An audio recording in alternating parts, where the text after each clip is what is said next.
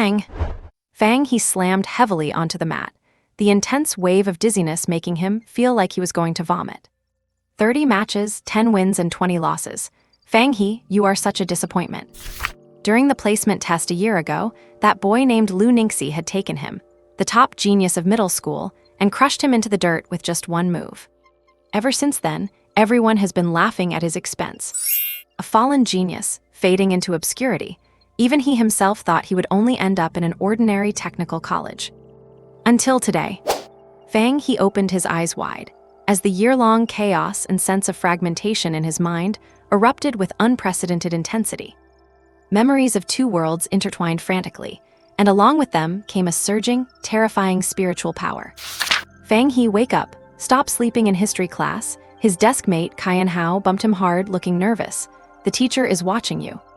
Fang He slowly sat up straight, clenching his fist under the desk. His not yet fully developed bones let out a series of sharp cracks like popping beans. He raised his head, and those eyes that were once dull and confused were now filled with a chilling clarity and sharpness. This time, he would take back everything he had lost, with interest. 17th September 2000, 224 AD, the 200th year of the Kailing era. Class 9, Grade 11, Jiangling High School, Jiangling City, Xia State. On the podium, the middle-aged teacher Jiang Qin swept her gaze across the room and locked onto Fang He in the back row, her voice stern. You are in the 11th grade now. History and Taoist cultivation classes are finishing soon. If you do not get at least a B+, do not even think about getting into a martial arts university or a university of technology. You had better weigh the consequences yourselves. Seeing the teacher's gaze as sharp as a blade, Kyan Hao hurriedly gave his seatmate another hard nudge. Memories were still surging wildly in Fang He's mind. Just before waking up, he had been deep in a dream about another world. Wielding a sword in white robes, fighting his way through a mountain stronghold, having just saved a highborn lady, and waiting for her to say she would pledge herself to him. But suddenly, the world spun, the lady faded away, and the stronghold collapsed. Countless fragmented scenes poured into his mind, more intense than ever before, completely shattering the last vestiges of chaos. Fang He let out a gasp, and the martial arts world before his eyes instantly snapped back to the reality of the classroom. Swish, swish. The entire class turned their eyes toward him in unison. Thud. Kyan Hao felt his heart skip a beat and gave Fang He another fierce elbow to the ribs. Fully jolted back to reality, Fang He turned to look at his seatmate. Kyan Hao was signaling frantically while sitting ramrod straight, looking like he was facing a great enemy. Although the aftermath of the memory fusion still lingered, Fang He instinctively made the best move. Sit straight, lower your head. The sharp gaze from the podium finally shifted away.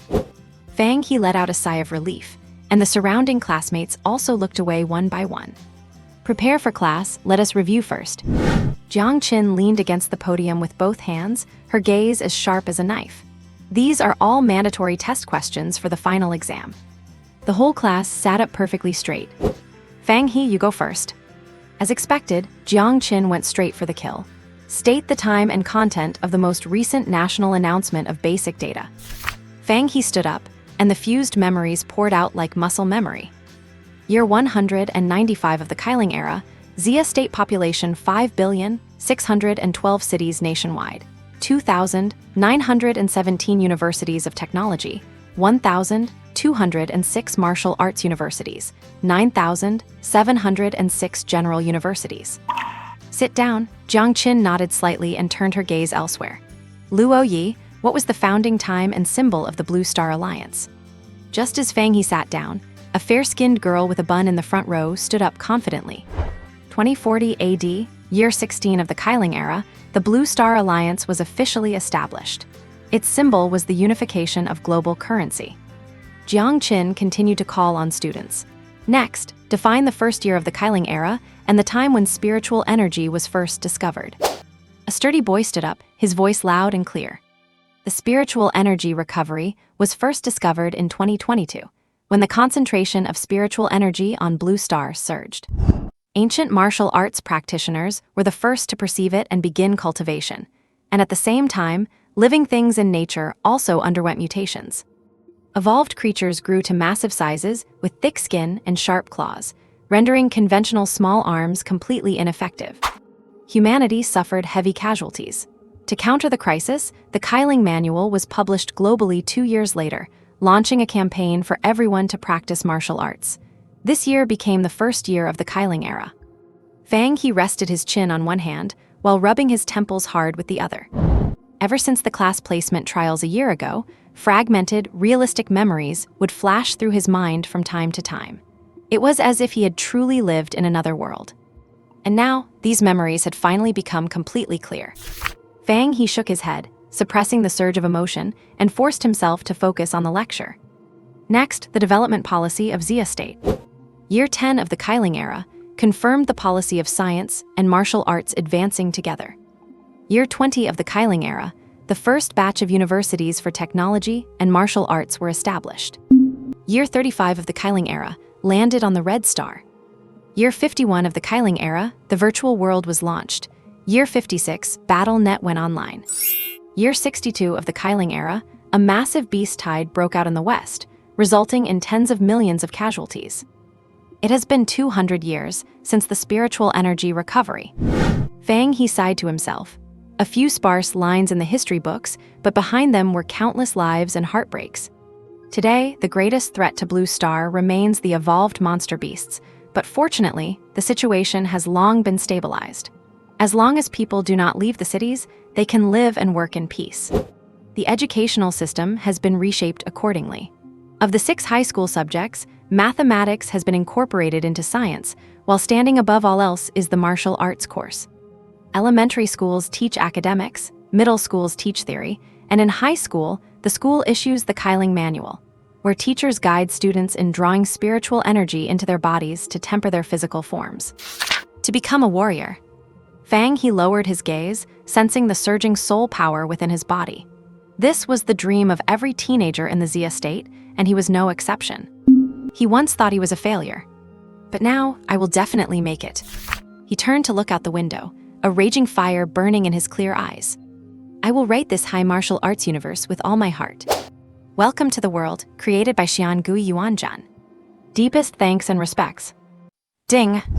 As the bell rang for the end of class, Fang He stood up and stretched his stiff lower back. During the lesson, he had finally managed to sort out the new memory fragments that had surfaced in his mind. Earth, it is quite similar to Blue Star before the spiritual energy revival. Only the surface area is barely a tenth of the size, Fang He muttered to himself. He shook his head to push away his stray thoughts. Schoolwork was more important for now. He looked up, and his gaze naturally fell upon a familiar back in front of him. Luoyi, what is your win rate on the BattleNet now? A girl with a round face and a ponytail leaned over to Luoyi's desk. 1965, Luoyi blinked. Wow, you were only at 1900 at the start of the semester. And it has only been half a month, and you are already at 1965. I have just been lucky lately, and the opponents I have been matched with have not been very strong, Luoyi said modestly. Do not be so humble. You have the highest win rate in our class and are ranked high in the grade as well. You have already reached the strength of a seed class student, the round-faced girl pressed on. By the way, which university are you planning to apply to? Luoyi thought for a moment. Kyoto Martial Arts University is definitely the best all around, but they only recruit fewer than 3,000 students each year, so the competition is too intense. Southern Martial Arts University is closest to Jiangling, but I want to go to Eastern Martial Arts University. My idol is Luo Weinian. She is the only female president among the top 5 universities. Fang He listened silently as the records about Luo Weinian from the history books flashed through his mind. The strongest woman in the Xia Kingdom. At 18, she graduated at the top of the country and declined a personal invitation from the vice president of Kyoto University to join Eastern University. The following year, she led her team to win the National College Martial Arts Tournament. After vanishing for 3 years, she killed 2 Lord-level beasts in a single battle outside the gates of Baianan City, and 2 years later, she took over as president of Eastern University.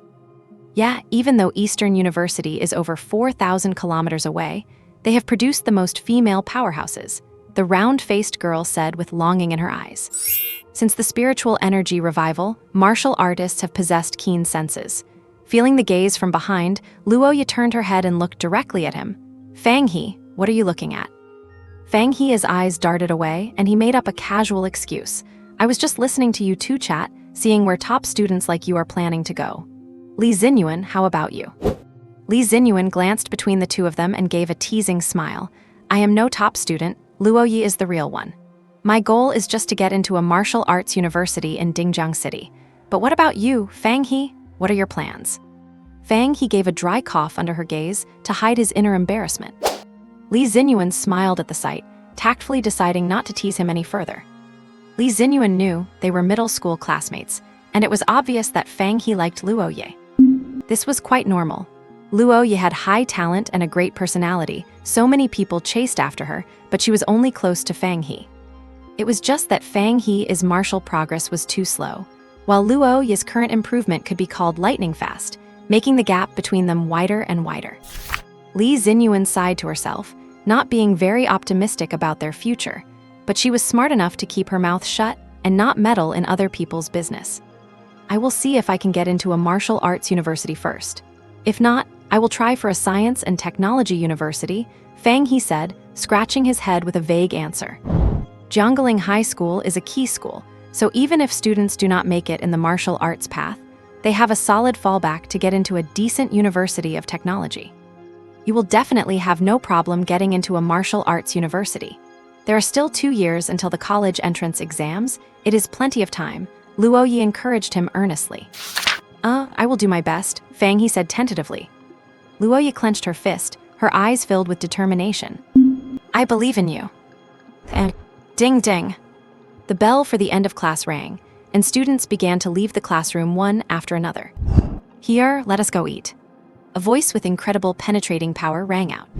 Fang He looked up and saw a beautiful boy, about 1.7 meters tall, with medium-long hair and peach blossom eyes. Earnyang, he called out with a smile.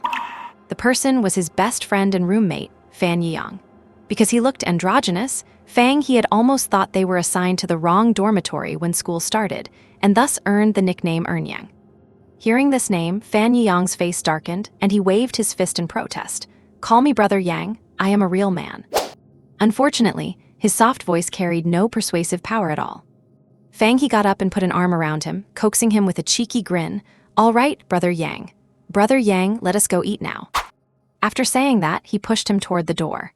When he was not facing Luo Yi, Fang He was clearly much more at ease.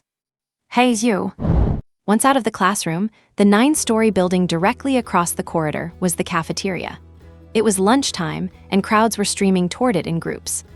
On the right were elevators and stairs, while on the left were 2 sliding poles, and many students were sliding down them rapidly like dumplings being dropped into a pot.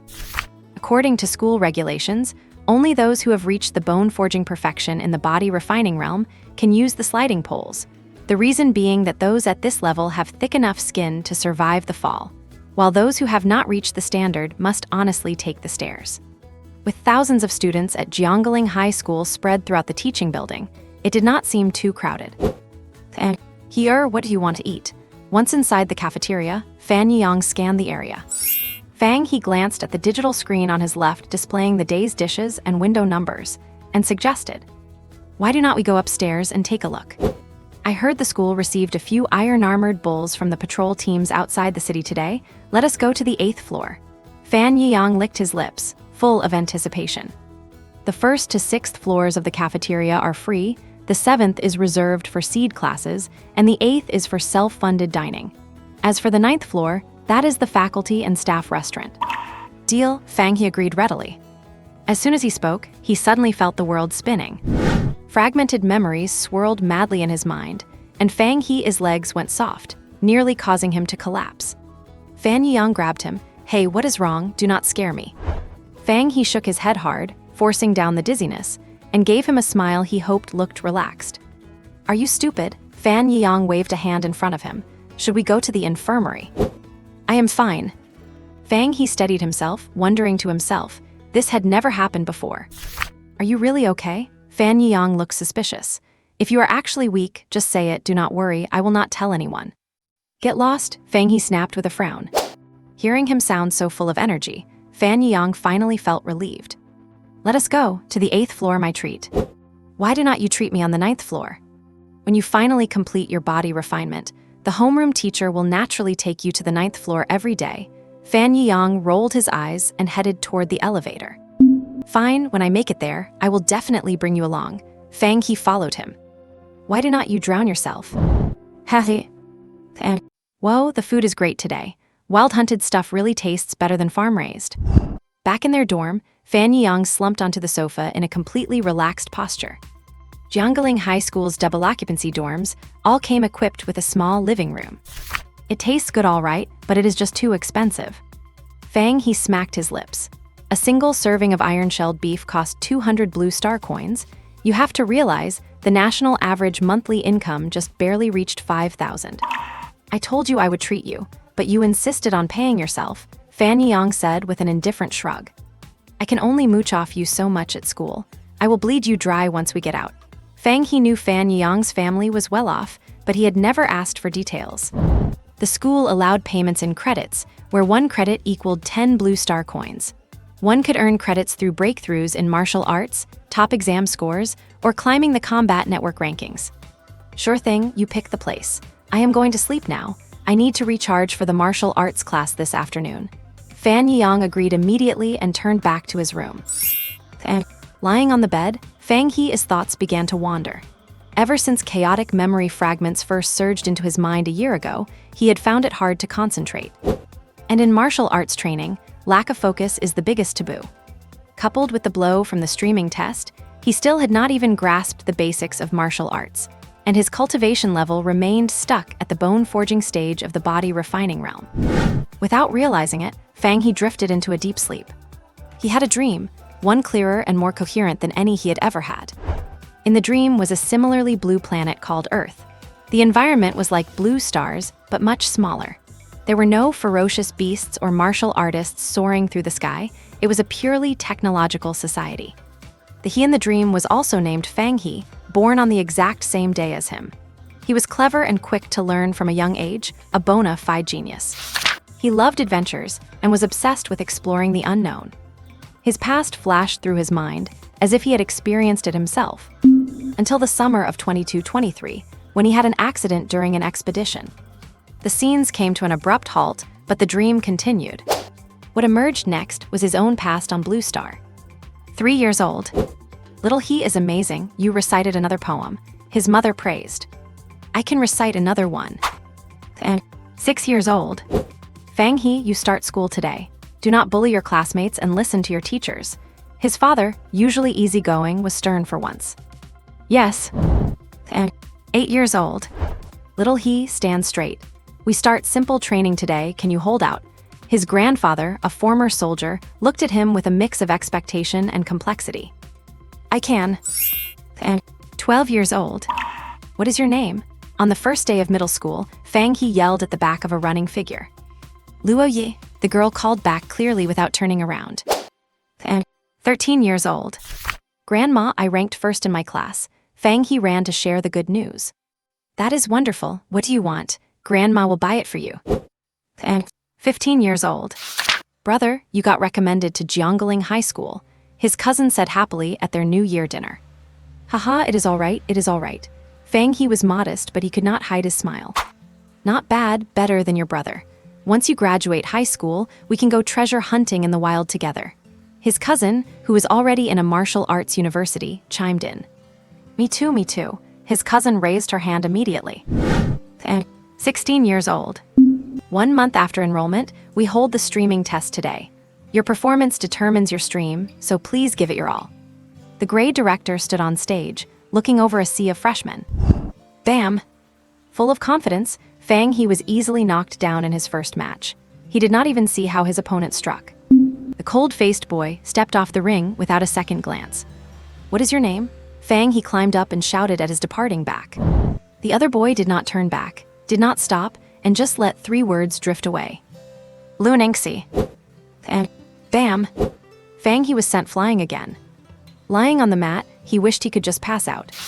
In the 5-day streaming test, he only won 10 out of 30 matches. Although he did not face a crushing defeat like in the first match, the results were still dismal. The top 100 in the test would get into the elite class and enjoy better resources. He thought he could easily take it, but reality slapped him hard. His lifelong sense of superiority was shattered. And Did you get beaten down? In the dorm, Fan Yang looked at Fang He slumped on the sofa. Fang He raised his eyes to look at his good buddy, but said nothing. Fan Yang did not mind. Do not think too much. You are already very strong, but you have to realize this is Jiangling High School. Excellence is just the entry requirement. And the memories of the blue star Fang He also stopped at 2223. The two sets of memories merged into one. A long time passed. Fang He let out a long breath, opened his eyes, and felt a sense of relief. No wonder those fragmented memories kept surfacing every night after the test. It turns out the Fang He from over there had possessed him. It was these memory shocks that caused his condition to nosedive and led to his consecutive defeats. At first, he thought it was a nightmare caused by his first loss, running to the top school infirmaries and off-campus hospitals, only to be told there was nothing abnormal. The 16-year-old Fang He could not tell anyone and had to bear it alone. The pressure of consecutive losses and memory collisions left him mentally and physically exhausted, hindering his martial arts cultivation. To avoid being exposed, he acted calm and appeared to have returned to normal. Only when facing Luo Yu was he slightly different. Until this moment, the truth was finally revealed.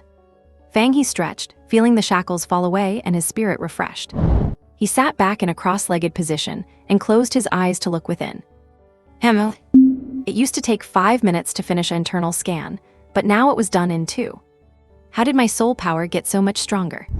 On Blue Star, soul power is innate and only grows alongside martial arts breakthroughs. There are no cultivation secret arts for it. The only variable was the newly fused memory. Soul fusion. That was the only explanation. Regardless, an increase in soul power is definitely a good thing and will be of great benefit to future cultivation. A flash of pleasant surprise appeared in Fang He's eyes.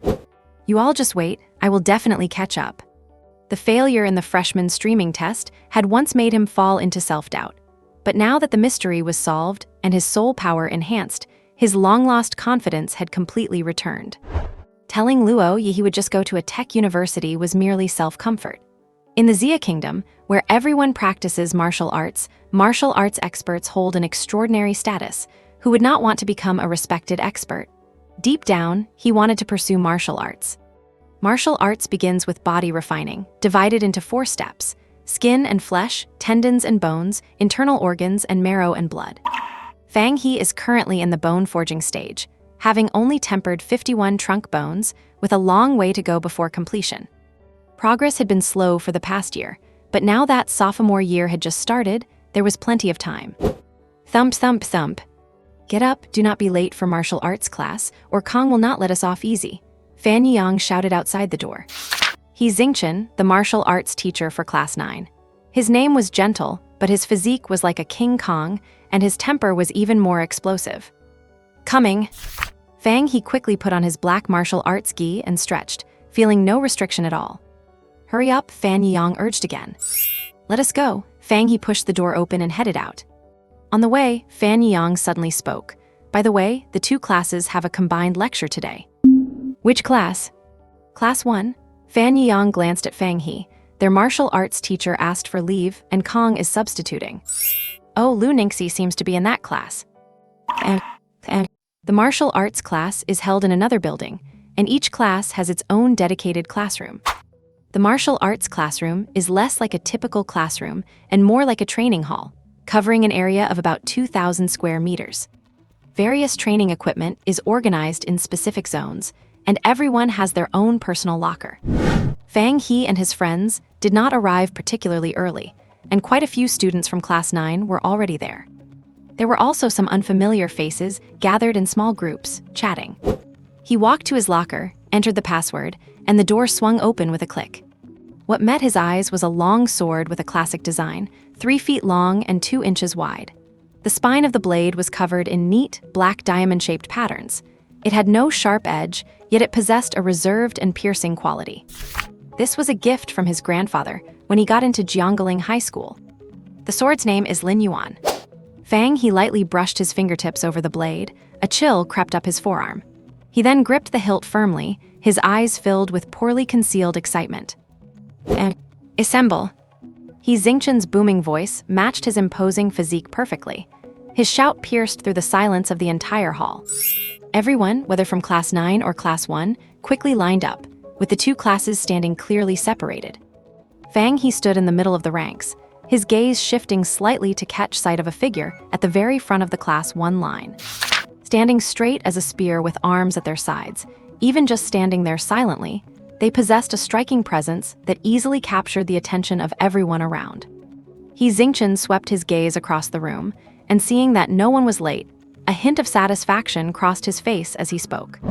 "Let us start with warm-ups. Get moving, everyone." Hearing this, the students began their warm-ups methodically according to their own habits, without any unnecessary noise. A quarter of an hour later, as the warm-ups tapered off, He Xingqian's voice sounded again. "All right, stop. Now take your weapons and go to your respective areas for basic drills." Although everyone is free to choose their own weapon, most people choose blades, spears, swords, or staves. Niche weapons can be surprising in a fight, but there are far fewer corresponding martial arts techniques. Very few people practice them, and it becomes difficult to make progress later on. The sword training area was the most crowded. He Xingqian stood to the side with his hands behind his back, his eyes fixed on the students practicing basic sword forms, his tone calm but every word clear. The foundation of the sword lies in thrusting, hacking, hooking, pointing, collapsing, intercepting, sweeping, trailing, pulling, striking, supporting, blocking, and cloud patterns. If you lack a bit of heat in your practice, you lose a bit of the edge's sharpness. In front of Fang, he stood a human-shaped metal pillar, covered in sword marks of varying depths, scars left behind by generations of seniors, with new ones layered over the old. He closed his eyes, his mind clearing, and various insights flooded into his heart. He closed his eyes slowly, the surrounding clamor and the sound of his classmates swinging their swords nearby fading away. His mind was as clear as a mirror, and countless insights surged from within. Every move of the basic sword techniques felt as if it were etched into his soul. Every point of force, every rotation of the waist and abdomen, and every ounce of tension in his wrists were now crystal clear. He gripped the hilt tightly with his right hand, dropped his shoulders, turned his waist, and followed the momentum to thrust his sword forward. There was no previous stiffness, no awkward transitions. His movements were so fluid they felt instinctive. Lin Yuan sliced through the air, creating a sharp, whistling sound that was piercing to the ears. As one sword move ended, the next followed like a thunderbolt without the slightest hesitation. His wrist snapped, and Lin Yuan brought down a heavy strike, a cold glint flashing as the force bit directly into the surface of the pillar. Heck! The blade spun lightly, like a serpent flicking its tongue, yet hiding a sharp edge. While steadily dissipating the force, the tip of the sword suddenly changed direction, sliding forward to aim straight at the pillar's throat. Hook! His fingertips tightened on the hilt, focusing force at the tip like a falling cold star, precisely stabbing at the vital heart of the pillar. Point! As the sword collided with the pillar, sparks flew. Every movement was controlled and restrained, with nothing superfluous. Gradually, Fang He's speed increased, his movements free and easy, leaving new marks on the pillar with each dance of the blade. Yo, interesting, he has achieved entry-level mastery. He Xingqian noticed Fang He's progress, his tone carrying a touch of approval. For a beginner, the prerequisite for learning advanced martial techniques is mastering the basic forms. A moment later, Fang He lowered his sword and stood still, savoring the feeling he had just experienced. The sword moved with his body, his fingers controlled it as if it were an extension of his own arm, every move seamless, as if the sword were part of his body. He looked down at Lin Yuan in his hand, the patterns on the blade shimmering slightly under the light. So this is what entry-level sword mastery feels like, he thought to himself. After a year of schooling, today was finally the day his efforts bore fruit. Remember that feeling and keep practicing to consolidate it. He Xingqian prompted from the side, his tone level. Oh, yes. Fang He snapped out of his trance and replied hurriedly. Good, come find me next week to choose your martial technique. He Xingqian nodded slightly and turned to patrol other areas. Achieving entry-level sword mastery is nice, but at Jiangling High, it is just that nice. Not to mention the second-year students, there are even some in the first year who have already reached this level. Blue Star martial techniques are categorized by proficiency: entry, proficient, and perfect. Once one reaches perfect, they enter a different level of cultivation. Fang He continued to execute the basic sword strikes, the new scars he left on the pillars notably deeper than before. He was captivated by the feeling of increasing strength, though his physical energy was being steadily consumed. Beads of sweat trickled down his chin, dripping onto the blade and evaporating instantly, but this did not affect his movements at all. The light in his eyes grew brighter, and his grip on the sword became even steadier. All right, everyone stop for a moment. It is time to channel the Spirit Awakening technique. Seeing everyone breathing heavily with energy nearly exhausted, He Xingqian spoke at the right moment. As he spoke, several vents appeared on the surrounding walls. Then, the concentration of spiritual energy in the room climbed rapidly, and the air filled with a faint, refreshing aura. Fang He took a deep breath, feeling his whole body refreshed, as if every cell within him had been awakened and become active. This is the Spirit Induction Array, built at great expense by the school specifically to help everyone practice and improve their efficiency. While the body is still developing, cultivation must be balanced, especially in the body refining stage. You should not practice for more than 2 hours a day.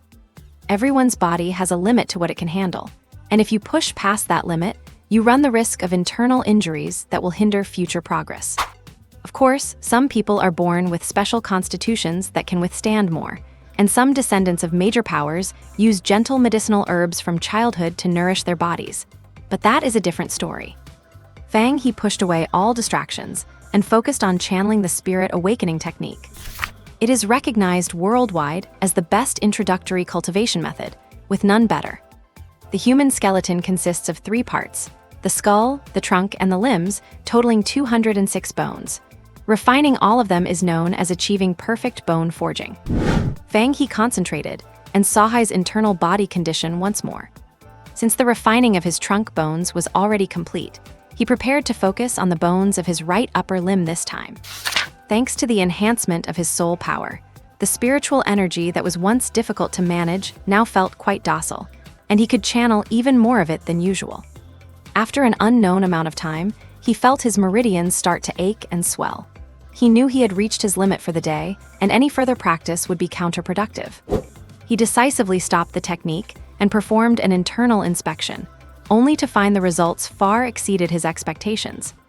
Although he knew his refining speed would be faster now, he had not expected to complete the refining of 2 bones in one go, with half of the third one finished as well. With this kind of speed, he would surely be able to catch up and even surpass everyone. Fang He lifted his eyes, his gaze landing once again on that spear-like figure, a flicker of resolve shining in his eyes. All right, everyone's recovered enough. Now let us have 2 people spar, Class 9 first. He Xingqian's voice rang out, and he randomly pointed to 2 students. The 2 of them, one with a sword and one with a spear, neither having mastered their techniques, fought back and forth.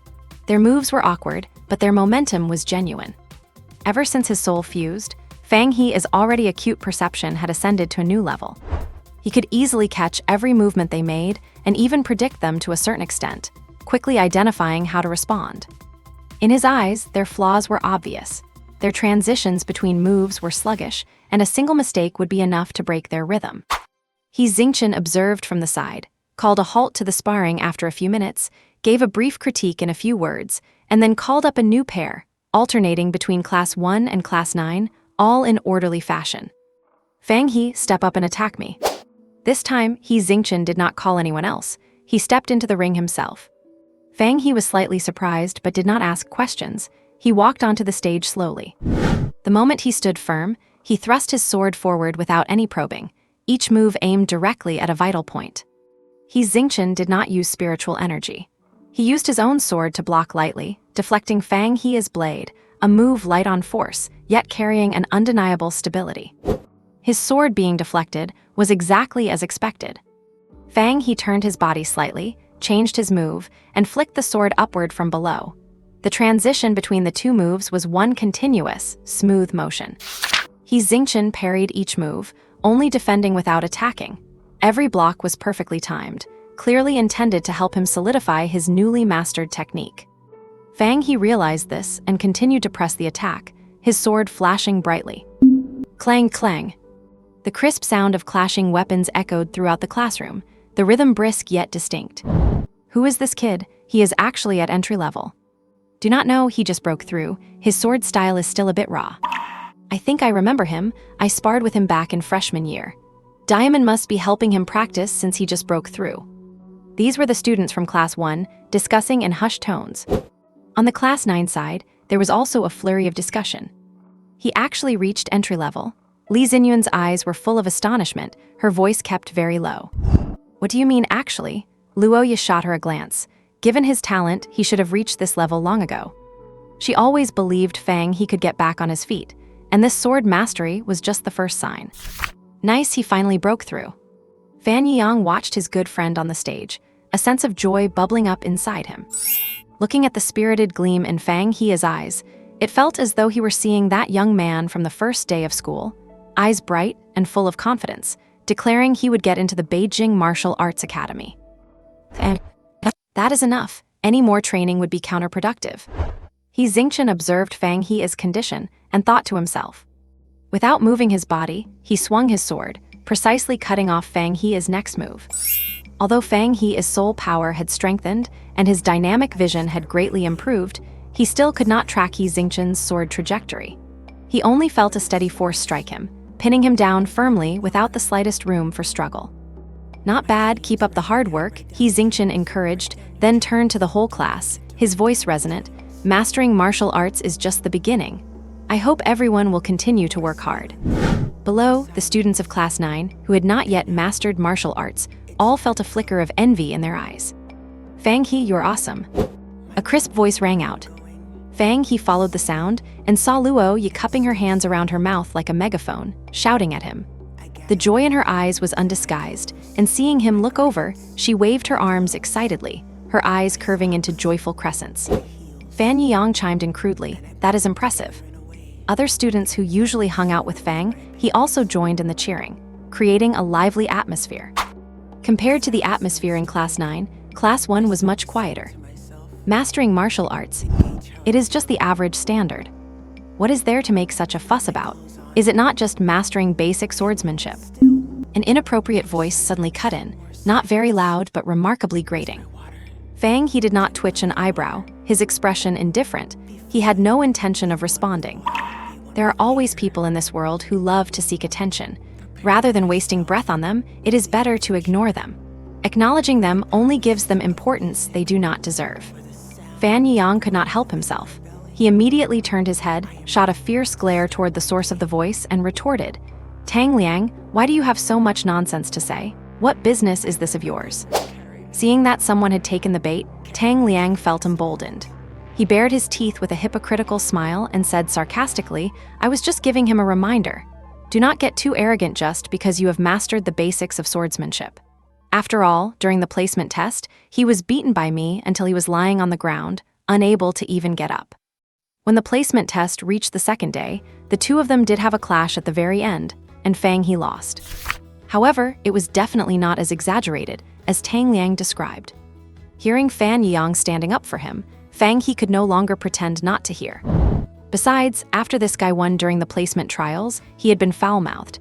At the time, Fang He had felt numb and his skills were inferior, so there was nothing to say. On the path of martial arts, in the end, it is strength that speaks. Now that his old ailments were gone and he had mastered the sword, he could use him as a sparring partner to test his strength. With his enhanced soul power and significantly improved perception, Fang He did not think he would lose. He raised his hand to stop Fan Yiyang, who was about to snap back, then slowly turned, his gaze landing on Tang Liang, who was sitting in the crowd. His tone was calm, yet every word was clear. Tang Liang, have you ever heard the saying, when a dog gets rich, do not bark at me? After the words fell, the martial arts classroom became somewhat quiet. It was unclear who could not hold it in, but a stifled laugh erupted first, followed by a chain reaction of laughter that swept through the room. The students of Class 9 laughed heartily, and even a few from Class 1 could not help but lower their heads, hiding the laughter in their eyes. The air was suddenly filled with a cheerful atmosphere. Tang Liang's expression changed instantly. He stood up abruptly, pointing a finger at Fang He, his face flushing red and then pale, like an enraged gamecock. Fang He, you are asking for a beating, right? I will come up and spar with you. After saying that, he did not forget to glance at He Xingchen. After all, this was their martial arts teacher, and what would happen depended on He Xingchen's decision. Tang Liang looked reckless, but he was not stupid. Fang He sized Tang and Cheng up from top to bottom. Medium height, sturdy build.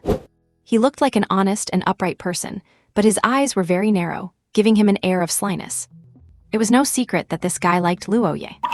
When they first entered their freshman year, Fang He was held a grudge by Tang Liang simply because he was closer to Luo Ye. However, Luo Ye had no interest in Tang Liang at all and had never even spared him a proper look. This made Tang Liang even more angry. That is why, after winning the placement test, he just had to gloat in his face. And now, seeing Luo Ye cheering for him, he just had to jump out with his snide remarks again. This kid is truly obsessed with trying to get attention. Tang Liang, do you have no shame? Luo Ye's voice rang out again, tinged with anger. Fang He is already so exhausted, how can he fight you? Exactly, are you not ashamed to kick a man while he is down? Is this all class one has to offer? No way, seriously, are they really going to bully someone? Although not everyone in the class was on great terms, everyone had a sense of collective honor. When one of their own was bullied by an outsider, they naturally stood up to protect their own. Likewise, the people in Class 1 were the same. No matter what Tang Liang was usually like, they would certainly defend him in such a moment, especially since Class 9 had dragged Class 1 into their criticism of Tang Liang. Just you guys, do you need us to bully you? We could. A boy from Class 1 was about to continue when he was nudged by someone beside him, who gave him a look, signaling him to look at He Xingchen, who was standing in the middle of the field with his hands behind his back. Regardless, He Xingchen was the martial arts teacher of Class 9. Saying that the martial arts of Class 9 were bad was like slapping the teacher in the face. The boy swallowed the rest of his words and changed tack, then wait for him to recover and fight Tang Liang. Yes, anyway, there's still time, we will wait for him. And in the crowd, Lu Ningxi sat motionlessly, completely uninterested in the dispute, just watching the back and forth between the two sides with a calm expression. He Xingchen also showed no reaction to the current situation. In his view, it was just a matter of a fight. If you lose, you go to the infirmary. If you are afraid of getting hit while learning martial arts, you might as well go home and grow sweet potatoes. Fang He spoke up at the right moment, his eyes on Tang Liang, his tone calm. I have used up a lot of energy. Give me a few minutes to recover my breath. After saying this, he ignored Tang Liang's reaction and sat directly on the ground, eyes closed, focusing on recovering. Fine, we will wait a few minutes for you. Seeing that Fang He was sitting there recovering and ignoring him, Tang Liang had no choice but to sit down grudgingly and wait for his recovery. Seeing that an agreement had been reached, the students of both classes ceased their noise, whispering to each other, their eyes darting back and forth between Fang He and Tang Liang. At this time, Fan Yang off the stage was secretly anxious, wishing he could go up and fight on Fang He's behalf. He knew that Tang Liang practiced stick fighting, having mastered the basics in his freshman year, and his physical tempering had reached the completion of bone forging, just one step away from internal organ tempering.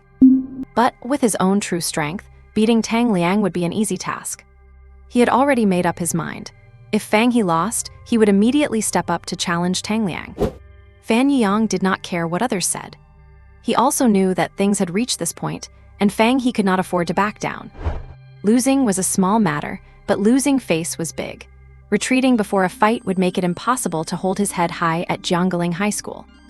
A short while later, Fang He slowly opened his eyes, the fatigue in them vanished, replaced by composure and sharpness. He stood up, his gaze sweeping toward Tang Liang, who was rubbing his fists below the stage, his voice loud and resonant. Tang Liang, come up. Seeing that Fang He was ready, Luo Ye did not say much, just mouthed the word be careful to him. Fan Yang clenched his fists, cheering him on. Judging by the shape of his mouth, it should have been take him down. And the eyes of the others in Class 9 were also full of encouragement. They did not expect Fang He to win. After all, Fang He had just mastered swordsmanship. Expecting him to beat Tang Liang was too much to ask. As long as he did not lose too miserably, it would be fine. The people from Class 1 were mostly curious, whispering and guessing how long Fang He would last under the furious Tang Liang. Fang He took all of this in, gave a slight nod toward the direction of Class 9, and considered it a response. Afterward, he turned his head, his gaze landing on Tang Liang, who was walking quickly onto the stage, his expression calm. I thought you would keep recovering until the end of class. I will give you credit for having some guts. Tang Liang reached the field and slammed his staff hard into the ground, emitting a muffled thud. Fang He raised an eyebrow, his flat tone carrying a hint of curiosity. Do not you know that the louder a dog barks, the more it is bluffing?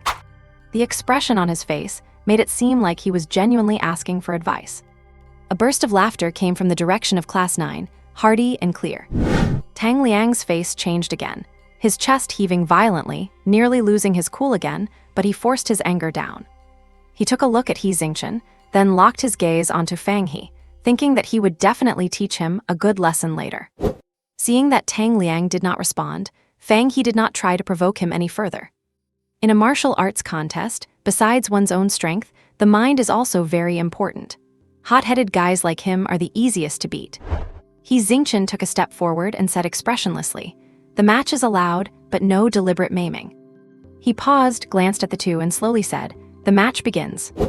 As soon as the words fell, Tang Liang moved, stepped forward, held the staff tightly with both hands, raised it high, and slashed hard at Fang He in an instant. Whoosh! The long black staff whistled through the air, leaving only a blur. Fang He's eyes narrowed, his demeanor suddenly becoming sharp, like a blade unsheathed, revealing its edge. He did not dodge or avoid, just took a step diagonally to the right, precisely evading the powerful strike. At the same time, he leaned in, held the sword with both hands, and swung it horizontally, aiming straight for Tang Liang's waist. Tang Liang was not surprised that Fang He could dodge the first strike. It would have been too boring if it were that easy to finish him with one hit. Facing the sword sweeping toward him, he twisted his wrist, and the staff shifted sideways, steadily blocking the attack. He had held back some strength. Clang! Sword and staff collided, making a crisp metallic ringing sound. Every action has an equal and opposite reaction. Fang He used this countershock force to move his body slightly backward, and then, without waiting for Tang Liang to adjust his stance, he thrust his sword out again, the tip aiming straight at Tang Liang's shoulder, fast as lightning, giving Tang Liang no chance to think or catch his breath. Damn! Reflexes this fast. Tang Liang was shocked. Before he could think, he instinctively stepped back, barely evading the sword, his nose tip even feeling the cold aura emanating from the tip of the blade. Against short weapons, one still needs to open up the distance to fight better. Tang Liang understood this clearly and hurried to adjust his stance to open up the distance from Fang He, but was held tightly by Fang He, who gave him no opportunity. Huh? A trace of surprise that was hard to detect flashed in He Lin's eyes. This kid has good combat talent. Although he had sparred with him before, it was not a real battle, and some things could not be manifested. Now it seems that Fang He's reaction and insight are far beyond that of an average beginner. Below, in the Class 1 section, someone frowned and muttered, "What is Tang Liang doing? Why not open up the distance?" He is underestimating his opponent. He will be fine once he adjusts, someone said nearby, with a tone of certainty. Class 9 was a different scene. Good job, Fang He, keep fighting like that. Caiyan Hao stood up and shouted, his tone full of excitement. Fan Yang shouted on the side, "Here, hit him, attack the lower body." They did not care about how things would develop. As long as Fang He had the upper hand, they wanted to cheer. What if there were no chance to cheer later? After gaining the upper hand, Fang He did not relax at all, nor did he give Tang Liang any chance to adjust, following one sword move after another, each move pointing directly at Tang Liang's weak points. The sharp perception brought by the enhanced soul power allowed him to easily capture every movement of Tang Liang and even predict his subsequent moves to respond in advance. Even though Tang Liang had reached the completion of bone forging and had a strength advantage, Fang He was flexible and slippery, never fighting him head-on, but rather using speed and insight to constantly dance around him and wear down his physical strength. What made Tang Liang even more uncomfortable was that Fang He's sword moves were smooth, with every strike precisely landing on his defensive flaws, leaving him exhausted and in a pathetic state.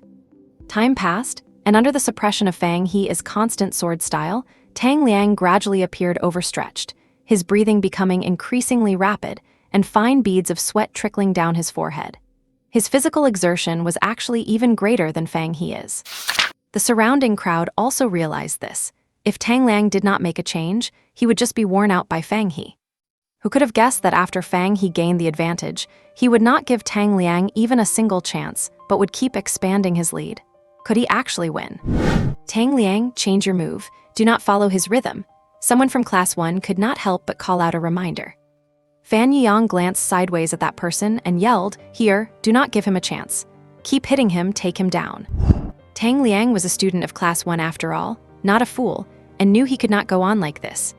He hardened his heart, prepared to take a sword hit from Fang He and engage in an injury-for-injury trade. In this way, he would at most suffer some minor injuries, and with his power, as long as he could land a hit on Fang He could make Fang He lose his ability to fight instantly and end the match completely.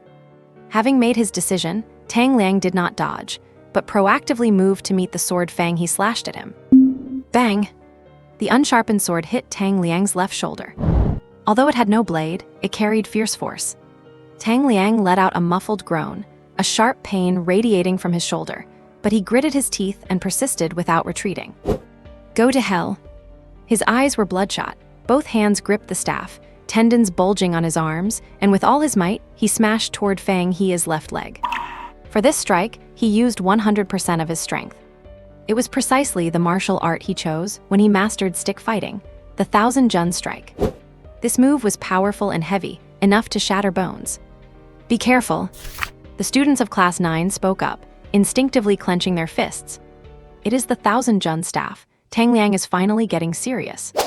Someone from Class 1 recognized the move, their tone full of anticipation. Now Fang He is finished. He Xingchen was still standing aside, his expression unchanged, with no intention to stop them. If he cannot block this, it is just a fracture. With current medical technology, he would recover in about a week or so. Fang He had been prepared. When he noticed Tang Liang was not dodging, he realized his plan. He shifted his body, and though he could not completely avoid the powerful staff, he could minimize the impact. At the same time, Fang He switched from a one-handed hold to a two-handed grip on the sword, and like a tennis player returning a volley, he swung the blade with fierce force, slapping it against Tang Liang's left face. Bang!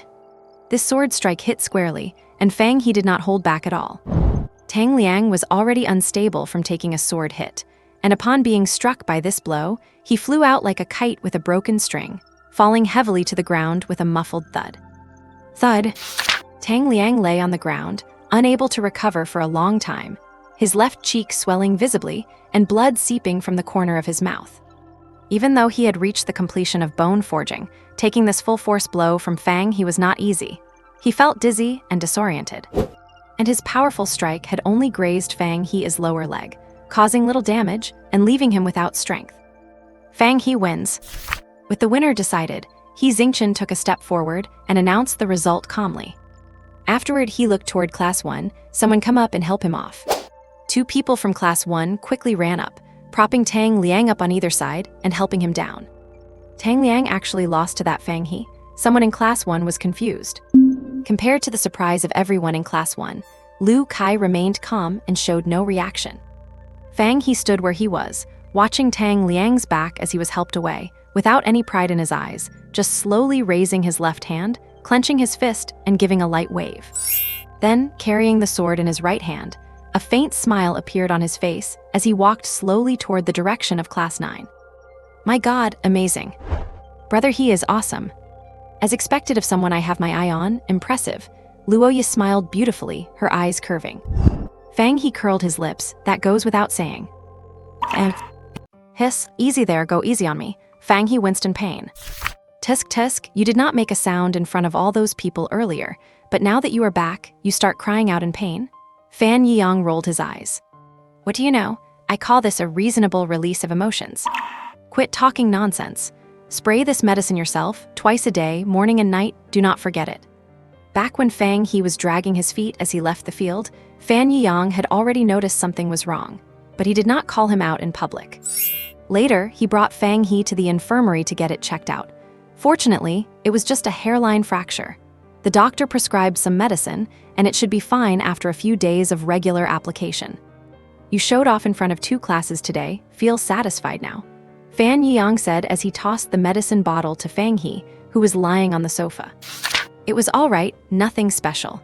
Fang He replied while trembling from the medicine, pretending to be casual. Tisk, satisfied is satisfied. I think the real point is that you showed off your style in front of someone again, did not you? As Fang He's roommate, Fan Yiyang naturally knew a few things. That is one thing, but mainly it is because I gave Tang Liang a good lesson today. That felt great. Fang He simply admitted it. He was certainly happy to be able to shut up this guy who loves to crave attention. Hey, that guy is really interesting. He is just fixated on you. Then what can I do? Fang He shrugged. There are always some idiots who like to elevate themselves by belittling others. It is truly inexplicable. Would not it be better to spend that effort on improving themselves? Fan Yiyang also despised such people. These people are like maggots crawling in the gutter, unable to face the sunlight. Since they are used to being ignored, they love to jump out and seek attention. For these people, I have only one piece of advice.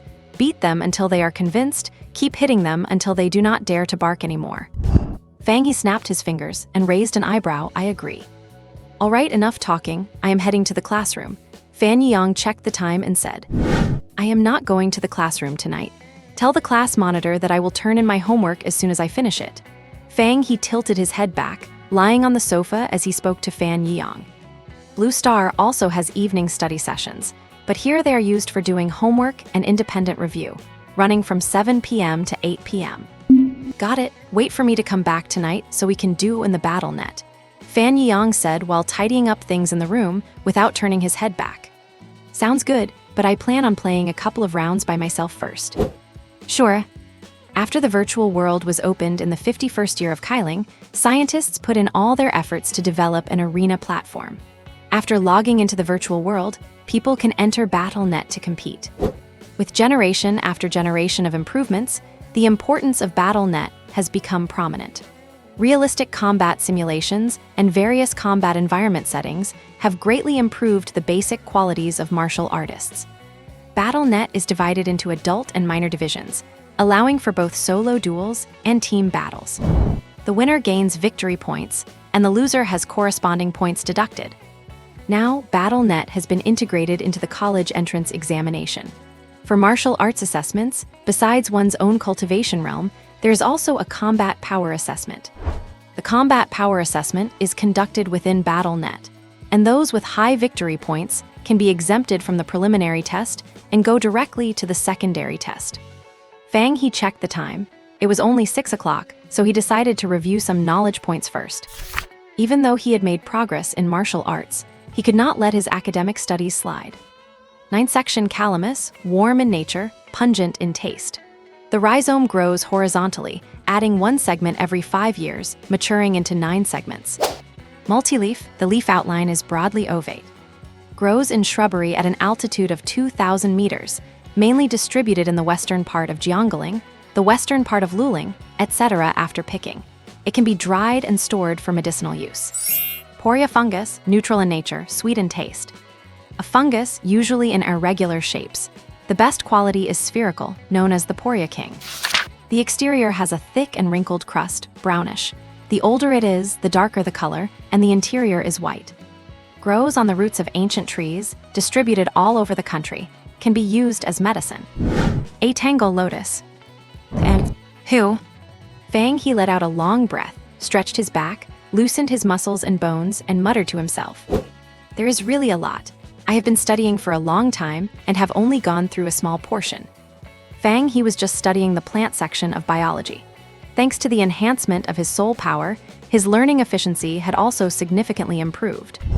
All right, ready to enter the virtual world. He checked the time and saw it was already 8 o'clock, so Fang He did not plan on continuing. The virtual world has strict requirements for minors, opening only from 8 p.m. to 10 p.m., Monday to Friday, and 5 hours each on Saturday and Sunday. The device for connecting to the virtual world is called a consciousness sensor. It is very light, silver white, and resembles a motorcycle helmet. After Fang He put it on, a half mask automatically lowered from the front, fitting over his eyes. Then a sound came to his ears. Ding! User login detected. Soul power verification passed. Then a string of information appeared before his eyes. Names Fang He. Nickname Toss and Turn can be changed after becoming an adult. Gender male. Birthday 2207.9.30. Age 16 minor. City Jiangling City. School Jiangling High School, grade 11. BattleNet victory points 902. And beside these words, there was also a character with an appearance somewhat similar to his own. When creating the character, Fang He had not chosen to use his real appearance directly, but had made some fine-tuning, so only those very familiar with him would recognize it was him. Enter the virtual world. Yes. With a flash before his eyes, Fang He appeared in a city.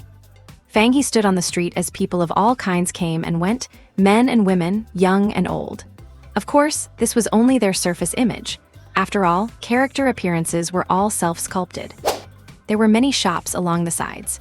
With the launch of the virtual world, merchants had also moved in, allowing customers to try items online directly and then place orders. Of course, there were also various character outfits and decorations, which were only for use in the virtual world, sometimes even more expensive than real objects. Fang He walked into a pharmacy. Inside were two staff members who looked young and had sweet expressions on their faces. Seeing someone enter, one of them quickly approached him. "Hello, how can I help you?" Fang He returned a smile. "I am just looking. Do you have any medicine suitable for the body refining stage?" Hearing this, the girl's expression did not change, and she replied, "We have Bay-Away ointment for external use, which is best for when you start body refining. Then there is bone forging powder for medicinal baths, suitable for the bone forging stage. And also," as the girl introduced each product, she would take out the corresponding item for display. When she introduced the bone forging powder, Fang He's eyes lit up. Is not this exactly what he needed? He glanced at the price, 80,000 blue star coins. Well, great. My mom and dad would have to work for 2.5 months without eating or drinking just to buy this one dose. He glanced at his account balance, 2,128. Is there anything with a similar effect to the bone forging powder, but slightly cheaper? Fang He interrupted her introduction. Yes, there is bone growth powder. The medicinal effect is quite good, and this product sells very well. The price is 20,000 blue star coins. The girl continued to introduce the new product. That is good, that is good. With the previous price in mind, Fang He now felt this price was actually acceptable. Of course, he also understood that there was a certain gap in effectiveness between the former and the latter. Fang He listened to the introductions for a while longer. Everything was good, and he wanted to buy it all, but his wallet was too thin. Still, he could consider today an eye-opening experience. The time was about right, so Fang He said, "Thanks for the introduction, everything looks quite good. I will come back and buy some later." Hearing that Fang He did not intend to purchase now, she did not show any disappointment but replied with a sweet smile, "All right, you are welcome to visit again." Walking out of the shop, Fang He looked back at the store name, Baishan Pharmacy. "The medicine is good, I will come again." As for now, it was time to go to BattleNet. He gave the command, "BattleNet match solo." A prompt tone sounded in his ears. Ding! Solo match started, please wait. Match found, please get ready for battle. That was fast, Fang He muttered. Then, with a flash of white light, Fang He disappeared from where he stood, and the people around him were already accustomed to such scenes. When Fang He opened his eyes again, he found himself in a patch of tall grass, nearly as high as he was, swaying and rustling in the breeze. He was surrounded by a forest of towering shrubs, estimated to be about 20 meters tall. The thick, gnarled tree trunks were twisted and sturdy, with dense, ancient vines winding and hanging between them, exuding an atmosphere of primal, eerie desolation. This round took place on a randomly generated jungle map. BattleNet's combat scenarios are all random. An excellent warrior must be able to adapt to fighting in any environment. As for matchmaking, high school students are matched with other high schoolers, and upon entering university, they are matched with civilian martial artists. Looking 30 meters ahead, his opponent had already appeared. A tall, imposing figure with a rugged beard, holding a goosequill broadsword in his right hand. Then, his opponent's information appeared before his eyes. Nickname, Flame Overlord. Gender, male. Victory points, 1121. A very imposing name. He had over 200 more victory points than him. Countdown 10 seconds, please select your weapon. 10, 9, 10. Hearing the prompt, Fang He quickly selected his standard longsword, the weapon he used most often. 2, 1. Battle start. As soon as the voice finished, Fang He dashed behind a tree. Its trunk was more than enough to conceal his figure. Judging by the opponent's physique, he was a strength-based powerhouse, so naturally, he had to use the terrain to his advantage and circle him. At the same time, Flame Overlord let out a low roar and charged at Fang He, the air current from his sprint forcing the grass to part on both sides. Noticing Fang He duck behind the tree, Flame Overlord did not recklessly charge straight at him. Instead, he approached slowly while carefully observing the changes in the environment to pinpoint Fang He's location. "Stop hiding and come out if you are a real man." His voice was not as gruff as one might expect. Fang He did not respond. In BattleNet combat, both sides have identical physical attributes, so it comes down to mastery of martial arts and the ability to read the battlefield. But you cannot tell that just by looking, you have to test it out. If you play it right, winning against a stronger opponent is not that difficult. Swish! Footsteps echoed, getting closer and closer. Fang He leaned against the large tree and gently took a step forward with his left foot. He was confident that Flame Overlord could hear this movement. Sure enough, the footsteps moved toward the left. Fang He turned his body, pushed off with his right foot, and lunged to the right. What the?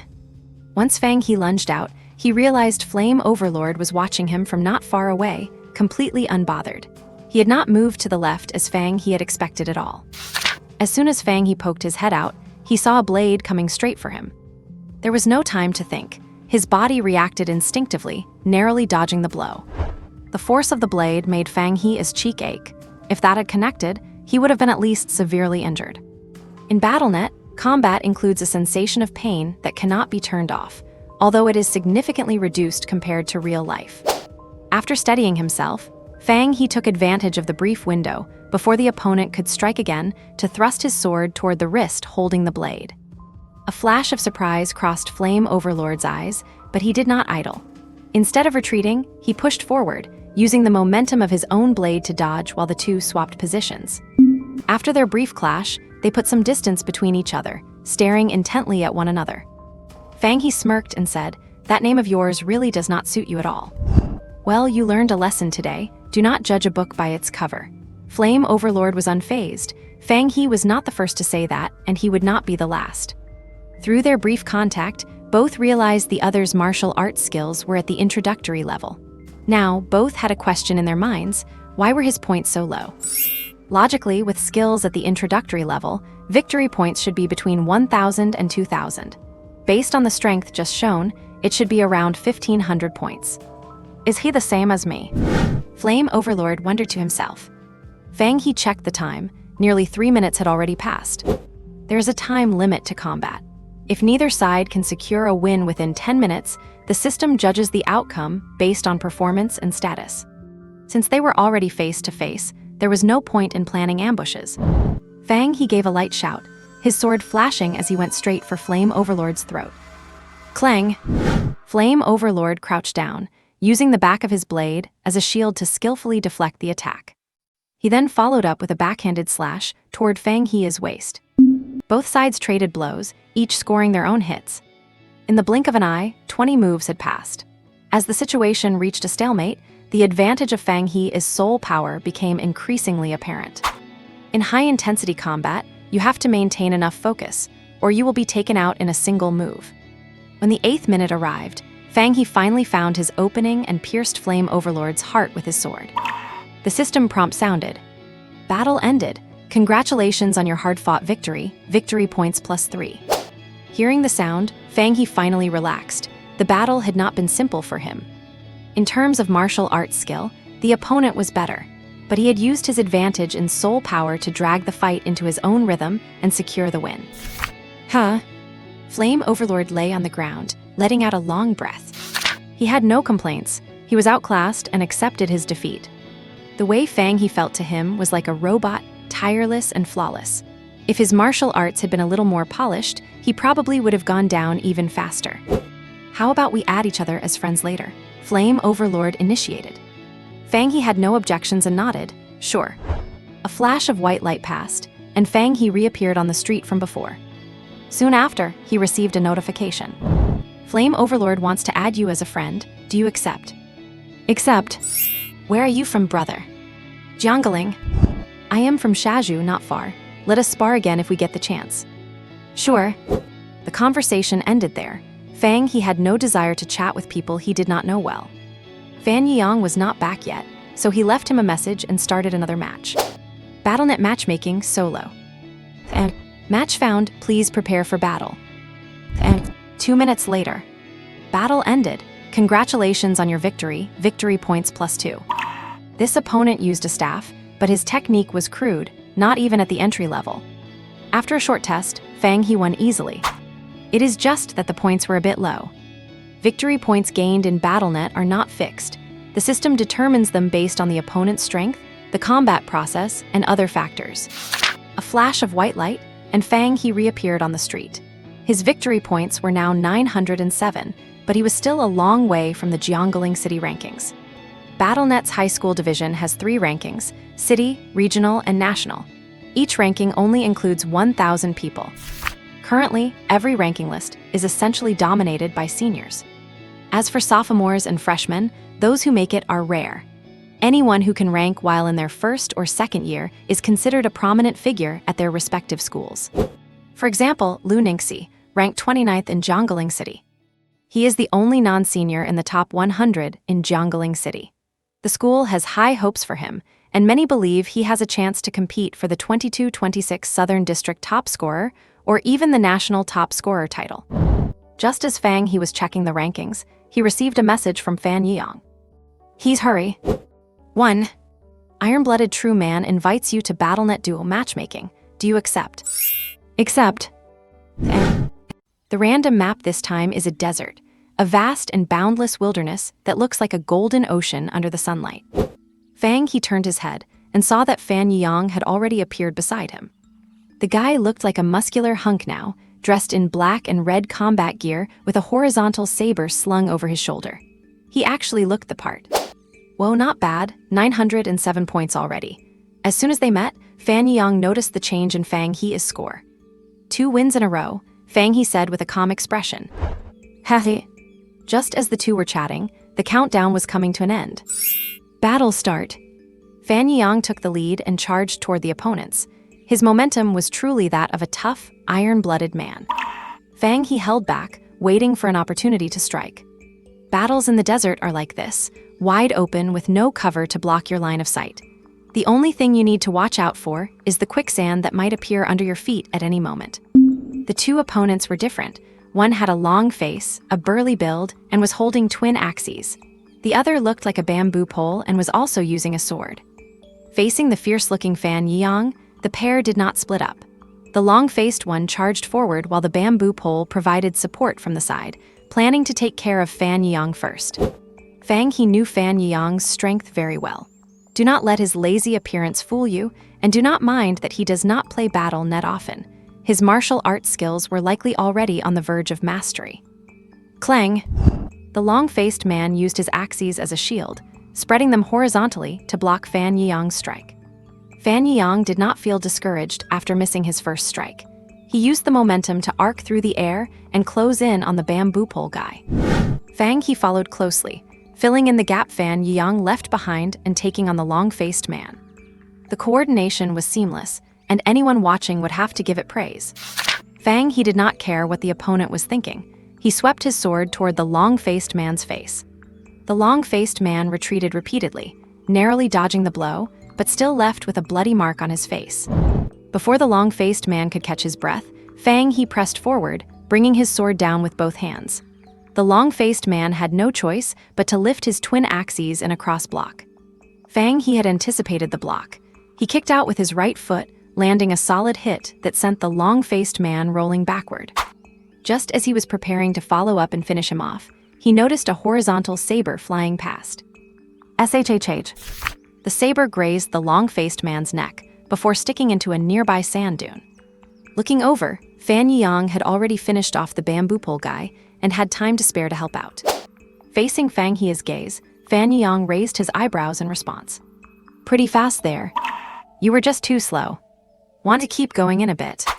I have got nothing to do today. We can play a few more. Battle ended.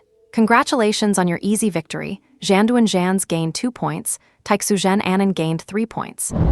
10 o'clock. Fang He took off the consciousness sensor, and when he arrived in the living room, he found Fan Yiyang already lying on the sofa. Brother Yang, you are strong. I could not tell you were this fierce, Fang He exclaimed. HMPH, your brother Yang has always been fierce. Just realize that now. Fan Yang rolled his eyes and retorted. Your score must be at 1300 now, right? 1323. I am at 936 now too. The two of them had played a dozen matches in duo queue today without a single loss, gaining points quite quickly. Now that your sword technique is at the introductory level, you should play more and boost your score. Try to get exempted from the preliminary exam during the college entrance exam. Fan Yang said seriously. Yeah, I will play more during this time. Fang He replied equally seriously. All right, that is enough for now. Go wash up and sleep. Fan Yang stood up to get ready for bed. Hey, thanks a lot, Fang He said, looking at Fan Yang's retreating back. Fan Yang did not stop at all, simultaneously flashing a universal hand gesture. Fang He rarely duo-queued with Fan Yang before, not because they were not close, but because he knew Fan Yang was very strong. Playing together felt like being carried. Out of pride, Fang He had turned Fan Yang down many times. And Fan Yang did not play much on his own either. Logically, with his martial arts skill approaching mastery, he should have been at a 2,000-point level. And the next day, it is Saturday, no classes. Students can choose to stay at school or go home. Fang He got up to have breakfast at the canteen first, grabbed an extra portion for Fan Yang back at the dorm, and then went to the training room to work out. When Fang He returned, he found that Guy had already finished eating, packed up, and was ready to go home. Back already? I thought you had gone home. Want to go together later? I can drop you off, Fan Yang asked when he saw Fang He return.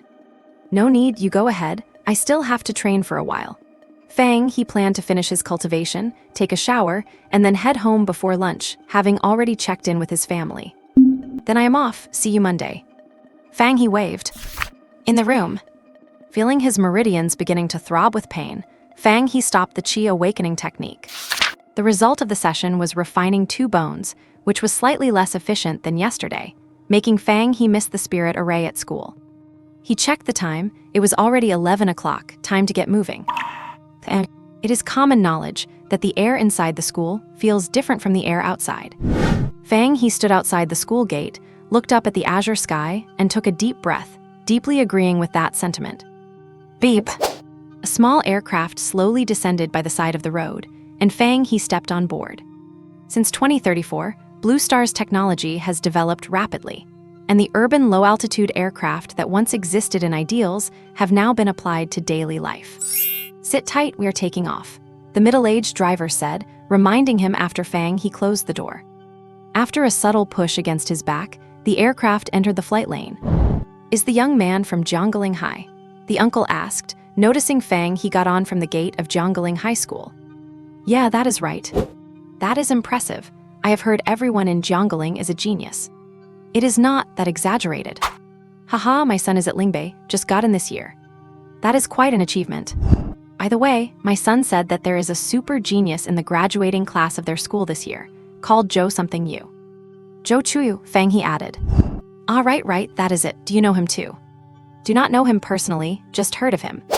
Zhou Chuyu, Lingbei High School, senior student, the pride of this year's batch at Lingbei, with a high chance of becoming the Jiangling City champion in 22-25. The head teacher and King Kong Have mentioned this name in front of everyone many times to inspire everyone to work hard and defend the reputation of Jiangling High. Jiangling City has 3 key high schools, Jiangling, Lingbei, and Chengnan. Ranked in that order. Every year, the resources allocated to each city are limited, and the distribution depends on which school cultivates the most outstanding students. Jiangling is a veteran powerhouse, having sent many talents to various martial arts and technology universities. And Lingbei and Chengnan are no less competitive, constantly aiming to surpass Jiangling and claim the title of the #1 high school in Jiangling City. And found his door, used facial recognition. As soon as he entered, Fang He called out at the top of his lungs, "Mom, I am home." Sounds came from the kitchen.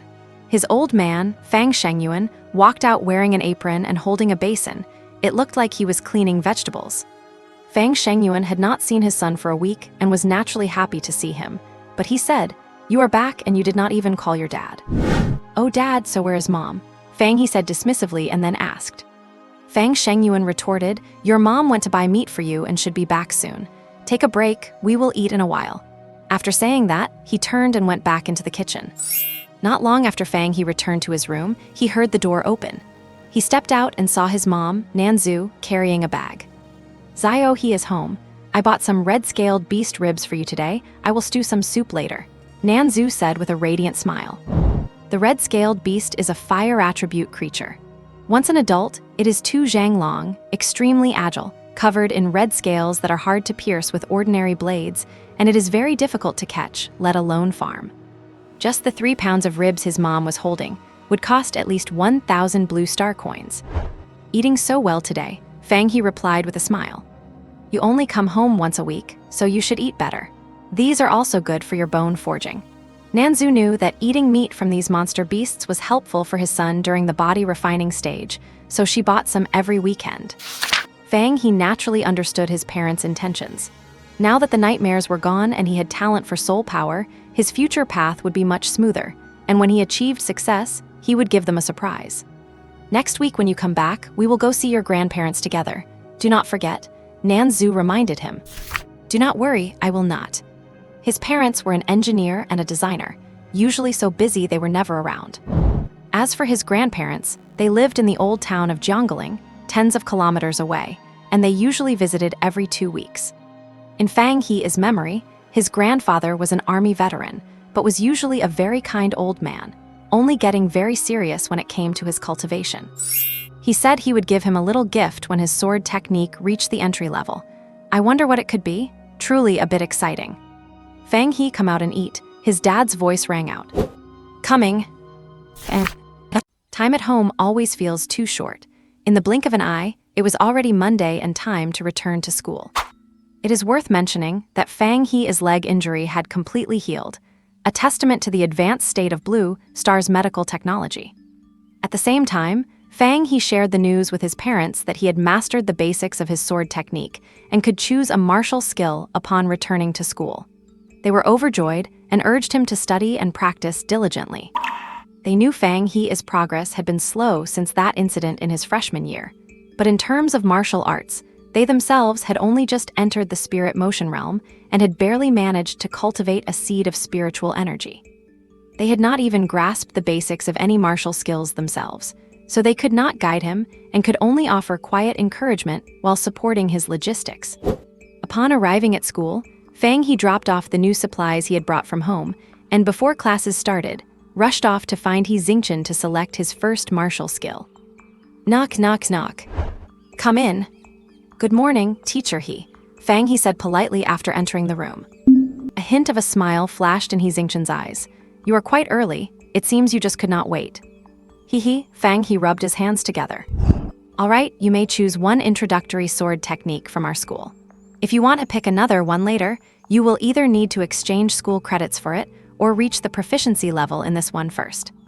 As he spoke, He Xingchen waved his right hand, and a holographic projection appeared before Fang He.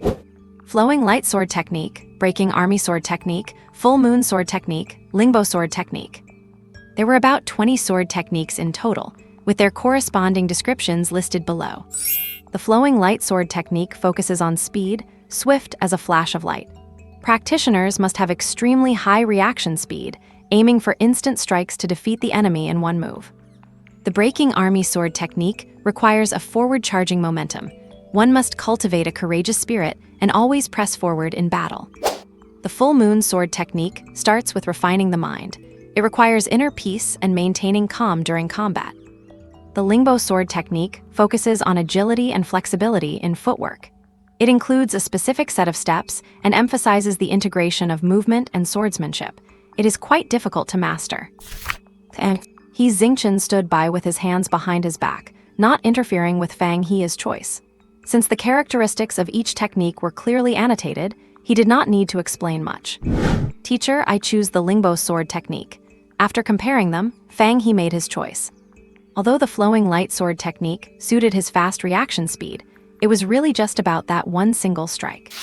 The breaking army sword technique was clearly better suited for military martial artists.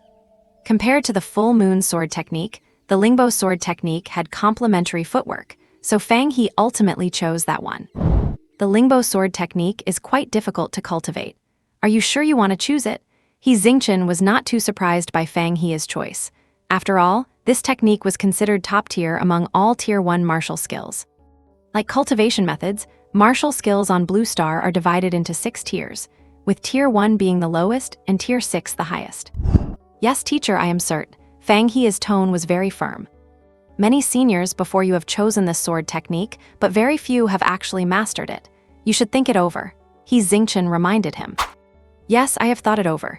Fang He knew He Xingqian meant well, but he trusted his own talent. Very well. The sword manual has been sent to your school account, along with the corresponding instructional videos. If you have any questions, you can come and ask me. He Xingqian did not say anything more. He had already given his warning. Everyone has the right to make their own choices. Thank you, teacher. I will go to class now. After thanking him, Fang He left the office. After lunch, back in the dorm, Fang He began to carefully study the manual. The Lingbo sword technique consists of 5 styles: rippling water, flowing clouds and running water, reflection in the water, sailing against the current, and clearing waters reveal stones, along with a set of footwork called the Lingbo steps. When performed together with the footwork, it gives the opponent the impression of shifting clouds in the sky that are impossible to predict, and a river's flow that is continuous and endless. After spending over an hour watching the instructional videos, Fang He used his hand as a sword and was actually able to perform the first move. However, starting from the second move, he would need the proper footwork, and there was not enough room in the dorm to practice it, so he decided to wait until the martial arts class in the afternoon. Only Class 9 had martial arts class today, which made the already spacious martial arts classroom feel even emptier. Fang He actually quite enjoyed the spaciousness, taking up a spot all by himself to begin practicing the skill. Swing the sword, step forward. Withdraw the sword, step back. He Xingqian happened to wander near Fang He and saw his movements. He was stunned. The kid had managed to mimic the Lingbo sword technique with 7 or 8/10 of the original's likeness. Why call it a mimicry? Because once a martial skill is mastered, one must strive for more than just physical form. You need to grasp its spirit. Only then can it be considered truly practiced. But even this was beyond He Xingqian's expectations. Knowing that Fang He had only received this technique less than half a day ago, being able to perform it this well was truly remarkable. Could he really be a genius? He Xingqian watched him for a while longer and noticed that Fang He was constantly correcting himself while practicing. Although his physical energy was visibly draining, the hand holding the sword remained perfectly steady. No need to look any further, this kid is going to make it. Having reached this conclusion, He Xingqian wandered off to another area. After the martial arts practice, it was time for the usual session of circulating the spirit initiation technique to temper his bones. Under the influence of the spirit attraction array, Fang He felt as if every cell in his body was cheering with joy. By the end of the session, Fang He had tempered 60 bones, completing everything from his shoulder blades down to his forearms, along with 2 wrist bones. The remaining parts of his right upper limb would be tempered much faster now. Class dismissed. When time was up, He Xingqian did not waste a single minute. Fang He did not participate in the sparring session today. He stood on the sidelines as a spectator, watching with great focus to learn how to apply various weapons. Among the matches were students who had mastered martial skills, providing him with quite a few new combat insights. Let us go, time to eat. Fan Yang walked over to call Fang He. Coming. Just as the two walked out of the classroom, they saw Tang Liang standing at the stairwell with 2 others. The other students who had left the classroom did not leave either. They gathered around, curious to see what was going on. Fang He, Tang Liang ignored the onlookers and spoke first, eyes locked firmly on Fang He. Fang He and Fan Yang exchanged a look. He wiped the smile from his face, stepped forward, and raised an eyebrow. Something on your mind? Fan Yang stayed behind him without moving forward. It was explicitly forbidden by school rules to engage in violence outside of the martial arts classrooms. You should know about the Seed Class Challenge match next month, right? Tang Liang suppressed the urge to leave his fist mark on that handsome face and said in a deep voice. Of course, Fang He knew about the Seed Class Challenge match. School resources are not just handed out on a whim, they must be invested in the right people, which is why they held the annual challenge match. Qualified students from outside the Seed Class could challenge those within it. If they won, they moved up, and if they lost, they were replaced. The rules were simple. Challengers only had one chance, and seed class students who lost their match were granted one single opportunity to challenge someone else to win back their spot. If they failed that, they were sent to other classes. The challenged party could not refuse, although they could decline further challenges on the same day after receiving 3, unless they were seriously injured. As for the qualification for second-year students, it was simple. Mastery of a martial skill was required. After all, seed class students were almost universally at the mastery level, and when the gap in strength was small, the advantage gained through technique was enough to crush the competition.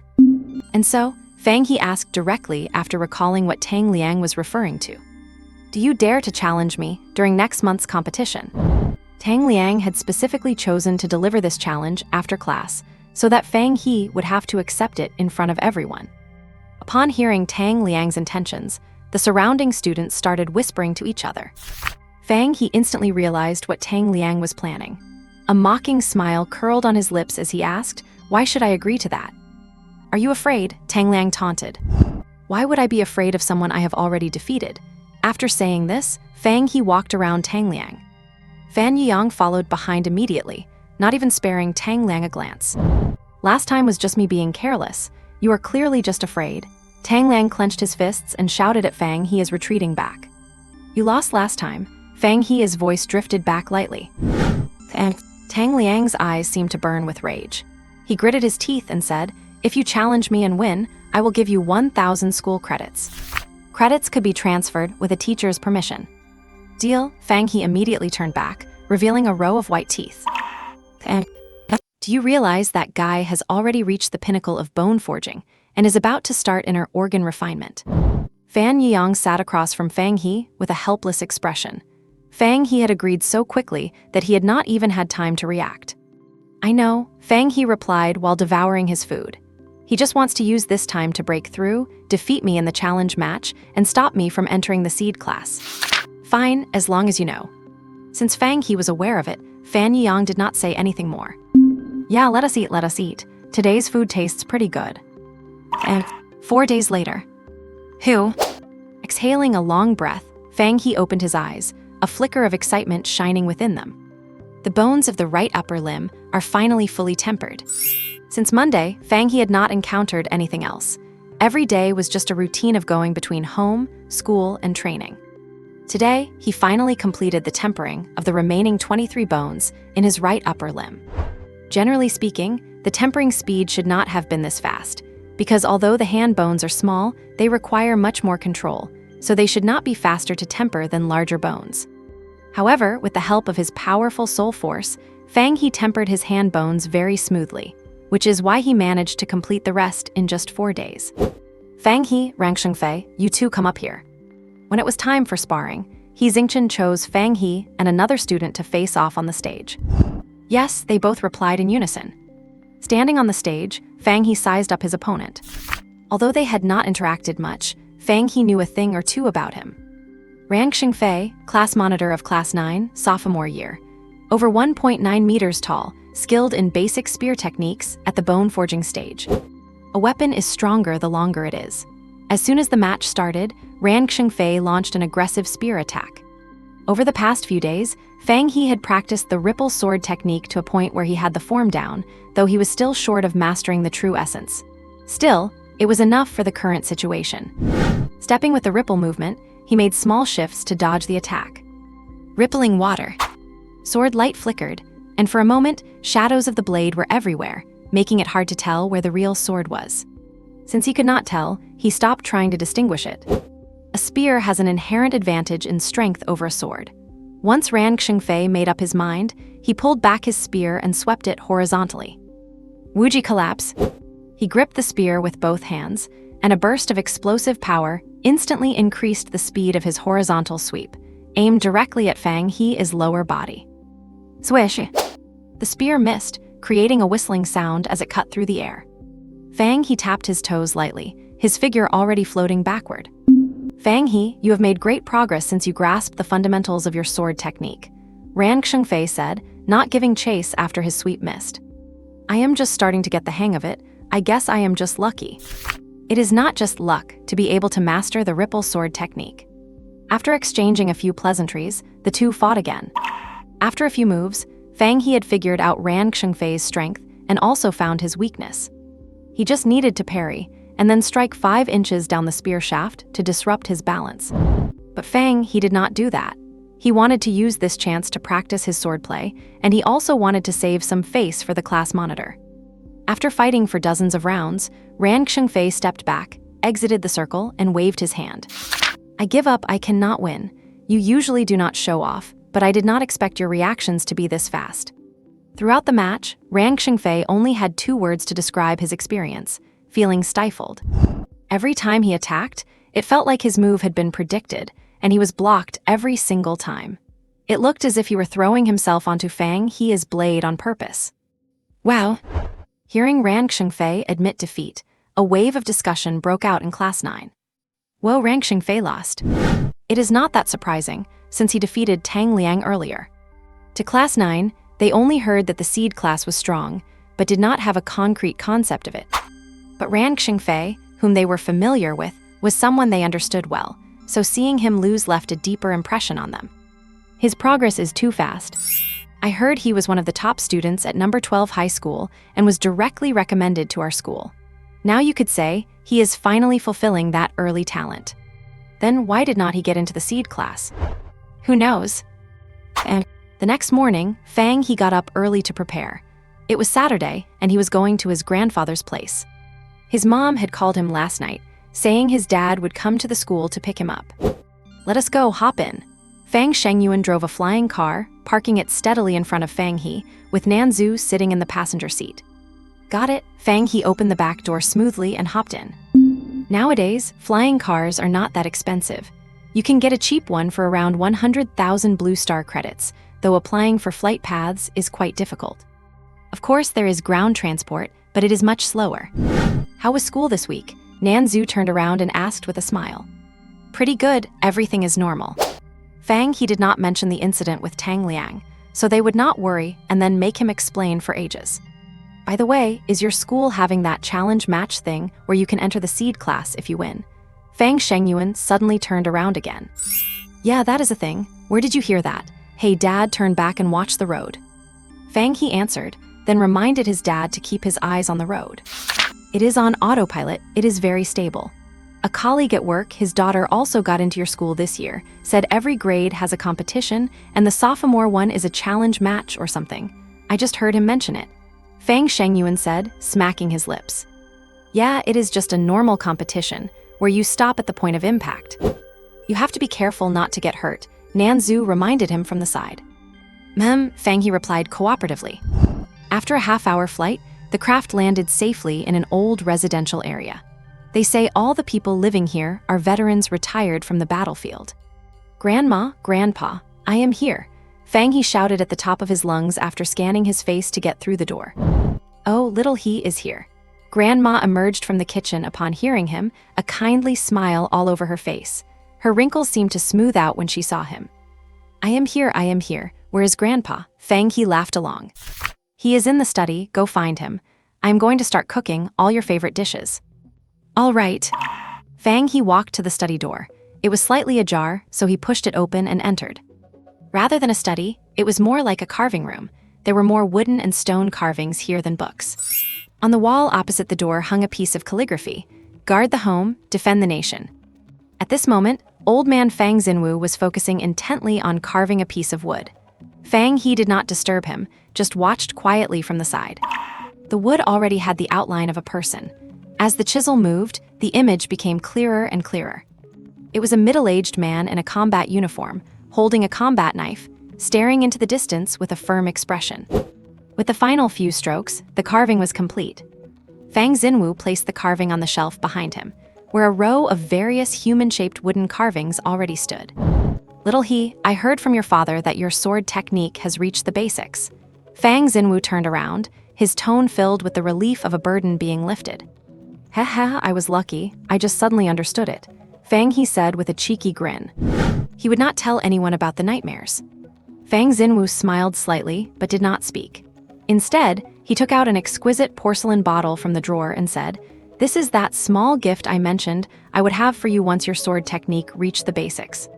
Fang He took the bottle, opened it, and found 3 pills inside. They smelled slightly bitter, and he asked suspiciously, "What is this?" "This is a tiger bone body forging pill, a genuine medicinal pill, specially used for the bone forging stage," Fang Xinwu explained. Fang He had guessed as much, but he was still surprised to hear his grandfather's definitive confirmation.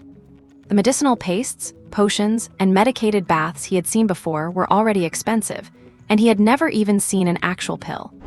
It was said that the effects of these pills were several times better than the former, and they were much easier to absorb. Take one of these every 3 days, do not use them too frequently. It can speed up your bone forging progress. Fang Xinwu was very satisfied with his grandson's surprise and spoke with a sense of pride. "Where did you get these from?" "Well, your grandfather has been a soldier for so many years. I do have some connections after all." "How much do these cost?" Since his grandfather had a channel to get these pills, Fang He wanted to know the price so he could buy them himself once he had money. "These are not things you can buy with money." Seeing the confusion on Fang He's face, Fang Xinwu explained, "Little He, you know those pastes and baths on the market easily cost tens of thousands or even hundreds of thousands. And that is just at the body refining stage. How much would the resources you need later cost?" So the cultivation resources beyond the body refining stage are not circulated on the market, or rather, they are not traded simply with Blue Star credits. Instead, they are obtained through exchange, like military merit points, or the academic credits you will earn at your martial arts university. These can all be used to trade for resources, Fang Xinwu continued. "Are there any other ways to get cultivation resources?" "Of course.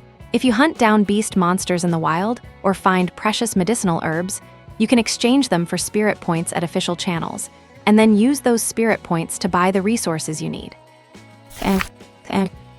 After listening to his grandfather, Fang He finally understood why high-end resources could not be found on the open market. It turned out that martial artists had their own exclusive trading circles. Thinking of this, Fang He suddenly realized a question: just how strong was the old man?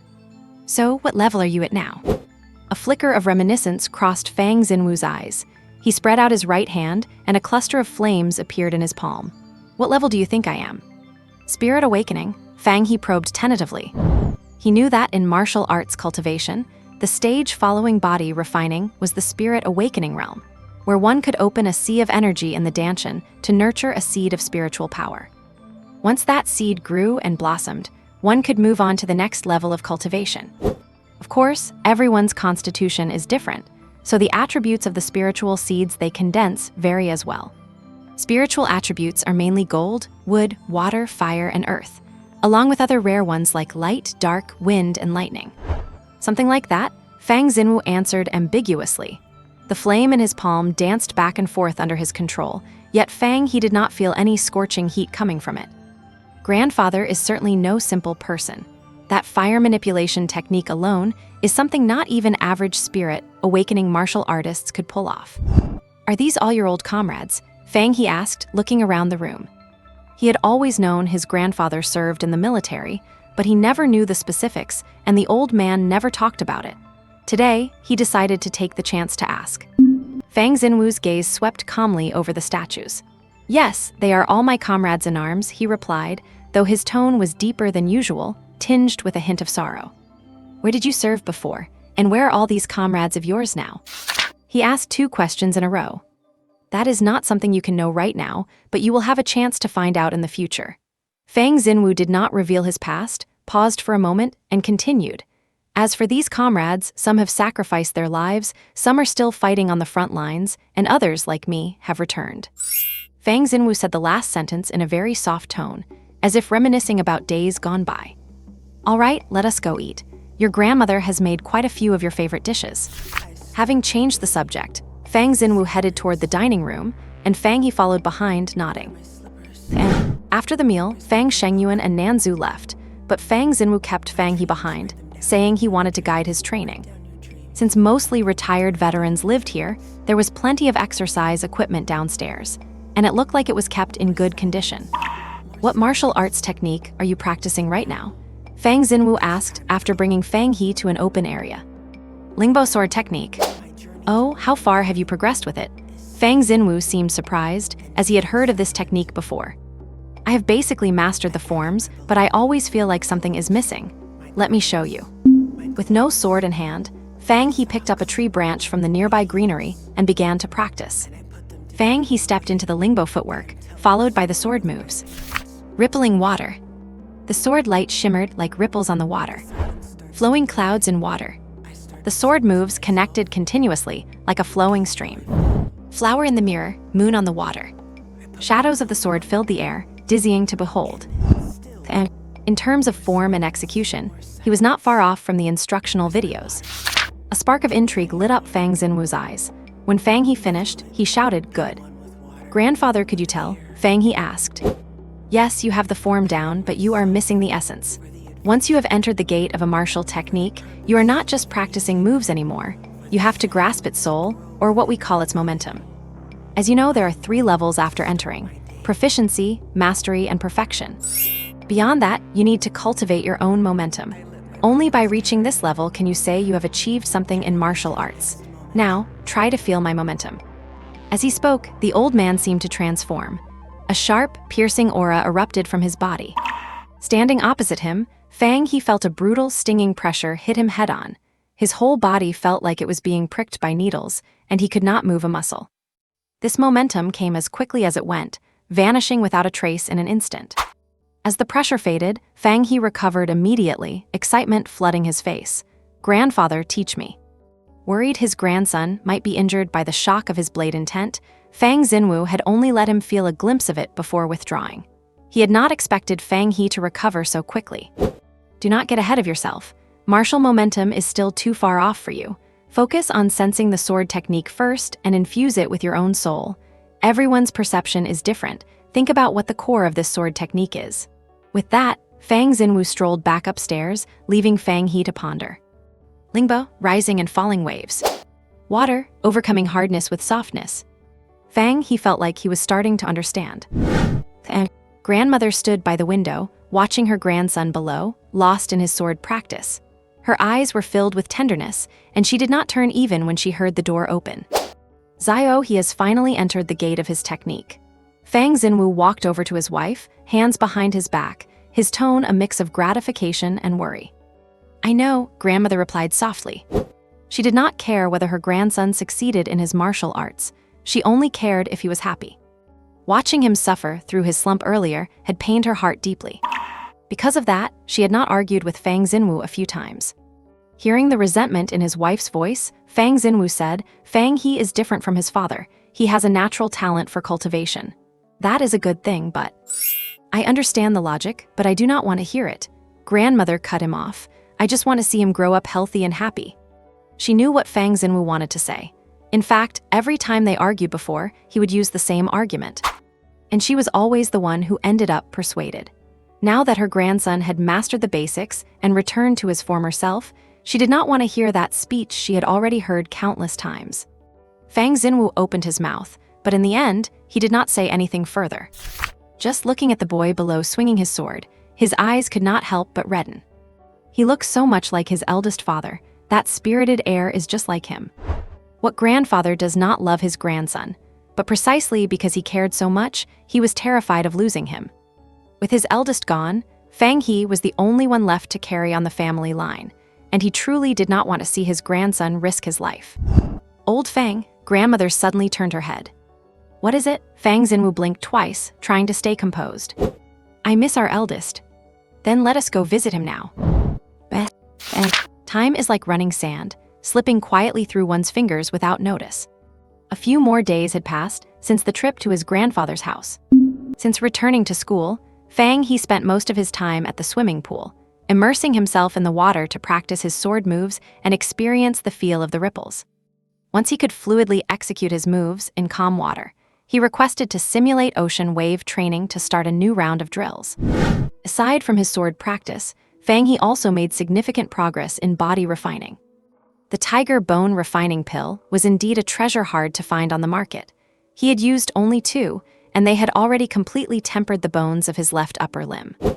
Even the bones of his right lower limb were mostly completed, and he expected the remaining toe bones would be finished within 2 days. One reason for his rapid progress, aside from the pills, was that his ability to absorb the medicinal effects was exceptional. If you quantified the medicinal power of a pill, an average person might only absorb 60 or 70%, with the rest being lost. Fang He, however, had a powerful soul that allowed him to better control and absorb the medicinal effects, reaching an absorption rate of 90%. These two factors accounted for his rapid physical improvement, though the body also developed a certain tolerance to the pills after regular use. When he took the second pill, he clearly felt the effects were not as strong as the first. He decided to save the final pill for when he began tempering the most difficult part, the skull. "Hey, it is your birthday today. Do not you want to give yourself a break?" Fan Yang stood by the edge of the pool, hands in his pockets, smiling down at Fang He as he emerged from the water. "I have done enough for today. I am finished." Fang He shook his hair, wiped his face, and climbed out of the water.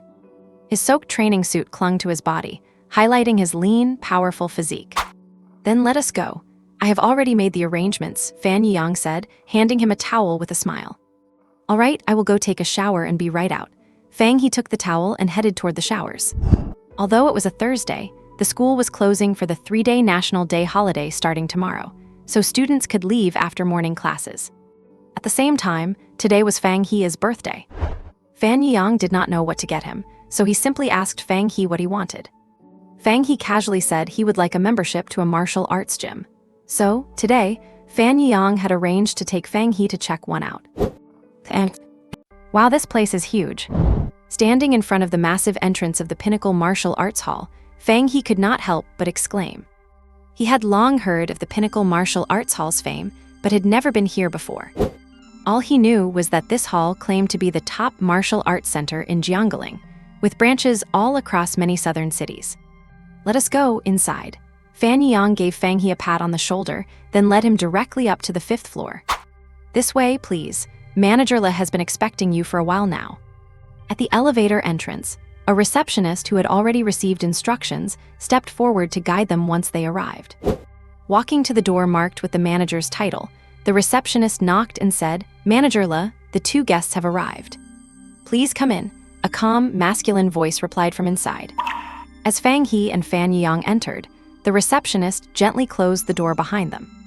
Inside the room, the first thing they saw was a wide desk, backed by 2 rows of bookshelves. At that moment, a tall, sturdy middle-aged man wearing a short-sleeved shirt and sporting short black hair stood up and said with a big smile, "Xiao Yang, you are here. You are looking more and more handsome.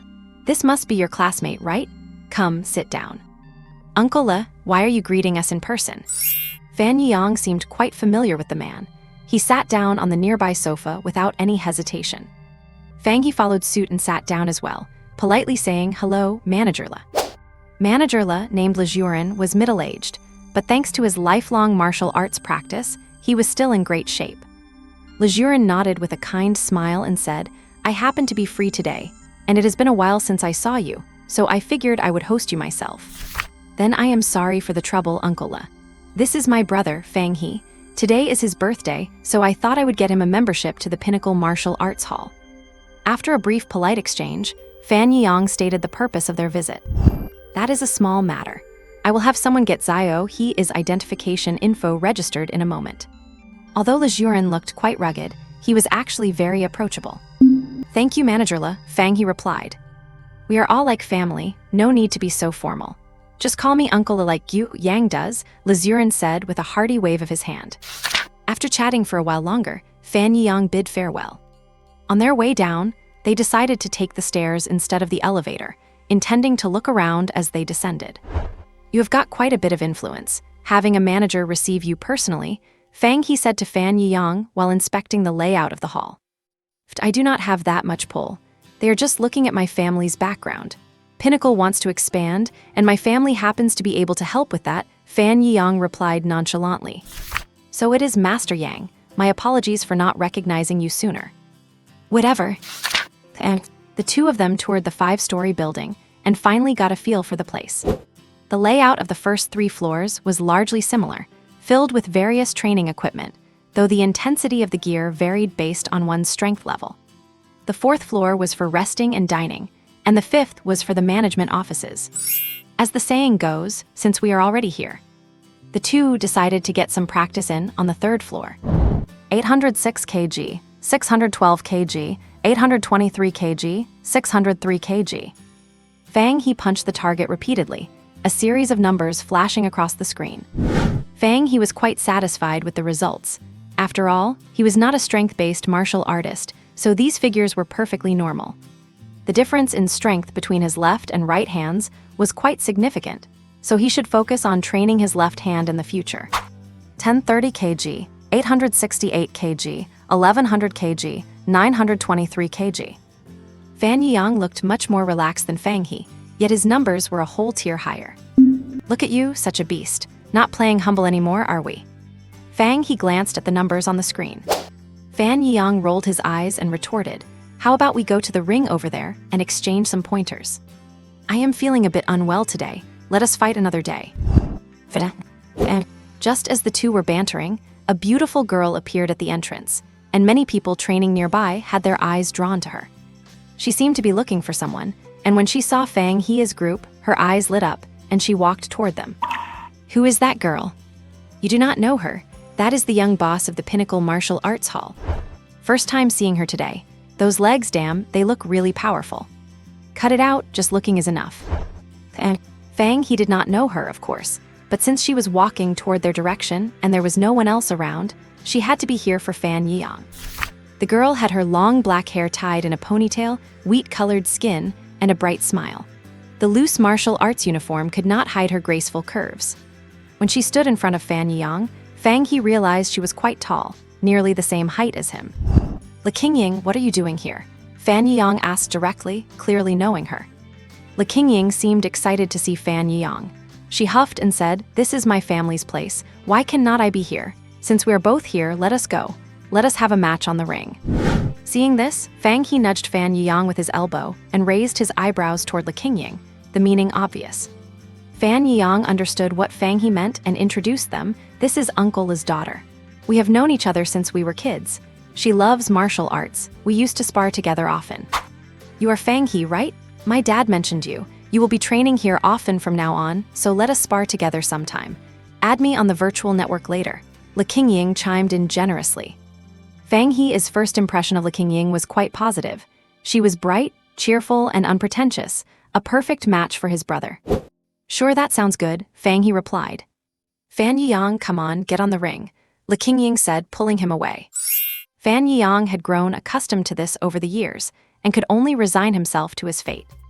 Fang He was curious about their skill levels and was happy to watch the show. On the ring, two figures darted back and forth. Both were barehanded, trading blows in a lively exchange. Although Le Qingying was not using a weapon, Fang He could tell she was trained in things like spears or staffs. Her martial techniques were already refined. Her style was bold and sweeping, favoring raw force. As for body conditioning, she seemed to have reached the internal organ tempering stage. Fan Yang, on the other hand, was unfazed by her attacks, his defense airtight and seemingly effortless, hiding his true depth. Le Qingying finished with a long leg sweep, which Fan Yang nimbly dodged. Once they created distance, she ceased her attack.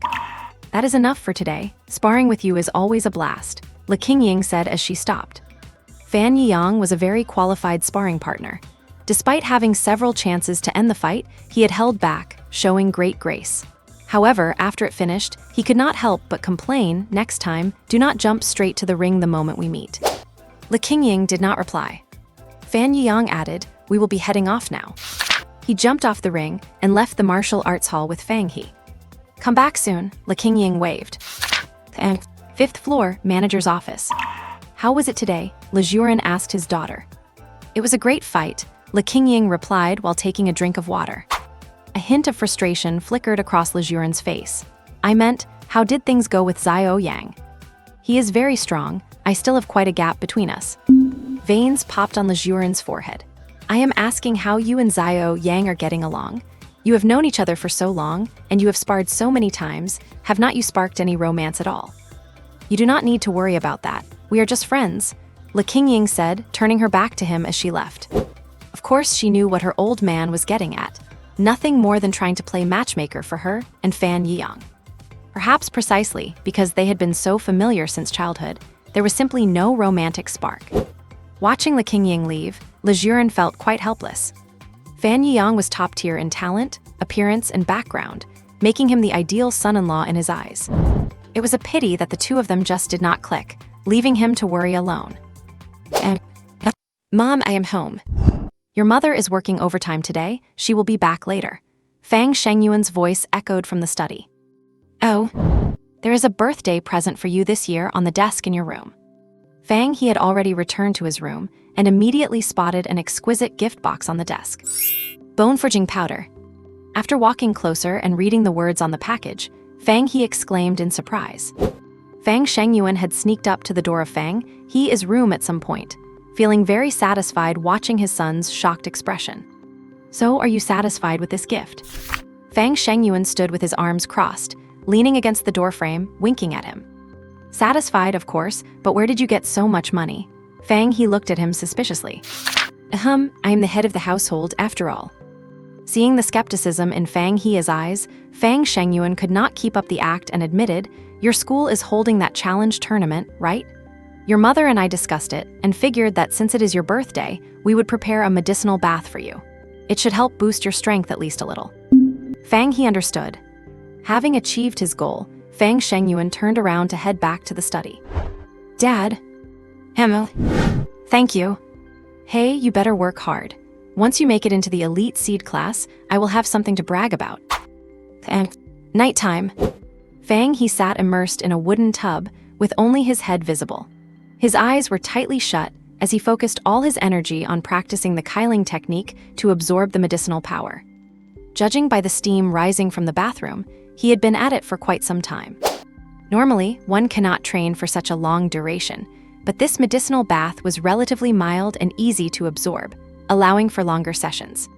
A short while later, Fang He opened his eyes, a look of excitement flickering in them. The bones in his right lower limb were fully tempered. Although he was still some distance away from perfecting his bone forging, it was a significant improvement compared to when he had only finished tempering his torso. So what if Tang Liang has reached the organ refining stage? The gap in the body refining stage is not yet insurmountable. October 4th, Monday, a clear sunny day. After the 3-day holiday, the campus had regained its vitality. Students in different grade uniforms could be seen everywhere heading toward the martial arts classroom building. Today was the day of the challenge tournament, which would last for 3 days. Each grade was separated. The second-year students were in the multifunction classroom on the 8th floor, while the other 2 grades were on the 7th and 9th floors, respectively. Fang He and other qualified students were already warming up. A rough glance showed that there were over 500 students participating. Martial arts cultivation does not just depend on talent, it also requires resources.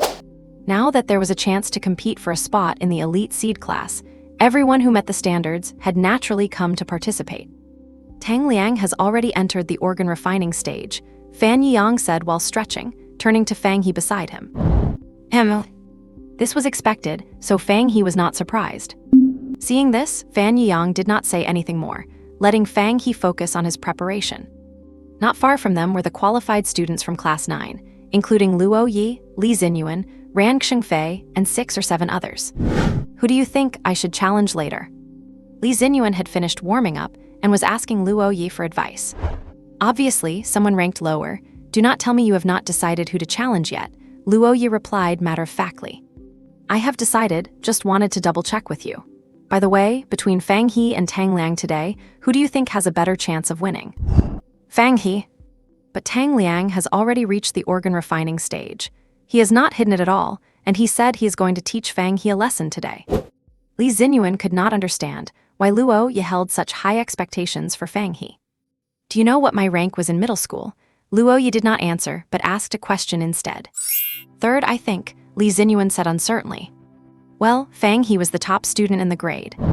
Luo Yi had not mentioned this before because Fang He's progress was slow at the time, and revealing it would not have been a good thing for him. What? There are nearly 100 middle schools in Jiangling City, and before each high school entrance exam, the top students from each school are already scouted by the 3 major high schools. And the top students from each middle school almost always enter the elite seed classes upon starting high school. What Li Xinyuan did not understand was, if Fang He was that good, why was his performance during the class placement so mediocre? And 10 o'clock sharp. The same slightly chubby grade dean with the balding forehead stood on the high platform in the center of the classroom.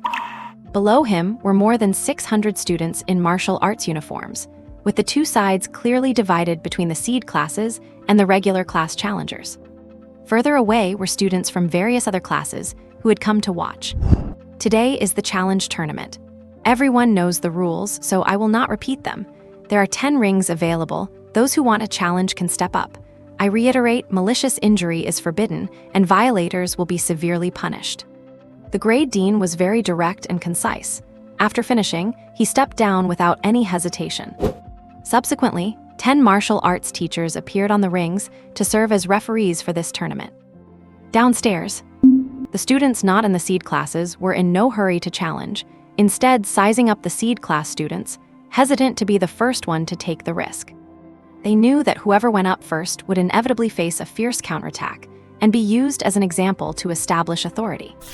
Although serious injury is forbidden in a martial arts fight, it is normal to not always be able to hold back. Most of the seed class students were very calm.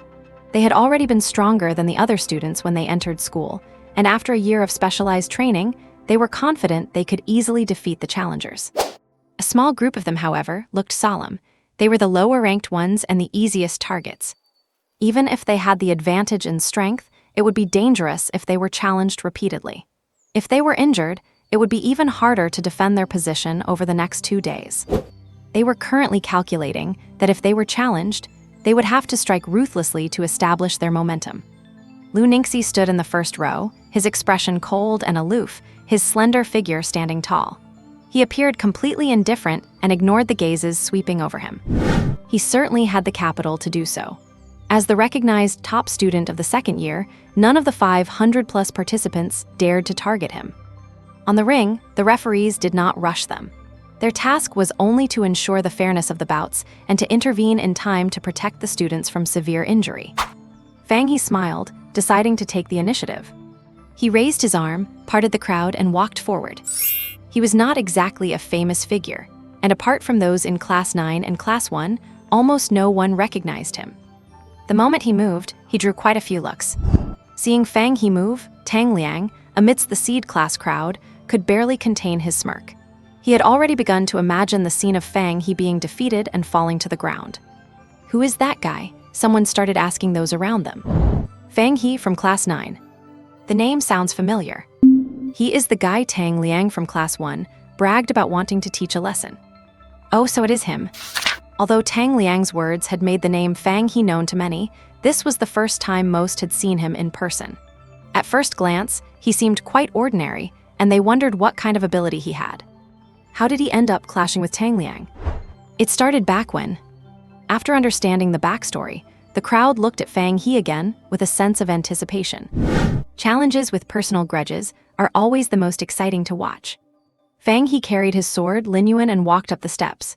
He was straight-backed, his gaze calm, a faint smile on his lips, and his steps steady and powerful. After stepping onto the ring, Fang He turned around, holding his 3-foot blade. He drew an arc in the air with the tip of his sword, pointing it directly at Tang Liang. Tang Liang, get up here. Just as he had done in the martial arts class. And boom! Whispers immediately broke out in the spectator, stands in the distance. Fang He really has guts. Since he already agreed to it, there is no way he can back out now. That may be true, but to be the first to challenge someone in front of the thousands of students in our grade, if he loses quickly, he will really be famous throughout the whole school. Tang Liang is already at the visceral tempering stage, while Fang He should still be at the bone forging stage. It is going to be very hard for him to win. Almost no one was betting on Fang He, and the occasional words of affirmation were merely praising his courage.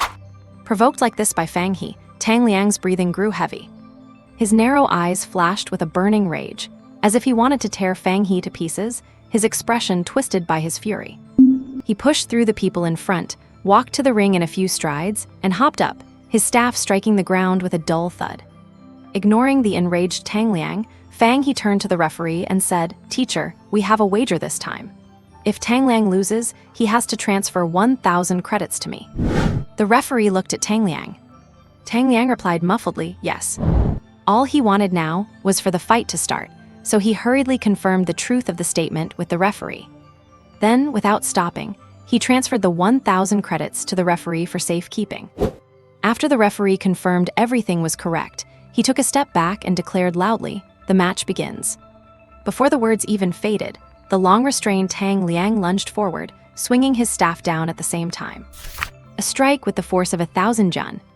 The staff came crashing down, cutting through the air with a deep whistle. Tang Liang did not underestimate Fang He at all this time. He used a martial technique right from the start, aiming for a swift victory. Faced with this inevitable strike, Fang He narrowed his eyes. He actually mastered this technique and has captured both its form and essence. So it seems the news about him reaching the visceral tempering stage was just a distraction, while he secretly mastered the technique. It seems the last time I provoked him really had an impact. Lingbo step.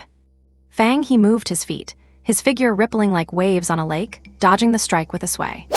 Having learned from his mistake last time, Tang Liang refused to give Fang He any chance and continued his offensive. Tang Liang has mastered the 1,000 jun staff. It looks like the outcome is no longer in question. Someone close to the ring recognized the strike. Indeed, and Tang Liang is also a stage ahead in his body tempering progress. If anyone was betting on Fang He before, now everyone was simply guessing how many moves he could hold out for. Fang He is in trouble now, Li Xinyuan said softly. Have not you noticed something? Luoyi stared at the ring without turning her head. What? Li Xinyuan asked in astonishment. She saw it clearly. Tang Liang held the upper hand, and Fang He had no chance to fight back, forced to rely on his footwork to dodge. In terms of stamina, there would not be much difference, but Tang Liang had the advantage. Once Fang He slowed down, that would be his moment of defeat. Fang He's movements are becoming more and more effortless. Yes, Fang He's movement technique was indeed much smoother than it had been at the beginning. As time passed, some people under the ring began to notice this as well. Tang Liang felt it too. Despite his imposing display, he was not landing any effective blows on Fang He. Are you only going to run away? Tang Liang roared. He swept his staff horizontally, only grazing the corner of Fang He's clothes. This enraged strike hit nothing but thin air. Fang He did not reply, his eyes full of mockery. Through the exchanges, he had already fully analyzed Tang Liang's moves. It was time to counterattack. Flowing like clouds in water. He brandished his blade, Lin Yuan, with such extreme speed that the weapon was barely visible. Tang Liang whirled his staff into a circle, barely blocking the sword, his shock uncontainable. You actually mastered a martial technique too. Wow. He actually mastered the Lingbo sword technique. How long has it been since he even got that technique? This is getting interesting. I knew it, Luoyi understood, glancing around to see faces filled with astonishment. Except for Fan Yiyang, who remained calm as he kept his eyes on the field. The tide had turned on the field. With every move, Fang He accurately found the equilibrium point of Tang Liang's strength, dismantling his attacks in advance. This feeling of frustration made Tang Liang feel as if he were about to explode. Fierce tiger descending the mountain.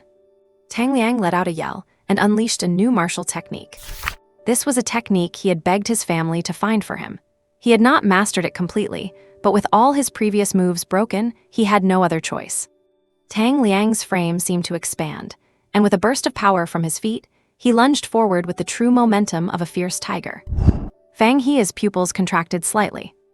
A new technique. Fortunately, he had not fully mastered it. In terms of raw power, it was not as good as his previous moves. It seemed he was planning to win through sheer force alone. Immediately, Fang He gripped his sword with both hands, and while the move was still building, parried it upward. Clang! As Fang He deflected the staff, the countershock sent the blood surging within his body. Without hesitation, he tapped his toes and stepped forward. Sailing against the current. Water recedes, revealing the stones. One counterslash followed by a vertical hack. The two sword moves connected perfectly.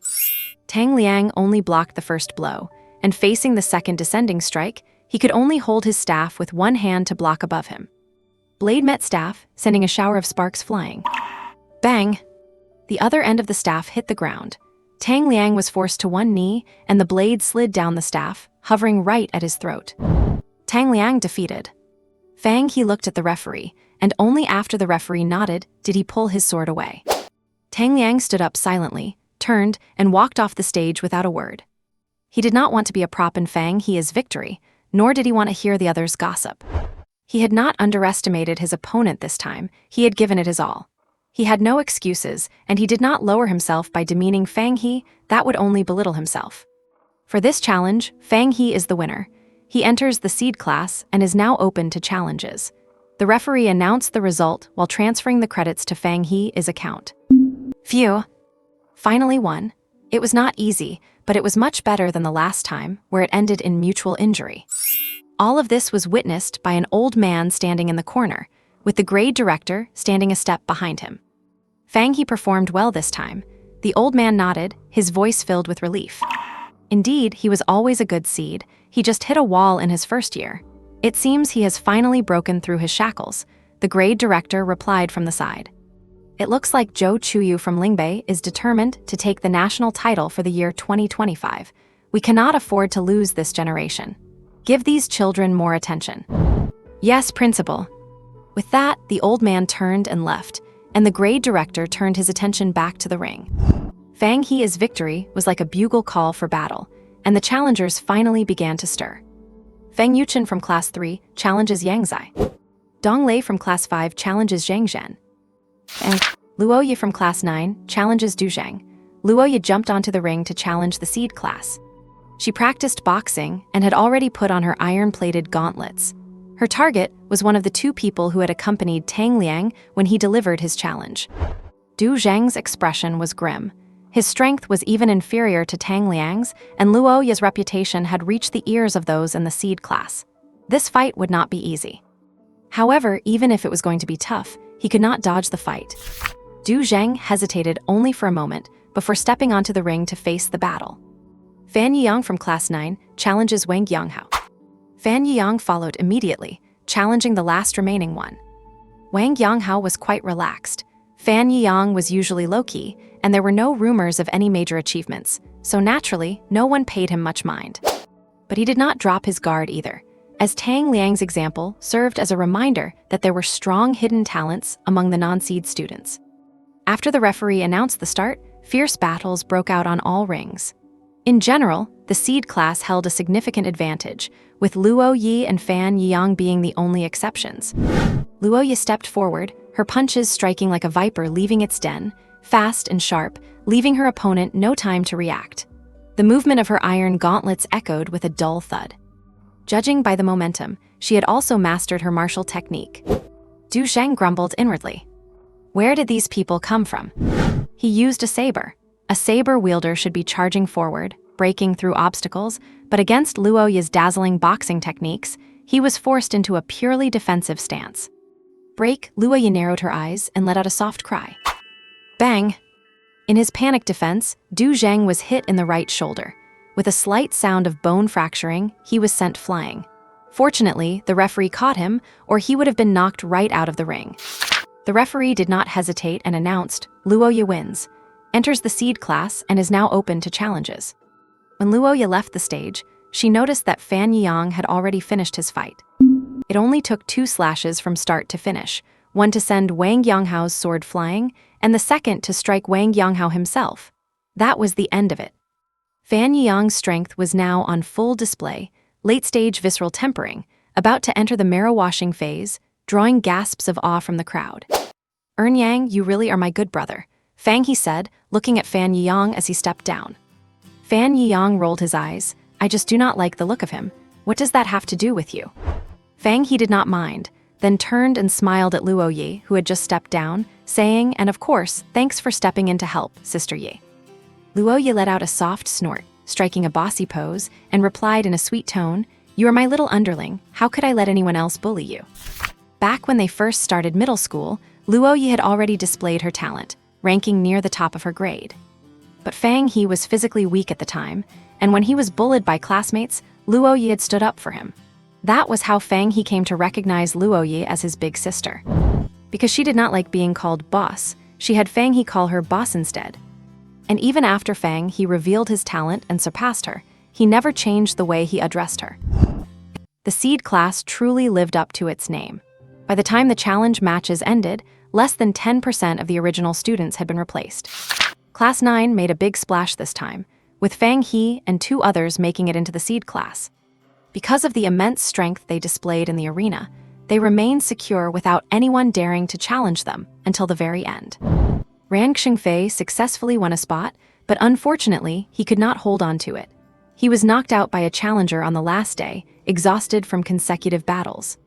As for the others, they did not even succeed in their challenges, and Li Xinyuan, who came the closest, fell just short and suffered a regretful defeat.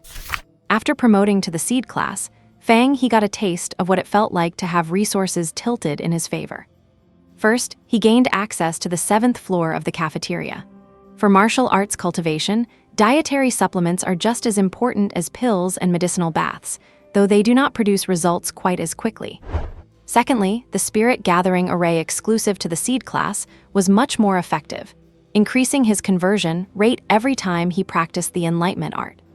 There were also more credits awarded for daily tasks, which could be exchanged for various cultivation resources. The days that followed were calm. With no one coming to stir up trouble, Fang He spent his time diligently studying and training. To get into a martial arts university, you need more than just excellent martial arts scores. You also need a foundation in academic subjects. Otherwise, you will end up as nothing more than a brute. History and Tao cultivation courses conclude at the end of the second year's second semester with a test. The results are graded in 8 tiers, from a plus down to D, and to get into a martial arts university, you need at least a B+ in both. Fortunately, Fang He's study efficiency has improved quite a bit, so passing these 2 subjects should not be a problem. Then there are the 4 core subjects: Chinese, science, biology, and geography. Each of the 4 subjects is worth 200 points, and to qualify for a martial arts university, the total score for these 4 cannot be less than 500. Finally, the total score is calculated as 40% of your academic score plus 60% of your martial arts score. If you want to apply to a technical university, you only need to look at the academic scores. The martial arts score is also 800 points, 300 of which come from your martial arts realm level, and 500 from combat skills tested in the combat network. The final score is determined by adding 60% of this total to the academic score. Based on past experience, a final total score of over 500 can get you into a martial arts university, while getting into the top 5 elite schools requires at least 730 points. After a semester of study, Fang He finally reached the 20-day winter break.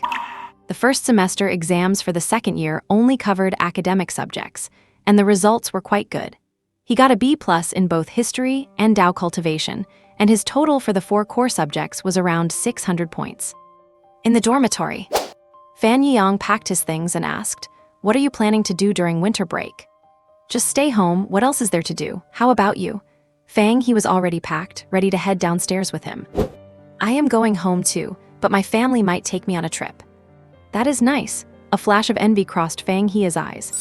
The trip Fan Yiyang mentioned was not for sightseeing, but rather training outside the city. Nowadays, there are many monsters outside the city. Without sufficient strength, safety cannot be guaranteed, so ordinary people might not leave the city for years. Of course, there is travel between cities, but the transportation costs are not cheap. "What is so good about it? I do not even want to move," Fan Yiyang said, not feeling particularly excited about it. He had a very laid-back personality, taking everything as it comes. Fang He clicked his tongue. See you next year." "See you next year." And the essence of the new year is actually reunion, with the whole family sitting together to eat, brag, and chat. On his father's side, there were no other relatives besides his grandparents, so the new year just meant the 5 of them having a reunion dinner. It was not much different from usual, except that his parents would stay over at his grandparents' house during the holiday. In fact, when he was a child, Fang He once heard his father mention offhandedly that he had an older brother. However, he was much older than his father and had unfortunately passed away young, so his father did not have much of a memory of him, just the knowledge that he had existed. Nanzu's side had more relatives. They were 3 sisters in total. They usually lived in different places and only gathered during the new year. On the 3rd day of the Lunar New Year, Fang He's family bought 3 tickets to the neighboring city to visit his maternal grandparents. This was not his first time leaving the city, but every time he went out, he could not help but look outside, even though it was just a vast white expanse. Wildly growing weeds were covered by white snow, struggling to reveal a few leaves and branches. There were few monsters within a 50-kilometer radius of the city. City hunting teams patrolled regularly, and monsters that knew how to avoid disaster had long since fled far away. Beyond 50 kilometers, signs of monsters began to appear intermittently. However, upon seeing the heavily armed escort team surrounding the bus, they would quietly disappear. Monsters that fought in the wilderness for a long time had a keen sense for danger. And Yunhua City. The elderly couple had been looking forward to this day and started getting busy early in the morning, preparing various ingredients. The eldest daughter lived locally and could be seen often, but the second and third daughters were married in other cities, so they only met in person during the new year, usually communicating via the virtual world. "Brother, you are here." Lindsay had known when her second aunt's family would arrive in Yunhua City, so she had been waiting at the door, estimating the time. Her own family had arrived the day before. "Yeah, did you miss me?" Fang He was very happy to see his younger sister.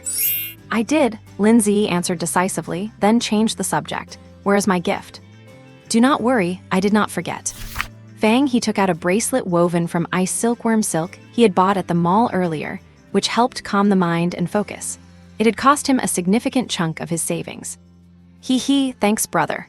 After getting the gift, Lindsay ran into the house joyfully, leaving only her back to Fang He. Fang He shook his head with a smile and prepared to follow, when a hand reached out from the side and pulled him into a hug. Before he could struggle, the owner of the hand spoke. "Fang He, long time no see."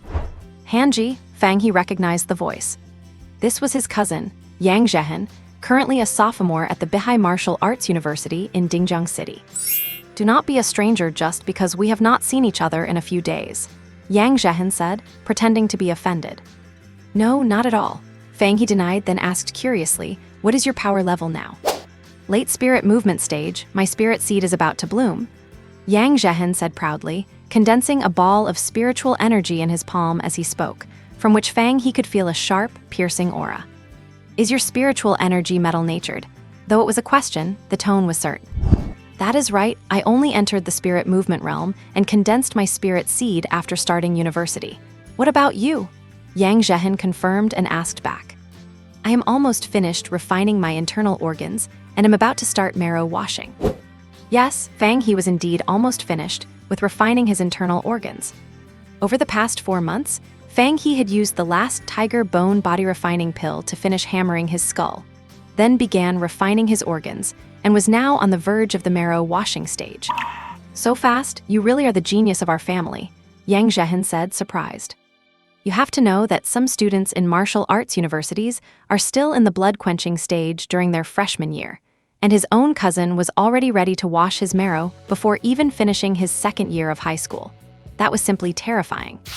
Yang Zhehan seemed to think of something, his eyes rolled, and he said, "Interested in going outside the city with me?" Fang He's eyes lit up, but then he hesitated. "The wilderness is too dangerous. I'm afraid our families will not agree if it is just the two of us." "It is fine. This year, our university's instructor is leading a winter wilderness training session, an expert at the profound aperture stage, so it is perfectly safe. I am the captain, taking some freshman juniors out for practice. We are leaving on the morning of the 6th day and returning on the 10th. How about it, interested?" Fang He's eyes brightened even more, and he replied immediately, "Yes." With a martial arts university teacher leading the team to ensure safety, and his cousin acting as captain, his family would definitely be at ease. That was settled. And as expected, when Fang He told his family about this, his parents readily agreed. In their view, having a martial arts university instructor leading the team ensured safety, so they thought it would be a good experience for their son to see the world. There was a small incident in between. When Lindsay heard that her 2 cousins were going into the wilderness, she insisted on going along too. However, she was sternly refused by the family. Going into the wilderness before even starting body refining is simply too dangerous. And Fang He, this is Mr. Tian from our school. On the morning of the 6th day of the Lunar New Year, after saying goodbye to his family, Yang Zhehan brought Fang He to the assembly point. Mr. Tian looked quite young and always wore an approachable smile on his face. With his spirited short hair and a pair of energetic eyes beneath neat bangs, you would think he was a senior student of Yang Zhehan if no one told you otherwise. "Hello, Mr. Tian." Mr. Tian looked at Fang He and nodded with satisfaction. You must be the cousin Jehin mentioned, right? You are already near the marrow cleansing stage while still in your second year of high school. That is truly impressive. Are you interested in coming to our school in the future?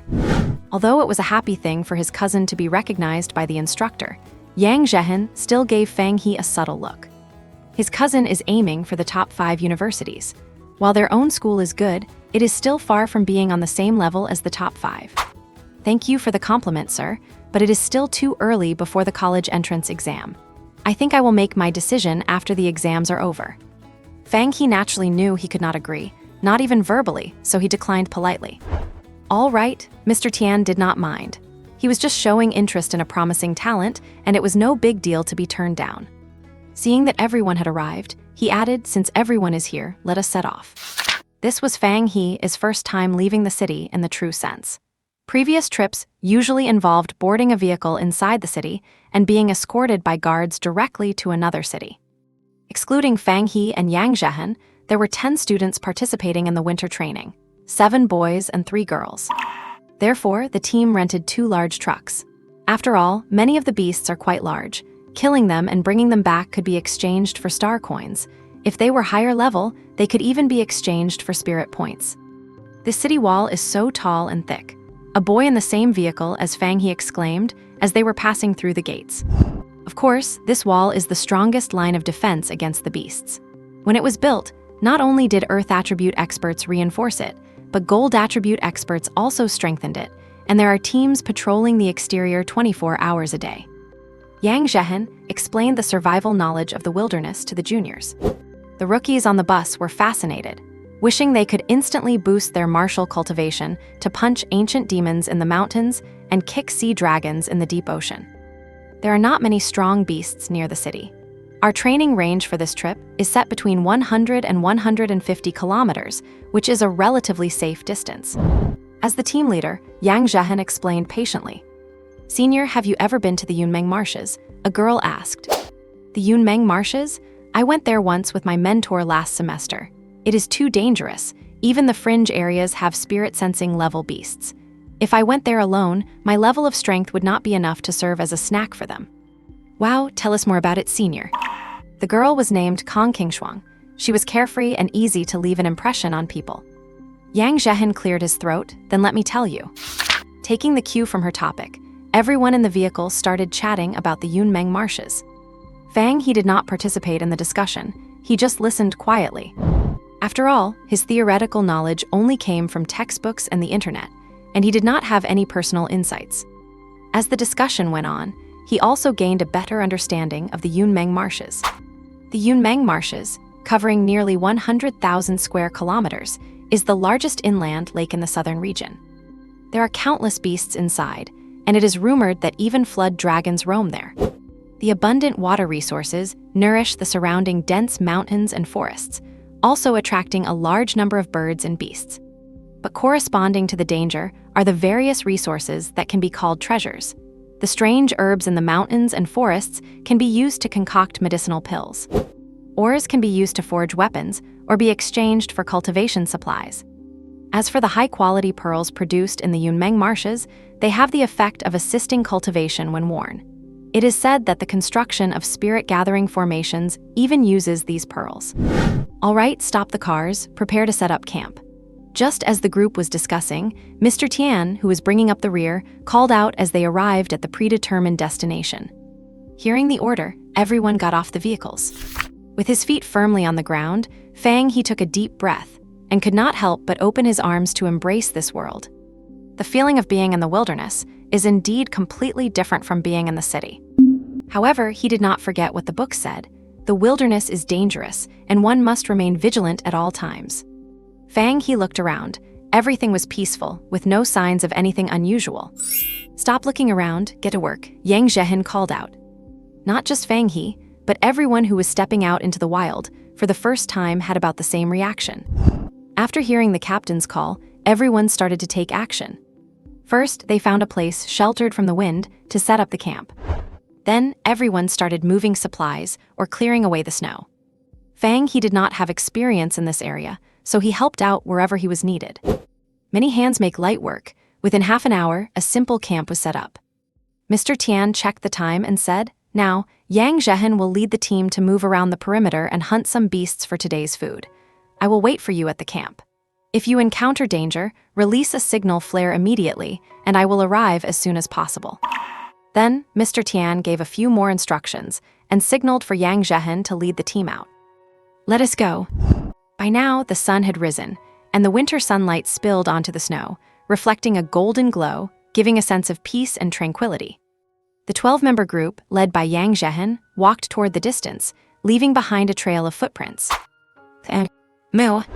A low roar from a beast broke the silence. Yang Zhehan was very relaxed, but everyone else tensed up immediately. Although they had watched many videos of others battling beasts and had undergone training in the battle net, actually encountering one in the wild still made them subconsciously tense up.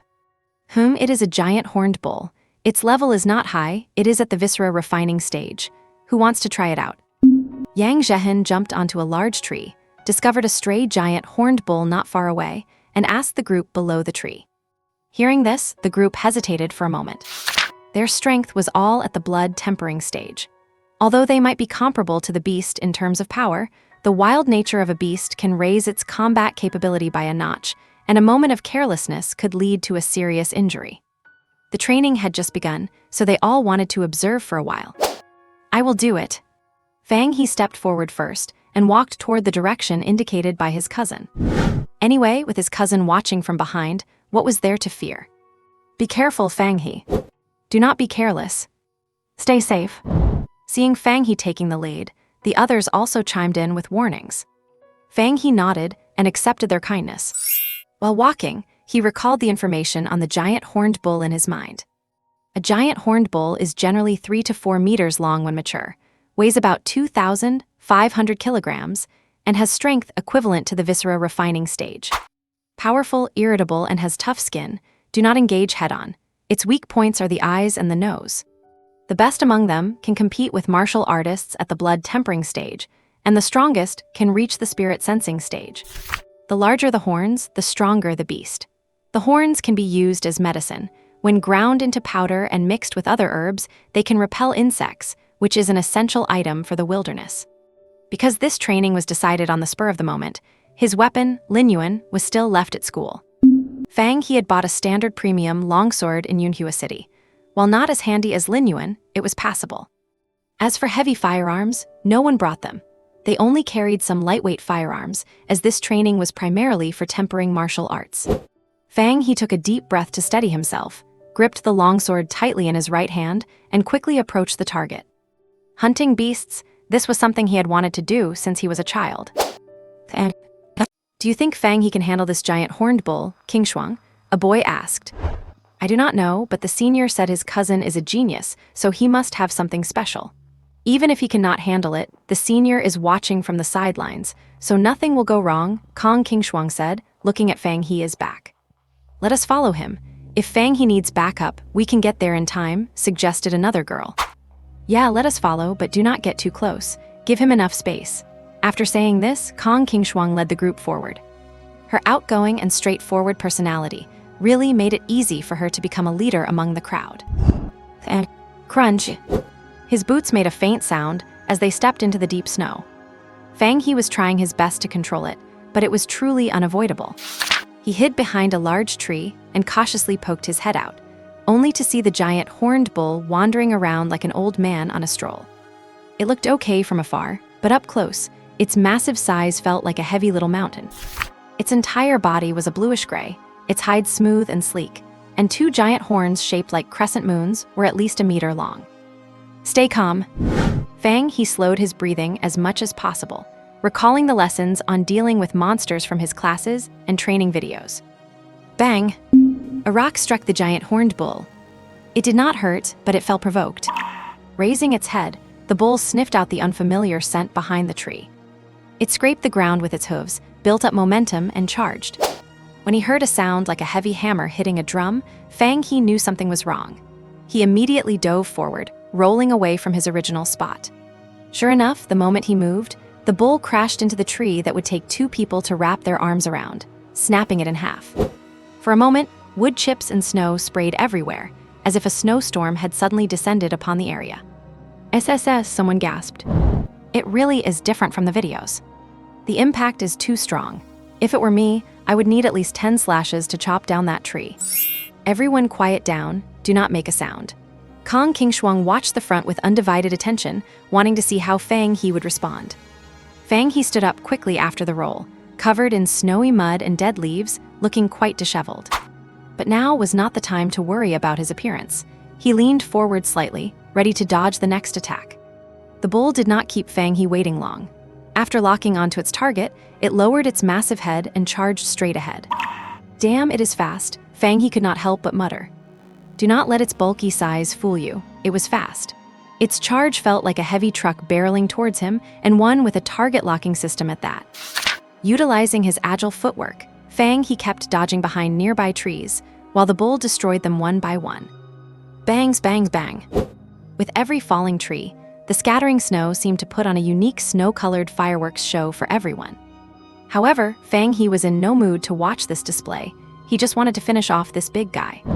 Snowflakes fell in flurries, blurring his vision. Moo! The giant horned bull thundered through the swirling snow. Fang He leaned against a tree, his eyes sharp as torches. When the bull charged again, he did not dodge immediately, but waited for it to get closer. The behemoth drew closer and closer. Only when he could feel the sharpness of its horns did Fang He push off with his feet. Whoosh! Using the rebound force, Fang He leaped into the air, thrusting his long sword downwards. The water clears to reveal the rocks. With the added acceleration, the sword moved faster, and the sword light erupted. Squelch! Right into the bull's eye. Moo! A painful, miserable howl rang out. Upon landing the hit, Fang He used the strength in his arm to perform a backflip, pulling the sword out in one fluid motion. He could not leave the sword there. Without his weapon, killing this thing would be a fantasy. Of course, this move was only useful against such inflexible beasts. Using it against a warrior would be suicide. Leaping into the air like that would just make him a sitting duck. The group from Bihai University watching not far away could not help but gasp in amazement. Awesome. Incredible. Can you do that, Kang Yuan? Someone asked his classmate. Kang Yuan glanced at him without saying a word. The senior's cousin is truly impressive. To achieve what he just did, you need keen eyes, quick reflexes, and immense courage, all in equal measure, Kong Qingshuang whispered. Fang He repeated the process, blinding the bull's other eye. The severely injured bull became even more frantic, but anyone could see it was just a dying animal struggling in its final moments. Facing the crazed bull, Fang He did not get careless, but remained even calmer. The book said that most losers fall just one step away from victory. Thud! The mountain-like bull collapsed with a crash, the splashing snow refracting brilliant light in the sun. The entanglement, which had lasted nearly half an hour, had finally come to an end. Bravo, everyone cheered. He really is the senior's cousin. Those who had previously grumbled about Yang Zhehen bringing his cousin along for the training had completely changed their minds. Well done, these horns are worth some money. Keep them safe to sell back home, Yang Zhehen said as he walked over and patted Fang He on the shoulder. Fang He tapped the horns with his sword, producing a metallic clanging sound. It seemed impossible to break them. He would just have to dig out the whole set. Seeing it was nearly noon, Yang Zhehen decided to lead the team back to camp for lunch before returning in the afternoon. The bull Fang He hunted just happened to be their meal for the day. A few boys took out ropes, secured the bull, and they worked together to drag it back to camp. Back at the camp, Teacher Tian was sitting on a log. Seeing them return with prey, he smiled and asked, "A giant horned bull? Not bad, who hunted it?" "Teacher Tian, it was Fang He," Kong Qingshuang replied. Teacher Tian looked at Fang He with interest. "Oh." Fang He quickly replied, "Pure luck. I found its weakness and managed to wear it out in the end." Teacher Tian was non-committal. Being able to kill a giant horned bull one-on-one while at the organ refining stage of the body tempering realm is no matter of luck. However, he did not say anything more and just told everyone to start butchering the beef. Fang He had eaten plenty of monster meat before. Farmed ones, wild ones, he had had them all. But honestly, there was something much tastier about eating something you had hunted yourself. As Fang He was gnawing on a steak, Kong Qingshuang walked over with her lunchbox and asked, "What were you thinking back there?" Buzz! The newly boiled water kettle gave a short beep, and steam drifted up in wisps. What? Fang He did not register it at first. When you were facing the bull, how did you come up with that strategy? I just thought its eyes were a weakness, so I figured out a way to strike them, Fang He answered as if it were common sense. Kong Qingshuang took a long look at him. You just did it the moment you thought of it. Yeah. Kong Qingshuang suddenly remembered the time back in high school when she and her peers were taken out into the wild by elders for training. But at that time, facing a monster for the first time, she could not even unleash half her strength and had to be saved by the elders in the end. In the afternoon, after a hearty meal, the group set off again. Inspired by Fang He's example, everyone was eager to show off their skills. But when the time came, except for Kong Qingshuang, everyone else tripped and fell, with a few getting injured. Luckily, the wounds were not serious, and they were still combat capable. By 6 p.m., the sky had grown quite dark, so Yang Zhehan led the team back to the camp. Since they had not finished the meat, they did not carry the whole monster carcass back. They just collected the parts with the highest value for easier transport. Kang Yuan and I will stand watch tonight. Everyone else get some rest, Yang Zhehan arranged. As for Teacher Tian, he did not concern himself with these trivial matters. Yang Zhehan then sprinkled a circle of powder around the camp. Seeing Fang He's curious look, Yang Zhehan explained, this is refined from the excrement of high-level monsters. Using this at night can keep lower-level monsters away. Fang He nodded to show he understood. All right, go get some rest. You have had a long day today. And the bright moon hung high in the sky, casting a faint, pale light over the land, as if covering it with a layer of fine gauze. Inside the tent, no one was asleep. Being out in the wild for the first time, everyone was particularly excited, discussing the day's experiences. That was so intense today. Reality is really different from the virtual world. Well, obviously. At the very least, your legs would not be shaking like that if you were online. Screw you, I killed a demonic beast today too. Yeah, right, a scaled sheep equivalent to the bone forging stage. Just tell me, was it a demonic beast or not? Oh, sure. His cousin hunted a giant horned bull and did not even brag about it. He is a genius, I am not. I am not comparing myself to him. Then I have nothing to say. Fang He did not join in, just listening quietly to these testosterone-filled college students chatting. At the same time, he was reflecting on today's battle, looking for ways he could have done better. Ow! Just as the late-night talk was getting lively, a desolate howl of a wolf came echoing from afar, drawing closer. Swish! The boisterous atmosphere inside the tent suddenly went silent. Fang He was the first to react, performing a kip-up and rushing out of the tent. The others were stunned for a moment before scrambling to follow. Teacher Tian had lost his smile, his expression turning grave as he looked toward the direction of the howl. Yang Zhehan stood by, looking surprised and uncertain. Teacher. It is the Wolf King from the Crescent Ridge, Teacher Tian said slowly. The Wolf King, why is it here? Yang Zhehan exclaimed. Upon hearing this, the group that had just rushed out was struck with panic.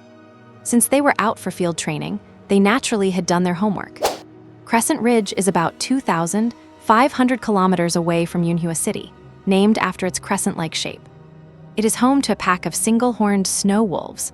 The Wolf King is rumored to be as powerful as an expert in the aerial realm, capable of flying through the air. Besides, wolves are pack animals. Since the Wolf King has appeared, it must be followed by a large number of single-horned snow wolves. Do not let Teacher Tian being in the spirit-clearing realm fool you.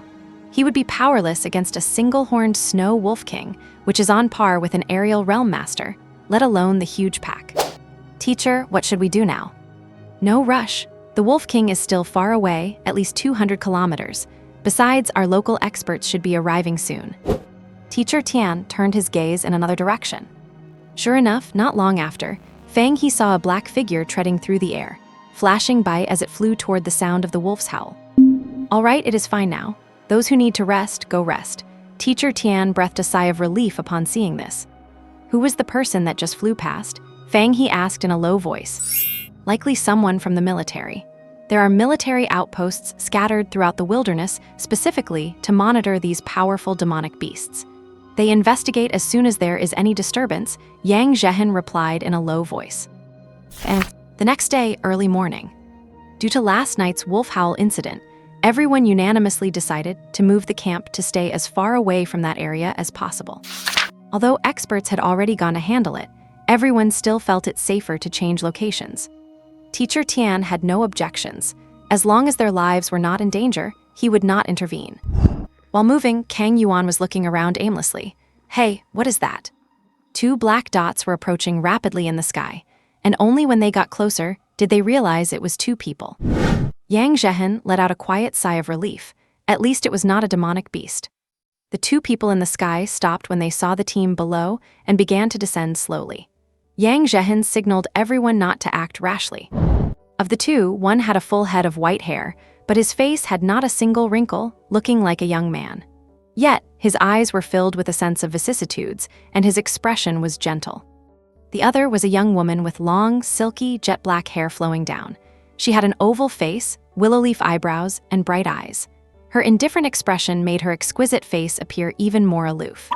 So it is Commander Han and Senior Yi. I am Tian Zhiheng. Teacher Tian recognized the two and stepped forward. Oh, it is little Tian. Why are you here? The white-haired Commander Han asked. Senior Yi simply stood silently to the side, saying nothing. Our school organized winter field training, and I happen to be leading a team, Tian Zhiheng briefly explained. Commander Han nodded and added, we received news that the single-horned Snow Wolf King appeared nearby last night. We came to take a look. There might have been some trouble in this area. You would better switch to a different place for your training. We were just planning to move elsewhere. Good. Commander Han did not say much more, signaled to Senior Yi, and the two shot into the sky, disappearing from everyone's view in the blink of an eye. Teacher Tian, who were those two? Kang Qingshuang voiced the question in everyone's hearts. Tian Zhiheng laughed. They are now teachers at Southern Martial Arts University. After saying this, he glanced at Fang He. Fang He looked at the departing figures with a face full of yearning. When will I be able to tread through the air just like them? And in the sky, the two figures were flying side by side, the rushing wind kept away by their protective spiritual energy. Yijian, you should smile more often. If you continue like this, your cultivation will become increasingly difficult, Commander Han started. Yi Yijian pursed her lips and remained silent. Hanyu frowned slightly, as if he wanted to say something but gave up. He reorganized his thoughts and said, the top brass had you come back this time to let you settle down. You can take on a few students to help regulate the bottled-up feelings inside you. Yi Yijian's eyelashes flickered. She nodded hesitantly and asked, then when can I return to the starry sky battlefield? Her bright eyes held a glimmer of anticipation. Your wounds are not even fully healed yet. Even if you were to return to the starry sky battlefield, should not you at least recover first? Are you saying that once my wounds are healed, I can go? Hanyu rubbed his brow, feeling helpless. How about this? You start by mentoring a few students. If you can cultivate a student as excellent as you are, then I will talk to the higher-ups on your behalf and approve your return to the starry sky battlefield. A flash of light crossed Yi Yijian's eyes. She did not fear difficulty, she only feared having no hope. Deal. Hey, I said I would talk to them. It is not guaranteed that it will work. Yi Yijian turned a deaf ear. And Hanyu felt even more of a headache. How did the principal dump the task of counseling Yi Yijian on him? And in the following 3 days, everything was normal and calm. Yang Zhehan followed the original plan to lead everyone in their training. Tian Zhiheng remained like an invisible person throughout, not interfering with any of their decisions. The rookies had also undergone a transformation. If their eyes before were filled with clear-eyed foolishness, they now carried a bit of tenacity and worldliness. Fang He had gained a great deal over these 3 days. First, regarding martial arts, practical combat is indeed the best way to cultivate. Every time he exhausted himself in battle against demonic beasts and then circulated the Qi Enlightenment technique, he absorbed more spiritual energy than usual. He had originally planned on waiting over a month to start marrow cleansing, but now it seems he can start in about half a month. In terms of martial skills, the transitions between moves became more fluid, and his movements more precise and concise, even vaguely touching the threshold of the mastery level. Finally, there was the prey. Apart from the giant horned bull from the first day, Fang He had hunted 7 other low-level demonic beasts over the past few days and collected a few medicinal herbs. According to Yang Zhehan's rough estimate, it was worth over 50,000 blue star coins. Fang He, Yang Zhen called out. What is up? Fang He put down his work and replied. Do you want to explore a cave? Yang Zhehan said mysteriously. Explore a cave? When I was scouting the area just now, I found a cave that seemed quite deep. Since I did not have any lighting equipment, I backed out first, intending to get the gear and go back. What do you think, wanna go? It is not some demonic beast's lair where it just happened to go out foraging and is not home, is it? We go in, and it comes back right after, catching us like turtles in a jar. Fang He did not agree immediately. Of course not. I checked, and besides being a bit damp, there is no scent of any demonic beasts in there. You coming or not? Let us go. Both were decisive, and after reporting to Tian Zhiheng, they immediately headed toward the cave. And so this is the cave you were talking about. Fang He pointed at the peculiarly shaped entrance before him and asked. Yeah, that is it. Yang Zhehen replied as if it were the most natural thing in the world. But this is just a karst cave. It is all the same, let us go. It is not the same. Karst caves are formed by the long-term erosion of groundwater in limestone areas, so they have incredibly complex and varied terrain. Fang He gave his cousin a quick geography lesson. So what do you suggest we do then? Well, we are here now. I brought some rope. I will tie one end to myself and the other to the stalactite at the entrance. Fang He took the items out of his backpack. Since they were out in the wild, these essentials were always kept on hand. Inside the cave, the two moved forward cautiously with the help of their flashlights. As Yang Zhehen said, they had not encountered any magical beasts along the way, only patches of moss that were quite slippery if you were not careful. Splash, splash. I hear running water. Yang Zhehen, whose hearing was sharper than Fang He's, picked up the faint sound. Fang He's eyes lit up. If there is water, we might just find an underground river. This way. Got it. Following the sound, the two twisted and turned until they reached the source, revealing a pool that looked perfectly calm on the surface. When Fang He shone his light on it, he saw ripples spreading out. A closer look revealed several nearly transparent fish, no longer than 30 centimeters. They are actually here. This was the reason Fang He still wanted to come, even after realizing it was a karst cave. Crystal fish, transparent bodies, red fins, growing to a maximum of 50 centimeters. They are slow-growing, timid, light-sensitive, and non-aggressive. Most importantly, they are highly nutritious with delicate meat, perfect for martial artists in the body refining stage. Steaming is the best way to prepare them. These things are quite rare on the market. Fang He licked his lips and whispered, Brother Han, turn off the light. Then pour some of the stalactite drip we collected on the road into the water. He had no intention of going into the water to catch them. Leaving aside the difficulty of catching them, the underground river was interconnected and likely riddled with hidden whirlpools. If you get sucked in, even if you are lucky enough not to drown on the spot, you could be dragged somewhere you would never find your way out of. These crystal fish feed on moss, but prefer licking the stalactite drip. Fang He planned to lure them with the liquid before trying to catch them. He took off his coat, tore some holes in it, then used a rope to tie the four corners to make a makeshift fishing net. After lowering it into the water, all that was left to do was wait. This was Fang He's first time fishing, and he was following the instructions from his books. He was not sure if it would actually work. But everyone says there is a beginner's luck phase, so he surely would not come back empty-handed today. Snap! Yang Zhehen pulled the rope hard, and the makeshift net surfaced. Fang He leaned in and beamed. Beginner's luck had not let him down. Two crystal fish, about 25 centimeters long, were flopping around in the torn coat, splashing water all over their faces.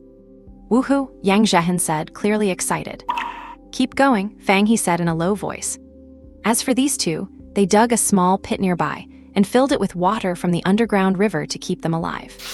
They proceeded to catch several more in the same fashion, putting them both in a great mood.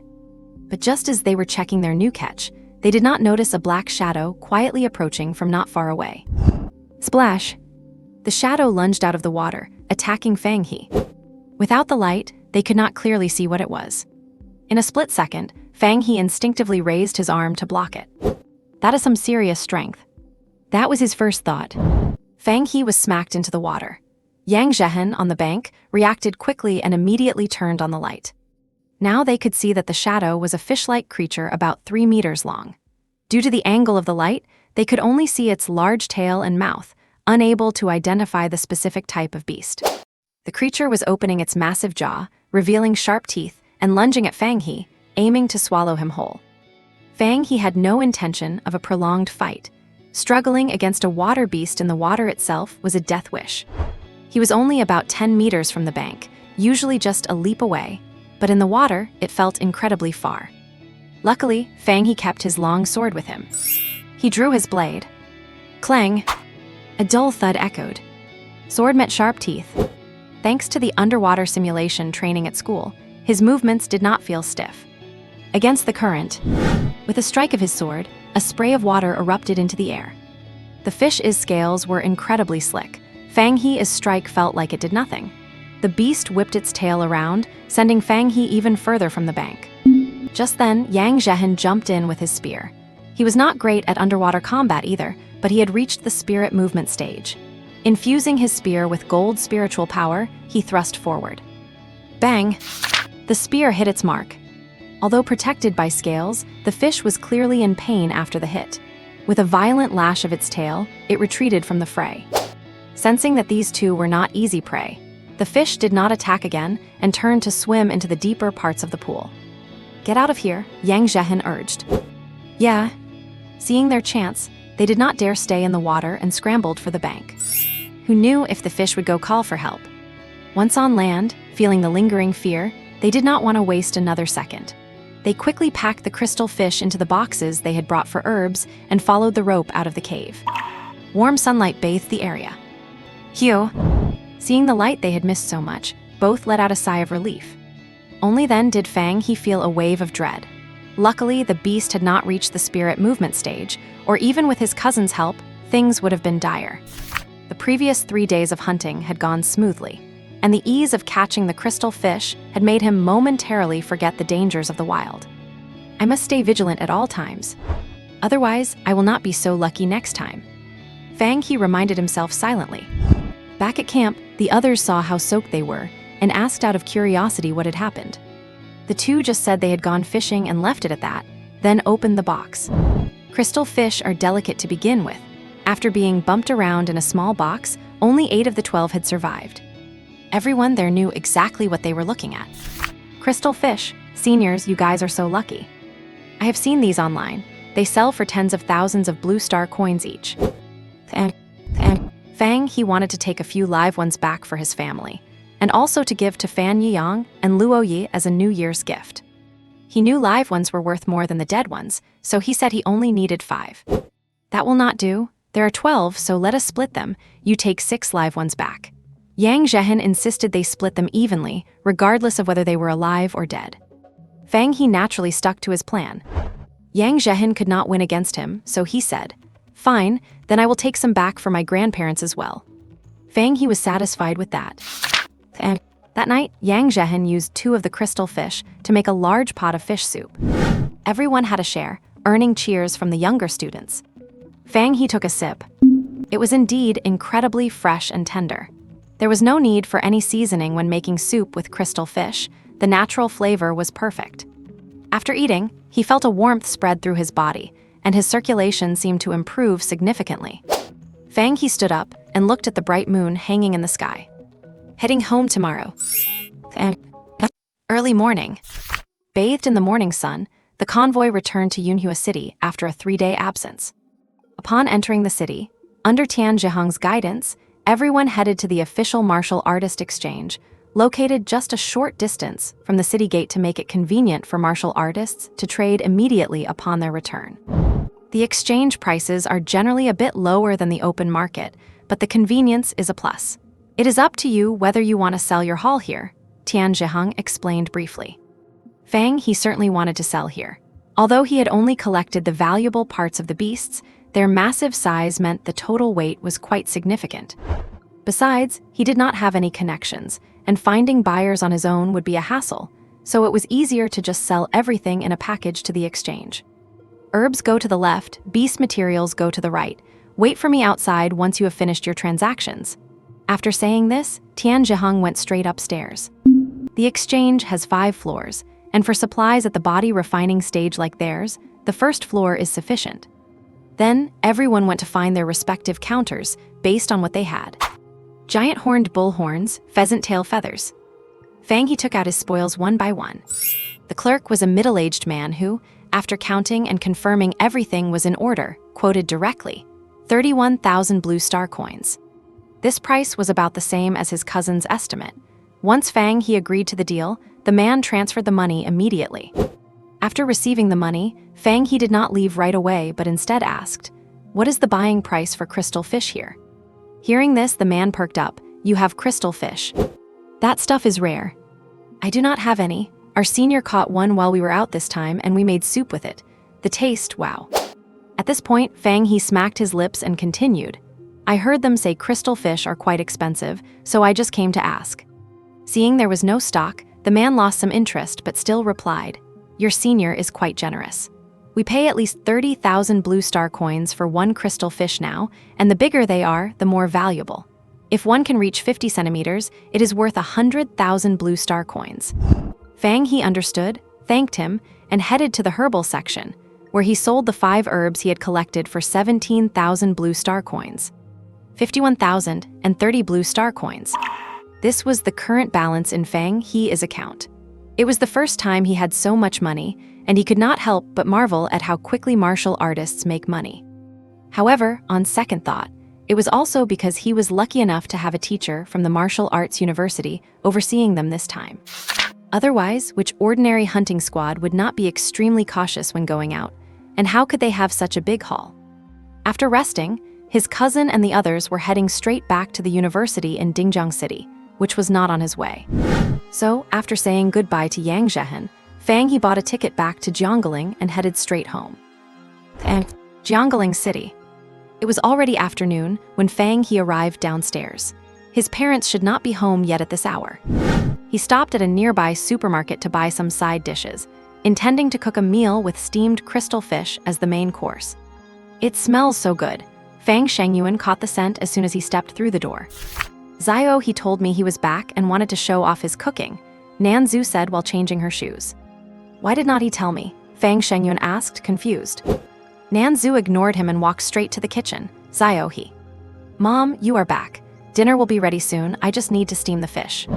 Because crystal fish meat is tender and should not be oversteamed, Fang He waited until they were both home before putting it in the steamer. Good, good. Watching his son busy in the kitchen, Nanzu was filled with joy, and the smile never left her face. 5 minutes later, Fang He brought the steamed fish to the table, along with double-cooked pork made from ingredients he had brought back, fried pheasant legs, and a bowl of seaweed soup. "Oh, your skills have improved after just a few days," Fang Shengyuan praised, smelling the aroma and looking at the good-looking dishes on the table.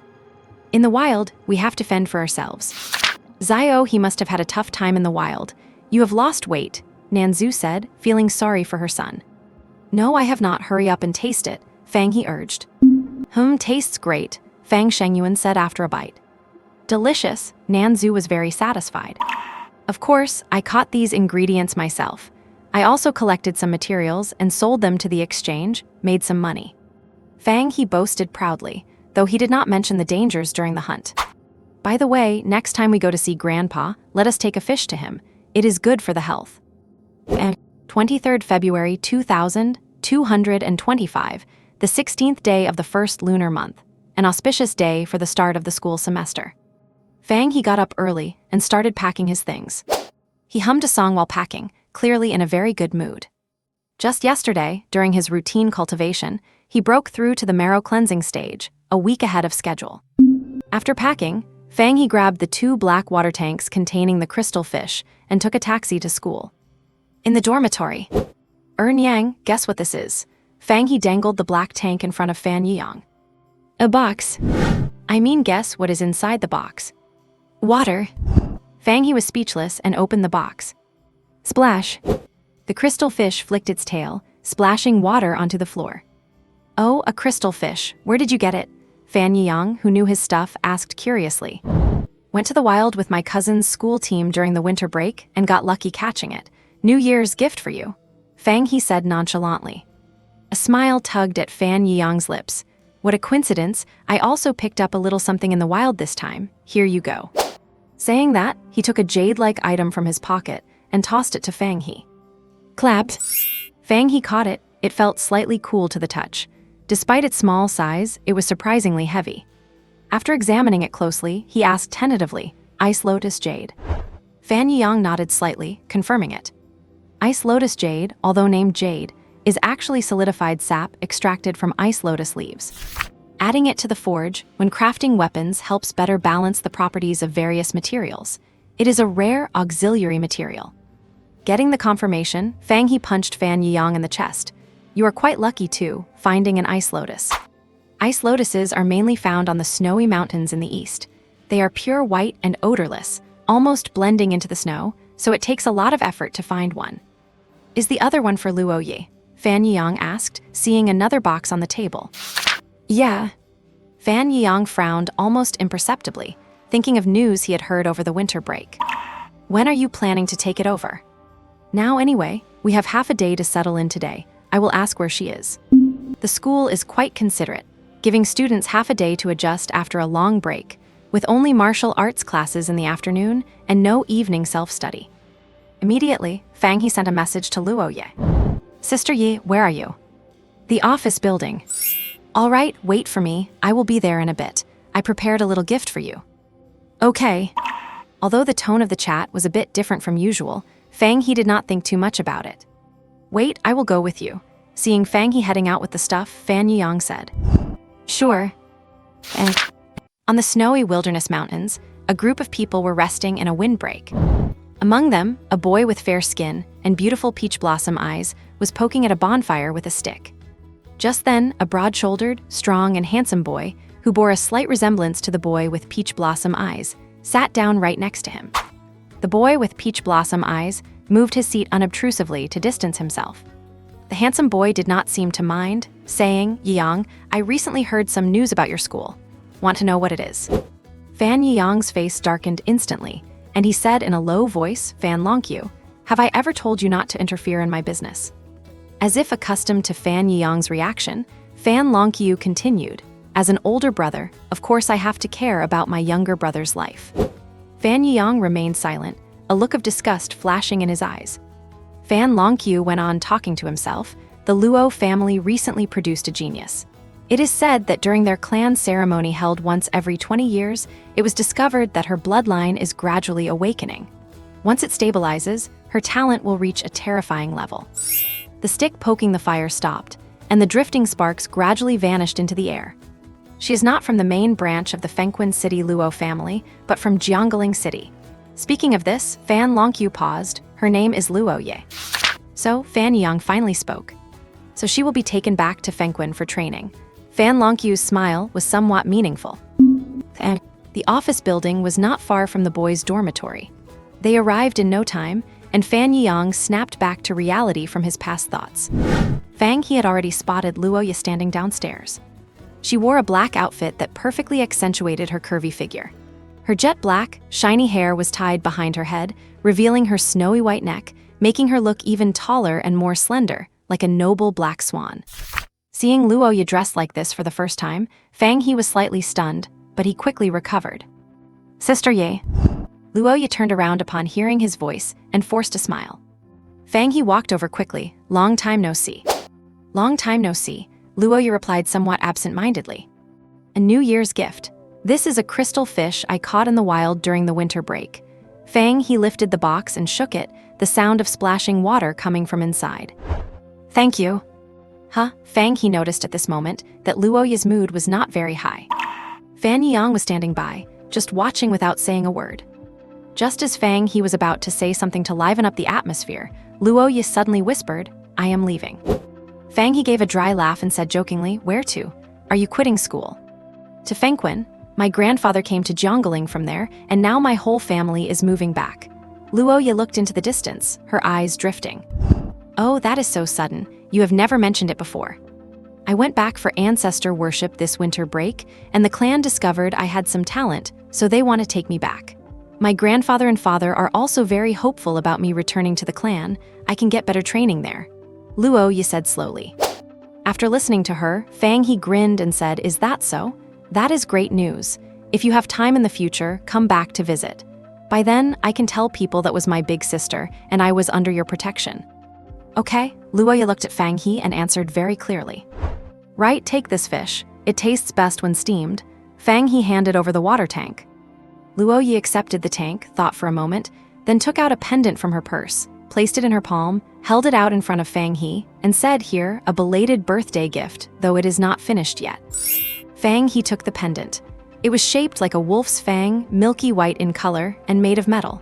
Where it connected to the black cord, a 9-headed phoenix bird was carved, but the last phoenix head was not carved yet, only an outline. "I love it, thank you, Sister Yi," Fang He said with joy, putting it directly around his neck. At this moment, a capable-looking middle-aged woman with short hair walked out of the office building.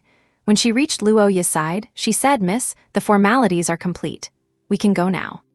"Sorry to trouble you, Aunt Peng," Luo Yi nodded slightly. Aunt Peng glanced at Fang He and Fan Yiyang, finally letting her gaze fall on Fang He, spotting the pendant on his neck. Her eyes narrowed slightly before she revealed a warm smile and said, "You two must be the young lady's classmates. Thank you for your help to the young lady during your school life." "Not at all, it was Luo Yi who helped me a lot."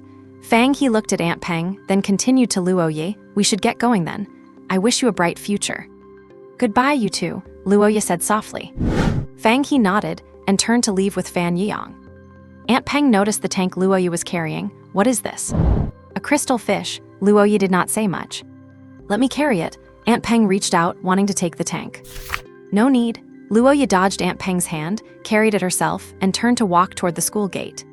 Aunt Peng smiled and followed Luo Yi, dropping a step behind, then turned her head to look at the departing figures of Fang He and the other boy, saying, "The young lady's 2 classmates are quite good. Yes, they're both very talented. The clan thinks highly of you. Miss, if there is nothing here you need to handle personally, you can leave now, and I can take care of the rest." "Aunt Peng, you do not need to call me Miss, just call me Zio Ye." Luo Yi was still not used to being called that. "Miss, etiquette must be upheld." And not saying a word earlier, and now you're feeling melancholic. Watching Fang He walk in silence the whole way, Fan Yiyang glanced at him and said, "Say what?" Fang He asked in return. "Say you like her." "I do not like her." Fan Yiyang quickened his pace, moved in front of Fang He, and stood still, staring at him without saying anything. "What are you doing?" "I am looking at someone who says one thing but means another."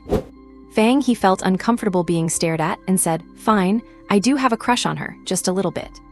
From junior high to now, they could be considered childhood sweethearts." "So, what are you thinking now?" Fan Yiyang pressed.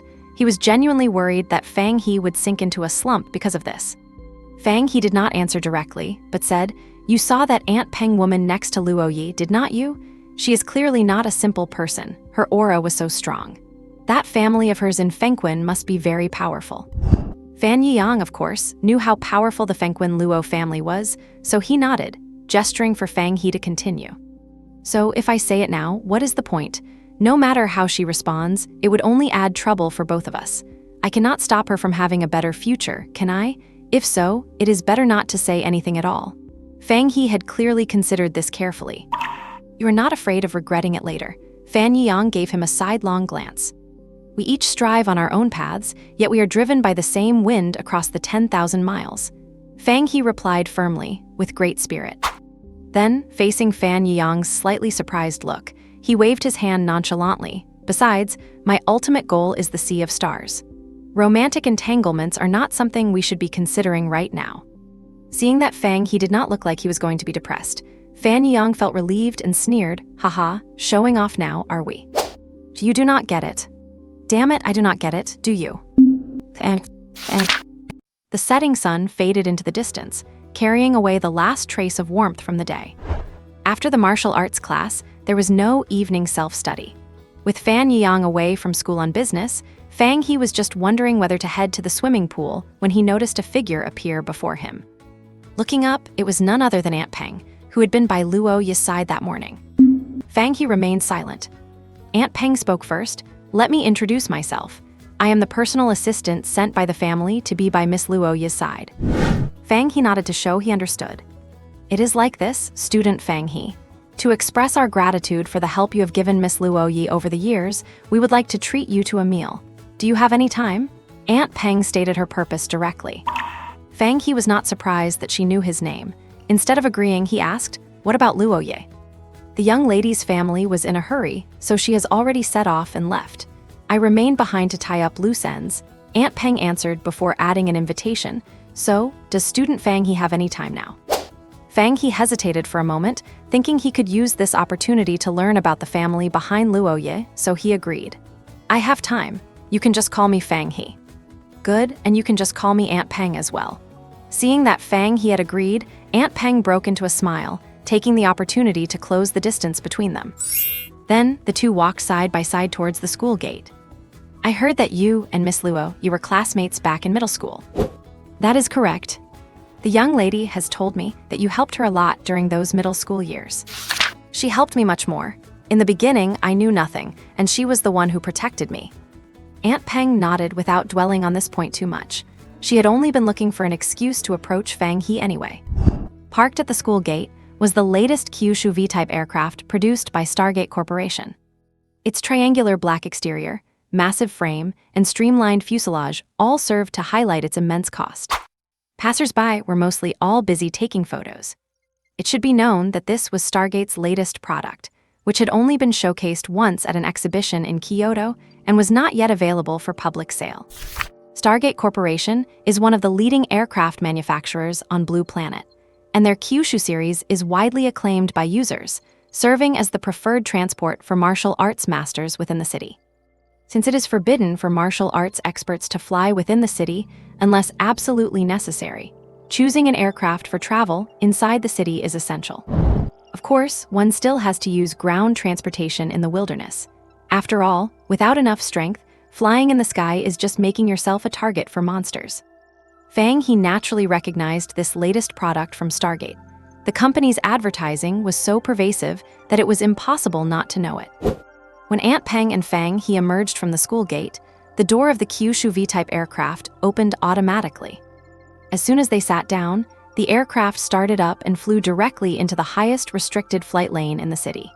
The entire process was incredibly smooth and comfortable, without any sensation of being pushed back. Sitting in such a high-end aircraft for the first time, Fang He inspected the interior of this as yet unreleased vehicle. His experience was limited, and he did not recognize many of the items, but he could only sum up his feelings in 2 words: sheer luxury. For instance, the seat and backrest he was sitting on were covered in soft fur.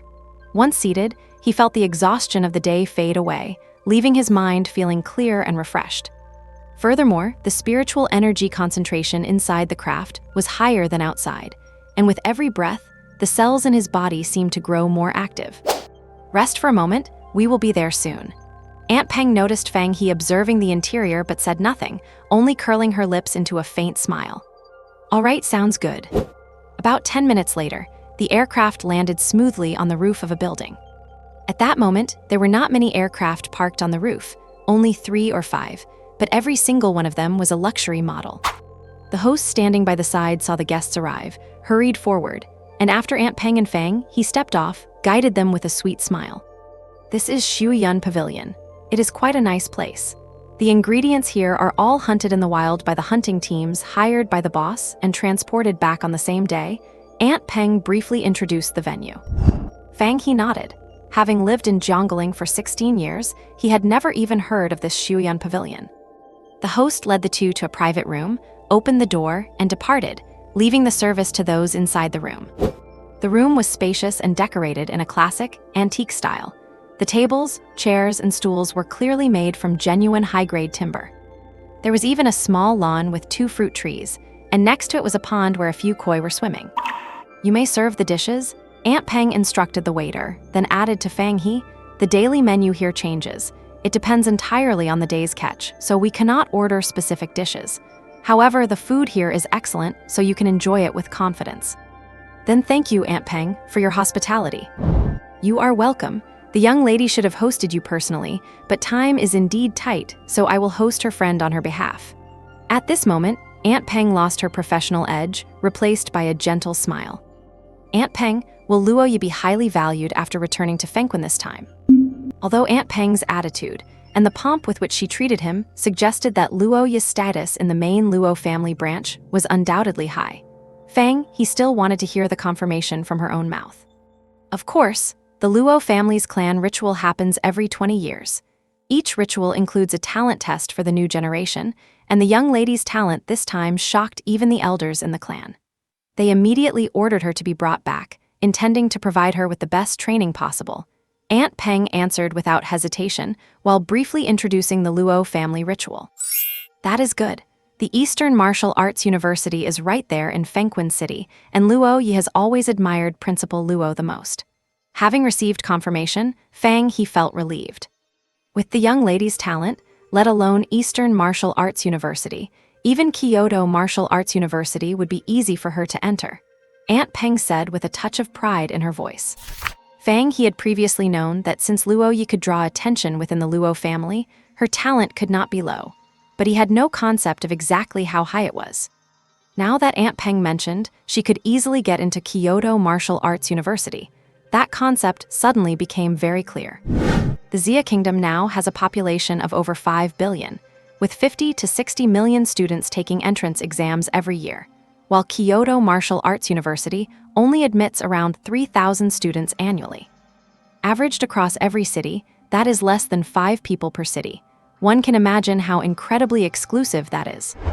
Yet, Luo Yi had been recognized as a guaranteed candidate for Kyoto Martial Arts University before even finishing her second year of high school, which showed just how terrifying her talent was. At this point, the waiter began to bring in the dishes, providing an introduction with each one. This is charcoal-grilled three-tailed lightning eel. Once adult, lightning eels can rival practitioners at the Mingqiao stage. They live in deep waters and are extremely difficult to catch. We use Wyang charcoal for the grilling, and after processing, the meat is easier to absorb, providing health benefits for the spleen and lungs. This is braised thornpig chop. Adult thorn pigs are comparable to Lingdong stage martial artists and often roam in mountain forests. The meat is firm, and after being marinated with sweet orchid grass and braised, it has the effect of nourishing the kidneys and blood. This is marinated golden-armored bear paw. This is purple pattern bird soup. And the waiter was highly professional, knowing the details of every ingredient and garnish by heart, and explaining their benefits clearly to make the customer feel that every cent spent was worth it. Fang He did not stand on ceremony either. All these dishes were rare delicacies. Since he was already here, he decided to eat with gusto. The meal ended with both guest and host well satisfied. And night falls, and the city lights begin to flicker on. After watching Fang He enter the school gates, Aunt Peng sat back into the aircraft. The front partition of the aircraft had already been retracted, revealing a sturdy man with a calm expression in the driver's seat. You are not afraid that the young miss will blame you once she finds out you did this, are you? The man asked in a muffled voice. I simply treated her classmate to a nice meal. Why would the young miss blame me? Aunt Peng asked. The man fell silent. A Cheng, the people and things the young miss encounters in the future will be vastly different from now. I was just letting Fang He get a slight taste of what her life will be like, Aunt Peng said after a moment of thought. What if he sees this as an opportunity instead? A Cheng asked. Aunt Peng's eyes flickered, but she said nothing. What if his future achievements end up making him a worthy match for the young miss? Although that possibility is almost non-existent, it is indeed something to consider, Aunt Peng said with a playful smile. Then continued. Then today's dinner was my sincere way of befriending a young prodigy, to build rapport between him and both the young miss and the Luo family. The dinner she hosted for Fang He today was meant to show him just how vast the gap was between him and the young miss. Yet she did it in a way that others could see, leaving no room for anyone to criticize her behavior. After all, she did not do anything wrong, did she? She just invited someone out for a meal. A Cheng, not one for many words, went even quieter. All right, let us go. There is plenty left to do back home. The aircraft took off steadily and vanished into the night. And back already? Where did you go? Fan Yiyang had already returned to the dorm and asked as soon as he saw Fang He enter. Went out for a meal, Fang He said, plopping onto the sofa. Where did you eat? Shuyan Pavilion. Huh? Who invited you? Fan Yiyang knew of Shuyan Pavilion and could not help asking with curiosity. Aunt Peng, that woman who was next to Luo Yi today. There was no point in hiding it, as plenty of people saw him getting on the aircraft. Fan Yiyang's eyes narrowed. Oh, what did she say? She did not say anything. She just treated me to a great meal and said it was to thank me for helping Luo Yi earlier. She did not say anything mean, nor did she make any threats, Fang He said directly, knowing what Fan Yiyang was getting at. Oh, by the way, how much do you know about the Luo family? A little, not much. Fang He became interested. Tell me about it. Fan Yiyang organized his thoughts and said, the Luo family rose to prominence during the early days of the Soul Awakening era. Back then, the family produced an incredible genius named Luo Daiyu, born with a water spirit body, making his cultivation progress like a hot knife through butter. And the most terrifying threats in the early days of Soul Awakening were not the beasts on land, but the creatures in the sea. Leveraging the advantage of his water spirit body, he ventured deep into the ocean many times to slay powerful monsters, contributing immensely to the stability of the Xia kingdom in its early years. Eventually, he was conferred the title of King Yu. Fang He had seen the name Luo Daiyu in history books, but he never expected him to be an ancestor of Luo Ye. Although the history books only had a few brief mentions of Luo Daiyu, anyone who leaves a name in history is a titan who once shaped an era. After a pause, Fan Yiyang continued, King Yu later took charge of the east, ensuring the safety of the entire eastern coastline. In the 119th year of Soul Awakening, the internal injuries King Yu sustained from his youth flared up, and he realized his time was limited. Leaving behind only the words, "I only wish to serve my country with this life," he ventured 80,000 miles into the deep sea, fighting 2 beast kings alone. At the cost of his own life, he left 1 dead and 1 severely wounded. That battle bought the eastern coastline 100 years of peace, and the last words he left behind are now hung high in the ancestral hall as the Luo family's motto. Fan Yiyang's voice was filled with deep reverence. Hearing this, Fang He suddenly felt a sense of respect. This was a true hero of humanity who had given everything for the Xia kingdom. King Yu may have passed on, but the Luo family did not fall. The current head of the family is a martial arts powerhouse at the Dragon Gate realm. Though no other genius quite like King Yu has emerged, the family has continued to produce talented individuals, maintaining their prosperity. To this day, the Luo family remains a top-tier clan in the eastern region, Fan Yiyang added. Fang He was no longer the novice he once was. He understood what Fan Yiyang's words implied. He had expected Luo Ye's family to be significant, but never imagined they had such a formidable pedigree. Martial cultivation begins with body tempering, followed by sensing spiritual energy to form a spiritual seed in the body. This is the spirit movement realm. Next is the aperture opening realm, where spiritual energy enters the meridians, accompanied by cultivation of the mind. Once mind and body are perfected, one enters the aerial realm, gaining the ability to fly. After that comes the Dragon Gate realm, named for the carp leaping over the Dragon Gate. And finally, the heaven-piercing realm, where martial arts can reach the heavens and all great power resides within oneself. To earn a title, one must make exceptional contributions to humanity, and reaching the heaven-piercing realm is merely one of the requirements. Hesitating for a moment, Fan Yiyang added, "There are rumors that Luo Wanian, the current president of the Eastern Martial Arts University, is related to the Luo family, though neither side has ever officially admitted it." Fang He nodded to show he understood, then stood up and headed to his room. "Where are you going?" Fan Yiyang asked. "Logging into BattleNet to train." "I will join you." "No thanks, I will solo queue for a bit to get a feel for things." Ding! Soul power verification successful. Names Fang He. Nickname Restless, can be changed upon reaching adulthood. Gender male. Date of birth 2207.9.30. Age 17 minor. City Jiangling. School Jiangling High School, grade 11. Battle net points 1712. Enter the virtual world. Yes. Fang He had not logged onto BattleNet since returning from the wild. His current points were from matches played before that. After his training in the wilderness, his actual strength should be near 2,000 points. Glancing at his friend list, seeing the name Zaishu Yafangengray, Fang He entered the virtual world. BattleNet match solo. Ding! Match found, please prepare for battle. And a flash of white light, and Fang He reappeared on the city streets. 10 wins in a row. Battle net points 1748. Because Fang He finished every match so quickly, he was consistently gaining over 3 points per victory. Not enough, almost there, still a little more to go. Fang He could feel himself reaching the threshold of the mastery stage. What he needed now was combat, non-stop combat. Match solo. And in the snow, like flowing clouds and streaming water. A single sword strike swept through, and his opponent flew backward, kicking up a spray of snow. Done, next. And On an island. Flowers in the mirror, moon on the water, truth revealed. 2 slashes to decapitate. And Fang He's focus grew clearer. He knew exactly how much force to use for every strike, when to swing, and when to retract. His swordsmanship was getting faster.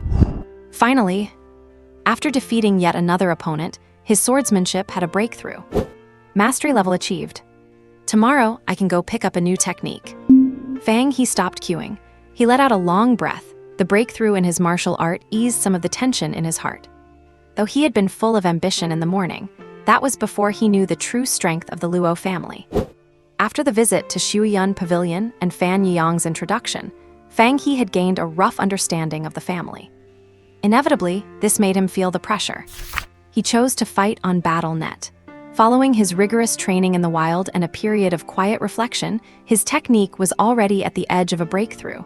Under the weight of this new pressure, he finally pushed it to the mastery level. Faced with pressure, some might collapse, but Fang He only becomes stronger. Are kings and nobles born to be superior? And 3 months later, with the college entrance exams approaching, the atmosphere at school had become visibly tense. The seniors were naturally rushing to make the most of their final sprint, while the freshmen and sophomores were also caught up in this atmosphere, instinctively focusing more on their studies and cultivation. However, no one was training today. Instead, everyone was heading toward the sports field. Hurry up, or we will be stuck in the back. Do you think our school can win today? Of course, our school is the best in Jiangling. But Zhou Chuyu from Lingbei is very strong. We will only know who is stronger after the fight. Come on, pick up the pace. Watching the juniors running past him, Fang He could not help but smile. Who do you think will win this exhibition match today? Lingbei, of course. Do you think anyone can stop Zhou Chuyu? Fan Yiyang replied as if it were obvious. No. Then there is your answer. At this moment, Fang He and Fan Yiyang were also heading to the field. Everyone was gathering there because it was the day Lingbei High School and Chengnan High School came for an exchange visit. The so-called exhibition match was essentially a competition between the top students from the 3 major high schools in Jiangling City. Since it was not an official competition, there were no tangible prizes. However, it was understood among the 3 schools that the winner would get priority in recruiting the upcoming freshman class. Keep in mind that school funding is based on the previous year's enrollment rates. The more top students a school cultivates, the more resources it receives. Thus, this priority status was crucial each year, as it gave the winning school a significant edge in recruitment. The exhibition match was held at the 3 schools on a rotating basis, and this year, it was Jiangling High School's turn. The rules for the challenge were the same as the National College Martial Arts Tournament. 2 schools would compete in 2 1-on-1 matches, 1 2-on-2 match, and 1 5-on-5 match. Winning a 1-on-1 gave 1 point, a 2-on-2 gave 2 points, and a 5-on-5 gave 3 points. The side with the highest total score would win. The previous year's winner would sit out until the final round to compete against the survivor of the other 2 schools, battling for this year's championship. This year, the championship likely had nothing to do with Jiangling High School, simply because Lingbei had Zhou Chuyu. He was miles ahead of everyone else and had consistently taken first place in Jiangling City during the mock exams. Jiangling would have to wait until next year. With Lu Ningxi around, they were practically guaranteed the city top scorer spot. Thinking of Lu Ningxi, Fang He could not help but recall that battle 3 months ago. At that time, he had just reached the mastery level in sword techniques and decided to challenge Lu Ningxi. The result was as expected. Lu Ningxi had already reached the mastery level in his martial arts back in his freshman year, and Fang, he just wanted to see how big the gap was. Only after clashing did he realize that Lu Ningxi's martial arts had actually reached the perfection level, just 1 step away from grasping his own intent. Even his cousin Yang Zhehan, who was in his sophomore year of college, had only reached the perfection level. At the start of their duel, Fang He was able to barely hold his own thanks to his keen perception and mastery-level skills. But once Lu Ningxi got serious and unleashed his perfection-level spear techniques, Fang He was quickly defeated. Perfection level, Fang He muttered, a spark of determination flashing in his eyes. After 3 months of hard training, coupled with a significant increase in his soul power and improved comprehension, his own martial arts were approaching the perfection level as well. As for Luo Yi, she had only sent a quick message the day she arrived in Fengquan City to say she was safe. Since then, she had not been online much, and whenever they did talk, someone from her family would always urge her to log off after just a few words. Lingbei is going to win. Fan Yiyang's voice pulled Fang He back to reality. Fang He turned his gaze toward the arena. A tall student wearing a Lingbei martial arts uniform was wielding a long halberd, sweeping the last student from Chengnan High School off the stage. Lingbei High School wins the group match. With a final score of 5-2, Lingbei High School wins. Prepare for the match against Jiangling High School after a half-hour break, the referee announced. Lingbei had clearly been saving their strength against Chengnan, strategically forfeiting the first 2 singles matches, while Zhou Chuyu had only stepped in for the doubles and team events to secure a comfortable victory. Half an hour later. Time is up. Both teams, please enter the arena. 10 students from each school, Jiangling and Lingbei, walked onto the field led by their coaches. According to the rules, each side could have a maximum of 10 participants, and no new members could be added even if someone was severely injured. Lingbei was led by Zhou Chuyu, who stood nearly 2 meters tall with a halberd in hand, looking imposing and heroic. The previous fight had not affected him at all. For Jiangling, Tang Zheng led the way. He looked somewhat like Tang Liang, but appeared much more mature and steady.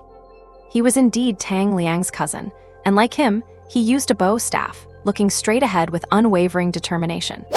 In fact, after the sophomore challenge match ended, Fang He had heard that Tang Liang had asked his cousin to step in and teach Fang He a lesson. However, Tang Zheng had flatly refused, saying, "If you lose a fight and only think about finding someone to help you instead of training hard to settle the score yourself, you might as well drop out and go home." Before long, the lineups were set. Interestingly, Lingbei had scheduled Zhou Chuyu for the singles and the team match, but not for the doubles match. The team captains did not face off in the singles matches, and each defeated their respective opponents. In the doubles match without Zhou Chuyu, Lingbei High School was ultimately slightly outmatched. The score was currently 3-1, with Jiangling High School in the lead. Tang Zheng took a deep breath, exhaled slowly, and led his team onto the stage with steady steps. He knew he had almost no chance of winning one-on-one against Zhou Chuyu, but this was a team match, and since it was hosted at Jiangling High School, he did not believe they were without a fighting chance. A trace of seriousness flickered across Zhou Chuyu's stern face. This battle was important.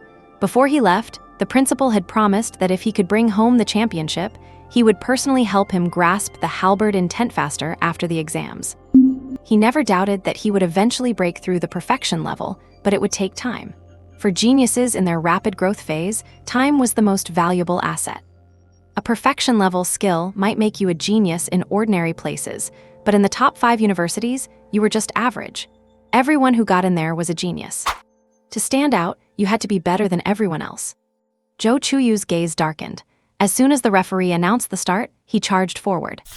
His target was clear: Tang Zheng's teammates. If his own team's strength was not enough to overpower the others, he would simply clear out the opponents first.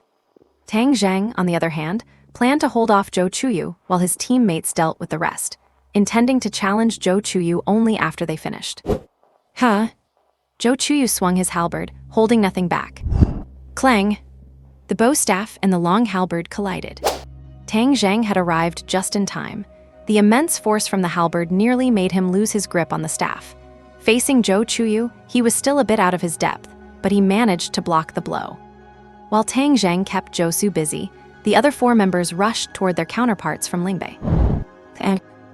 HMPH. Zhou Chuyu snorted coldly, instantly seeing through Tang Zheng's intentions. Since it has come to this, I will deal with Tang Zheng first before handling the rest.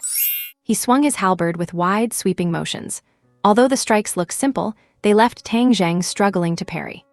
His own martial arts had already reached a state of perfection, yet he felt so powerless when faced with Zhou Chuyu, who possessed natural godlike strength and a deeper understanding of combat techniques. Tang Zheng is going to lose, Fang He sighed softly. The tide had turned against Tang Zheng. He could no longer hold Zhou Chuyu off. That was to be expected, Fan Yiyang replied. Looking around, the arena was filled with cheers for Jiangling.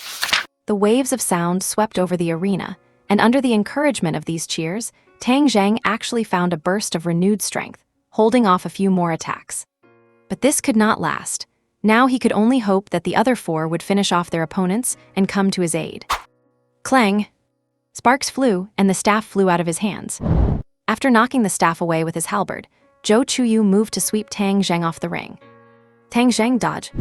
Not far away, two of the Jiangling High students, who had finished off the four from Lingbei, were rushing over. Tang Zheng threw himself backward, rolling to avoid the strike while reaching to grab his staff. Thud, thud, thud. The two remaining students from Jiangling High, one wielding a spear and the other holding a blade in both hands, joined forces to fight, but were still pushed back. By then, Tang Zheng had stood up, forming an inverted triangle formation with the two of them to face Zhou Chuyu. Seeing them form a formation, Zhou Su did not rush to attack, but said calmly, "Not bad. It seems I will have to get serious." As he spoke, his aura surged to a higher level, pressing down upon the three. The martial path's momentum, Tang Zheng exclaimed. "It is not quite there yet, but it is enough to deal with you." Zhou Chuyu strode forward, swinging his halberd. His fierce momentum enveloped all three of them as he took on three opponents at once. Tang Zheng and the others bit the bullet and met him head-on, though under the weight of that aura, even swinging their weapons became difficult. I cannot believe Zhou Chuyu has actually grasped the martial path's momentum. He has only just begun to grasp it. His halberd intent has not fully formed yet. Then it is only a matter of time. As students of Jiangling High, many knew their stuff and could accurately judge Zhou Chuyu's current state. Having personally felt his grandfather's martial momentum, Fang He understood the pressure Tang Zheng and the others were under. Being able to even launch an attack was already impressive. "It is over," Fan Yang said, a flash of solemnity in his eyes. Indeed, it was over. Once Zhou Chuyu revealed the nascent form of his martial momentum, the battle was effectively finished. Sure enough, as Fan Yang's voice faded, the result of the match was decided, with only Zhou Chuyu left standing proudly on the ring. Lingbei High wins the team competition. With a final score of 4-3, the winner of this exchange match is Lingbei High. After the referee announced the result, the audience went quiet, save for a cheer from the front row. That was the student cheering squad from Lingbei High. For every exchange match, the other two schools would bring some first- and second-year students to watch, partly to cheer them on, and partly to gain some experience. Down on the ring, Tang Zheng showed no signs of resentment. In a contest of martial arts, being outskilled is simply that.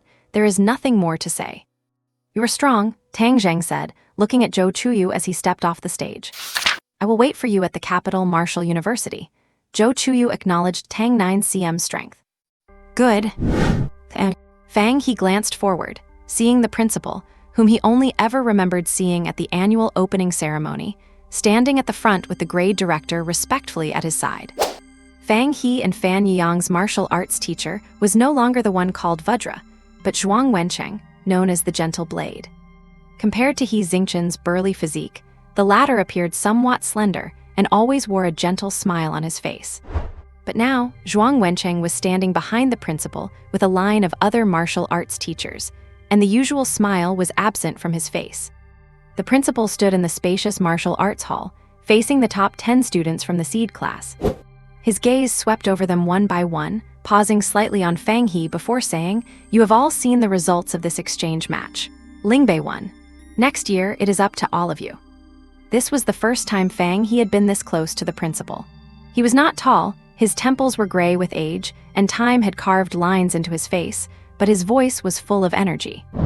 It was said that the principal had been a soldier in his younger years. After retiring, he could have had a better career, but he chose to come to Jiangling to teach, and he had been doing so for 40 years.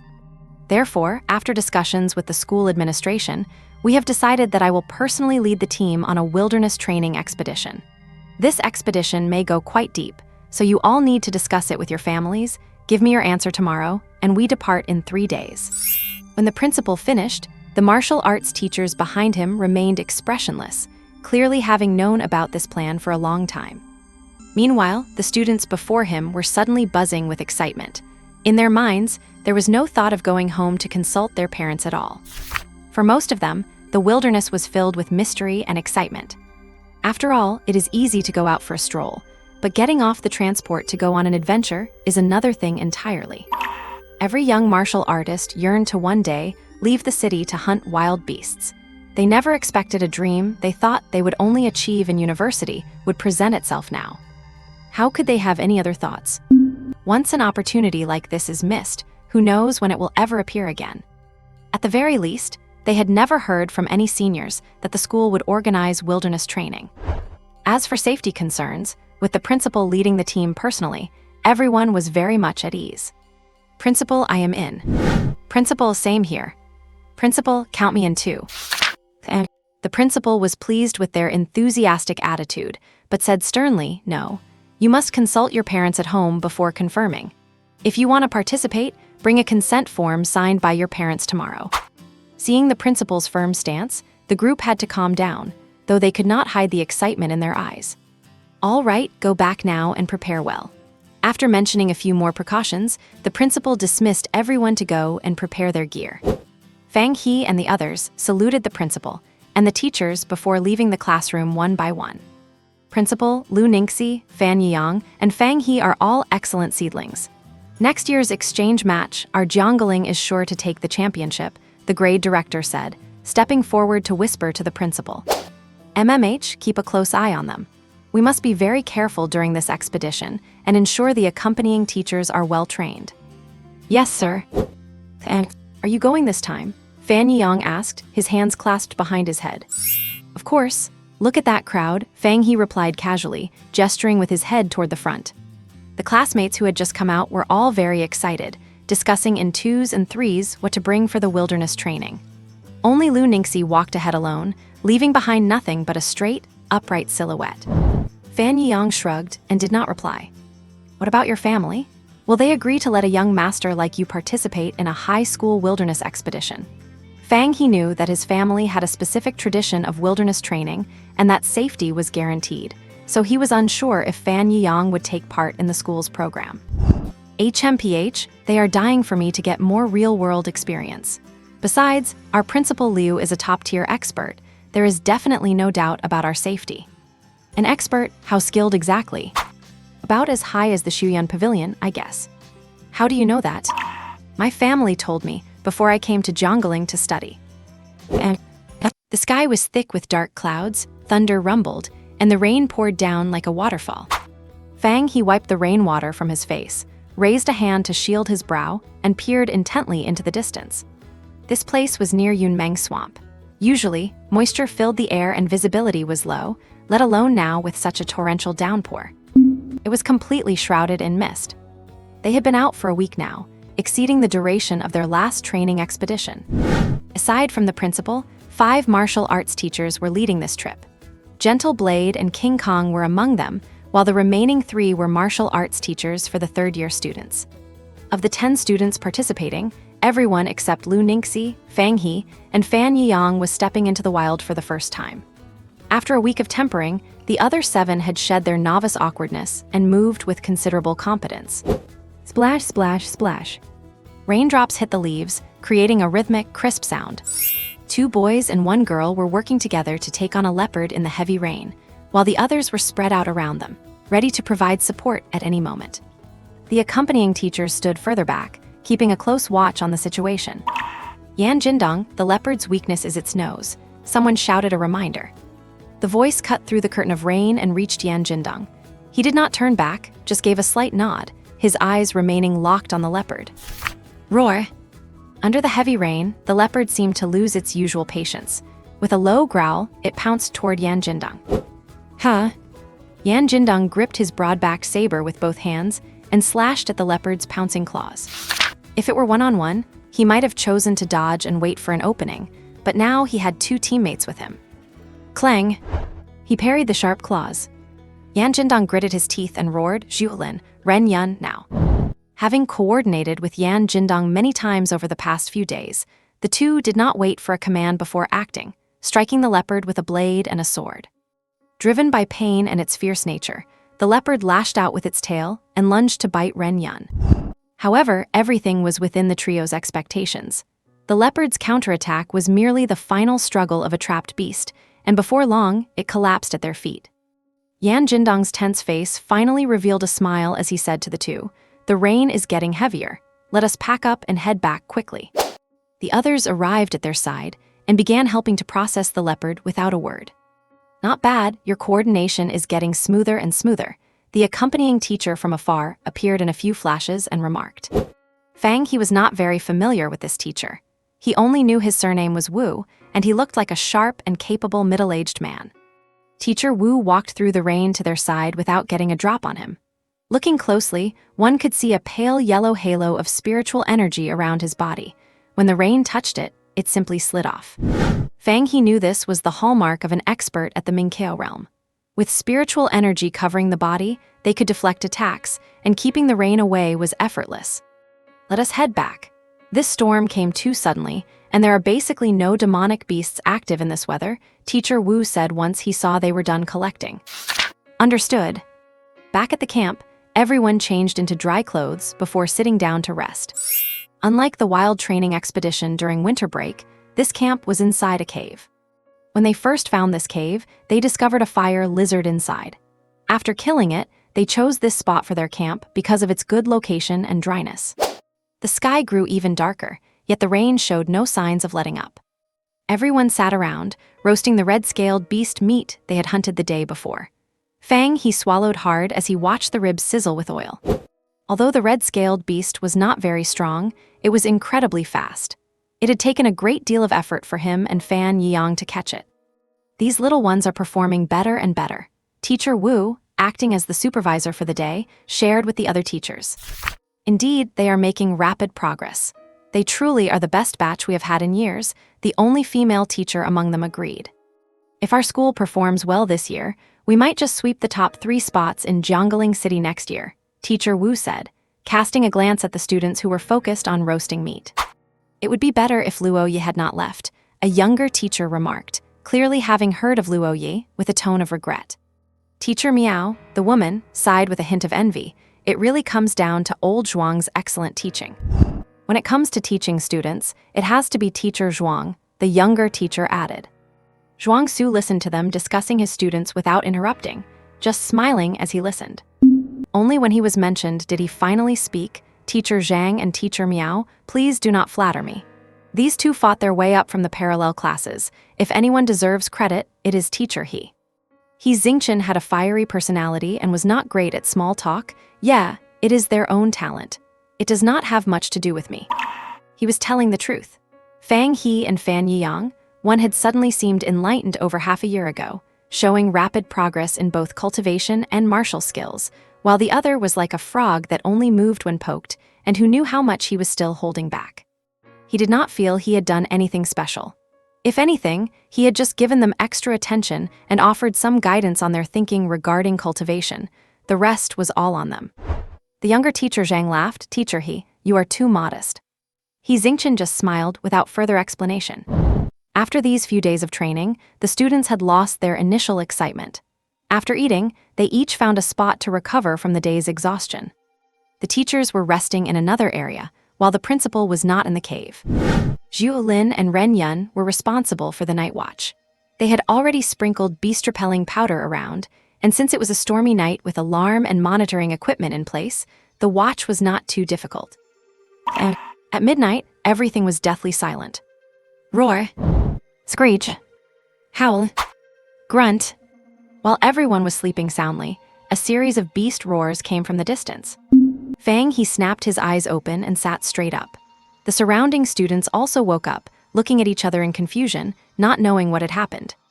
The 5 teachers had already rushed out of the cave and leaped onto high ground, all of them looking toward the distance with grave expressions.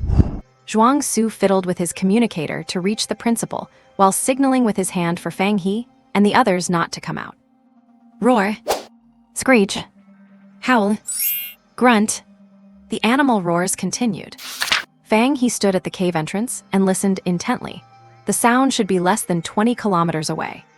Furthermore, amidst the chaotic roars, Fang He vaguely felt that one of them sounded familiar, much like the wolf howl he heard during the winter break expedition. Before leaving this time, Fang He had tested his speed. His average speed was about 32.3 meters per second. If he ran at full capacity, he should be able to reach the source of the sound in less than 10 minutes. The principal stood in the air, no aura radiating from his body, blending perfectly into the night. He turned his head to look below and moved his lips. After Zhuang Wencheng nodded, he flew toward the source of the sound. Everyone stay alert and ready for orders. Zhuang Wencheng returned to the cave and said to the students standing at the entrance with a stern look. Yes. And Teacher Zhuang, what is going on? Someone asked after getting fully dressed. Not sure. The principal has already reported the situation and is going to check it out himself. We must be ready to retreat at any time, Zhuang Wencheng said in a low voice, gripping his long saber. At the principal's speed, 20 kilometers would take no more than a minute to cover, but for caution's sake, he chose not to fly directly. Instead, he covered the first 10 kilometers and then sprinted low to the ground. His movements were as swift and silent as a rabbit darting through the brush. Not a sound was made, and his figure remained completely unseen. Boom! A loud explosion echoed through the air. Immediately following it was a series of clashing sounds, the roars of beasts, the ringing of weapons against claws, and the explosive crackle of spiritual energy collisions. As he drew closer, the principal realized the battlefield was located in a basin with a pond at its center.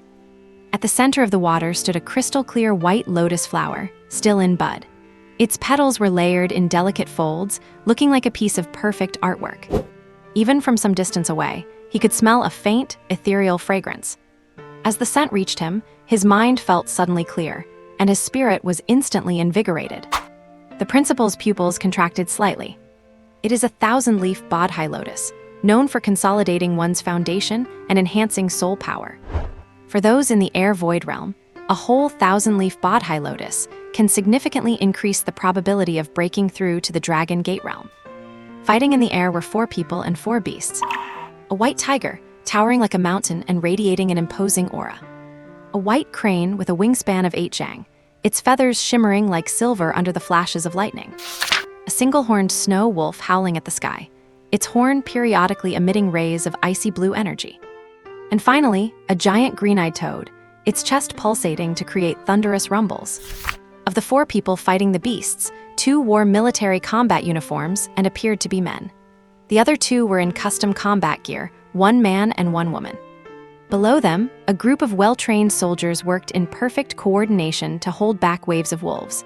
Those in front used massive shields to block attacks, while those behind unleashed a barrage of fire with light firearms. Since the spiritual energy revival, the intelligence of beasts has increased. Great demons are no different from humans, capable of understanding language, and even more advanced ones can speak.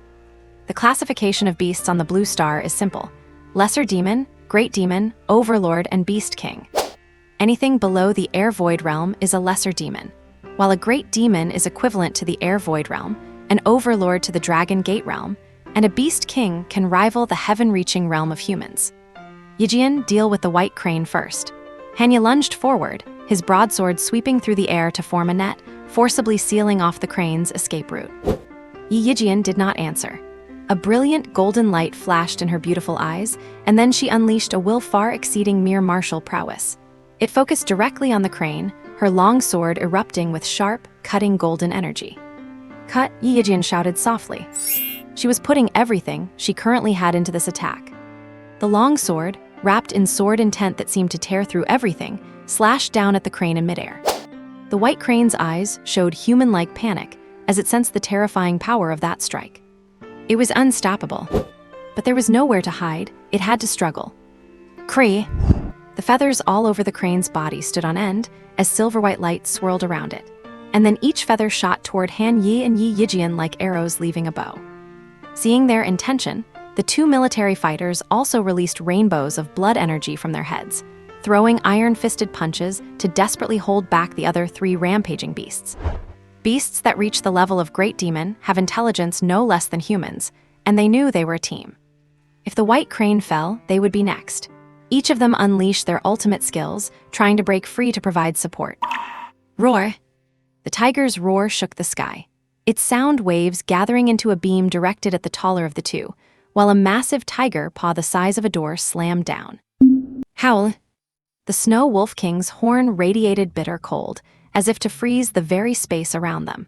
Even the falling raindrops turned into shards of ice, changing their trajectory to envelop the pair ahead. Krog! The green-eyed toad harbored lightning in its belly, spitting out waves of thunder as its giant mouth opened and closed. It was the strongest of the 4 beasts, and fighting in such stormy weather made it feel right at home. Facing the overwhelming attacks, the 2 military fighters looked at each other with resolution in their eyes. They stood their ground in midair, forcibly pushing their blood energy to the limit, swearing to block this wave of attacks. Hidden behind a tree, the principal took it all in. Originally, he had planned to wait for an opportunity to deliver a killing blow, but it looked like he had to intervene early. Whether to help Yi Yijian and her companion kill the White Crane or to save the two military fighters, that was never a question for him. On the battlefield, saving your own side is far more important than inflicting damage on the enemy. Using the night as cover, the principal transformed into a shadow and struck directly at the green-eyed toad. His spiritual energy was a rare form of dark energy, exceptional for concealing his presence. The toad only sensed him when he was already upon it. The toad's warty skin contracted violently upon feeling the cold blade, but it was already too late. Dark erosion. The principal held a short blade in each hand, coated in pitch-black dark energy, cutting through the toad's skin as easily as slicing tofu. Then, surging dark energy flowed along the blades into its body, wreaking havoc on its organs. Krog! The green-eyed toad's scream was deafening, and the lightning storm it was preparing to unleash died before it could even manifest. Seeing this, the principal immediately withdrew to dodge the toad's lashing tongue. The two military fighters, having barely survived the first wave, saw someone had intervened and felt a surge of joy. Without a second thought, they took a deep breath, suppressing the roiling blood in their bodies, and actively pushed forward into the fray. They knew the expert in the shadows would surely seize any fleeting opportunity.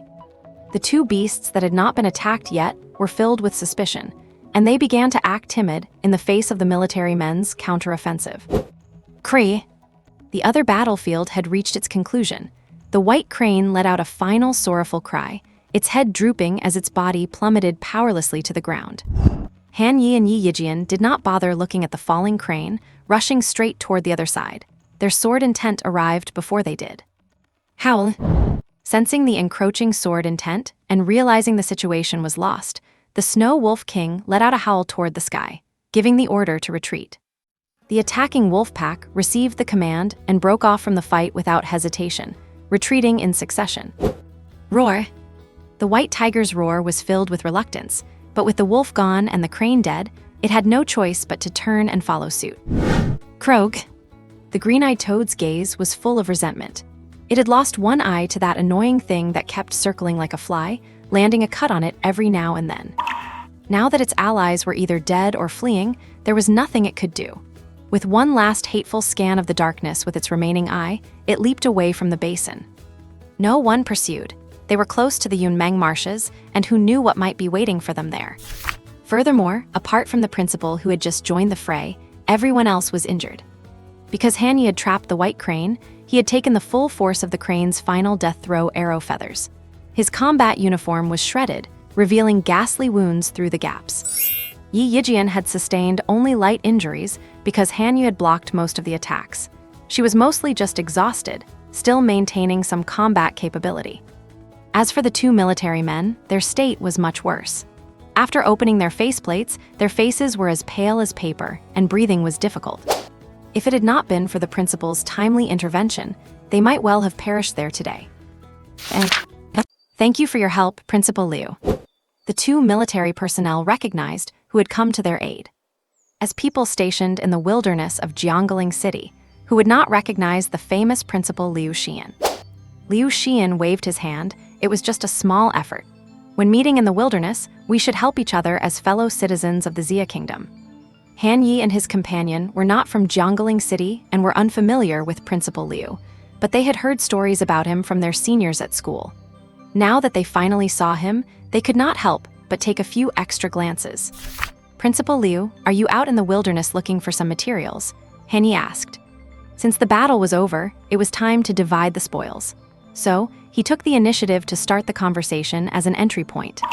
Originally, it was supposed to be a split between two parties, but now that Principal Liu had intervened, he definitely deserved a share. I came to the wilderness this time to lead the school's children out for training, and we just happened to stumble upon this. There should still be some associated spiritual plants in this pool. I wonder if I could let those children collect them? Liu Xian replied and then asked. The two military men naturally had no objections, and Han Yi had no issues with it either, so he said, that is naturally fine. You helped us today, This 1,000-leaf bodhi lotus was obtained by the 5 of us. How about we split it equally after we tally it up? What do you think? Liu Xian was not a pedantic man. Since he had made a move and there were gains, he could certainly take the share he deserved. Those children can collect the associated spiritual plants when they arrive later, so I will not take the lotus petals. I will just take the lotus seeds. Han Yi nodded and said nothing more. The heavy rain showed no signs of stopping, and the bean-sized raindrops drummed against the leaves with a swishing sound. Fang He leaned against the cave entrance, listening to the rain, his eyes drifting toward the pitch-black night in the distance. Just a moment ago, he had heard fierce beast roars coming from afar, accompanied by intense spiritual power fluctuations and a dazzling golden glow that stood out strikingly in the darkness. Zhuang Wencheng, who had been sitting cross-legged with his eyes closed, suddenly opened them and revealed an excited smile. "Kids, get ready to move out. The principal has finished his business, let us go meet up with him." Upon hearing this, smiles broke out on everyone's faces. The principal was their school's pillar and the strongest person here, so they were naturally very happy to hear that he was safe. 15 minutes later, looking at the messy basin before them, everyone was stunned. A forest snapped at the waist, with perfectly flat cuts. Rocks shattered into granules, and the ground looked as if it had been churned up by a giant earth dragon. On the open ground nearby lay a white crane the size of a medium-sized aircraft, and not far away, a small mountain of wolf corpses was piled up, where a group of well-trained soldiers was cleaning up the battlefield.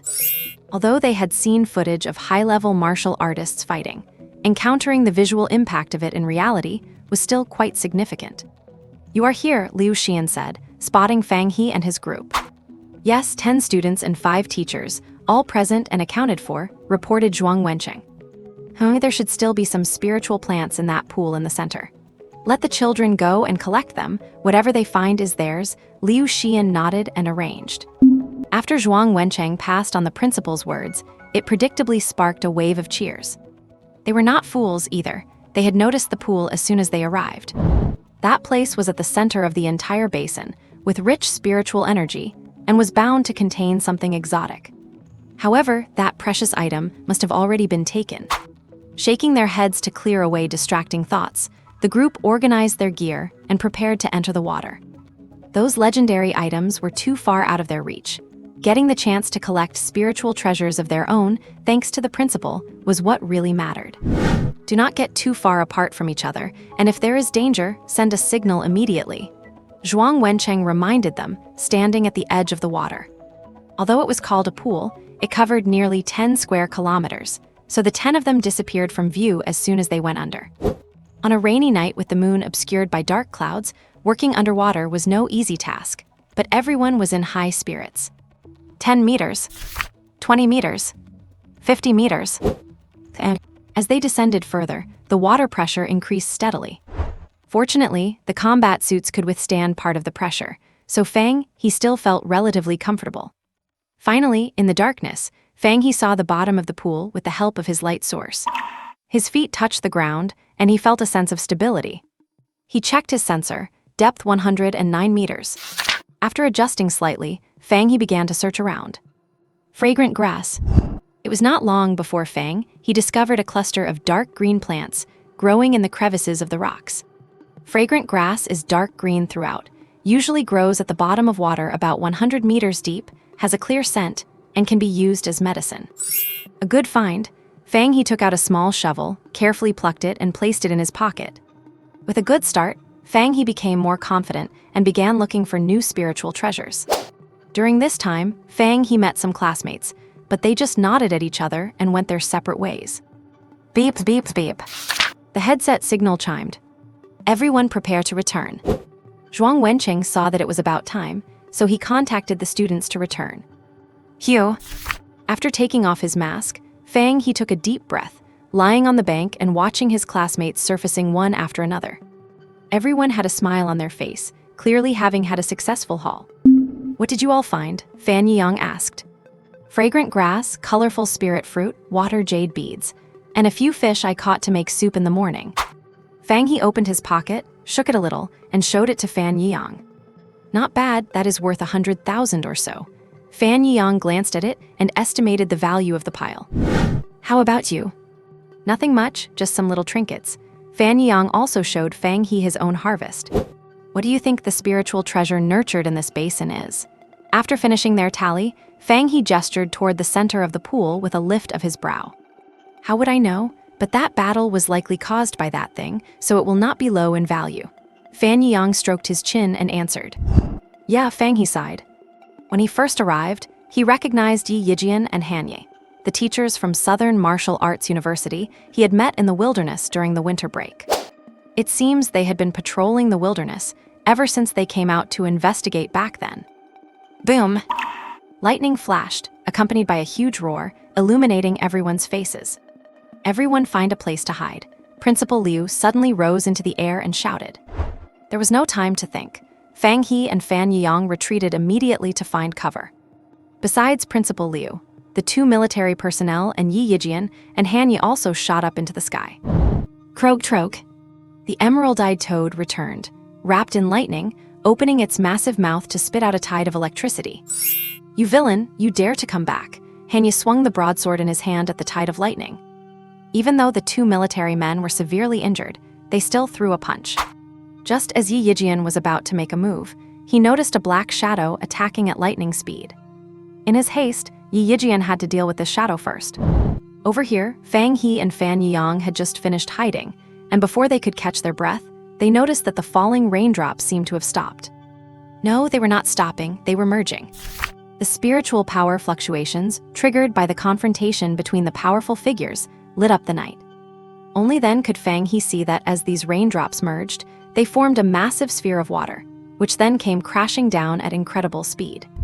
He wanted to dodge, but the pressure from nearby had frozen him in place. He could only watch helplessly as the water sphere grew larger and larger in his eyes. HMPH. The principal's not-so-tall figure blocked the path in front of everyone. Then, the principal raised his hands toward the sky, and a ball of thick, ink-black spiritual energy expanded rapidly, forming a curtain that completely enveloped the water sphere. Zhuang Wencheng, take them and get out of here now. Liu Xian squeezed the words out through clenched teeth. Without a word, Zhuang Wencheng channeled his spiritual energy, grabbed Fang He and Fan Yang one in each hand, and bolted toward the edge of the battlefield. The other teachers followed suit, each hauling two students as they sprinted away. Even while resisting the overwhelming pressure, the speed of Minqia realm cultivators was not slow at all, and in an instant, they reached the edge of the basin. Stay right here and do not run off. Zhuang Wencheng set Fang He down, gave the order, and then led the four other teachers to prepare to head back to the fight. Everyone understood the urgency of the situation and said nothing further, only watching as the teachers returned to the fray. Only from this vantage point on the high ground could they finally see the true state of the situation.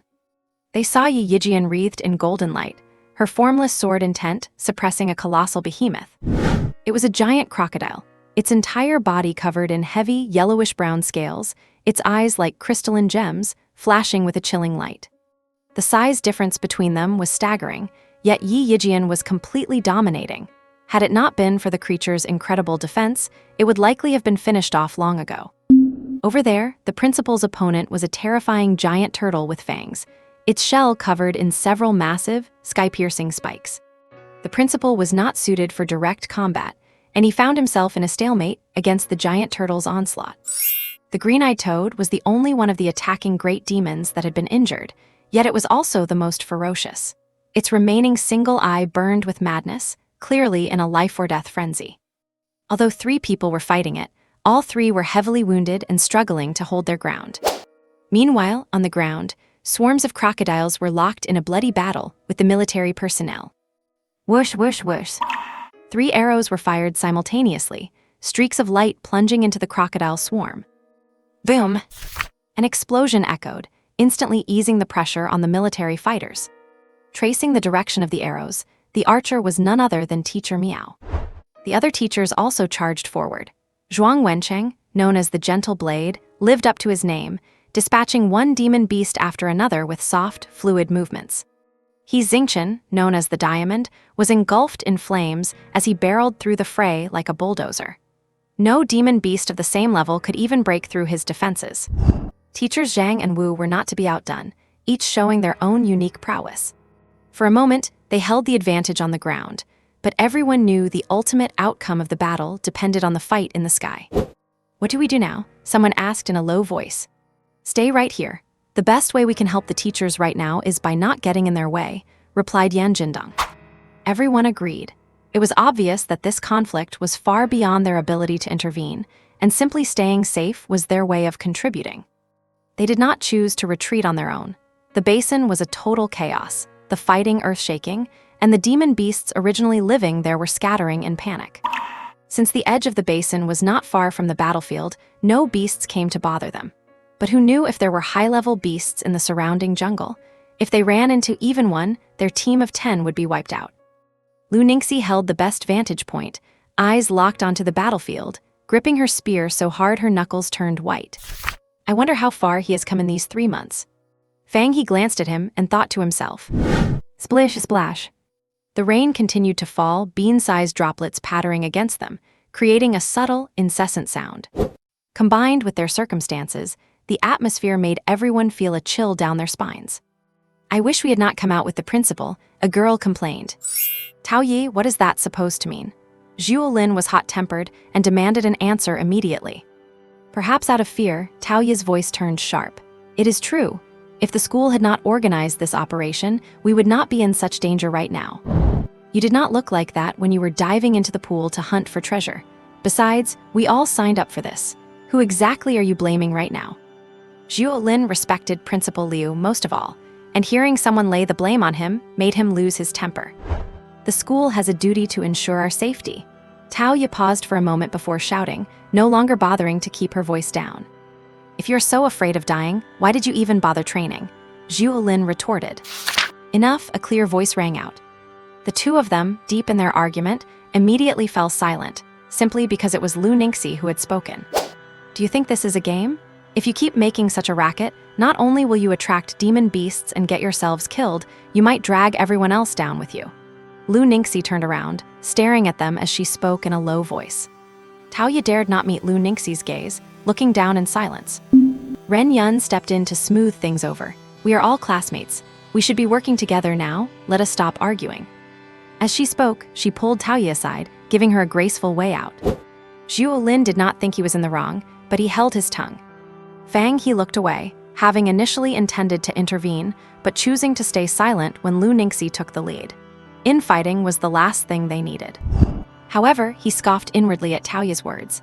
She was nothing but a loser who only knew how to blame others. The choices were all our own. Everyone must take responsibility for their own decisions. He suddenly recalled a saying. Many people in society have mild mental deficiencies, but because they can take care of themselves in daily life, they appear just like everyone else. It was clear that Tao Yi was just such a person. Fang He shook his head and turned his gaze back to the battlefield. Yi Yijian's long hair danced, her leaking spiritual energy painting her in golden light as her sky-piercing sword intent converged into a single point, stabbing toward the giant crocodile. The giant crocodile's thick scales had already been hacked open, and it no longer had the confidence to withstand this strike. Hiss! With a furious roar, the giant crocodile thrashed its tail and fled without looking back. Yi Yijian had no intention of stopping it. The situation was grim, and having one of them flee was actually a blessing. Huh? Instead of striking the crocodile, she shifted her sword, thrusting it toward the green-eyed toad. By now, the 3 people fighting the green-eyed toad were in a precarious position. The 2 already heavily wounded military members were at the end of their rope, holding on by sheer willpower. He understood his junior sister's strength well, and seeing her find an opening, he felt a sense of relief. SSHHH. The golden sword aura pierced through its body, bringing forth a spray of blue blood. Goo! The green-eyed toad cried out in pain. Possessing a high level of intelligence, it knew the tide had turned, and despite its reluctance, had no choice but to retreat. All species value their lives, especially beasts of its kind. It had been the first to discover the 1,000-leaf Bodhi lotus, intending to use it to ascend to the status of a lord-level beast. But later, it drew the attention of the snow wolf king from thousands of miles away, then the white tiger, the white crane.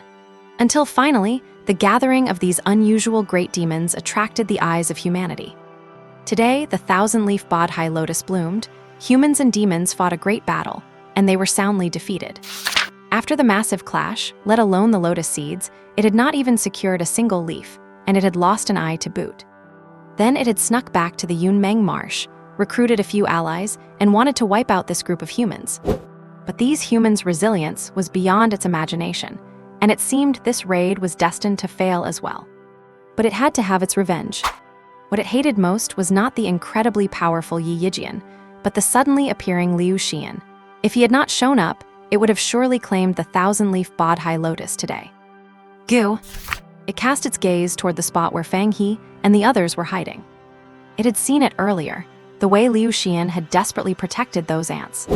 In its current state, ambushing Liu Xian had a low chance of success and might even result in its own demise. But since those ants were so important to him, then it would wipe them all out. Is that green-eyed toad looking at us? The person asking this had a trembling voice. A great monster is equivalent to a human spirit-floating realm powerhouse, separated from them by 2 major cultivation tiers. Even the strongest among them, Lu Ningxi, was nothing more than an ant by the roadside to the green-eyed toad. We need to move fast. That green-eyed toad is vindictive. It might actually be planning to cause trouble for us. Fan Yiyang had once heard his elders say that great monsters possess high intelligence, and if it could not deal with those powerhouses, it might very well turn its attention to them. Upon hearing this, the group panicked for a moment and subconsciously cast their eyes toward Lu Ningxi. In times of danger, there is always a sense of security in following someone with greater strength. Fang He trusted Fan Yiyang absolutely and said quickly, "Let us retreat first. It is better to be safe than sorry. We cannot gamble our lives on the chance that it will not target us." After saying that, Fang He began to scan the terrain, searching for a suitable path to escape. "Listen to Fan Yiyang," Lu Ningxi said without much thought. On a battlefield of this level, being targeted would be nothing short of a disaster. At that moment, the green-eyed toad on the battlefield flicked its long tongue, forcing several people back. A glint of cunning flashed in its eyes, which were as bright as lanterns. The green-eyed toad feigned an attempt to break through in another direction, then pushed off with its legs and leaped fiercely toward where Fang He and the others were hiding. "It is over, it really is coming for us." Everyone who had been keeping an eye on the green-eyed toad quickly noticed its movement.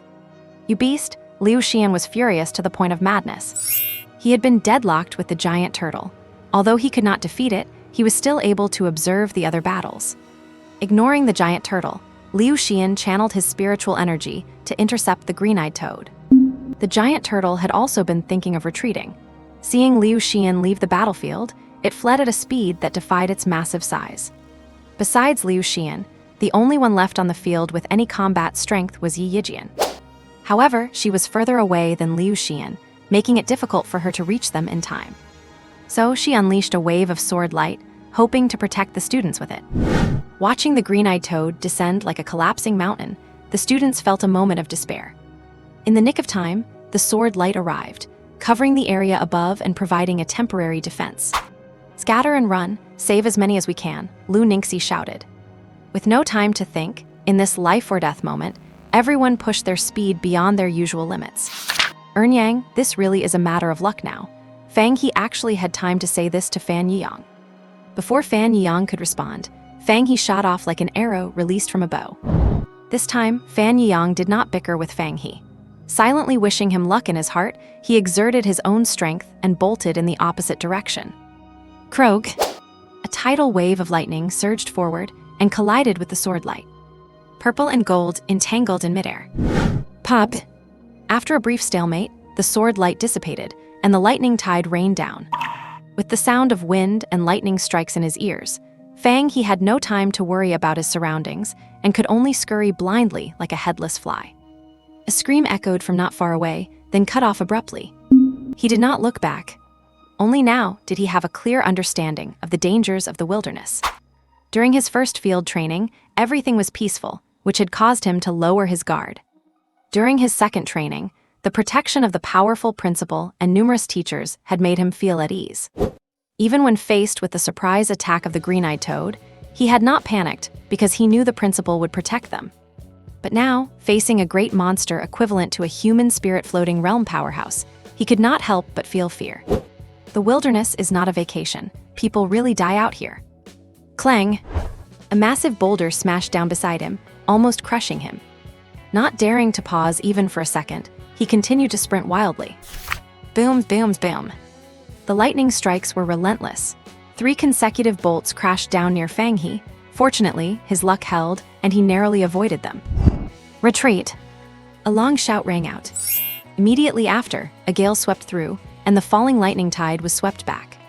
The wind, mixed with lightning, crashed onto the green-eyed toad's thorny hide, sending sparks flying and forcing it to retreat continuously.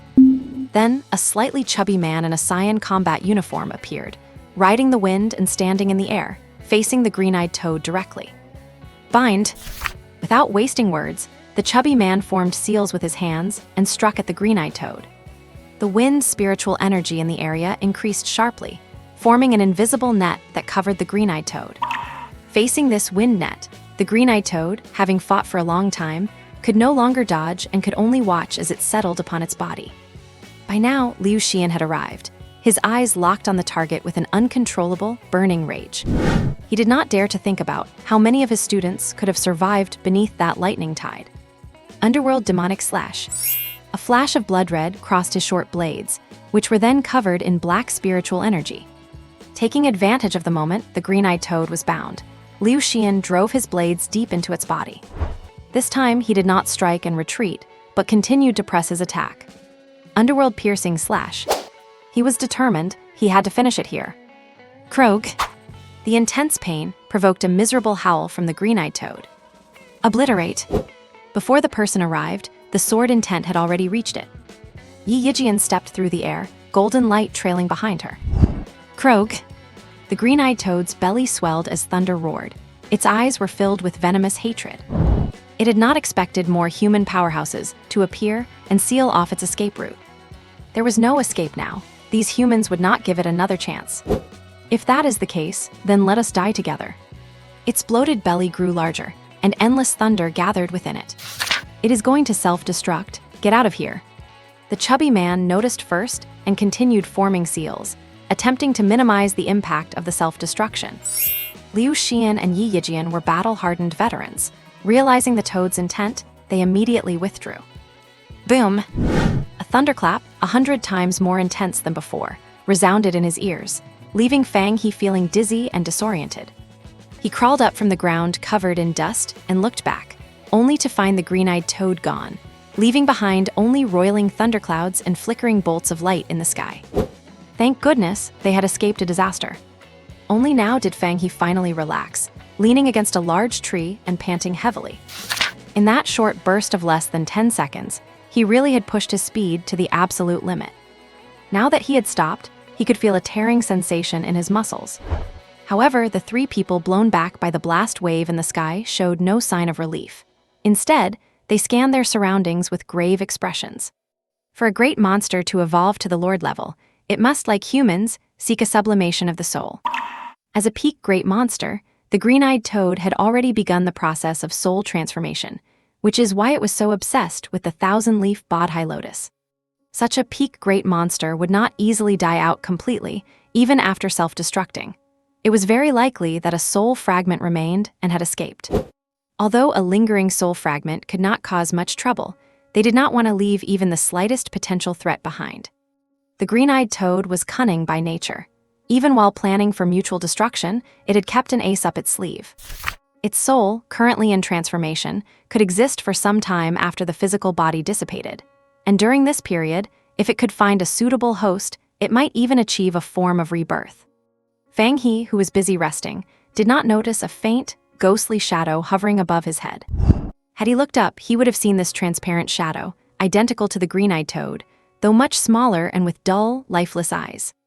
The green-eyed toad had not yet reached the Lord level, so its post-explosion soul lacked high intelligence and could only follow instinct to find a suitable host. Because Fang He's soul energy had surged, far exceeding that of an ordinary person, he appeared as conspicuous as a firefly in the dark to the soul form of the toad, attracting it directly to him. The green-eyed toad's soul fragment descended slowly, and upon touching Fang He's body, it melted like ice and snow into a stream of transparent water, soaking into him. Just as Fang He was feeling fortunate to have survived the ordeal, he felt his entire body go numb, as if struck by an electric shock. Before he could make a sound, he slid down the tree and collapsed into the hollow at its base, his body flickering with a faint blue light. After searching to no avail, the three of them in the air had no choice but to land and take a roll call of the casualties. Zhuang Wencheng and teacher Miao approached Liu Xian. Although all five of them had been directly involved in the battle and were injured, none had been attacked by a great demon, so they were still able to move. "How is it? Did you find them all?" Liu Xian's voice was heavy, his eyes filled with a glimmer of hope. The two exchanged glances, and Zhuang Wencheng said in a low voice, "Two of the children were killed on the spot by the lightning strikes." Liu Xian had already anticipated this, but hearing the confirmation, he could not hide his grief. "What about the rest of the children?" Zhuang Wencheng licked his lips and said bitterly, "One child is severely injured and lost an arm, and another is unconscious. The others have only minor injuries and will be fine after a few days of rest." "Which child is severely injured?" "Zhuo Lin." "I see, and the unconscious one." Zhuang Wencheng hesitated for a moment before saying, "It is Fang He. He has been unconscious this whole time, but he has no physical wounds. There are electric sparks flickering all over his body, yet he does not look like he was struck." Upon hearing Fang He's name, Liu Xian was startled. "Take me to see him." Before long, Liu Xian saw Fang He lying on a makeshift cot in a temporary tent, being tended to by He Xingchen and Fan Yiyang. Fan Yiyang was lucky. No lightning had struck where he fled, leaving him with only a few scratches. "Principal," the two called out. Their faces were filled with worry, which eased only slightly when they saw the principal enter. Just a moment ago, Fang He's body had suddenly curled up, convulsing as if in great pain, his expression twisted. Yet, he never woke up, and the two of them dared not move him. Liu Xian nodded. At a single glance, Liu Xian realized something was wrong. "When did he become like this?" "I was the one who found him first. He was collapsed in a tree pit, but there were no signs of electrical burns around him. He was just unconscious at first with steady breathing, but about 10 minutes ago, his body began to curl up and convulse." He Xingchen spoke rapidly, giving a quick account of the whole process. Hearing this, Liu Xian's face turned grim. He channeled his spiritual energy and tapped several points on Fang He's body to confirm the situation. Then he opened his communicator, sent a few messages, and continued to observe Fang He's condition. Soon after, someone lifted the curtain and walked into the tent. "Principal Liu, did you find the soul of the green-eyed toad?" Han Yi walked in hurriedly, sounding anxious, followed by Yi Yijian. The two who followed were a slightly chubby young man with a face like iron, and a tall, sturdy man with a dark complexion and pale lips. Liu Xian said nothing, simply stepping aside to let them see Fang He curled up on the cot. The group had all heard rumors and roughly guessed the situation, but they all kept a tacit silence. For a moment, the atmosphere in the tent was stifling. Fan Yiyang did not fully understand the details, but he knew Fang He's state was dire, making these powerful experts in the Lingkong realm feel troubled. "Principal, what is wrong with Fang He?" Fan Yiyang broke the silence. "The soul of the green-eyed toad has entered Fang He's consciousness," Liu Xian said slowly. "What?" Fan Yiyang's eyes widened. Due to his family background, he had heard his elders mention soul power. In martial arts, one first refines the body and then cultivates spiritual energy, which resides in the danshan, while soul power always resides in the consciousness. Low-level martial artists cannot even feel the existence of soul power, let alone cultivate it. Only by reaching the Lingkong realm do they come into contact with it. The most crucial step to advancing to the Longmen realm is the transformation of the soul, a hurdle that has stumped countless experts at the peak of the Lingkong realm. Hearing now that a great demon's soul had entered a high school student's consciousness, how could he not be shocked? How could a sophomore's soul power resist the invasion of a great demon? The situation has not reached the absolute worst point yet. I can see he is still struggling to resist and has not completely succumbed, Han Yi said in a deep voice. Cases like this have happened before, but almost no one ever survives. Principal Liu, you must plan ahead. The chubby young man was not so optimistic. After pouring cold water on the situation, he offered a subtle reminder to the principal. Liu Xian understood what he meant.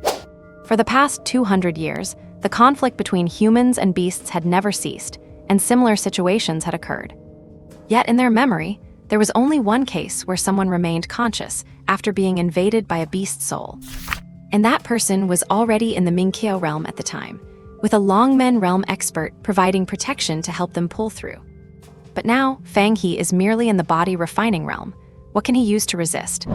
The consequence of failure is total subjugation.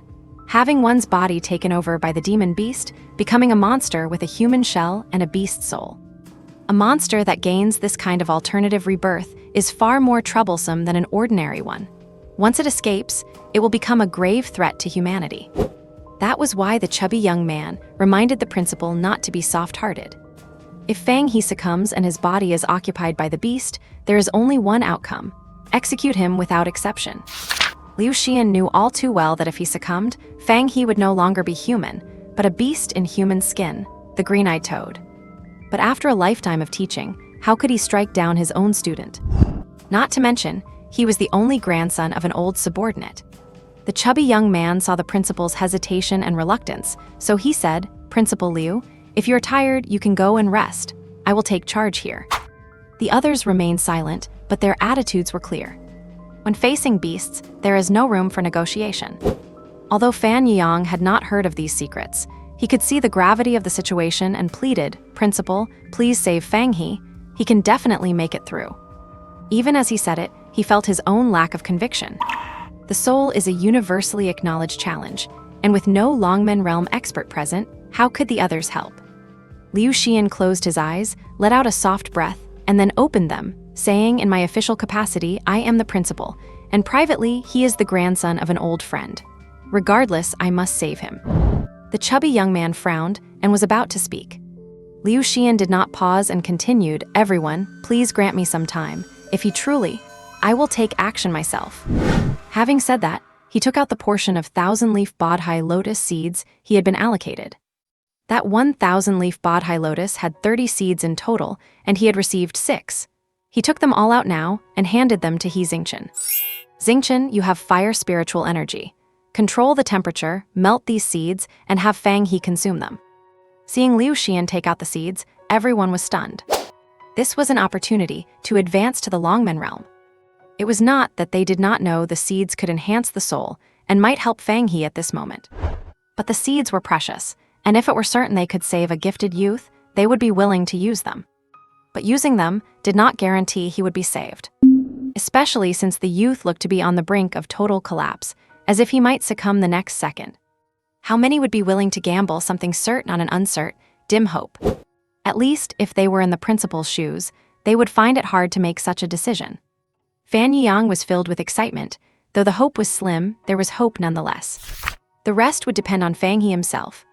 Yi Yijian, who had remained silent and downcast since entering, looked up, first at the principal and then at the curled-up figure of Fang He, his thoughts unknown. "What are you waiting for?" Liu Xian urged, seeing that He Xingchen had not moved. "Ah, right." He Xingchen snapped back to reality. After answering, he picked up a lotus seed and began to carefully refine it. Understanding the value of the lotus seed, he was now fully focused, controlling the temperature of the flames with extreme precision. Melting the lotus seed was not difficult. Before long, it had turned into a small pool of emerald green liquid. Once finished, He Xingchen looked toward Liu Xian. Liu Xian nodded with a calm expression. He Xingchen then carefully guided the liquefied lotus seed into Fang He's mouth. The people in the tent fell silent, waiting in anticipation for a miracle to occur. Fang He felt as if he had been struck by lightning. The last thought he had before losing consciousness was that he would never take shelter under a tree during a thunderstorm again. When he regained consciousness, Fang He found himself in a void. Everything around him was gray and misty, swirling like thick fog, and his body felt weightless. "Is this my soul form? Then where is this place?" With a slight shift of his will, he began to drift outward. In this place with neither sky nor earth, even the concept of distance seemed blurred. "How do I get out? Is anyone there?" His voice carried far, but there was no echo in return. He felt as if trapped in a silent prison, calling for help with no one to hear him. After wandering aimlessly for what felt like ages, he began to feel panicked. Fear stems from the unknown. In this strange place, he did not even have a direction to strive toward. Suddenly, he saw a glimmer of light. In this space, seeing any hint of color was truly an exciting thing. When he got closer, he realized there was nothing there but a cluster of crackling lightning, yet it made not a single sound. What the hell is this? Just as he was stunned, several more light clusters appeared in succession nearby, identical to the one in front of him. These clusters seemed to vaguely form a circle, surrounding him. Realizing something was wrong, he tried to run, but it was already too late. The lightning clusters flared up, and 8 chains of lightning intersected in the air, creating a cage that imprisoned him. And he was the bird trapped within. Facing the unknown, he chose to remain still and adapt as needed.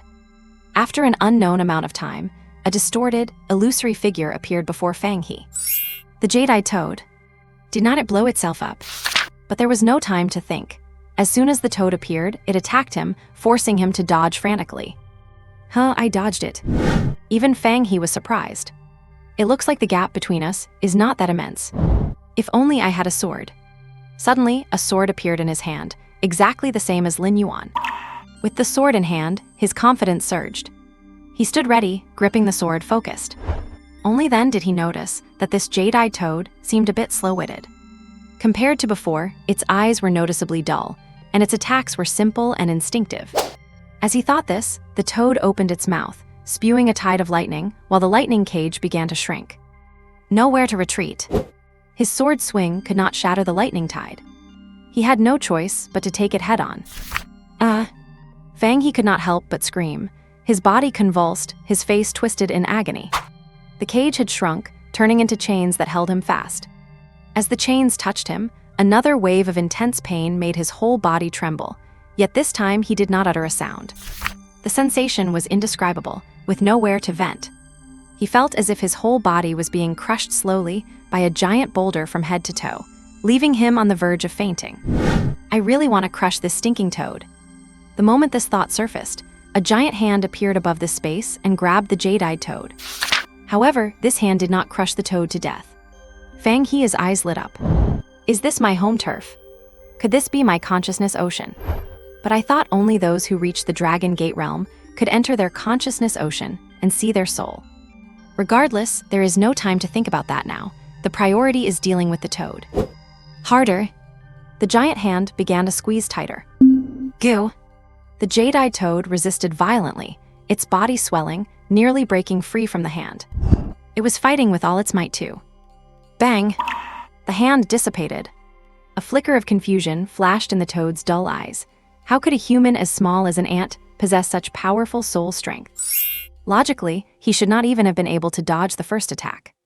As the hand vanished, Fang He felt weak. His body felt as if it had become lighter by a fraction.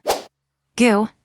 Without giving him time to recover, the toad opened its massive maw, and a powerful devouring force began to act upon him.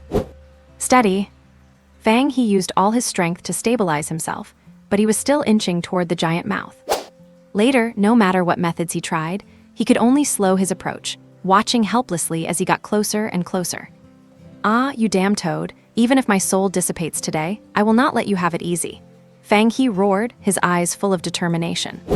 He could manipulate this world, and although his power was limited and unable to counter the toad directly, he could still choose to self-destruct in a critical moment. Just then, a flash of emerald green light appeared above the space. Fang He did not know if this was a trick of the toad, but he had no way to counter it anyway. Goo, goo, goo. After the green light appeared, the toad became visibly agitated, increasing its devouring force to try and swallow Fang He. Splash, splash, splash. The light transformed into drops of water that fell upon Fang He. My strength is recovering, and it seems to be increasing. Fang He's spirit was lifted. His body, which had been inching forward, came to a halt.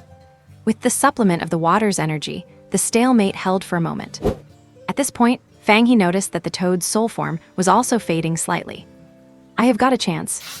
It is a battle of endurance now. Let us see who breaks first. If only there were more of that green light. No sooner had the thought crossed his mind than another cluster of green light appeared, turning into droplets that fell upon him. It actually worked. He could feel that this light did not belong to this world or himself, making it impossible to control. But that did not matter. As long as it helped, that was enough. Snap! Fang He's body began to swell, and the lightning chains binding him shattered inch by inch. 6 droplets of water fell in total, and using that surge of energy, he broke free from the restraints. Having regained full control of his body, Fang He's morale was high. And after 6 lotus seeds were refined and consumed by Fang He, the people in the tent saw his curled-up body stretch out, and his trembling stopped. A gleam of joy flashed in Fan Yiyang's eyes. Is it under control now? He cast a glance at the principal. Seeing that Fang He's condition had stabilized, Liu Xian clearly breathed a sigh of relief, but a new question arose. He did not know if these 6 seeds would be enough. Just as he was pondering, Yi Yijian suddenly spoke. I have 6 more lotus seeds here that he can use. Han Yi turned his head to look at the usually quiet and reserved junior. This. Sensing Liu Xian's hesitation, Yi Yijian continued, I think his talent is excellent, and it would be a shame for him to fall here. If he survives this, I hope he will apply to Southern Martial Arts University after his college entrance exam next year. Good, Liu Xian agreed immediately, and signaled for He Xingchen to continue refining. Principal Liu, I have 6 lotus seeds here, please take them as backup. The burly man fished a small box from his chest pocket and handed it over. He added, if it were not for your help, Qi Bisheng and I might not have survived. If this is not enough, I will go ask Qi Bisheng for more. Seeing Fang He stable and hearing Yi Yijian's offer, Tang Xinhua no longer hesitated. Principal Liu, I also have 6 lotus seeds for backup. Han Yi spoke up as well. Thank you all, Liu Lin bowed and said in a deep voice. It is only right. This child is also a genius of our Xia kingdom. We cannot just watch him fall. He paused, then Han Yi laughed, and since you have agreed, he will be a member of our Southern University in the future. As a teacher, it is only natural to save a student. Liu Xian nodded and looked back at Fang He. Kid, whether you make it through this, it is all up to you now. Fang He had no idea how many light orbs he had absorbed, but he felt exceptionally powerful now. In contrast, the jade-eyed toad was becoming increasingly ethereal throughout this tug-of-war. Moonlight Stream. This move came from the bright moon sword cannon he had received when his martial skills broke through to the mastery level. His sword movements flowed like moonlight, radiant and dazzling, unleashing a series of rapid strikes. Krog. Fang He was the master of this realm after all. The toad was merely an intruder. Even if it had temporarily sealed this space with its formidable soul power, that fact remained unchanged. Once Fang He launched his attack, it had no choice but to bear the brunt of it. Now that Fang He had been nourished, the tide had turned, and the toad could no longer suppress him. Full moon slash. Crescent moon break. Bright moon in the sky.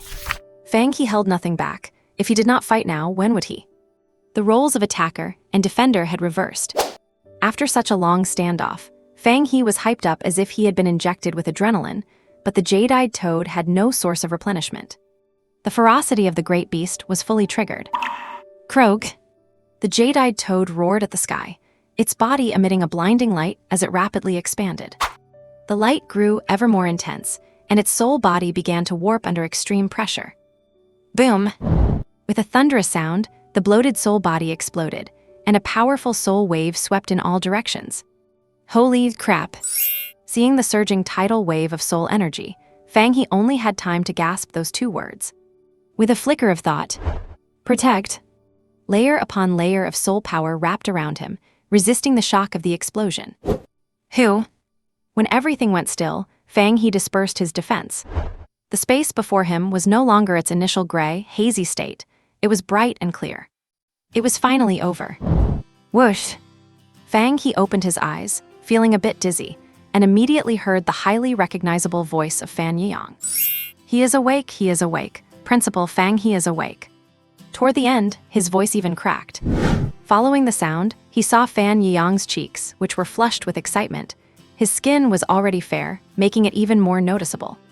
However, he did not care about his lack of composure at this moment. It is good that he is awake. Liu Xian finally revealed a smile as well. Then he turned serious and looked at the slightly chubby young man. The chubby youth nodded and stepped forward, speaking solemnly. Fang He, right? There is a simple check I need to perform, and I need your cooperation. Huh? Oh, sure. Although he did not know what was going on, Fang He cooperated obediently. Fan Yiyang was confused and looked at the principal. Fang He was just invaded by the soul of the jade-eyed toad. We cannot be sure if the person who woke up is still Fang He. Liu Xian explained softly, his eyes fixed on Fang He, who was undergoing the check. The joy faded from Fan Yiyang's face, replaced by a layer of worry, as he followed the principal's gaze. The check did not last long. The chubby youth simply placed his palm on Fang He's head, closed his eyes for a few minutes, and then withdrew his hand. The check concluded, and the chubby youth offered a slight smile. "Congratulations, student Fang He." Fang He finally set his heart at ease. Just a moment ago, he had been worried about whether any hidden trouble remained in him. Han Yi was overjoyed. They had managed to scout a treasure for the school in advance. This is the second known person capable of resisting a beast soul invasion. Yi Yijian had no ulterior motives. She was just purely happy. She had been the first to offer help not because of Fang He's exceptional talent, but because she felt compassion seeing him struggling to hold on even while unconscious. "All right, Fang He, you should get some rest. Fan Yiyang, look after him." With that, Liu Xian left the tent with He Xingchen, as they still had other matters to attend to. The two from the military did not stay long and left as well, while Han Yi smiled at Fang He before leaving, and even the cold-looking Yi Yijian nodded at him. The tent was soon left with only Fan Yiyang and Fang He. Once it quieted down, Fang He felt a wave of lingering fear and the joy of having escaped death. Fan Yiyang was no longer tense, sitting down beside Fang He. "You kid are really lucky to have survived this. I am a child of destiny. Of course I can turn dangers into good fortune," Fang He said with a cheeky grin, mentioning nothing of the perils within his consciousness. Fan Yiyang could not help but roll his eyes and wanted to teach Fang He a lesson, but realizing he had just woken up, he let it go. "By the way, what happened after I fainted? After we found you unconscious, you were arranged to be cared for in the tent, and then..." Fan Yiyang briefly explained what happened after he lost consciousness. "Zhang Ning and Yan Jindong are dead, and Zhuo Lin lost his left arm." Fang He's eyes widened. "Yeah." Neither had the heart to bicker anymore, both falling silent. They were all classmates, and after spending these few days together in the wilderness, they had all interacted. Suddenly, two living people were gone just like that. The indescribable feeling weighed on Fang He's heart, leaving him suffocated. How is Zhuo Lin now? Ever since he was found until now, he has not said a word. Fang He could understand Zhuo Lin. If it were him who lost an arm, he would certainly find it hard to accept. Actually, on Blue Planet, severed limbs can be restored. Legend has it that reaching the sky-reaching realm allows one to reshape the body. Alternatively, one could find rare treasures capable of bringing the dead back to life. But no matter which method, it would be far too difficult for Zhuo Lin. So, Principal Liu this time. Fang He realized belatedly that given such a huge incident, the principal would likely face severe disciplinary action. If some unscrupulous media were to sway public opinion, this could potentially have terrifying consequences. Yeah, Fan Yiyang nodded slowly, obviously having considered that layer as well. And the rain cleared up. The air was filled with a refreshing scent, with the damp environment mixing the fragrance of soil and the clean aroma of plants. Fang He had learned of everyone's help while he was in a coma and went to thank them early the first morning. The military personnel were naturally forthright, saying it was nothing, only hoping he would cultivate well and slay more beasts in the future. The principal did not say much, only telling him to cultivate well and protect himself. Han Yi smiled as he arranged for Fang He to apply to the Southern Martial Arts University after next year's college entrance exams. Fang He naturally had no objections. South University was also a world-class prestigious school and only slightly behind Jingwu in Xia. He kept these favors in his heart, intending to repay them once he had the ability. The military had garrison missions and left separately, while Han Yi and Yi Yijian offered to escort Liu Xian and his group back to Jiangling City. So, Fang He and his group set off on their return journey under the escort of 3 sky-hovering realm experts. Only, compared to their high spirits when they arrived, they looked more like a defeated army now. Fang He silently familiarized himself with his power during the journey. He had noticed a great improvement during his morning training. Back at school, he had already completed most of the marrow cleansing, and these few days of wilderness training pushed him further. Facing the jade-eyed toad's soul invasion this time, the principal and others had given him a treasure that even sky-hovering realm experts would envy. Although the 1,000-leaf Bodhi Lotus seed mainly acted on soul power, such a high-level spirit item was mild in nature and would also nourish his body to some extent. For a sky-hovering realm expert, this was negligible, but for a body-refining student like Fang He, it was enough to break through. Under the effect of the lotus seed's medicinal power, Fang He naturally advanced from the marrow cleansing stage to the blood tempering stage. The standard for completing the body refining realm was for one's blood and marrow to reach the level of mercury and silver, the weight of a single drop of blood or marrow being 10 times heavier than before. The top-tier talents could even reach 20 times or more, truly as viscous as silver mercury. Only at this step could one be considered a true martial artist. As for soul power, because there was no standard, Fang He did not know to what extent his soul had strengthened. A rough estimate was that it had strengthened by at least half compared to before. It was a pity that most of the 1,000-leaf Bodhi lotus seed's medicinal energy was consumed while he fought the toad's soul body, leaving none to convert into his own soul power. And since the toad's soul body self-destructed at the end, and Fang He lacked a specialized technique for soul absorption, he could barely swallow a portion of the soul fragments and then could only watch as the rest of the soul power dissipated. This filled him with regret. And on the way, Fang He glanced at a certain upright figure in front of him. Perhaps he could try to set his sights on this famous genius across the city now. If you have been beaten by someone, you always have to find a way to get back at them. The title of Jiangling City Top Scholar, this was a spot he should compete for. Fang He turned his head to look at the white clouds outside the window, his thoughts drifting away. He remembered that meal at Shuyan Pavilion. During that dinner, Aunt Peng was very polite throughout, not arrogant or condescending. Everything was very normal. But it was exactly that normality that made it feel so abnormal. Fang He was not stupid. How could he not understand Aunt Peng's meaning? Look, this is our everyday life. You two are from two completely different worlds. You are not a match.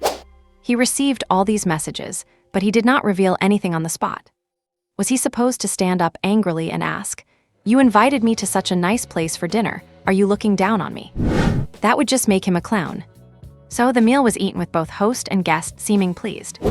Although this meal gave Fang He an initial understanding of what life in a big family was like, he had no sense of inferiority.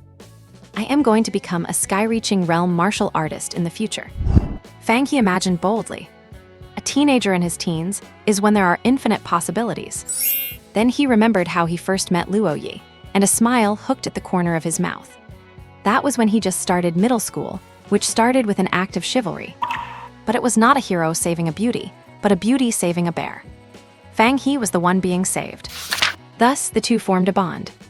One became the boss, the other became the follower. They messed around, studied together, and eventually ended up in the same high school. During the high school streaming test, he was interfered with by nightmares and fell into silence. But Luo Yi never gave up, counseling and encouraging him.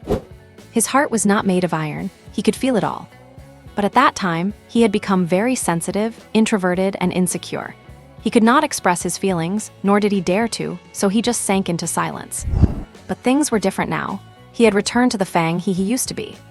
However, they were both high school students now, busy with studies, cultivation, and college exams, so he planned to wait until they were in university. Just as Fang He was looking forward to university life, he suddenly learned that Luo Yi was a side branch of a great family, who was valued by the family during a talent awakening ritual and was to return to the family. This is a good thing, there is no doubt about it. Returning to the family meant more opportunities, more resources, and would have huge benefits for Luo Yi's future growth. Although there was some reluctance in his heart, Fang He was happy that Luo Yi had a better future.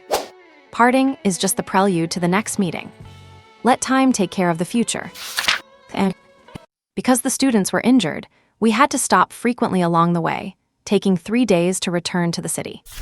After entering the city, Fang He and the others were sent to the hospital for treatment, with all expenses covered by the school. Meanwhile, Liu Xian took the teachers to the Education Administration Bureau to report on the details of the mission. All school-organized activities must be registered with the Education Administration Bureau, and a follow-up report is required afterwards. This incident is serious. I have no idea what kind of punishment will follow. After reaching the hospital, Fang He contacted his family to let them know he was safe, saying he had returned to the city and would be home soon. Although they heard from their son every day that he was safe, they were still worried knowing he was out in the wilderness. Now that they heard their son had returned to the city, Fang Shengyuan and his wife finally felt at ease. "Remember to come home for dinner tonight," Nan Zhu urged from the other end. "You got it." And in a bright room, a dozen people sat around a long conference table, arguing heatedly. Liu Xian must take full responsibility for this. He should be handed over to the Law Enforcement Bureau. None of us wanted this to happen. There is no need to be so worked up. The students' parents have already gathered at the entrance of our Education Administration Bureau. We must deal with this strictly. Principal Liu has made many contributions in the past. Achievements are one thing and mistakes are another. They should not be confused. I believe Principal Liu did nothing wrong. It is time for the children to learn about the cruelty of the outside world. Flowers in a greenhouse never grow strong. And the two sides argued back and forth for a long time, neither able to convince the other. Only Liu Xian, sitting at the end of the table with a hunched figure, remained silent. After a long while, the bureau chief, Su Hui, who sat at the head of the table, knocked on the surface. The two sides, previously at each other's throats, instantly fell silent. All right, that is enough. Su Hui's expression was calm, his eyes deep and sharp, radiating a sense of reliability that commanded respect.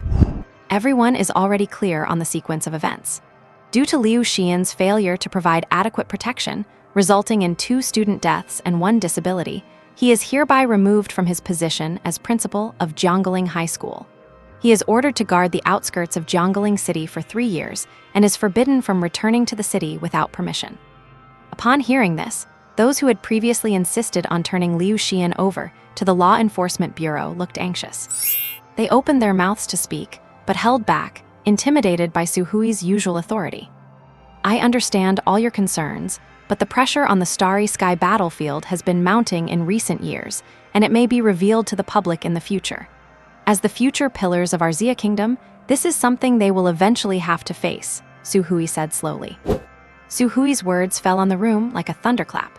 Even the silent Liu Xian turned his gaze toward the head of the table. Chief, has the situation at the Starry Sky battlefield really become that dire? Someone asked anxiously. It has not reached that point yet, but the authorities intend to slowly disclose this information to the public. We need martial arts experts now, and true experts are forged through blood and fire. Do you understand? Understood, the group replied in unison. That is all for today. See to the aftermath and you are dismissed. Hearing this, everyone began to leave. Liu Xian did not move. He knew Su Hui had more to say to him privately. Principal, you do not need to blame yourself too much. Under those circumstances, you did all you could. Take some time to rest for now, Su Hui said softly as he sat down next to him. Is the news you mentioned just now true? Liu Xian asked, staring into Su Hui's eyes. It is. A flicker of ferocity flashed in Wang Xian's eyes, sending a chill through Su Hui. So many years have passed, and the principal is still the same man he used to be, Su Hui thought to himself. Is there anything else? No. Liu Xian stood up and left, with Su Hui following behind him. Do not see me off, it will not look good if people see. Go back. Then please take care on your way.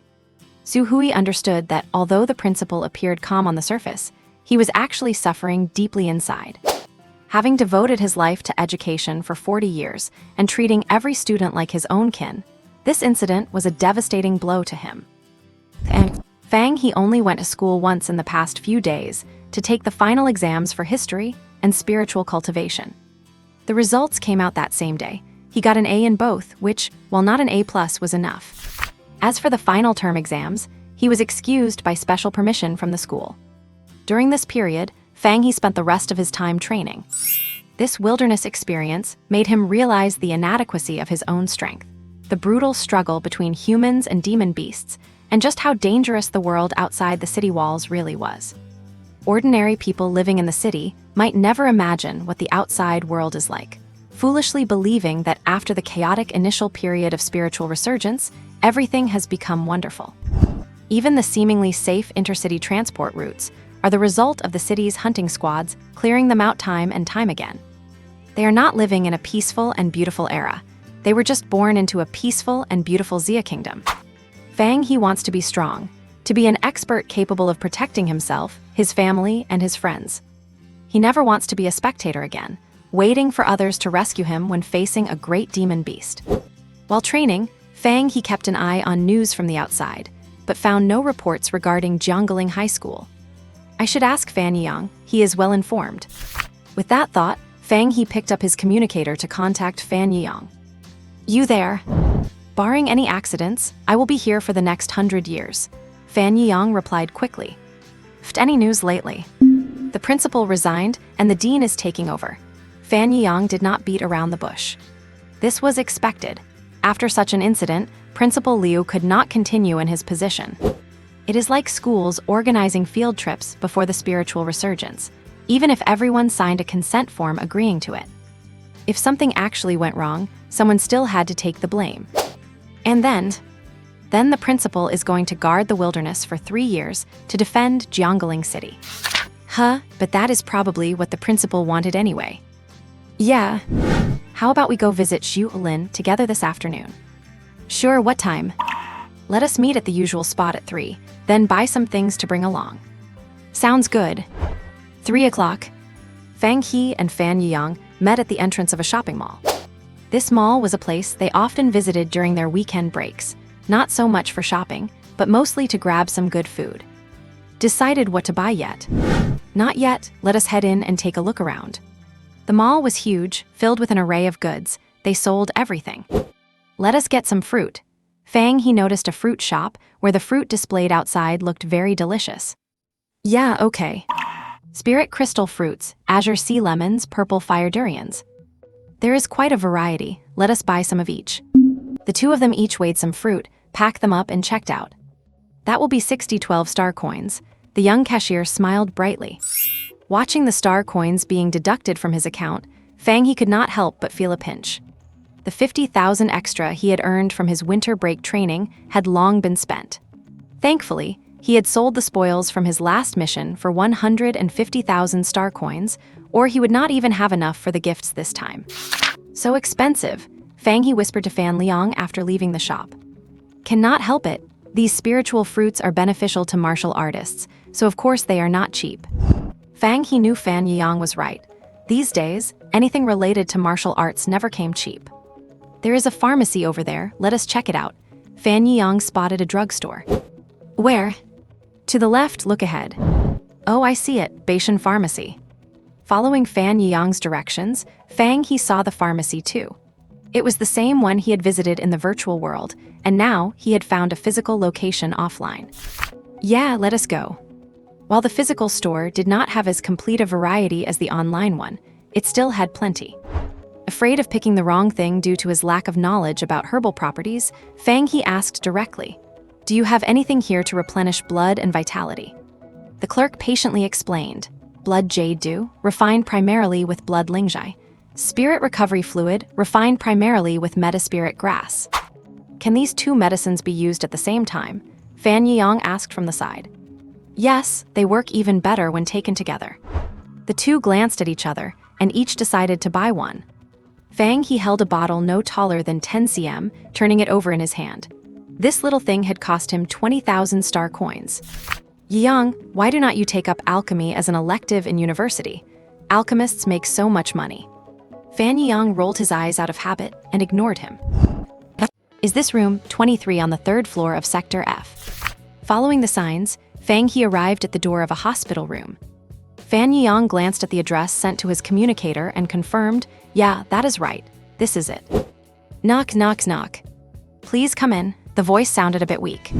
The two pushed the door open and entered. It was a single patient room, and the table nearby was piled high with various nutritional supplements. Xu Lin was sitting on the bed, looking at the two with a smile. Why are you two here? He did not seem as dejected as they had expected. Fang He felt relieved. As he set down the items, he said with a smile, "We came to visit you. This medicine is good stuff, so remember to take it on time." All right, then I will accept it. I will not stand on ceremony with you guys. Xu Lin replied without any polite hesitation. The two sat down and started chatting with Xu Lin, making an effort to avoid mentioning anything related to martial arts. Xu Lin noticed this as well.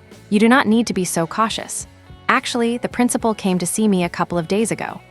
Fang He and Fan Yang exchanged glances. Fang He asked curiously the principal, what did the principal say? The principal at that time. Xu Lin leaned back and began to recall the scene. And 2 days ago. Knock, knock, knock. Hearing the knocking, Xu Lin lay on the hospital bed, staring at the white ceiling with no desire to speak at all. No sound came from inside, and the person outside did not seem to be in a hurry, continuing to knock at a steady, unhurried pace. Knock, knock, knock. Did not I say to leave me alone for a while? As the knocking never ceased, Zhu Lin finally could not help but roar. It is me, the voice was gentle. Principal, Zhu Lin recognized the owner of the voice outside. May I come in? Liu Xian asked softly. Yes, of course. As he spoke, Zhu Lin struggled to sit up. As soon as Liu Xian entered the room, he saw the pale and gaunt Zhu Lin. Because he was not yet accustomed to the loss of his left arm, Zhu Lin failed to balance himself and collapsed back onto the bed. Liu Xian made no move to help, simply watching as Zhu Lin struggled to sit up on his own. Principal, why are you here? Just to see you. Where are your parents? My dad is at work. My mom only cries when she is here, so I sent her home, Zhu Lin said with an unnatural smile. Can you handle being here by yourself? Of course. In front of the person he respected most, Zhu Lin did not want to show his weak side. Do you have any plans for the future? Liu Xian continued. Zhu Lin was silent. If it were before, he could have confidently stated his future plans, wanting to be admitted to top-tier martial arts universities like Xingyun or Jiaxuan, ranked among the top 100 in the country. Then he would join the military, hunt down demonic beasts, cultivate his martial arts, become a powerhouse, and protect his home. But that was all in the past. I remember you saying before that you wanted to walk the path of martial arts all the way to the end. Seeing that Zhu Lin did not speak, Liu Xian continued. Do not you want any more? I do, but... There are no buts, Liu Xian interrupted him. He took out a photograph. It looked quite aged. In the photo was a group of vibrant young people. They were clearly just finished with a battle, wearing combat suits splattered with blood, with a dense jungle in the background. Is this you when you were young? Zhu Lin recognized one of the people in the photo as the principal. A hint of nostalgia appeared in Liu Xian's eyes. Yes, this was back when I first joined the combat unit. He brushed his fingers over the photo and pointed to a very young-looking person. This is Little Six. He had the best talent among us. In one battle, he lost his right arm, but he refused to retire. He trained hard to fight with his left hand and later became General Zhenyuan. Zhu Lin had heard the story of General Zhenyuan, who fought 2 Lord-class beasts with one hand, winning time for the main troops to evacuate, and finally rose to the rank of general to guard his territory. To think that such a legendary figure was actually an old comrade of the principal. This is Tiger. To cover us, he was severely injured and could never make any further progress.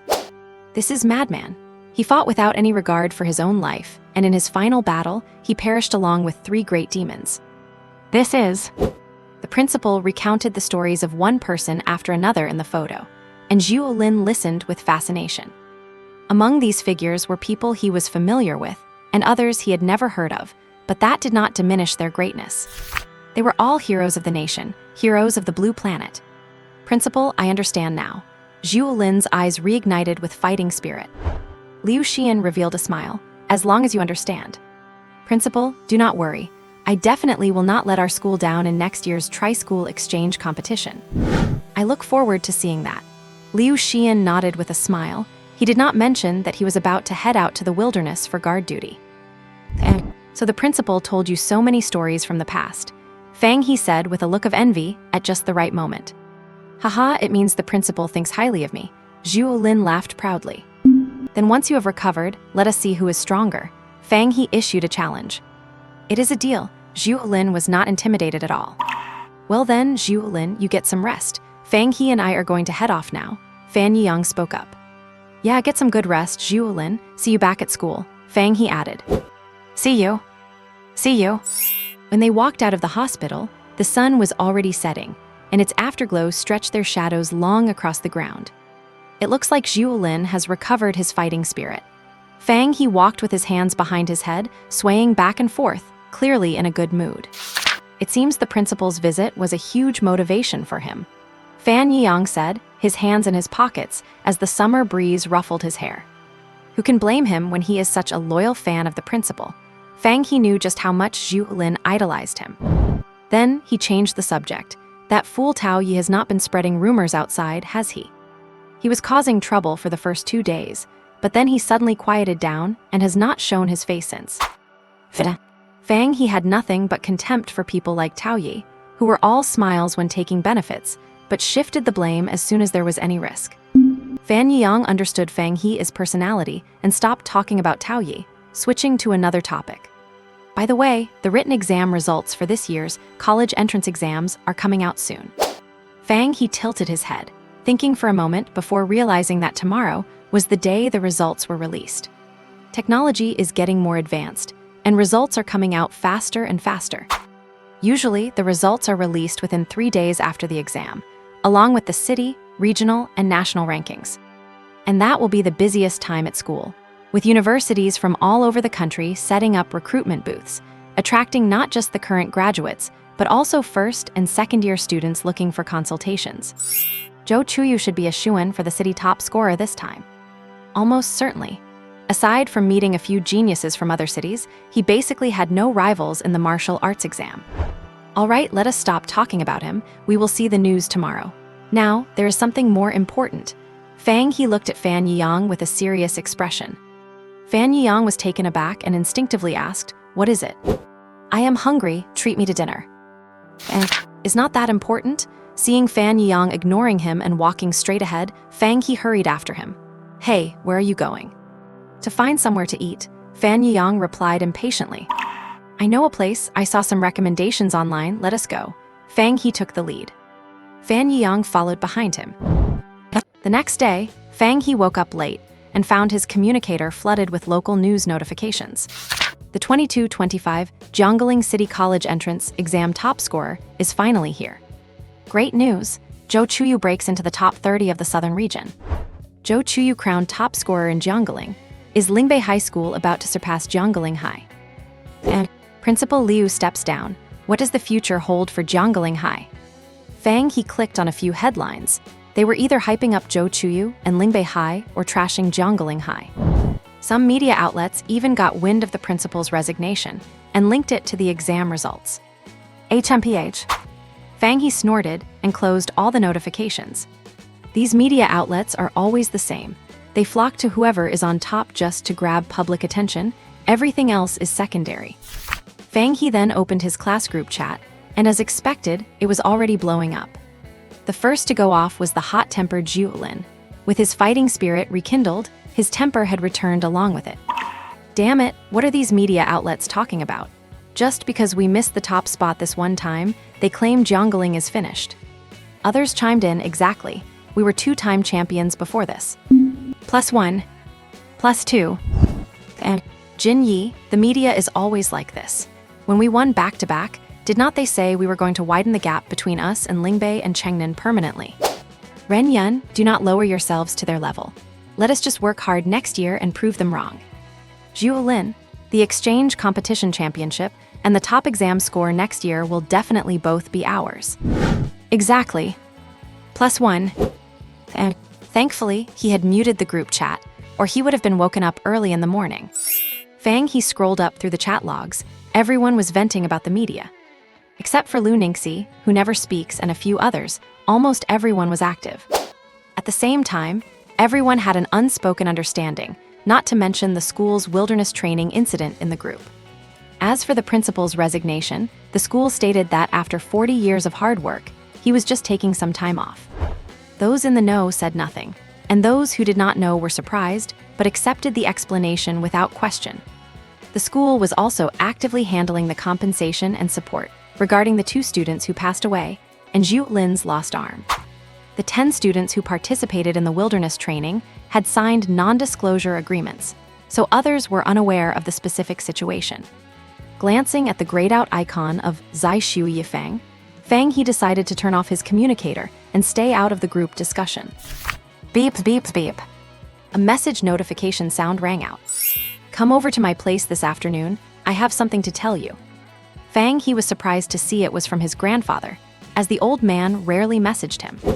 But he replied immediately, all right, what time? Do you need me to bring mom and dad? 2 o'clock, no, just come by yourself. Okay, what is it about? You will know when you get here. All right. His grandfather was a veteran, and his style was always swift and decisive. Just as Fang He replied, he noticed his grandfather's profile icon went offline. What could it be? While he was curious, he did not waste time. He had gotten up late, had chores to finish, and needed to head out soon. In the afternoon, Fang He arrived downstairs at his grandfather's, building 10 minutes early. He reached the door, and before he could even use facial recognition, the door opened. His grandmother looked at him with a smile. "You are here. Your grandfather is waiting for you in the study. Stay for dinner tonight." "Sure thing, I will go see Grandpa now." Fang He greeted his grandmother and headed toward the study. The door was ajar, and through the gap, he could see 2 figures inside. Others were there too. Without overthinking it, Fang He pushed the door open. "Principal." Entering the study, the first person he saw was his grandfather, and sitting next to him was his principal. To be accurate, his former principal. The former dean of students had already been appointed as the new principal of Jiangling High. Fang He, Liu Xian smiled and called his name. This was not the same old principal he remembered. He looked more like a kind, elderly neighbor. "Your principal and I were comrades in arms back in the day," his grandfather explained, noticing his grandson's confusion. "I really did not expect that." Fang He scratched his head. He was genuinely stunned. He knew his grandfather was a veteran, and the principal had also retired from the military. But there were so many veterans in Jiangling that he never would have guessed they were comrades. "Your grandfather and I crawled out of a pile of corpses together. I knew about you the moment you entered the school," Liu Xian said unhurriedly. "Before you even stepped into the school gate, I had already spoken to Principal Liu." Fang Xinwu motioned for Fang He to sit. Liu Xian looked at Fang Xinwu, his voice deepening. "That is right. Your grandfather specifically asked me to look after you." Fang He noticed the old principal put extra emphasis on the word, "look after." Otherwise, how do you think you ended up losing repeatedly in the tests during your first month at school?" Liu Xian said directly, without beating around the bush. "What?" Fang He's eyes widened in utter astonishment. He had assumed those consecutive losses were all due to the interference of his nightmares. It seemed there was more to the story. "Yes, I asked Principal Liu to arrange that." Fang Xinwu nodded. Fang He finally understood why the people he encountered in the class placement test were all so fierce. And in the first round, he had faced Lu Ningxi, the super genius who was touted as the top contender for the 22-26 Southern Region exam. So, Fang He said blankly, "Yes, that is right.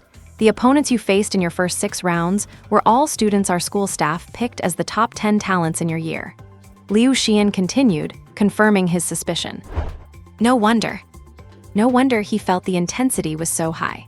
Not only was he crushed in the first round, but the following rounds were also extremely grueling.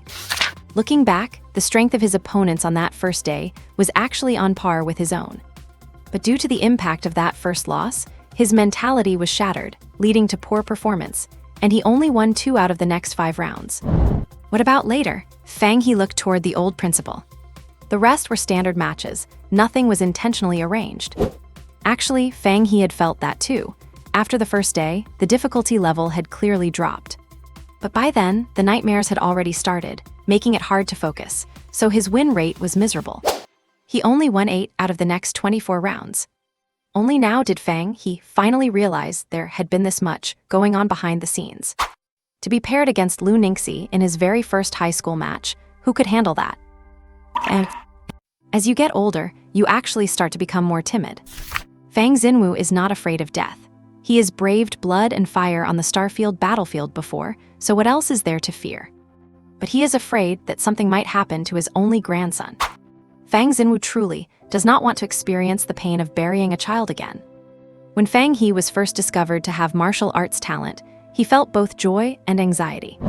After much deliberation, Fang Xinwu decided to just take things one step at a time.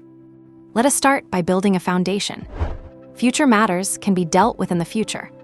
As the days passed and Fang He grew up, that certain drive in him was so much like his eldest son when he was a child. It was not until Fang He was admitted into the best high school that Fang Xinwu made up his mind and called Liu Xian. Facing the request from his old subordinate, Liu Xian initially refused. By then, Lu Ningxi had already built a reputation among the teachers.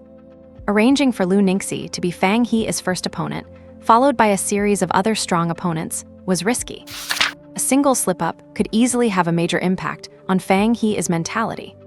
But Fang Xinwu only said one thing: "I admit I have my own selfish motives, but you also understand what happens later in martial arts training. If Zio he cannot handle it, I would rather he stay in the city forever and be an ordinary person." Liu Xian let out a long sigh before saying, "Are not you afraid that one day, when Fang He learns the truth, he will hate you?" "I would rather he hate me." Fang Xinwu's answer was stubborn. Thinking back to how his old subordinate had wept like a child while clutching a photo of his eldest son, Liu Xian ultimately swallowed the many words he wanted to say. And so, what followed happened in the natural course of events. Fang Xinwu thought his grandson could not handle the sudden gap and had become depressed because of it. Although Fang He returned to his usual self on the surface after that, he could still sense that his grandson was not happy. Fang Xinwu was very conflicted. He was considering whether to tell Fang He the truth and guide him through it. In the end, Fang Xinwu held back. At the same time, he made a firm decision. If Fang He could resolve his internal struggle, then he would fully support his martial arts training from then on. If not, over the years, he had not touched the pension provided by the state after his eldest son's sacrifice, and combined with his own savings. It was enough for Fang He to live a life of comfort in the city forever. A 15 or 16-year-old youth thinks with hot-blooded passion, while an 80-year-old considers the happiness and well-being of his descendants. It is better now. Finally, there is no need to overthink. Fang Xinwu looked at Fang He and said, "Since you have decided to continue on the path of martial arts, you must remember that martial arts is about contention. The process of martial arts training is one of competing with people, with beasts, and even with..." Liu Xian coughed lightly, cutting off Fang Xinwu. "I have seen your recent performance, including your fight with Tang Liang on the day of the challenge match. I was there, and it was excellent." Liu Xian abruptly changed the subject. Fang Xinwu realized what was happening and added, "In short, martial arts cultivation requires you to be prepared to face any hardship. Do you understand?" "I understand," Fang He replied firmly. He knew that the old headmaster had interrupted his grandfather because there were some things he was not ready to know yet. When the time came, he would know. Well, that is the spirit. Aside from explaining the situation back then, there is one more thing I wanted your grandfather to call you here for. Fang He looked at the old headmaster. "As you know, I have stepped down and will soon be stationed in the wilderness, so I might not return for a long time. Before I leave, I will provide you with specialized training this summer vacation. I hope you can shine in next year's exchange match and get good results in the college entrance exam." Such immense luck hit Fang He all at once, making him feel a bit dizzy. This was one-on-one guidance from an Air Void Realm master. "Hurry up and thank Grandpa Liu," Fang Xinwu reminded him from the side. "Thank you, Grandpa Liu." In the days that followed, it was as if Fang He had not gone to school, and yet somehow he had. The training location was naturally neither downstairs at his grandfather's place nor at school. It was at a training ground owned by Liu Xian, which was fully equipped with all sorts of facilities. Every morning, he would start with a 30-kilometer weighted run as a warm-up, followed by strength training targeting his weaknesses. At noon, there were nutritious meals prepared by a dietitian, featuring all kinds of beast meat, as much as he could eat. In the afternoon, he studied wilderness survival knowledge and practiced martial techniques. Once exhausted, he would begin circulating the enlightenment technique to refine his blood. His schedule was extremely disciplined. He would fall asleep the moment his head hit the pillow every night. He had not even logged into his communicator, making Fan Yang nearly think he had gone missing. Under such high-intensity training, Fang He could clearly feel his strength improving every single day. The instability caused by the sudden breakthrough to the blood-refining stage from absorbing the lotus seed in the wilderness had long since vanished. His foundation was rock solid, and he was one step closer to the perfection of the blood-refining stage. As for martial techniques, Fang He felt he was incredibly close to the perfect level. A breakthrough was right around the corner. This period of cultivation made Fang He sigh at how great the advantage of having a master-level teacher really was. He dared not even imagine how abundant the cultivation resources must be for those disciples from families with Dragon Gate or even heaven-reaching realm experts. But compared to the average person, he was already lucky enough. All that remained was to keep moving forward steadily, one step at a time. Beep, beep, beep. His communicator rang. As the new semester approached, Fang He's training came to an end. He lay on the sofa and casually opened his communicator. Iron-blooded man, get on and watch the show. Tossing and turning. Iron-blooded man, virtual world. Lu Ningxi is facing Lingbei High School, an open duel. Tossing and turning, 1. Replying to the message, Fang He did a kip-up, ran to his bedroom, put on his consciousness sensor, and connected directly to the virtual world. As soon as he entered, Fang He checked Fan Yiyang's location and teleported to him. Teleport. Yes. Whoosh. After a flash of white light, he reappeared right next to Fan Yiyang. The virtual world has a friend teleport feature, but it requires a certain level of intimacy. What is going on? Fan Yiyang looked around and saw that they were surrounded by crowds of onlookers. And as time passed, many more people were arriving after being summoned by their friends. It seems Lu Ningxi was shopping around here when he ran into a few people from Lingbei. A conflict broke out, and Lu Ningxi flatly stated that nobody from Lingbei is a match for him. The others started calling for backup, and that is how it ended up like this. Fan Yiyang explained what he knew in a few sentences. At this point, by listening to the chatter of the crowd around them, Fang He pieced together the overview of the situation. Lu Ningxi was at a shop when he encountered some students from Lingbei High. Lingbei High School had been the center of attention in Jiangling City due to this year's college entrance exam, and these people had become a bit arrogant. They saw Lu Ningxi, known as the #1 genius of Jiangling, and began to mock him. Lu Ningxi originally could not be bothered with them, but one guy said something about the former headmaster, which successfully infuriated him. So he declared, "Nobody at Lingbei is worth fighting. I accept challenges from any student of Lingbei High School." One thing led to another, and anyone from Lingbei High who thought they had skills showed up, while onlookers at the time spread the news, and that is how it became such a scene. Standing in the arena, Lu Ningxi was dressed in black, his posture upright and his expression cold. His appearance was exactly the same as in the real world, without any modification, making him instantly recognizable, with the username Dark Knight Campfire above his head. The Lingbei High group had also largely arrived. A leader, followed by several others, walked up to Lu Ningxi. Fang He and Fan Yiyang exchanged a glance, then implicitly pushed through the crowd and stood behind Lu Ningxi, saying nothing. When outside, one represents Jiangling High School. If they were to clash with Lingbei, there was nothing more to be said. There were a few others who did the same as Fang He, standing behind him to show their support. However, Fang He did not recognize any of them. He was not sure if they had modified their appearances or if he just did not know them at all. Lu Ningxi noticed the movement behind him but did not say anything. He just looked even more upright, standing at the very front like a reef in the ocean, his eyes locked on the people from Lingbei. A person's name is like a tree's shadow, casting a long reach. How many high school students in Jiangling City have not heard of the famous Lu Ningxi? But having stepped up, there was no turning back. Wu Tong spoke first. "Lu Ningxi, you have gone too far. What exactly do you want?" Wu Tong struck first to gain the initiative, completely disregarding that it was the Lingbei side that had provoked them first. Lu Ningxi was not one for arguing. When it came to martial arts, he preferred to let the martial arts do the talking. So Lu Ningxi said directly, "I said that there is no one in Lingbei worth fighting. Do you disagree?"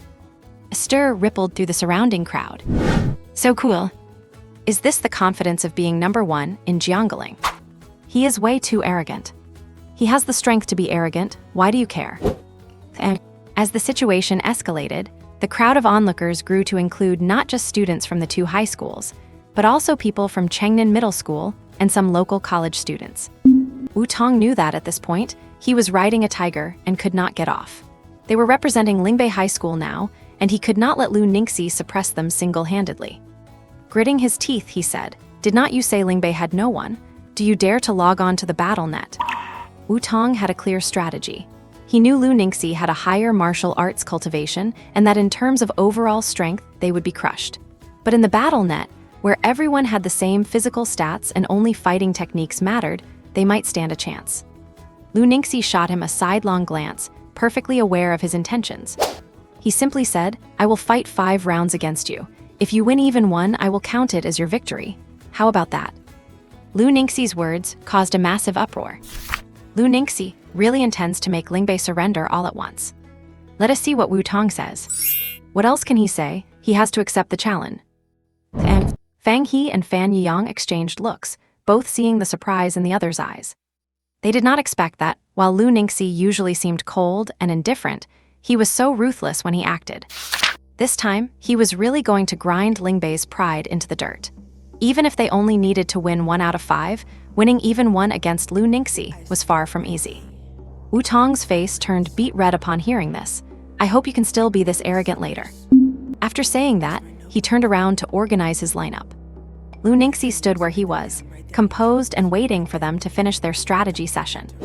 Before long, Wu Tong's side had settled on an order. "We are ready." "Start it then." The battle net allows for prearranged matches, which can be broadcast live once both parties agree. A lean boy stepped out from behind Wu Tong. "Lu Ningxi, I will be your opponent for the first round." Lu Ningxi made no comment, simply accepting the invitation sent by his opponent. A flash of white light later, both of them vanished from the crowd's sight. Seeing that the two had entered the match, the surrounding people immediately connected to the battle net's public channel to find the public stream. Fang He found the match immediately and quickly shared the screen with Fan Yiyang.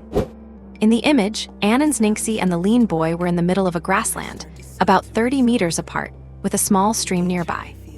"Lu Ningxi, do not be too arrogant. You should know there is always someone better out there." The lean boy kept babbling during the match countdown, hoping to disturb Lu Ningxi's state of mind. He actually knew he was just cannon fodder. The reason Wu Tong picked him first was because of his speed, hoping he could drag the match out. It would be best if he could expose some of Lu Ningxi's weaknesses to give the others a reference, and also to drain his energy. One must know that battling in the battle net also consumes mental stamina. It is not as if one can fight indefinitely just because it is a virtual world. Lu Ningxi did not bother to respond. As the countdown hit 0, he stepped forward and his spear was already thrusting out. The lean boy's martial arts skills had also reached the mastery level. He figured that since their physical attributes were similar, even if Lu Ningxi had perfect level skills, he could at least run away if he could not win. But facing this thrust from Lu Ningxi, he realized he was wrong, terribly wrong. Although Lu Ningxi only thrust once, in the boy's eyes, it split into countless spear shadows, locking off all possible escape routes so that no matter how he dodged, he could not get away. The lean boy chose a direction to break through at random, deciding that even with all those shadows, only one was real. Seeing his movement, Lu Ningxi flicked his wrist, changing his technique and heading directly toward the boy. Thus, this scene looked to the onlookers as if the boy had thrown himself straight onto the tip of the spear. Swoosh! Without any resistance, the spear pierced through his body. Lu Ningxi flipped his wrist to strike upward, and a large hole exploded in the boy's chest. The lean boy grabbed the shaft of the spear sticking out of his chest, trying to say something. Lu Ningxi did not give him a chance to speak, pulling the spear out with a violent tug without even looking at him. As the spear was withdrawn, the boy vomited a mouthful of blood and fell straight backward, facing the sky. Battle ended. The two figures in the display faded away, and Lu Ningxi reappeared. Looking at the time, from start to finish, including the countdown, it took less than 20 seconds. "Senior is so cool." This was clearly one of Lu Ningxi's fangirls, and cheers rang out incessantly. In contrast, the Lingbei High School side was dead silent. They had thought they might lose the first round, but they had not expected to lose so clean and fast. Never mind tiring him out, they had not even managed to make Lu Ningxi take them seriously. To what level had Tisk Tisk actually cultivated his martial arts? This was the question on everyone's mind at Lingbei High School. As the two reappeared, mocking gazes fell upon Wu Tong. Gazes carry weight. Wu Tong naturally felt these stares. Suppressing the urge to lash out, he forced a smile and patted the shoulder of the head-bowed boy. Then he spoke to a boy behind him. "Yang Liang, you go." A short, sturdy boy stepped out. He did not have as much to say as the previous one, and Yang Liang immediately issued the challenge. Lu Ningxi was prompt as well. With a quick flash, both of them vanished. Fang He entered the public channel while saying to Fan Yiyang, "Did you see anything just now?" He is very strong. He is about the same level as Zhou Chuyu was 2 months ago. Fan Yiyang found the match and said after sharing it with Fang He. Fang He nodded in agreement. He had the same opinion as Fan Yiyang. Although he had not faced that spear strike directly, he could feel the unparalleled power of it just from the recording. Lu Ningxi only used one move. No, it did not even count as a full move. And it was over, easily defeating an elite with mastery-level skills. Everyone is improving. Fang He recalled a battle from 5 months ago, a flash of competitive spirit in his eyes. "It is about to start," Fan Yang said, watching Lu Ningxi's every move closely with a rare look of seriousness on his face. Fang He also turned his attention to Lu Ningxi. This randomly generated map was a high mountain, covered in snow and swept by bitter, frigid winds. An ordinary person would find it difficult to even stand steady in such an environment, let alone fight. But Lu Ningxi and Yang Liang stood there like old trees with deep roots, silent and waiting for the countdown to end. Yang Liang cannot hold on anymore, Fan Yang said to Fang He while watching the situation on the screen. "Yeah." Just as they finished speaking, they saw Yang Liang flying backward, crashing into the cliff wall before tumbling to the ground. The battle was over. Yang Liang had chosen not to dodge from the very beginning. He knew he was not good at footwork, so rather than dragging it out, he decided to charge head-on. Even if he had to lose, he wanted to at least force Lu Ningxi to reveal some of his true skills to contribute something for those who would follow. But while the wish was noble, the reality was cruel. His direct approach did not achieve much. If anything, it only made Lu Ningxi use 2 more moves. The battle lasted a little longer, but apart from that, there was no difference. Wu Tong's expression could no longer be described as just ugly. This was completely different from his plan. The people around had also realized that if the subsequent opponents were all at this level, the so-called gauntlet match was just a joke.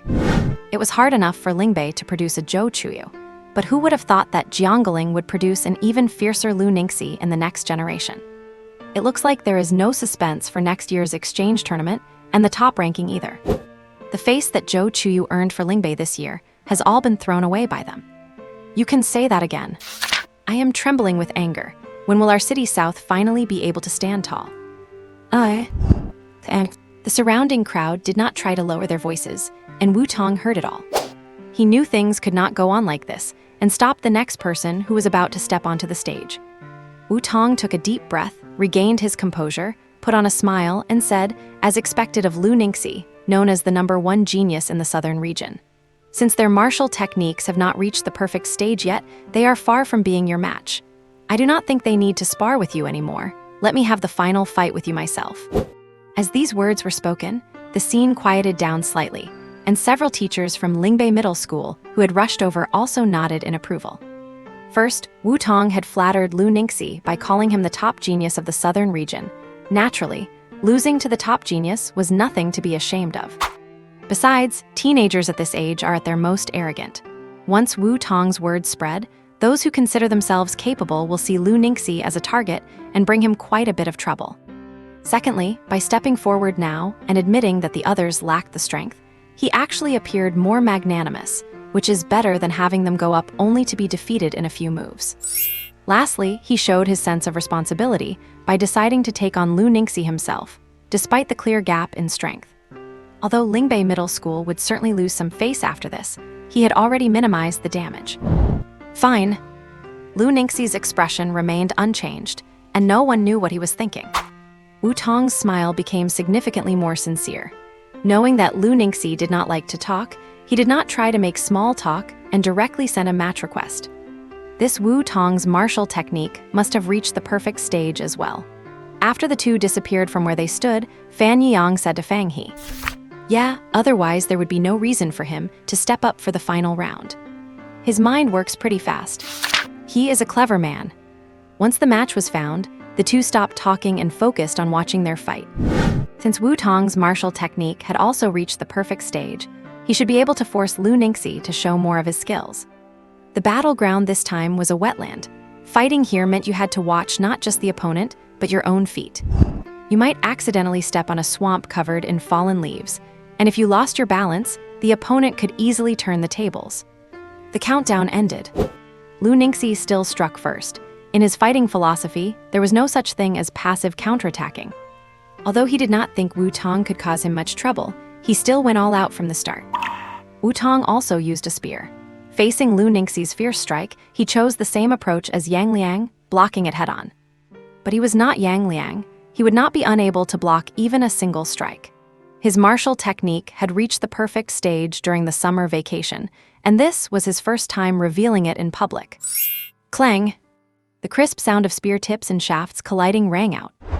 Wu-Tong turned sideways and blocked the strike horizontally with both hands. His eyes brightened slightly. He had a chance.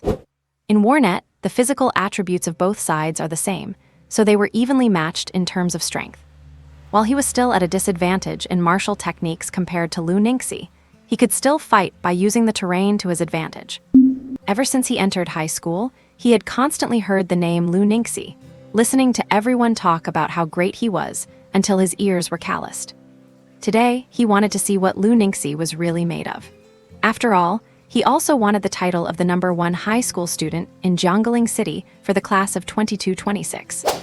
Huh? Wu-Tong let out a roar, sank his waist, took a step, and deflected Lu Ningxi's spear. Lu Ningxi's expression remained calm. Without pulling back the spear, he twisted his body, flicked his wrist, and used the spear like a staff to smash down at his head. Wu-Tong shifted his figure slightly, and at the same time, thrust his spear with one hand toward Lu Ningxi's heart. Whoosh! The sound of the wind, cut by the spear, slamming down brushed against Wu-Tong, and Lu Ningxi also saw the incoming thrust. So as the spear fell, he let his body go with the momentum, planted the spear tip into the ground, and swerved past Wu-Tong, swapping positions. Without a moment's pause, he swept out with another strike. Wu-Tong's thrust missed, and he lunged forward. Realizing something was wrong, he bent his knees, lowered his profile, and rolled on the ground to dodge the attack. Lu Ningxi kept poking forward. As the saying goes, 1 inch longer is 1 inch stronger, and his spear was slightly longer than Wu-Tong's, so he did not give Wu-Tong any chance to breathe. Watching the battle from the outside, Fang He narrowed his eyes. He saw something familiar in Lu Ningxi's offense. Lu Ningxi's fighting style has changed a bit, Fan Yang suddenly said. Yeah, it is different from before, Fang He replied. Although they had not seen Lu Ningxi fight much, they had seen enough to spot the difference now that they compared it. In Lu Ningxi's eyes, there was only the opponent and nothing else. His fighting style had indeed changed, inspired by Fang He. During that battle 5 months ago, Fang He managed to hold him off for a long time using only a proficient-level martial technique, which left a deep impression on him. After much tempering and reflection, he had integrated that into his own style. So far, it looked effective. The spear was like a whirlwind, impenetrable. Wu-Tong could only block passively and looked quite disheveled, and defeat was only a matter of time. Wu-Tong had long since abandoned his original plan. With a slight shift of his eyes, he planned to change the battlefield and kill some time. He pushed off against a large tree, using the force to kick back and widen the distance between himself and Lu Ningxi. Lu Ningxi pursued, his every step kicking up fallen leaves. Suddenly, Lu Ningxi's figure paused, and he stood still. Although Wu-Tong had been running, he was also keeping an eye on the movement behind him. Seeing Lu Ningxi pause, he was overjoyed and immediately turned back. Opportunity waits for no one.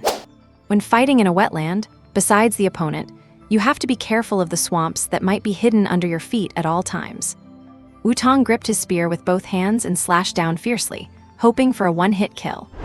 Thinking that he had a chance to defeat Lu Ningxi, Wu-Tong could hardly suppress the joy in his heart. Even his movements were somewhat distorted by his excitement.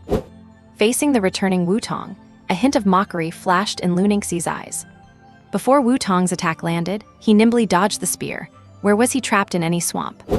Wu-Tong felt as if he had been doused with a bucket of cold water, instantly snapping back to reality. It was a trap. There were not many surprises. The outcome was already sealed the moment Wu-Tong chose to turn back. Given the existing gap in strength, he had foolishly closed the distance himself, and with his opponent playing a deliberate trick, there was no chance for a comeback. Seemingly unwilling to accept the loss, Wu-Tong lay on the ground and said during the post-battle tally, "I never expected you to play like that." He really had not imagined that someone who looked as cold and stoic as Lu Ningxi would stoop to deception. Lu Ningxi did not change his expression. "You are just too stupid." "You?" He wanted to say more, but the tally concluded, and both were teleported away. A middle-aged onlooker shook his head the moment he saw Wu-Tong turn back. Careless, that is the biggest taboo in a fight. And the result was exactly as he had expected. Lu Ningxi had waited for him like a hunter waiting for a rabbit, catching him perfectly. "I never thought it would end like this." Wu-Tong was too desperate to win, and never even considered the possibility of a trap. There was no time to think in that situation. If he had missed that chance, he would have had no other opening. "That is true." Fang He could not help but smile upon hearing the discussions around him. He had learned a lot from these few fights. He was already very, very close to reaching perfection level. The battle ended, and the scene grew lively again. Jiangling Hai's side was high in spirits, while Lingbei Hai looked like frostbitten eggplants, completely withered. Lu Ningxi, you won this match, but the road ahead is long, and we will settle this another day. Wu Tong stepped forward at this moment to make a concluding remark, intending to end things there. Lu Ningxi could not have cared less and said casually, "If you are not convinced, you can all come at me together. I do not mind." He had no intention of saving face for Wu Tong. After being defeated, the challenger wanted to walk away with a few polite remarks. Not a chance. Besides, Lingbei had always wanted to be number one, and there was already plenty of bad blood between the two schools, so this did not make much difference. Hearing Lu Ningxi's words, the onlookers' eyes lit up. It looks like Jiangling Hai does not intend to just let it end here. Ever since the last exchange tournament, some students from Lingbei Hai had been acting arrogant on forums and in public. This had even caused Jiangling students to get into online arguments with them, something many people were aware of. Wu Tong's expression darkened, and for a moment, he did not know how to respond. Jiangling Hai really deserves its reputation as a veteran powerhouse, producing such excellent talent as Lu Ningxi. With a hearty laugh, a middle-aged man pushed through the crowd and entered the arena. Seeing the middle-aged man appear, Wu Tong let out a sigh of relief, called him teacher, and stepped aside. Seeing a teacher step in, everyone realized the excitement for the day was likely over. Li Xin, these are student matches, let them handle it themselves. Why are you jumping in to stir the pot? The familiar, burly figure of He Xingchen appeared in the arena, confronting the middle-aged man. The person who arrived was none other than He Xingchen, who stepped out the moment the teacher from Lingbei Hai showed up. Teacher, the Annan High students called out one after another. He Xingchen nodded slightly and fixed his eyes on Lu Ningxi, his gaze full of approval. He slapped his large hand on Lu Ningxi's shoulder and laughed. Well done. That is how our Jiangling High students do it. He did not pay any heed to the people from Lingbei Hai at all. Teacher He, you are as spirited as ever. Li Xin greeted him with a smile, as if he had not heard what He Xingchen just said. After all, one does not hit a smiling face, especially in public. When he is outside, he represents Jiangling Hai and must not leave an impression of being rude or arrogant. However, he was not a master of diplomacy either, so he could only manage a few stiff responses. Teacher He, this exchange with your students was very beneficial for us. We need time to digest these lessons, so let us call it a day here and exchange again another time. How about that? Li Xin kept a low profile, wanting to settle the matter as quickly as possible. Haha, Teacher Li speaks logically. Martial arts cultivation requires exchange to progress. Surely next year's three-school tournament will be even more exciting. He Xingchen did not speak. It was Zhuang Wencheng who replied. Dressed in scholar's robes, he wore a standard smile. He had actually arrived around the same time as He Xingchen and had watched the entire fight from the sidelines, though he only stepped in now. Seeing Zhuang Wencheng appear, Li Xin's smile faltered. The gentle blade Zhuang Wencheng was quite famous in Jiangling. Li Xin would rather face the hot-tempered He Xingchen than deal with the seemingly polite Zhuang Wencheng. Indeed, martial arts development naturally sees each generation surpass the last. Li Xin replied, conveniently ignoring the mention of next year's tournament. Are you kidding? With Lu Ningxi around, next year's tournament held absolutely no suspense. Did you hear that? The teacher from Lingbei Hai encourages us to practice hard. Are you confident in showing everyone your best performance at next year's tournament? Zhuang Wencheng said with a smile, turning to the Jiangling High students. We are confident. The voice was deafening. How did it get back to the tournament again? But he could not say anything at this point, so Li Xin had to exchange a few more words with Zhuang Wencheng before hurriedly leaving with the Lingbei students. Who knew what else Zhuang Wencheng might say if they stayed any longer? As the Lingbei students departed, the onlookers also gradually dispersed. However, it is foreseeable that tomorrow, various versions of this incident will circulate throughout the city. Let us go, get back to what you were doing. Why are you still standing around here? He Xingchen said to the crowd still lingering. Everyone performed very well today, not just Lu Ningxi alone. Zhuang Wencheng gave everyone some encouragement. He was very pleased with the unity they showed against outsiders. Lu Ningxi nodded, and then entered a department store to pick out the items he needed. For him, the fight just now was nothing more than a small interlude, not worth dwelling on. Fang He, Fan Yang, you two brats, do not hold back at next year's tournament. Beat them hard, he Xingchen told the two of them. He had been brooding over this year's loss, so he instructed them. Yeah, do not worry about it, they replied one after another. He Xingchen nodded with satisfaction, then vanished from the spot along with Zhuang Wencheng. Teachers at key schools are very busy every day. They had to log off after finishing these matters.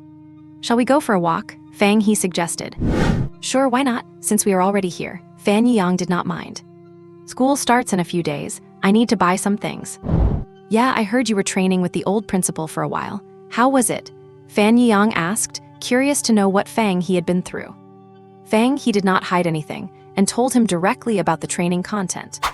Then he added, I suppose you could say, I barely got a taste of the cultivation conditions you big family descendants enjoy.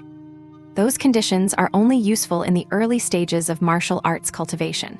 Later on, it all comes down to the individual. That is easy for you to say. These conditions save a lot of time in the early stages. Getting things too easily is not always a good thing.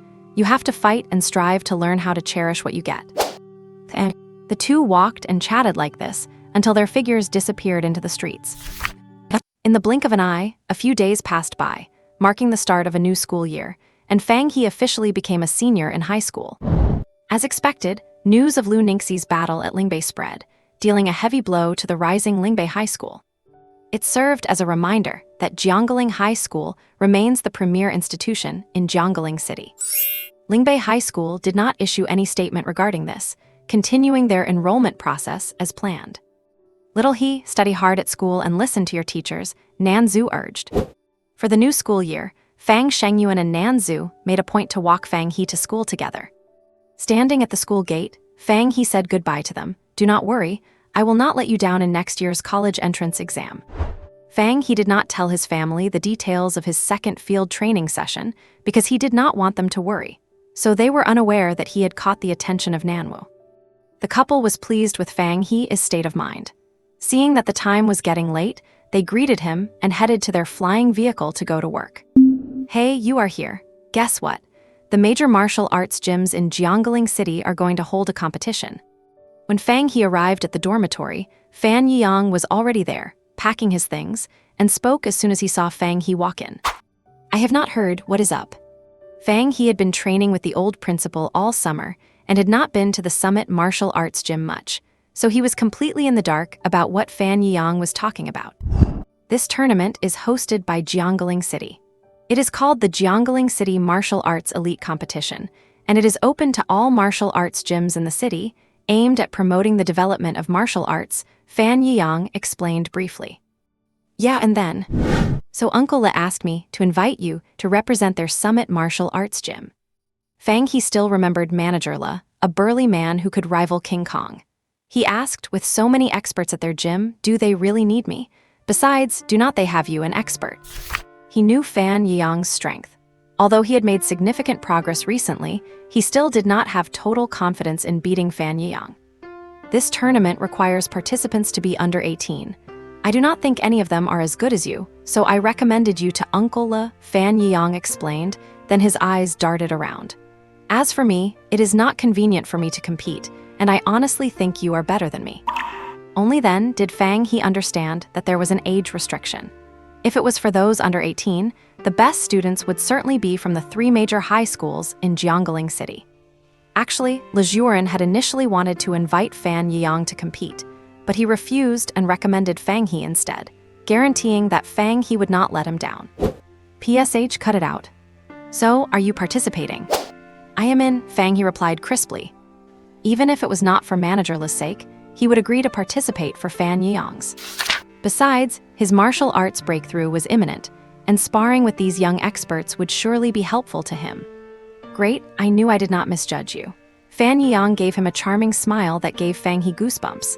Although they had lived together for a long time, he still could not fully get used to it. Then Fan Yang continued, it is not for nothing. Uncle Le said that regardless of the outcome, there will be generous rewards for you. Upon hearing this, Fang He was very tempted. Although he was not looking for benefits, there was no reason to turn them down. "When is the registration?" Fang He asked. "Let us head to Summit Martial Arts Gym after classes this afternoon." "All right. By the way, there might be some challenges ahead," Fan Yiyang warned him in advance. "Fair enough." Fang He nodded in understanding. It was only natural that there would be some tests for an outsider like him. And the first day of school is always the easiest, with nothing to do but the martial arts class in the afternoon. After dinner, no sooner had Fang He picked up his weapon, Lin Yuan, than Fan Yiyang dragged him onto a flying vehicle sent by the Summit Martial Arts Gym to head to their destination. A wind god marked the third flying vehicle. Fang He recognized it at a glance. Although he could not afford one, that did not stop him from knowing them.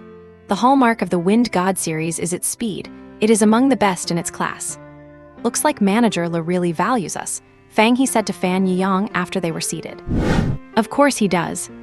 The young man in the front, who looked like a butler, smiled and replied, "Master Le specifically instructed us that both of you are honored guests of our Summit Martial Arts Gym." Then, the three of them began to chat. Fang He also learned the significance of this competition.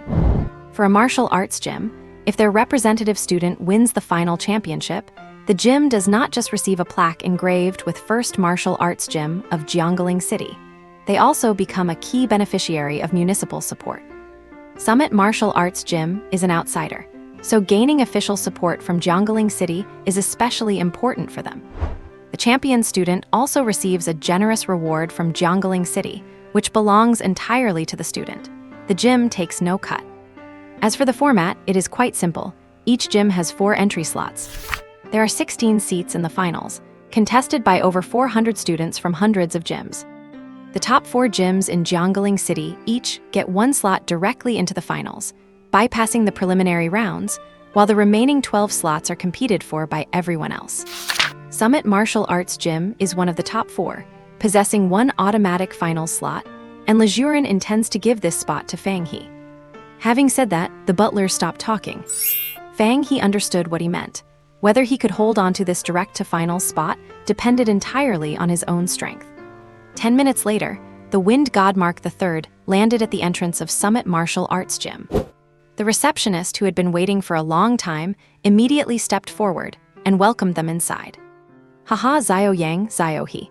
As soon as he walked in, Fang He heard Lejurin's laughter. Lejurin was followed by a dozen students in training uniforms with the word Summit printed on the right chest. Judging by their spirits, they were all elite students of the gym. Some of their gazes were not very friendly, looking Fang He and his companion up and down without any restraint. Most others were simply curious, wanting to see what kind of talent this young man valued by the master really had. Among them was a tall figure familiar to Fan Yiyang, Le Qingying, whom Fang He had met once before. Although Le Qingying was highly gifted, she was only 16 and was not a participant in this competition. "Hello, Uncle Le," they greeted him back. "Ah, yes, hello. Xiao Yang, Xiao He, you two have not been here for a while." Fang He has been busy with special training lately. And as for me, well, you know how it is. Fan Yiyang stepped forward to explain. "Haha, I know you all have your own training methods.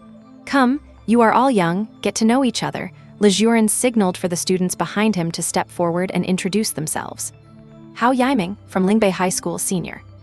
A tall, muscular student stepped forward first, but his gaze was aggressive, fixed constantly on Fang He. Zhang Jun, from Chengnan High School Senior. He had dark skin and smiled, revealing a set of white teeth.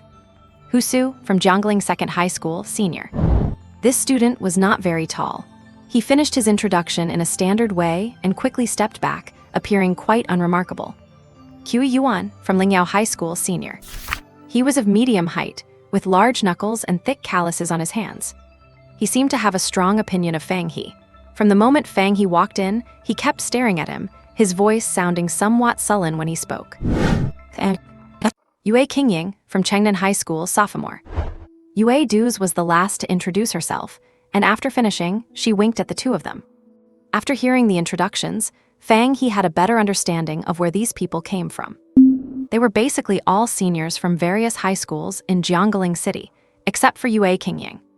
Interestingly, while there were students from Lingbei High and Chengnan High among them, there were none from Jiangling High, and none of them were particularly famous. But that was normal. Famous students were highly valued by their schools or had personal mentors at home, so they naturally would not come to a martial arts hall to study as disciples. Moreover, the faculty of the seed classes at the three major high schools was definitely stronger than that of the martial arts hall. Under normal circumstances, there was no need for them to sign up as disciples, at most just using the equipment here for training. Those who usually signed up as disciples at the martial arts hall were either students who were overlooked at the three major high schools or students from other schools. Of course, to become an official disciple of the martial arts hall, one not only needed a certain amount of talent, but also had to pay a significant tuition fee. Fang He and Fan Yang, Jiangling High School seniors. Fang He and the other also introduced themselves. Since everyone knows each other now, let us head to the third floor. Yue Zhuren turned around and led everyone to the third floor. The layout of the third floor was no different from before, but it was empty today with no one else training. I have cleared out the third floor. Fang He, Hao Yiming, Zhang Jun, and Hu Yuanhang, you four are the participants from our martial arts hall for this competition. You can interact more with each other. Yue Zhuren turned around and said, then added to the others, you all should also cooperate with them as much as possible. Everyone nodded in agreement. At this moment, Qi Yuan could not help but say, Fang He, since you are going to represent our peak martial arts hall in the competition, you should at least prove your strength. Fang He felt a surge of energy, knowing it was time for action. Oh, and how should I prove it? It is simple, let us have a spar. I am ranked 4th among the students of this generation at peak martial arts hall. If you beat me, you are naturally qualified to represent us. Qi Yuan was delighted upon hearing this. It was easy to handle as long as he agreed to talk. He was from Lingyao High School, which was considered second tier among all high schools in Jiangling City, second only to the three major high schools. When he finished the middle school entrance exam, he could have chosen to enter one of the three major high schools, but he chose Lingyao High School instead. Simply because he did not want to be an average student in one of the three major high schools, stuck in the middle. When the recruiters from Lingyao High promised to give him priority access to resources and the best training, he made his choice without much hesitation. In fact, he was indeed highly valued by Lingyao High and received key training. Then he joined the peak martial arts hall to train diligently. Currently, he is in the top 3 at Lingyao High, and the only one who can consistently beat him is Hu Jimin, whose defense is like an iron turtle shell. His martial arts techniques have also reached the mastery level, no worse than the students in the seed classes of the three major high schools, and he is very confident in his strength. When Jiangling City held the martial arts elite competition, he thought he could represent the peak martial arts hall to compete, get a good ranking, make a name for himself, and get more attention from his school. But he did not expect his spot to be taken by the parachuted Fang He. All right, Fang He had been prepared from the start, so he naturally would not avoid the fight. Then how about I be the referee? Seeing this, Yue Zhuren did not hypocritically try to stop them, but instead offered to be the referee. Then I will trouble you, Uncle Yue. After saying that, Fang He stepped forward and landed lightly on the stage. Qi Yuan narrowed his eyes, snorted coldly, and vaulted onto the stage to face Fang He from a distance. He wanted to see just how excellent an outstanding student from the Jiangling High Seed class really was. If you are ready, then begin. After both of them took out their weapons, Yue Zhuren said. Qi Yuan practiced boxing, which was evident from his calloused hands. After putting on his boxing gloves, his whole demeanor became much sharper. Without any courtesy, he threw a punch straight out, the wind whistling. Fang He met the attack, the sword blade clashing against the glove armor, producing a crisp impact sound. Clang! The two touched and separated, then immediately tangled together again. Both sides traded blows, fists and sword light interweaving. Although Qi Yuan is at Lingyao High, his current strength is ranked among the top even in the three major high schools. Is Fang He confident? Yue Qingying asked while standing next to Fan Yang. She was not familiar with Fang He and did not know how strong he was. His fighting style is like that. Qi Yuan cannot do anything to him, just watch, Fan Yang said confidently. After a few moves, Fang He had basically gauged Qi Yuan's strength. In terms of martial arts, he should have just entered the blood-quenching stage, and his techniques were quite solid. He must have broken through to the mastery level for some time now. Qi Yuan's boxing style was very fierce. Once he launched an attack, it was like a storm, aiming to end the fight as quickly as possible. This reminded Fang He of that girl who also used boxing. He wondered how she was doing now. While thinking this, the movements of his hands did not pause. Moonlight flowing light.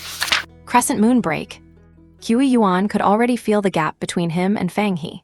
Faced with his attacks, Fang He appeared relaxed and composed, while he himself was panting due to the continuous barrage. He liked to stare into his opponent's eyes while fighting, and in Fang He's eyes, he only saw two words: calm, as if everything were under control. As time passed, that faint sense of pressure became increasingly clear, making one feel suffocated, as if he had completely fallen into the rhythm of his opponent's fight. Although he knew the gap, he did not give up. Faced with the sword light cutting towards him, Qiu Yuan focused with all his might. The sword light scattered like moonlight, 2 consecutive moves, natural and seamless like pouring quicksilver. The first move broke his guard, and the second move landed directly on his chest. But the long sword did not push further. Fang He took a step back and stood with his sword sheathed, moving with complete ease and control. Yue Qingying's eyes lit up with brilliance, so effortless. Yes, the process of Fang He defeating Qiu Yuan could be described as effortless. Although it was not the kind of overwhelming destruction, Fang He's poise of having everything under control could certainly be called effortless. Exactly, Fan Yang said with a raised eyebrow. Good, little he really lives up to his reputation as an excellent student of Jiangling High. Yue Zhuren's eyes brightened, and he praised him. Then he looked at the slightly dazed Qiu Yuan and encouraged him, saying, "Your strength has also improved significantly, and your boxing attacks are fiercer. But remember to balance hardness and softness so that you can break through to the perfection level." Qiu Yuan, who was still dazed, woke up upon hearing Yue Zhuren's words and whispered, "Thank you for the guidance, master." Yue Zhuren nodded and turned to look at Fan Yang with a smile. "Of course, we also have to thank little Yang for recommending such a genius to our peak martial arts hall." "Haha, this is my good brother. Uncle Yue, you should prepare some extra gifts later." Fan Yang joked while trying to secure benefits for Fang He. That goes without saying. Everyone has seen it. Little He's strength is fully capable of representing our peak in the elite competition. That spot directly into the final round will go to him. Does anyone have any objections? Although the rumors that the hall master intended to give the final round spot directly to Fang He had already spread, hearing Yue Zhuren announce it to their faces still caused the expressions of those qualified to compete to shift. "Hall master, I would also like to compete for this spot." Hao Yiming stepped forward and said loudly. He was tall and sturdy, and his voice sounded like thunder when he spoke. Yue Zhuren looked at Fang He, not giving an immediate answer. Fang He had no objection. He would treat it as one sheep or a whole flock. Since he accepted the job, he had to accept these challenges. "All right." Hao Yiming did not offer any polite pleasantries about Fang He just finishing a battle or offering him time to recover. He simply dragged his blade onto the stage. "Charge up." Fang He raised an eyebrow, knowing his plan, to charge up in advance and defeat the opponent with one strike. However, this move was almost useless in actual combat. Warriors decide victory in the flash of a second, who would give you time to charge up. It was only in stage fighting that you might get some opportunities, but it still came with many disadvantages. Hao Yiming was very confident. Thanks to his solid training foundation, he had just been promoted to the seed class at Lingbei High. This Fang He was just at the level of a Jiangling High seed class student. By charging up in advance and taking advantage of his opponent's fatigue, he believed he could win. Last week, the news of Lu Ningxi challenging Lingbei single-handedly had spread far and wide, making all the students at Lingbei High feel humiliated, and Hao Yiming felt the same. He could not beat Lu Ningxi, but this time he had encountered Fang He, also from Jiangling High. Besides competing for the spot directly in the final round, he also wanted to defeat someone from Jiangling High to knock down their arrogance. Yue Zhuren did not care about Hao Yiming's petty schemes and declared, "Begin." Skybreaking slash, Hao Yiming shouted, bringing his blade crashing down. His strength was indeed a notch above Qiu Yuan's, and with the momentum gathered from his build-up, the force was even more formidable. However, no matter how good a move is, it has to actually hit someone to count. Wave-lingering steps. Although Fang He had received the Bright Moon Sword Cannon after his martial arts reached the proficiency level, he had never neglected his wave-lingering sword style. With his figure swaying like a gentle ripple, Fang He easily evaded the blade. From the very beginning, he had no intention of clashing head-on. Just looking at Hao Yiming's burly frame and bulging muscles told him the opponent possessed shocking power, especially with the boost from his power-up move. After missing the strike, Hao Yiming's expression did not change. He lunged forward, executing an upward slash with a backhand grip, determined to end the fight as quickly as possible. He knew that his combat effectiveness would drop significantly once his power-up faded, and he would be no match for Fang He at that point. Moving and shifting, Fang He constantly changed positions. Hao Yiming could not even touch a corner of his clothes. I never expected his movement technique to be so strong. Le Qingying was surprised by Fang He's agility. This is the movement technique included in his first set of martial arts. When paired with his sword strikes, it is even more powerful. Fan Yang knew Fang He's martial arts quite well. Hui Yuan stared at Fang He on the stage with a blank expression. He knew Fang He had not used his full strength to defeat him, but what he could not accept was that he had not even managed to force Fang He to use his movement technique. Are you only capable of hiding? Is this all Jiangling High School teaches you, how to run away? After 3 moves, having still failed to touch Fang He, Hao Yiming could not help but feel anxious, so he spoke up to goad him. Fang He kept his distance, not minding a bit of banter. After all, he was not the one feeling anxious right now. Stalling for time was in his favor. You are right about that. Hao Yiming almost choked on his own breath. Logically, should not his opponent have charged forward to engage in direct combat after hearing such a provocation? At the very least, he should have talked back, right? What is even happening right now? Who just straight up admits it like that? Having wasted these few seconds, he could feel his strength already starting to wane. I cannot drag this out any longer. Sky-cleaving slash. Hao Yiming strode forward, holding his blade with both hands, and brought it down fiercely. This was the most powerful move in his repertoire. Fang He kept a close eye on Hao Yiming's arms, noticing that his muscle fibers were not bulging as they had in his previous attacks. He did not retreat any further back and he would be off the platform. He shifted 1/3 of a step to the right, narrowly avoiding the strike. Sweep! Hao Yiming had long since noticed that Fang He was closer to the edge, knowing he could not retreat further, so he planned to follow the slash with a sweep. Although changing the movement action would decrease its power, hitting Fang He was all that mattered. With Fang He's build, he would not be able to survive a single blow from him. That is really pathetic, Fang He said as if he had expected it all along, tapping his sword forward. Clang! The tip of the sword collided with the side of the blade. It struck exactly at the weakest point in Hao Yiming's attack. Hao Yiming's expression changed wildly. The force transmitted through the blade nearly made him lose his grip, and his entire technique crumbled. How did he predict that? This was not just Hao Yiming's question, but the confusion shared by everyone watching from below. Using minimal effort to deflect a massive force, Hao Yiming's improvised move was suddenly like a duck with its neck caught. It could not move an inch. It was not that Fang He had not noticed Hao Yiming's weakness earlier, but even if he saw it, Hao Yiming was at his peak while charging his attack, full of momentum and infinite strength. Even if he had struck the weak point, he might not have been able to break through his defense. A martial artist's battle is not just about spotting a flaw. Your strength must match your technique. It is like wielding a powerful energy cannon. It is useless if you cannot land the shot. Now that Hao Yiming had passed his initial peak and was in the middle of shifting his move, his power had waned, making this the perfect moment. And so, Fang He struck decisively, and the move was a success. He did not stop, swinging his sword once more. Whoosh! The swing of Su cut through the air with a whistling sound. Hao Yiming's figure froze instantly, unable to make a move. It was not that he did not want a move, but Fang He's sword tip was already pressed against his throat. Even without a sharpened edge, he could still feel its biting intensity. It would have been better if you had not tried these little tricks. The more you use them, the faster you lose. Hearing this, Hao Yiming's face paled.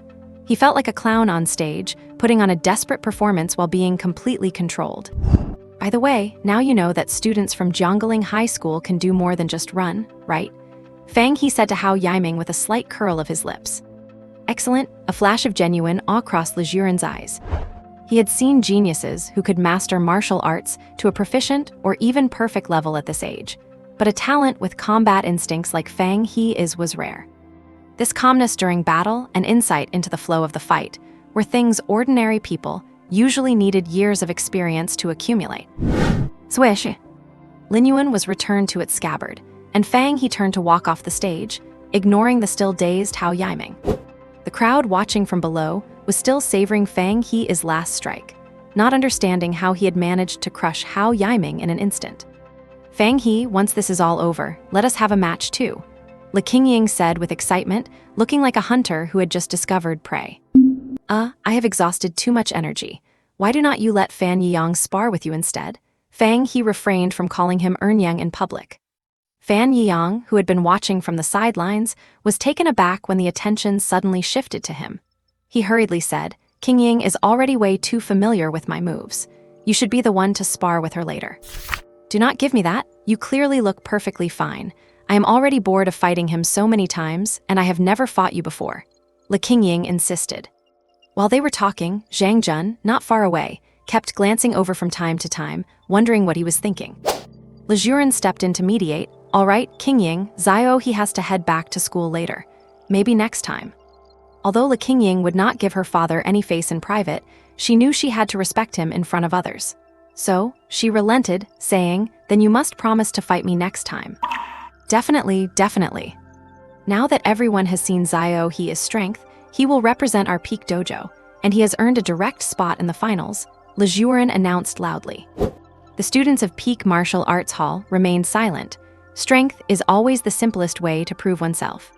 Just as everyone was preparing to disperse, Zhang Jun stepped forward and called out, Master. Zhang Jun, do you have something else on your mind? I greatly admire Fang He's strength and would like to learn from him, but since he has just been through consecutive fights, it would not be right to ask him to spar again. So, I would like to challenge Fan Yiyang instead, so we can learn from each other. At this, Zhang Jun turned slightly to look at Fan Yiyang. Hearing Zhang Jun's request, Fang He almost laughed out loud, knowing full well how much Fan Yiyang hated dealing with such troublesome matters. That depends on what Zio Yang wants to do. Le Juren was pleased to see such initiative from his students, but it was ultimately up to Fan Yiyang. Zhang Jun looked at Fan Yiyang with anticipation. I am really looking forward to trading blows with an elite from Jiangling High School. Fan Yiyang rubbed his forehead in resignation. He knew Le Juren wanted him to take the match, so he simply said, fine, let us have a go. Zhang Jun's expression brightened. The main reason he wanted to fight Fan Yiyang was because of Le Qingying. He liked Yue Qingying, and it was because of her that he joined the Peak Martial Arts Center as a disciple, hoping to get closer to her.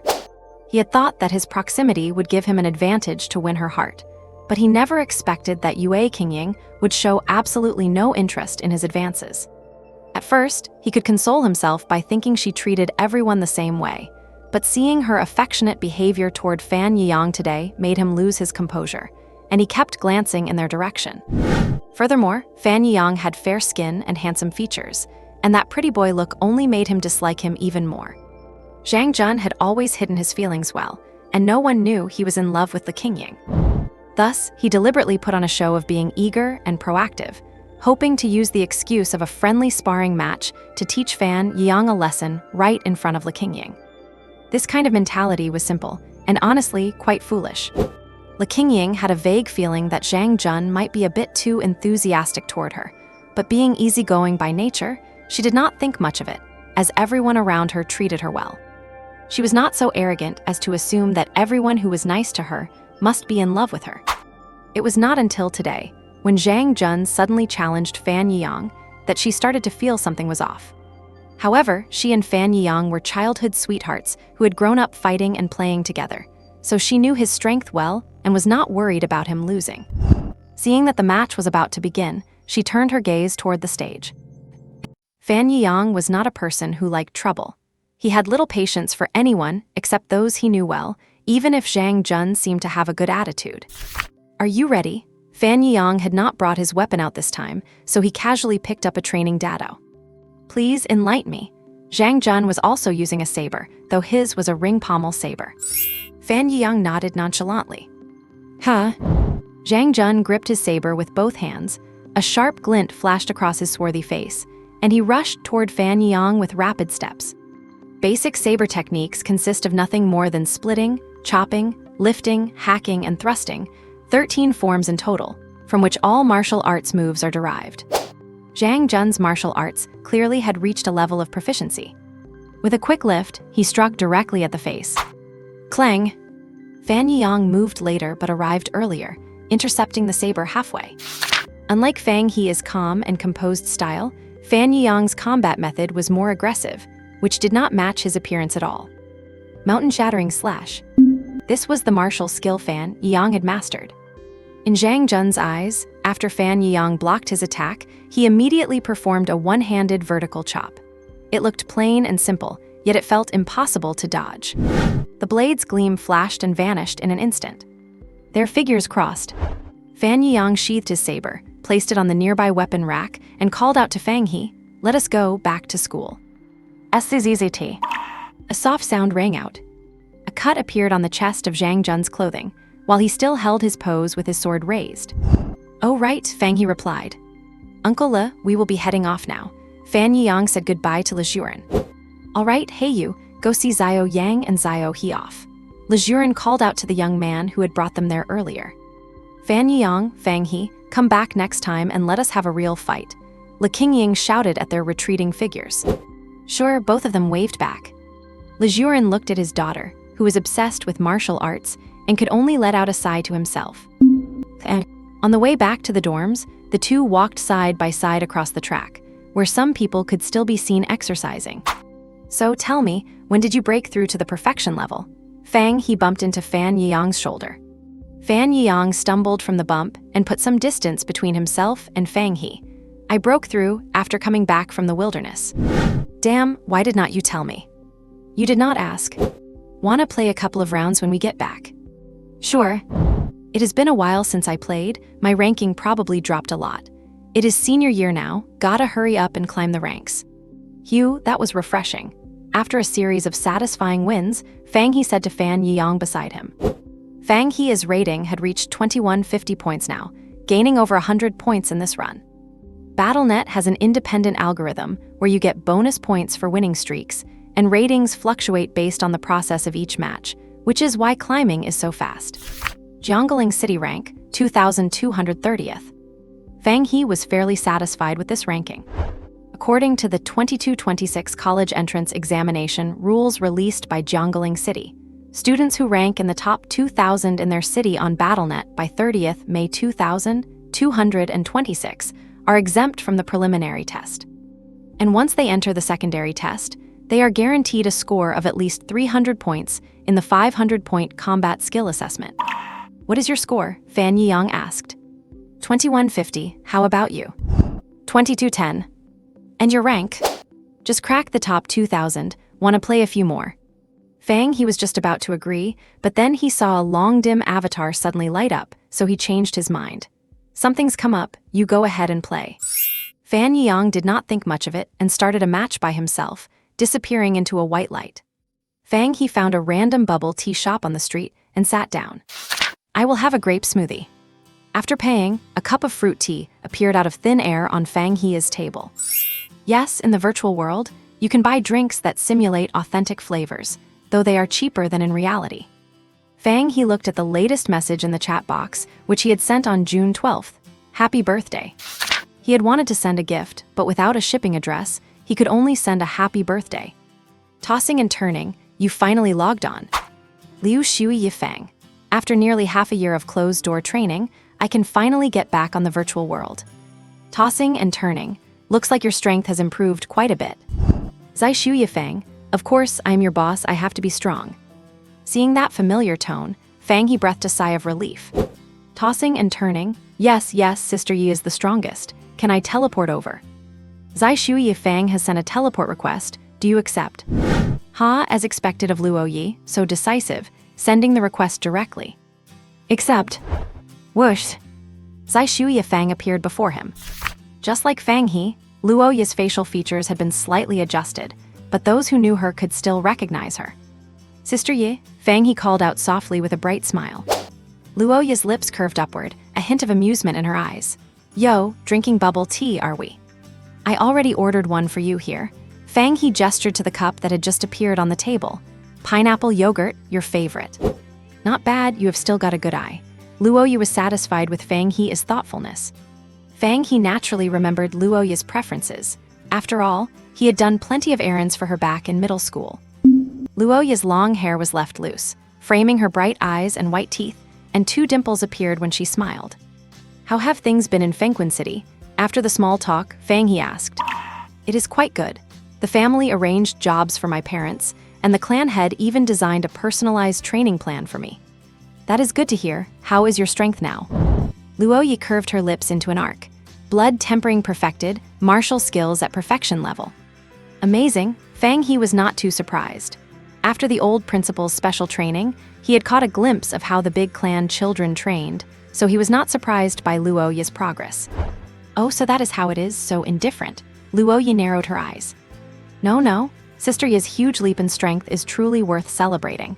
Fang He's expression was quite exaggerated. "HMPH, I have been in seclusion for so long and did not receive any news. Tell me, what has been happening during this time?" So Fang He began to recount the events that had taken place since Luoyi left. Of course, due to confidentiality, he did not elaborate on the wilderness training, skipping over it quickly, and Luoyi did not press him. Luoyi slapped the table, making the 2 drinks jump slightly. "This Lingbei crowd is really arrogant, is not it? Just because they were lucky enough to produce a Zhou Chuyu? If I were there, I would beat them so hard their own mothers would not recognize them." Fang He naturally believed her. The scene of Luoyi standing up for him and sending Du Zheng flying with 3 moves was still burned into his memory. "But I did not expect you to have that kind of relationship with the principal, to be personally coached by him." Luoyi continued. "It is all thanks to the old man at home. I am just basking in his glory." Fang He said proudly. "Right, you have entered the blood tempering stage now too. The principal must have told you, right?" He did. Fang He knew what she was talking about.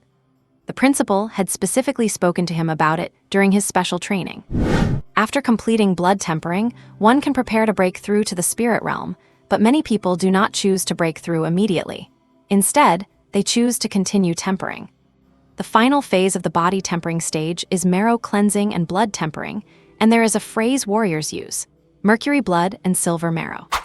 Generally speaking, once a warrior reaches the peak of blood tempering, each drop of blood and marrow can become 10 times heavier than before.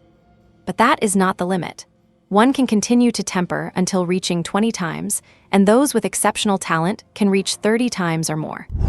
And naturally, a warrior who breaks through, after reaching 30 times in blood tempering, will be much stronger than one who breaks through at 10 times. After chatting for a while longer, Luoyi suddenly said, "My clan elder is calling for me, I have to log off." "All right, go ahead. When will you be online next time?"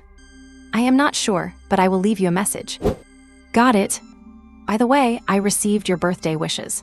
Remember to make up for my gift next time we meet." Without waiting for Fang He's response, Luoyi's figure vanished from where she stood. "Damn, so you were here? I have been looking for you for ages." Fan Yang walked into the milk tea shop, spotted the dazed Fang He immediately, and slapped him on the shoulder. "What are you daydreaming about? I have already played a few matches. You disappeared as soon as you logged out, and you did not even reply to my messages," Fan Yang complained. Then he noticed the 2 empty cups on the table. "Oh ho, so you came here for a date, huh? Be honest, who was it with? Are not you afraid I will tell Luoyi when I see her?" Fang He snapped out of it, shook off the hand on his shoulder, and said, "What are you talking about? Luoyi just logged on, so I was chatting with her here for a bit." Fan Yang was taken aback. He had not expected that Fang He had just been with Luoyi. He recalled the rumors from back home. It was said that many influential families in the eastern region knew that a genius had emerged from the Luo family, and they were all sending their juniors to make contact with Luoyi in hopes of winning her favor. However, Luoyi had been in seclusion, and no one had managed to catch even a glimpse of her yet. "Oh, and what did you talk about?" "Nothing much, just stuff happening at school lately." "Aunt Peng, why did the clan elder want to see me?" Luoyi asked, humming a tune as she took off her sensory headset. Aunt Peng, who had been waiting nearby, replied, "I am not entirely sure, but it may be to guide your cultivation again." "I just finished my seclusion, and now I have to cultivate again," Luoyi muttered. "Young miss, that only goes to show how highly the clan elders regard you. Many in the clan would envy the treatment you receive," Aunt Peng said with a smile. "I know, Aunt Peng. I will head over now." "Very well, young miss, your enrollment procedures have been finalized, so you can report to school tomorrow." "Which school?" Yunfeng High School.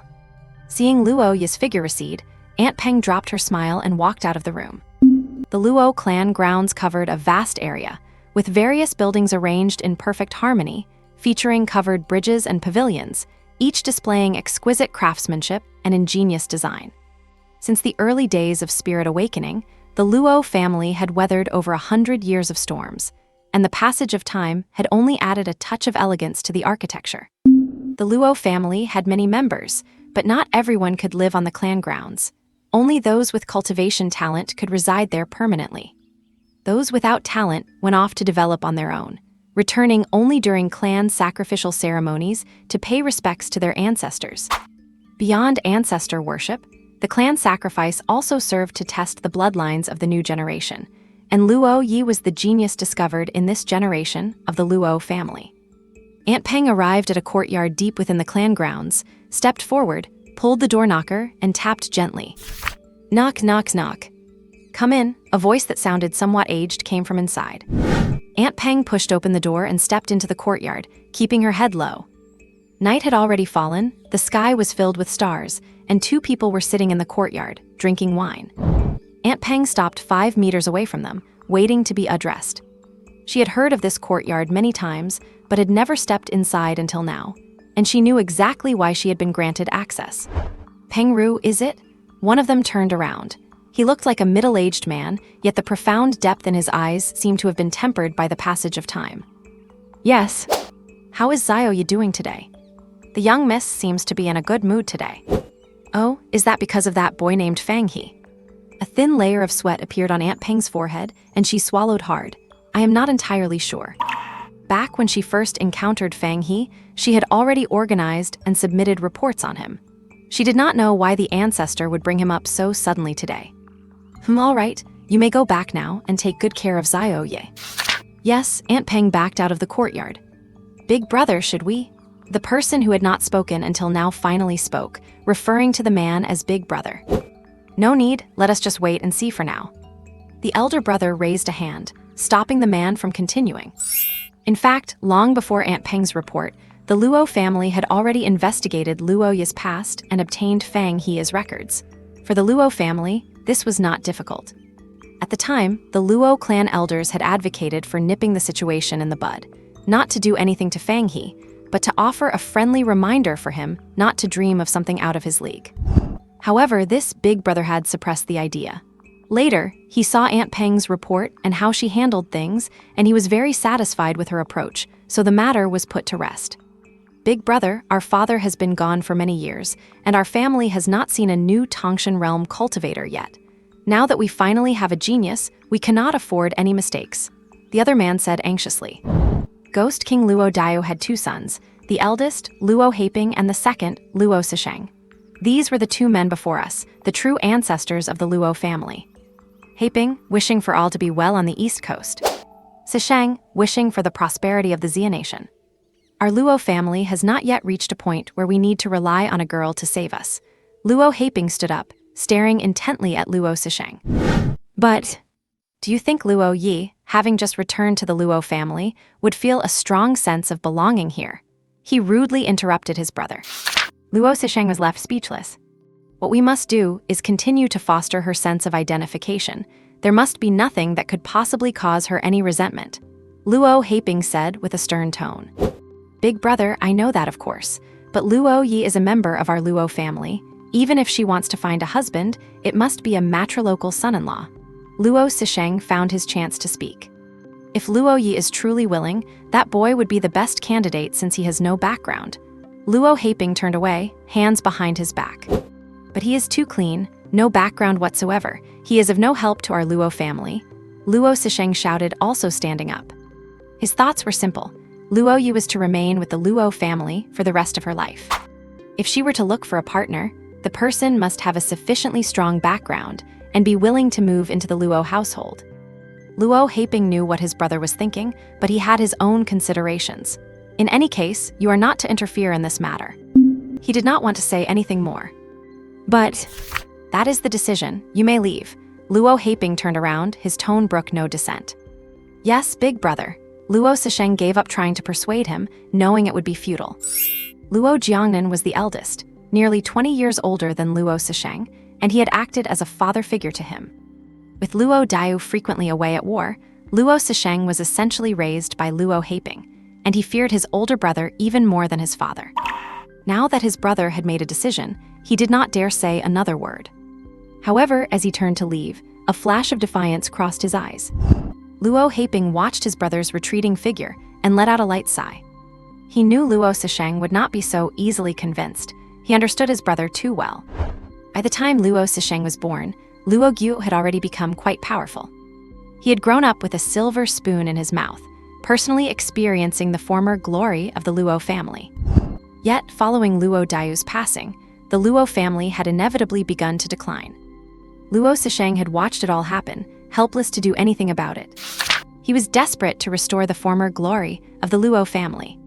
Once upon a time, Luo Sisheng had tried to revitalize the family on his own, but eventually found he could not, so he had to pin his hopes on other sources. But a family's strength has never relied on external forces, but on itself, brother. Luo Haiping thought to himself. Tab, tab, tab. Luo Haiping sat back down and tapped on the table. After a long while, pass on the order. No forceful measures are to be taken against Fang He. Yes, a response echoed from the distant mountains. He paused, then added, keep a close eye on the second brother. Do not let him do anything rash. Yes. Luo Haiping rubbed his temples, his expression weary. The strength of this world was built upon military force. When his father was around, the cowardly villains dared not act recklessly, but after his father's passing, those demons and monsters began to crawl out. Although his own strength at the Dragon Gate realm was already considered powerful to ordinary people, it was still proving insufficient to protect such a vast estate. If it were not for the protective aura of the Ghost King name, this estate would have been carved up long ago. That was why the Luo family was so desperate for someone to step up. It was that very impatience that led to trouble. Luo Wanian, the most powerful female in the Xia nation, those minor rumors from the outside were not wrong. She was indeed related to the Luo family. She had originally been a member of the Luo family, but had severed ties with them 40 years ago, and in the end, had even changed her surname. That scandal had made a huge splash at the time, turning the Luo family into a laughingstock and causing other families to mock them in private. Later, with Luo Wanian's rise and the Luo family's intentional downplaying of the matter, things had gradually quieted down. For years, the Luo family had spared no effort to repair their relationship with Luo Wanian, but with little success. Must they make the same mistakes they made back then all over again? Luo Haiping suddenly recalled a line from an ancient text. If those who come after us do not learn from the lessons of their predecessors, they will only cause those who follow them to mourn for them as well. Wow, the weather is really nice today. Fang He got up early and walked into the living room, only to see the bright sunshine outside. I am afraid it is not just the weather that is good, but your mood. Fan Yang had already gotten up and packed his things before walking into the living room. Today is the first day of senior year, the official start of classes, so both of them woke up very early. PSH, let us go, time for breakfast. After grabbing a quick bite at the cafeteria, they arrived at the classroom. As soon as he got to the classroom, Fang He noticed that Lu Ningxi still had not shown up by the time class was about to start. He was not at martial arts class yesterday either. Where did this guy go? Lu Ningxi usually kept to himself and did not have many friends, so Fang He did not even know who to ask. Now that you are all in your final year, put away those restless little thoughts. Study hard and cultivate your martial arts. Our class is a top martial arts seed class, and my requirement is simple. Everyone must pass the entrance exam for the top 100 martial arts universities. Any questions? Zhou eyes were sharp as she scanned the room. No. Zhou is Fang He's new homeroom teacher, and the geography teacher for the seed class. All right, today we're going to review the geography of the southern region. By senior year, most of the academic coursework is done. The rest is just review. Sometimes the teachers might add a bit extra if they are in the mood, but not much. After finally struggling through to the end of class, the room instantly erupted into noise. Did you hear? Our city is going to host the martial arts elite tournament. I heard. The big martial arts gyms in the city are scouting for participants like crazy right now. If you want someone to compete, you should just find Lu Ningxi. If he joins, what chance does anyone else have? You think they do not want to find Lu Ningxi. The problem is they cannot find him, and no one knows where he went. Do you know who has already accepted an invitation? It seems like the top 3 from Lingbei have been invited, and I am not sure about the south side of town, but it looks like Jin Yi and Ren Yun in our class got invited too. Hearing this, Fang He could not help but glance at Jin Yi and Ren Yun in the front. These two were also among the 10 who participated in the wilderness training, and their combat skills were quite good. Fang He, come with me to the school gate to pick up a package later. Fan Yiyang walked over and patted Fang He. What is it? Fan Yiyang gave him a wink, the good stuff. Quit stalling, tell me. Uncle Le said he wanted to give you a portion of the reward in advance, so you can aim for an even better performance later on, Fan Yiyang revealed. Fang He's eyes lit up. As expected of a wealthy family, they are certainly generous. Getting paid before the work even starts. Nice. Let us go now, we still have some time before class. Sure. The two of them went to the porter's office to pick up the package and then took the items back to their dorm first. Carrying bags like these into the classroom would not look right.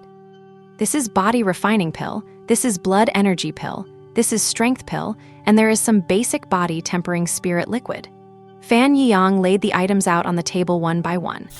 Fang He had seen these in pharmacies before, and some were not even for sale. If he had to buy them with Blue Star coins, he doubted $1 million would even cover it. Remember to thank Uncle Le for me, Fang He said excitedly. Uncle Le said this is only a part of it, and if you take the championship at the end, there is even more. I will certainly live up to the expectations. Enough, stop making promises here, Uncle Le cannot hear you. The elite tournament starts this weekend, but that does not have much to do with Fang He. He has a direct entry into the top 16 and only needs to participate in the finals a month from now. At night, Fang He took a blood energy pill and sat in a wooden barrel filled with a medicated bath made from the basic body tempering spirit liquid. As the gentle medicinal power dissolved in his stomach, Fang He activated his spirit awakening technique to absorb it for tempering, while the liquid in the barrel was continuously consumed. Everything went smoothly, and as time passed, the greenish liquid in the barrel slowly turned colorless. Who? Fang He let out a long breath, slowly opened his eyes, and muttered to himself, as expected of pills, the effect is really good. He could feel his blood energy full and his strength increasing. He dragged his 2 fingers across his arm, leaving only a white mark. You have to realize his fingernails were no less sharp than a blade. This indicated that he was near the end of the body refining stage, and the next step would be the spirit flow stage. However, before advancing to the spirit flow stage, he must build as solid a foundation as possible. Fang He's eyes flashed. He put on his clothes and went to the living room, finding Fan Yiyang still waiting there. Looks like the effect of this batch of pills was pretty good. Fan Yiyang smiled as he saw the energetic Fang He. It was not bad. Fang He replied, then found the body testing machine and stepped on it. After skillfully pressing a few buttons, an electronic synthesized voice sounded. Height 178-900. Weight 562 kg. Health excellent. This is a small gadget that every dorm has, so students can keep track of their physical condition. Yo, blood tempering is almost complete, huh? Fan Yiyang said after hearing the results. His way of quickly determining Fang He's strength was simple, listening to the weight announcement. Before entering the spirit flow stage, one's weight increases as they cultivate martial arts, especially during the final phase of the body refining stage, marrow washing and blood tempering, where growth is particularly rapid. Fang He's current weight was about 8 times that of a normal person, from which one could roughly infer his strength. Once they reach the spirit flow stage and spirit power is stored internally, everything will return to normal. I will reach completion in blood tempering in a while, Fang He said, clearly satisfied with his progress. After you reach completion, you should temper yourself as much as possible. It is best to wait until university to make the breakthrough. Fang He knew the benefits of continuing to temper after reaching blood tempering completion, but he did not know why he should wait until college to break through. Why? In university, there will be instructors to guide your breakthrough, and other auxiliary means to help you better stabilize your realm and select the most suitable cultivation method. You might even be able to skip the early stage and jump straight into the middle stage. Fang He understood. It really is better to have someone knowledgeable by your side to avoid taking unnecessary detours. In a bright room, Lu Ningxi held a spear in one hand, his aura dignified and imposing. Opposite him were 5 simulation robots in a formation, holding various weapons. Lu Ningxi flicked his spear and charged straight at them. The simulation robots moved as well, showing no sign of any aura. But they all used martial arts, and if you looked closely, you could see their skill had actually reached the perfect level. Lu Ningxi was effectively fighting 1 against 5, facing opponents whose martial techniques were all perfect. Cling, clang, clatter. The sound of weapons clashing echoed incessantly. The strength shown by the simulation robots was equivalent to the body refining stage, but they did not get tired and felt no pain, making them far harder to deal with than ordinary martial artists. Lu Ningxi was thrilled. This was the only thing that could make him feel some pressure. The last battle against Lingbei High School had been far too uninteresting for him. This is how a spear-wielding martial artist should train, breaking formations and slaying enemies. Half an hour later, Lu Ningxi sat cross-legged, the spear intent on his body almost bursting through his skin. Friday, 9th September 2225. A few days have passed since school started. Bangs, bangs, bang. The knocking on the door was urgent. Fang He opened his eyes. Yang, why are you acting like a madman so early in the morning? Lu Ningxi has made a breakthrough, Fan Yang shouted from outside the door. Fang He rubbed his eyes as he opened the door. A breakthrough. He entered the spirit motion realm. Just after saying that, he felt something was off. Why would Lu Ningxi be in such a hurry to break through to the spirit motion realm? Not the spirit motion realm, he has comprehended the spear intent, Fan Yang said directly. Fang He sobered up instantly. Not to mention Jiangling High School, in the entire Jiangling city, no one has comprehended martial arts intent right at the beginning of their senior year for at least the past 10 years. And the Beijing Martial Arts University has already extended an invitation to him. What? He is only a senior. Beijing Martial Arts University has a preparatory class where you can enter the university early to study. There is such a thing. The class monitor should have already posted an announcement in the group chat. Fang He immediately opened his communicator. As everyone knows, there are 2 class group chats, one with the teachers and one without. Fang He was currently looking at the one with the teachers. As soon as he opened it, he saw messages flashing across the screen one after another. So everyone's awake, huh? He looked at the pinned message at the top. Class teacher Zhou Ye. Congratulations to our student Lu Ningxi for getting admitted to Beijing Martial Arts University early. Below that were the chats from the early rising classmates. It started with a flood of congratulations, but soon drifted off topic to the admission requirements for the Beijing Martial Arts University. By now, Fang He had figured out the basic admission requirements for the school. As the top martial arts university in the Xia Kingdom, its admission process is extremely strict, taking in about 3,000 students every year, including the geniuses from the preparatory classes. In the National College Entrance Exam, which is out of 800, experience shows that you need at least a score of 740 to even stand a chance. As for the preparatory class, it is a way for them to lock in geniuses early. They have dedicated teachers who scout for talents all across the country. Once talent is discovered, they will, with the students' consent, be admitted into the prep class. It is essentially an early admission where they automatically start university after the national exams end. Getting early admission is actually quite simple. You just have to impress their teachers. For example, like Lu Ningxi, comprehending martial arts intent before the age of 18 is enough, or having other extraordinary gifts. Our school is really going to stand out this time. He is the first student to get early admission to the Beijing Martial Arts University in recent years. Fang He sighed. Tell me about it. I just had a thought. Is Lu Ningxi still going to take the National College Entrance Exam? Do not be silly, he has already been accepted. Why would he take the exam? Does not that mean the top scorer title for this year's exam is up for grabs again? Fan Yang suddenly realized this. With a powerhouse like Lu Ningxi gone, those who had been suppressed by him would surely be tempted to aim for that vacant top spot. Sure enough, by noon, the entire school knew about Lu Ningxi's upcoming trip to Beijing. At the same time, major media outlets reported it, and most of Jiangling City now knew that Jiangling High School had produced a super genius, even greater than Zhou Chuyu, who was heading to the Beijing Martial Arts University. Tomorrow is the opening match of the elite tournament. Want to go together? Fan Yiyang asked. Sure, let us head there first thing tomorrow morning. And the next day, the two got up early and headed straight for the Jiangling City Central Gymnasium. With the rise of martial arts and the strengthening of people's physical fitness, some traditional sports on Blue Star have gradually disappeared. After all, holding a 100-meter sprint is pointless when an average body-refining warrior can finish it in a few seconds, not to mention those in the spirit motion realm. So, modern sports activities are basically just martial arts training.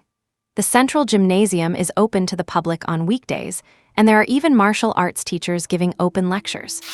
They are not looking to go out and hunt monsters. At the very least, they want to keep themselves strong and healthy. Inside the 60-hectare venue, the place was already buzzing with excitement. Representatives from various martial arts gyms had taken their seats, and the audience was filing in. Dozens of stages, each 100 by 100 in size, were set up in the center of the arena. Soon after Fang He and his friends sat down, a man who looked like a leader stepped onto the stage, gave a short speech, and announced the start of the match without any fluff. The rules were simple. All participants were randomly assigned into 4 zones, A, B, C, and D, with 3 winners from each zone advancing to the final round. Since each martial arts gym was allowed 4 participants, they ensured no 2 people from the same gym would meet in the same zone. Dongs dong dong. 3 drum beats signaled the start of the competition. Participants with their number badges waited by their respective stages, each of which was covered by several cameras. There were huge screens in the audience areas of the venue, where the officials projected matches they deemed exciting. Each audience member also had a small screen to choose which stage they wanted to watch. Of course, those in front could just watch the matches directly. Fang He browsed through the different stages while listening to the conversations around him. Hey, look at that person on stage 7 in Zone C. Is not that Lei Xing from Jiangling No. 2 High School? It really is him. He is representing the Diamond Martial Arts Gym, right? Yeah, that is right. He is fierce. He just bulldozed his opponent right off the stage. As expected of the best from Jiangling No. 2, it looks like he has already secured a spot in the finals. Fang He looked up, and coincidentally, the match being shown in their section was from Zone C. Lei Xing's fight was projected on the big screen. He saw a sturdy guy, at least 2.2 meters tall, holding a long spear and standing proudly on the stage, while his opponent had already been carried away for medical treatment. And stage 8 in Zone A, that is Tang Xiaosong representing the Feiyu Martial Arts Gym. He is so fast, his opponent lost before they even saw who he was. Zone A was not being projected, so Fang He had to look up the replay from a finished match. The boy named Tang Xiaosong was thin, holding a short blade, and after the match started, he transformed into a shadow and coiled around his opponent. The opponent clearly did not react in time, only managing to block a couple of times before failing to keep up with the speed, and found the short blade pressed against their throat. And that one over there. This one is strong too. The discussion around him never ceased, while Fang He kept scanning for opponents worth noting. Fan Yiyang, self-appointed as the head coach for Fang He, was also diligently collecting data. The coaching staff currently only consisted of Fan Yiyang. You have to realize this was a tournament with nearly 400 participants, with 10 stages in each zone and 10 people on each stage. The workload was heavy, but Fan Yiyang was enjoying it. Every stage conducted a round-robin tournament, where the winner earns 1 point, the loser gets none, and the top scorer from each stage eventually fights against other stage winners for the 3 spots in the final round. Here is the information I put together today. Take a look. Fan Yiyang said after sending the data to Fang He's account. By 5 o'clock in the afternoon, the day's schedule had already concluded, and the already well-known contestants had all won their matches as expected. Fang He opened the file and gave it a quick glance. Hu Jimin, blood tempering stage, proficient in martial arts, specializes in defense. Tianzhan, blood tempering stage, proficient in martial arts, weapon is a Miao saber. Gao Shaoyang, blood tempering stage, martial arts suspected to be at the perfection level. And Lei Xing, blood tempering stage. Tang Xiaosong, blood tempering stage. The file contained a lot of information, including school grade, cultivation level, weapons, and more. I have to say, Fan Yiyang really has a talent for intelligence work. Of course, these files only contained information on the contestants who had already competed, not on those who, like him, had advanced directly to the final round. From the current reports, Wu Tong was invited by the AXU Martial Arts Hall to enter the finals directly. As for the other two, one is Jiang Chengshuan from the south of the city, and the other is Liu Zun from north of Lingbei. It is rumored that Jiang Chengshuan has also mastered martial arts to perfection, but there is no public record of him competing, so it cannot be confirmed. This Liu Zun is known as the second best in North Lingbei. He was not there during the conflict with Lu Ningxi that day. They say he was training. The last time he competed, his martial arts were not far from the perfection level. Fang He nodded to show he understood. Everyone on this list was at the blood tempering stage, but it was impossible to tell from their appearance just how far they had reached. Only a real fight would reveal that. As for martial arts, it is much more intuitive. An outsider can see at a glance what level it has reached. With your strength, apart from those whose martial arts have reached the perfection level, no one is your match, Fan Yang said with certainty. Well, let us head back first and come again tomorrow. In the following days, Fang He spent his time studying, training, and watching matches. During this time, he also celebrated his 17th birthday. Luo Yi had not logged into the virtual world throughout, only sending a birthday message on his birthday before hurriedly logging off. Tomorrow is the final of the elite tournament. How are you feeling? Fang He stood up from his meditation and said 2 words, great. Watching the battles during this period had benefited him greatly, and he could not wait to clash with the geniuses of Jiangling. The next day, a long queue had formed outside the Jiangling City Central Gymnasium. Everywhere one looked, there were spectators waiting to check their tickets, as well as media reporters interviewing audience members who seemed like interesting subjects. Jiangling City had put a lot of effort into the promotion this time. The entire event was free of charge, and tickets were claimed online on a first-come, first-served basis. Since the resurgence of spiritual energy, martial arts had become popular, and with such publicity, the public's enthusiasm was naturally high. Parents brought their younger children to watch the games, while older children came with a few close friends. While waiting in line, you could hear discussions everywhere, with people cheering for their favorite contestants. Of course, there were also some disgruntled voices. I really do not know how they came up with this. How can there be such a thing as entering the finals directly? Every other contestant had to fight their way up step by step. Kai Su from our school was ranked 4th in their division, just barely missing out on the finals. At least someone from your school made it to the finals, unlike our school, where everyone was wiped out. In the end, the 3 long-standing top middle schools are still the best. They took up more than half of the spots in the round of 16. Everything will be decided today. Let us see who takes the championship. Hurry up, it is our turn. Let us get our tickets checked and go in. The 2 girls saw that it was their turn in line, so they stopped talking and went in to check their tickets. An aerial drone suddenly climbed higher, capturing the entire gymnasium and the scene outside the venue. Through the live broadcast, you could see the dark mass of people slowly entering the venue like worker ants returning to their nest. There really are a lot of people. Yeah, plenty of my colleagues even took their kids there. If we had known, we could have gone to see it live. It is the same at home. The live broadcast picture is very clear now. A young couple who did not go to the stadium were watching the elite tournament broadcast at home. Mom, look, so many people, a 5 or 6-year-old boy said, pointing to the live broadcast. Yes, it is. Zayabo, do you want to practice martial arts when you grow up? The young mother touched her son's head and asked with a smile. Of course. Then you must hold yourself to high standards starting now. The young father also encouraged from the side. I will. 9:30. The central gymnasium, which seats 300,000, was packed to capacity, and only a huge ring remained in the center of the venue. Cameras were tracking from all sides, including overhead, with footage sent directly to screens in various areas, while those who did not enter could watch the live stream online. Fang He glanced at his number badge, C. At this moment, the central display screen also showed the information of the participating contestants. Zone A, Wutong A, Lingbei Middle School AXU Martial Arts Hall. Tang Xiaosung A, Yunshan Middle School Feiyu Martial Arts Hall. Jinyi A, Jiangling Middle School Beishan Martial Arts Hall. Tianjian A, Chengnan Middle School Lading Martial Arts Hall. Zone B, Jiang Chengshuan B, Chengnan Middle School, Lading Martial Arts Hall. Hujimin B, Lingyao Middle School, Xingchen Martial Arts Hall. Jiangqing B, Jiangling Middle School, Aixu Martial Arts Hall. Lin Yuan B, Yunji Middle School, Longquan Martial Arts Hall. Zone C, Fang He C, Jiangling Middle School, Dingfeng Martial Arts Hall.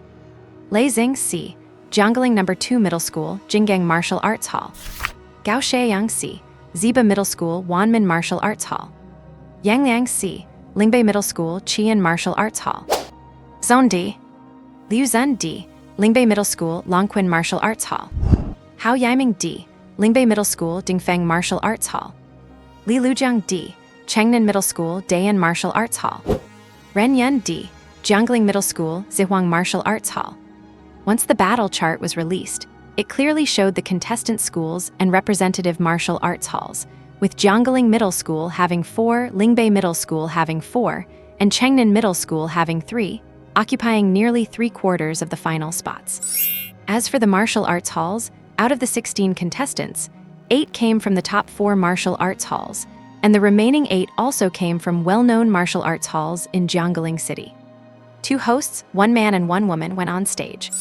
Audience members, please stay quiet. The match is about to begin. Let me introduce myself first. I am host Chen Yangjin, and I will also be commenting on this tournament. Beside me is my partner, Siying. Hello everyone, I am host Zai Siying. It is a great honor to have the opportunity to comment on the Jiangling City Martial Arts Elite Tournament. Both hosts looked young, about 30 years old. The man looked very energetic, and the woman had a sweet smile. Next, I would like to introduce the guest of this event, the mayor of Jiangling City, Gu Zhenlong. A person stood up in the central viewing area, which had the best view, and waved his hand. Director of the Jiangling City Law Enforcement Bureau, Su Jing.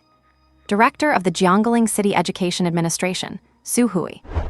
And in the audience, Fang He's whole family had come, and Fan Yiyang followed along. They were already very familiar with their son's roommate. It has been so long, why has not it started yet? Nanzu could not help but complain. Today was her son's competition day, and naturally, she wanted to see Fang He compete, so she was getting a little anxious. Fang Shengyuan smiled. It is all part of the normal process. Being anxious is useless. Besides, even if it had started, Fang He is in the lower bracket and will have to wait a while. Do not you want to watch Xiao He compete? Several question marks appeared over Fang Shengyuan's head. When did he ever say he did not want to watch his son compete? But with a strong survival instinct, he wisely did not argue with his wife, instead soothing Nanzu with an apologetic smile. Nearby, the elderly couple Fang Xinwu just watched the scene with smiles, not intending to interrupt. Auntie, we can look at the tournament introduction now. Martial arts battles are very fast. It will be Fang He's turn soon, Fan Yiyang said with a smile, trying to comfort her. Xiao Yang is the only one who can talk sense. Nanzu glared at Fang Shengyuan and asked this attractive young man whom she found very likable. Then, what do you think Xiao He's final ranking will be? Was not that what I just said? Fang Shengyuan began to doubt his life. Fan Yiyang said earnestly, in terms of strength, Fang He's abilities place him firmly in the top 5. If others have not been hiding their true strength, the only one who could potentially outmatch him is Wu Tong from Lingbei. So that means Xiao He can go up to the podium to receive an award. Nanzu was very good at distilling the core meaning of a sentence, that only one person could beat Fang He. If there are no surprises, that is about right. Just as Nanzu was about to ask something else, the host's introduction on stage had finished. The first Jiangling City Martial Arts Elite Tournament officially begins. Whoosh! The whole stadium was in an uproar. The audience was very appreciative, creating a huge cheer that reached the clouds, even shaking them apart. Subsequently, the cheers gradually faded, and the audience sat upright, ready to watch the match. And the format for the Elite Tournament Final is quite simple. Fighters from districts A, B, C, and D are paired up to determine a winner, and then those winners face off to decide the final champion. Clear and straightforward. Theoretically, you only need to win 4 matches to take home the title. Next, let us welcome Wu Tong from the Aixu Martial Arts Hall and Tian Zhan from the Lading Martial Arts Hall. Chen Yangjin announced loudly. Wu Tong is a senior at Lingbei High School and excels with the spear. Tian Zhan is also a senior, attending Chengnan High School and is skilled with the Maya Auto, Zai Xiying briefly introduced the two. While the two hosts were speaking, Wu Tong and Tian Zhan stepped onto the ring, locking eyes from a dozen meters apart. The masters of the 4 major martial arts halls were sitting in the front row, not far from each other, with their respective students behind them. The master of the Aixu Martial Arts Hall was an old man, sitting with his arms crossed and a look of absolute confidence on his face. And with good reason, Wu Tong's martial techniques were perfected. Apart from those few who seemed to be hiding their true strength, who else could be his rival? The master of the Lading Martial Arts Hall was a tall, burly man, and at this moment, his expression was less than pleasant. It is hard to be in a good mood when your own student runs into a title favorite in the very first round. The masters of the other 2 halls were also observing closely, wanting to see how much of his true strength Wu Tong would reveal, so they could compare him with their own students and have a better sense of where they stood. On the platform, the host stepped off to head to the broadcasting booth to prepare for the commentary. Wu Tong slowly raised his panlong spear in front of him, gripping it with both hands. This time, he was going all out to win with style. His defeat against Lu Ningxi in the virtual world last time had indeed dealt him a blow and invited plenty of gossip, but he had moved past that now. With the news of Lu Ningxi's guaranteed admission to the Capital Martial Arts University, no one talked about how Lingbei High's top student was easily defeated by Jiangling High's top student anymore. After all, it was not that Wu Tong was not strong. It was just that Lu Ningxi was a freak of nature. This elite tournament was a great opportunity. With Lu Ningxi absent, he wanted everyone to know his name, Wu Tong. At this thought, Wu Tong's gaze became even more resolute, waiting only for the referee to start the match. Tian Zhan also drew his Maya Auto from his waist, gripped it with both hands, tilted his body slightly, and stood with 1 foot forward and 1 back. His Maya Auto had a blade 5 feet long alone. Including the handle, it was almost as tall as he was when standing upright. The visual impact of such an exaggeratedly long blade in his hands was astonishing. Moreover, Tian Zhan was extremely handsome, with sharp facial features, deep eyes, and long hair combed to the side. His appearance was truly exceptional. When he got into his fighting stance, it drew gasps of admiration from the young girls in the stands. Wow, Tian Zhan is so handsome, you have to beat Wu Tong. Exactly, Wu Tong just got a direct entry into the final. Maybe he is not actually that strong. Go Tian Zhan, beat Wu Tong and get into the top 8. And, of course, these were just the young girls talking. The others were looking forward to the exciting battle about to unfold. Wu Tong on the ring could not hear the chatter, and even if he could, he would not care. Martial arts combat is not about who is better looking, but about real strength. Match start. The referee announced the match. The referees for this tournament were all martial artists at the Minkeo realm or higher, specifically to prevent any uncontrollable situations during the fight. Wu Tong pushed off with both feet, his body lunging forward. Facing the assault, Tian Zhan chose to meet him head-on. He had no pressure. On this stage, he just wanted to give his all. With his left foot forward, toes turned outward, he crouched and twisted to deliver a diagonal slash. His blade was lighter than Wu Tong's spear. If Wu Tong did not dodge, he would definitely land the strike first. Wu Tong stopped as expected, not acting recklessly, and sidestepped to dodge the blade. Tian Zhan used his waist to power the blade, gripping it with both hands, flipping the blade to slash upward, aiming straight for Wu Tong's waist. Without panicking, Wu Tong brought his long spear down from above, blocking the upward strike. Nice, Chen Yongjin cheered. The offense and defense between Wu Tong and Tian Zhan are very exciting. The dodge and the block show deep fundamentals, Zai Xiying commented. The Lading Martial Arts Hall master nodded in secret, feeling satisfied with Tian Zhan's performance. The Aixu Martial Arts Hall master, however, remained calm. This was barely a warm-up. There were cheers from the audience. Some may not have understood why it was good, but since everyone around them was shouting, not joining in would make them look like they had no eye for quality. After blocking the blow, Wu Tong did not wait for Tian Zhan to attack again. He used a long spear, which had an inherent advantage in reach. The longer the weapon, the greater the advantage. The Maya Auto flickered, but it was hard to defend against Wu Tong, who relied on overwhelming force. Within just 2 exchanges, the web between Tian Zhan's thumb and index finger had split. He could not hold the blade with both hands and could only manage a shaky grip with his right. Amidst the gasps of the crowd, Wu Tong held the spear with one arm, the tip hovering at Tian Zhan's throat. The match ended. Both were in the blood-quenching stage, and even if Wu Tong was further along, the gap was not that big. The fundamental reason for the disparity in strength was the mastery of martial techniques. The lead from perfect level over proficient level was significant.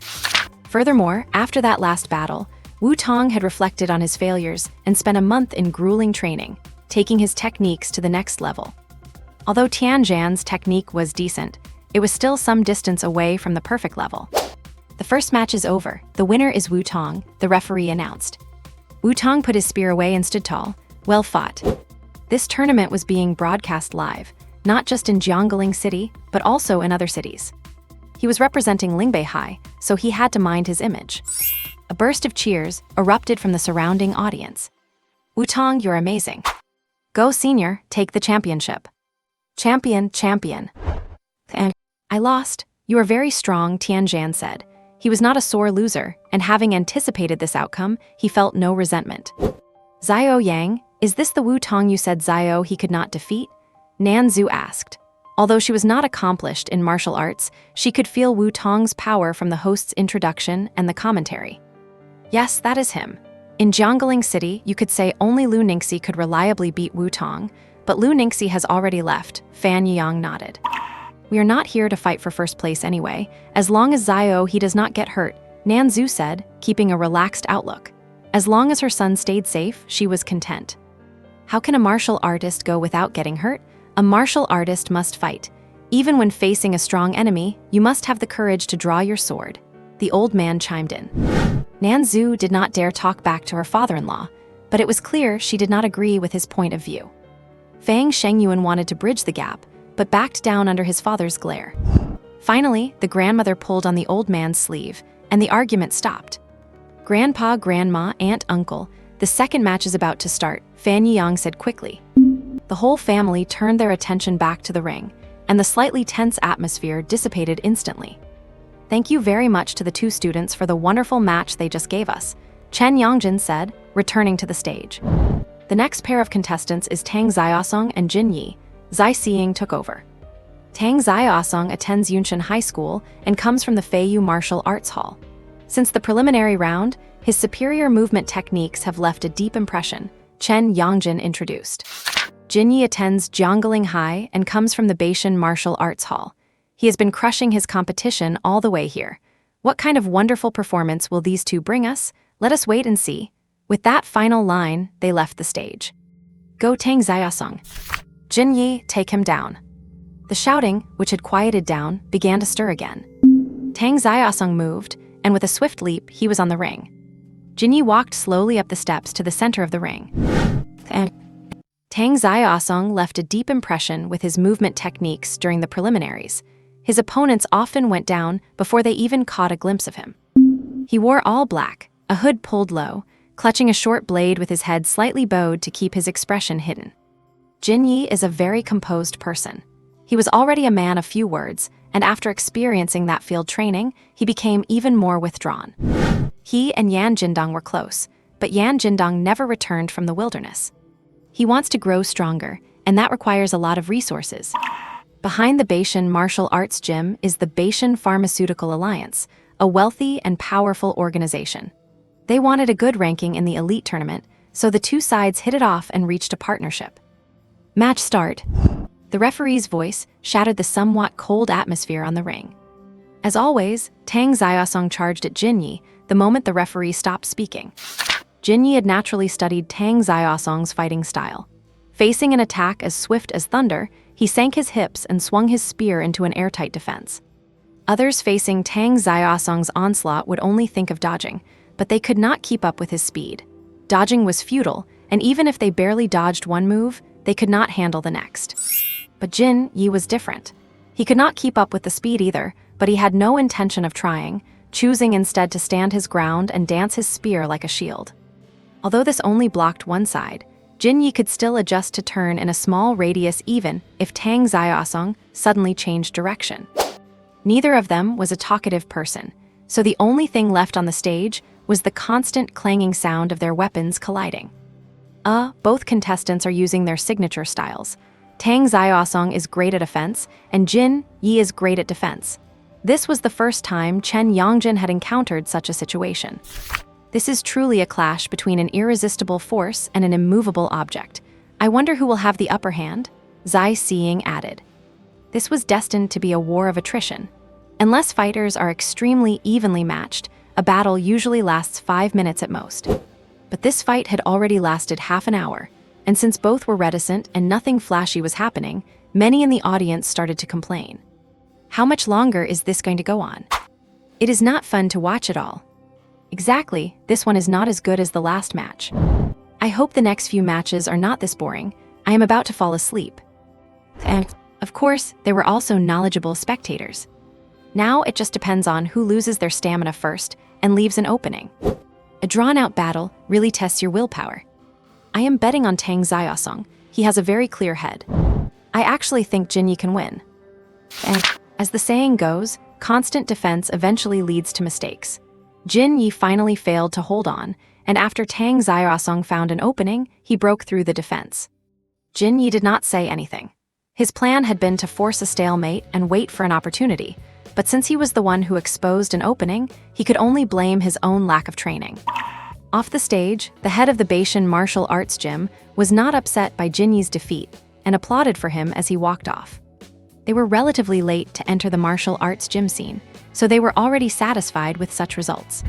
The head and students of the Feiyu martial arts gym were naturally very happy and looked forward to Tang Xiaosong achieving even better results. After the host took the stage, he livened up the dull atmosphere, as the last fight had indeed dragged on for quite a while. The matches for Zone A are over. Next up are the matches for Zone B. Jiang Chengshuan versus Lin Yuan. Hu Jimin versus Jiang Cheng. In the first battle, Jiang Chengshuan won easily without much effort, showing very little of his true strength. Lin Yuan is the pride of Yunji High School, which is a third-tier school in Jiangling City. It is no small feat for him to have made it to the round of 16. He really could not handle Jiang Chengshuan's giant axe, and he was knocked out of the ring in less than 3 moves. In the second battle, Hu Jimin won with great difficulty after a fierce fight. Hu Jimin's strength was on par with Jiang Cheng's, but he had a huge advantage in defense, and in the end, he forced her to concede by trading damage. Jiang Cheng was also a student in the seed class of Jiangling High School, but she was in a different class, and Fang He was not familiar with her. She was a very stubborn girl who gritted her teeth and held on until the very last moment, but unfortunately still lost in the end. Audience, after some fierce competition, the winners from the upper bracket have emerged. Wu Tong, Tang Xiaosong, Jiang Chengshuan, and Hu Jimin. Congratulations to these 4 contestants. Zai Xiying said with a bright smile. Now let us take a short break before proceeding to the lower bracket matches, Chen Yongjin said. In the audience, Nanzu was clearly excited. After waiting for so long, Zio He is finally going on stage. Fang Shengyuan took out the camera he had prepared long ago, getting ready to capture his son's heroic image. Grandma also said, Shengyuan, make sure you get some good shots. Rest assured, I am the most professional among all the amateurs, Fang Shengyuan said with confidence. Fang Xinwu straightened up, as this was his first time watching his grandson fight in person. Fan Yiyang looked at the back of Fang He, who was preparing in the resting area, and cheered him on silently. Somewhere else, Li Xinyuan and several classmates from Class 9 came together to watch the match. Their seats were at an angle to the stage, giving them a good view and allowing them to see Fang He from the front. Kaiyan Hao, you were desk mates with Fang He for so long, did not you notice anything at all? Li Xinyuan asked. Kaiyan Hao had come along this time as well. Notice what? Did you not see anything special about him? Li Xinyuan added. She really did not understand how Fang He had suddenly risen to such heights. If getting into the seed class was within her expectations, then seeing Fang He reach the finals of the Jiangling City Martial Arts Elite Tournament felt somewhat surreal. It was not enough that Class 9 already had a genius heiress like Luo Yi living out among the commoners, and now here was another young prodigy rising from obscurity. Could Class 9 be some kind of geomantic treasure land?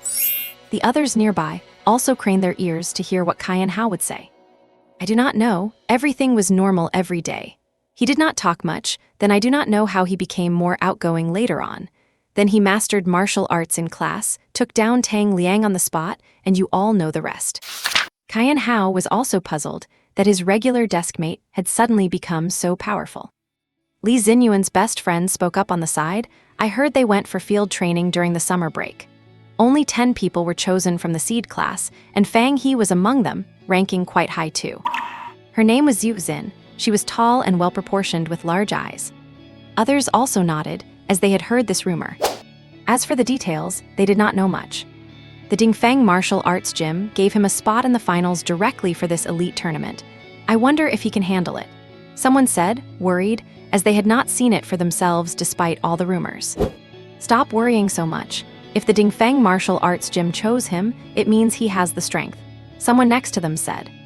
All right, the match is about to start. Stop talking now. Li Xinyuan still had some authority among the group, and as soon as she spoke, everyone fell silent. Not far from them, a middle-aged man and a boy were sitting together. The boy still had some youthful innocence. Judging by their appearance, they were likely father and son. The man was staring at the photo on the screen, lost in thought. He kept feeling that this boy named Fang He looked somewhat familiar. I remember now, the man slapped his forehead. His voice was so loud that it drew the attention of those nearby. Dad, keep it down, the boy tugged at him. The man realized and smiled apologetically at those around him, then lowered his voice and said, I have seen that Fang He before. Really? Where did you see him? While I was at work. I came home that day and said I had picked up a genius from Jiangling High School. Because it was Jiangling High School, I took an extra look at him and talked to him the whole ride. What? Such a coincidence. The boy also remembered that this had indeed happened. His dad had mentioned it while they were having dinner that night, saying he had met a genius and how this and that happened. But at the time, he just thought it was an ordinary student from Jiangling High School. After all, he was a student at Lingbei High School himself and did not think Jiangling High was superior. He had even said it was not a genius, just an average student, and they had argued a bit about it. Never expected that the person his dad had picked up that day was actually Fang He, who turned out to be a real genius. You can say that again. The man was quite excited, then took a few photos of the screen to send to his private group chats and began chatting away. Fang He, huh? The boy whispered to himself, his eyes fixed on the photo of Fang He on the screen. He did not have any particular opinion of Fang He, but as a student of Lingbei High School, his gaze could not help but carry a hint of scrutiny. Fang He's expression was calm, devoid of his usual playfulness. With Lin Yuan resting across his lap, he could feel a faint humming coming from the sword, a sensation of pure, exultant joy. Before battle, one must quiet the heart and calm the spirit. Next, the matches for the lower bracket are about to begin. Chen Yongjin stepped onto the stage. Let us welcome Fang He from the Peak Martial Arts Gym and Yang Liang from the Red Flame Martial Arts Gym. Zai Xiying introduced the contestants. Le Qingying nudged her father with her elbow. Fang He is going up. Yes, Le Juren was also looking forward to seeing Fang He's performance. The sharpness in Fang He's eyes flickered and vanished, returning to normal. He did not show off any fancy footwork, simply carrying Lin Yuan as he walked step by step onto the arena. Yang Liang was not very tall, but his build was quite sturdy. He stood at the other end clutching his twin maces, sizing up Fang He. These two contestants are from Jiangling Middle School and Lingbei Middle School, respectively. This is the first time in our finals that we have a battle between Jiangling and Lingbei. Chen Yongjin, who keeps up with internet trends, specifically pointed out their schools. Sure enough, as his words faded, the supporters from Jiangling and Lingbei in the audience began to compete, trying to see whose cheers could be louder. Jiangling is number 1. Lingbei is the strongest. Let us go Fang He. Let us go Yang Liang. And so who will prove to be more skilled? Let us wait and see. Zai Xiying said, then left the stage with Chen Yongjin. The referee stepped forward to confirm that both sides were ready. Fang He remembered Yang Liang. A month ago, he had challenged Lu Ningxi in the battle net and had been completely swept. It was not that Yang Liang was weak, but that Lu Ningxi was too strong. With equal physical stats, a master-level martial technique on the verge of comprehending martial intent simply crushed an expert level 1. Yang Liang was not very familiar with Fang He. To his recollection, no one by that name was famous at Jiangling Middle School. But he would not underestimate any opponent. someone who represented the peak martial arts gym and earned a direct spot in the finals. To look down on them would be an insult to his own intelligence. He understood that the host's words were meant to stir up conflict, but he did not care. The rivalry between Jiangling Middle School and Lingbei Middle School was not a one-day affair, so there was nothing unusual about it. He had no interest in trash talk. In the end, it was their skills that would do the talking. The match begins. Yang Liang charged forward with his twin maces, appearing like a rampaging iron-armored bull. Fang He did not dare to be overconfident, using his lingbo footwork to dodge away. Maces were powerful weapons for mounted warfare in the era of cold steel, unusable by anyone lacking great strength. If one were hit squarely, they would likely suffer a severe injury on the spot. Yang Liang's maces were about 4 feet long, octagonal, and weighed 20 kilograms each, creating a massive momentum when swung. His moves were plain and straightforward, consisting of nothing more than hooks, thrusts, blocks, chops, and presses. Fang He retreated while fighting. It looks like Yang Liang has the slight upper hand, but Fang He has not lost his footing, holding his ground steadily. Yes, student Fang He's footwork is quite miraculous. Yang Liang cannot land an effective strike on him for now. The two hosts provided commentary from the sidelines. Fang He turned a deaf ear to the voices from the outside. Moonlight flow. Sword light showered down like falling moonlight. The essence of this move lies in the word, entwine, making it most effective against such fierce, hard-hitting martial arts. Yang Liang's offensive slowed down. The opponent's sword was too tricky, making him feel as though he had nowhere to exert his strength. Mount Thai press. He was a stubborn man.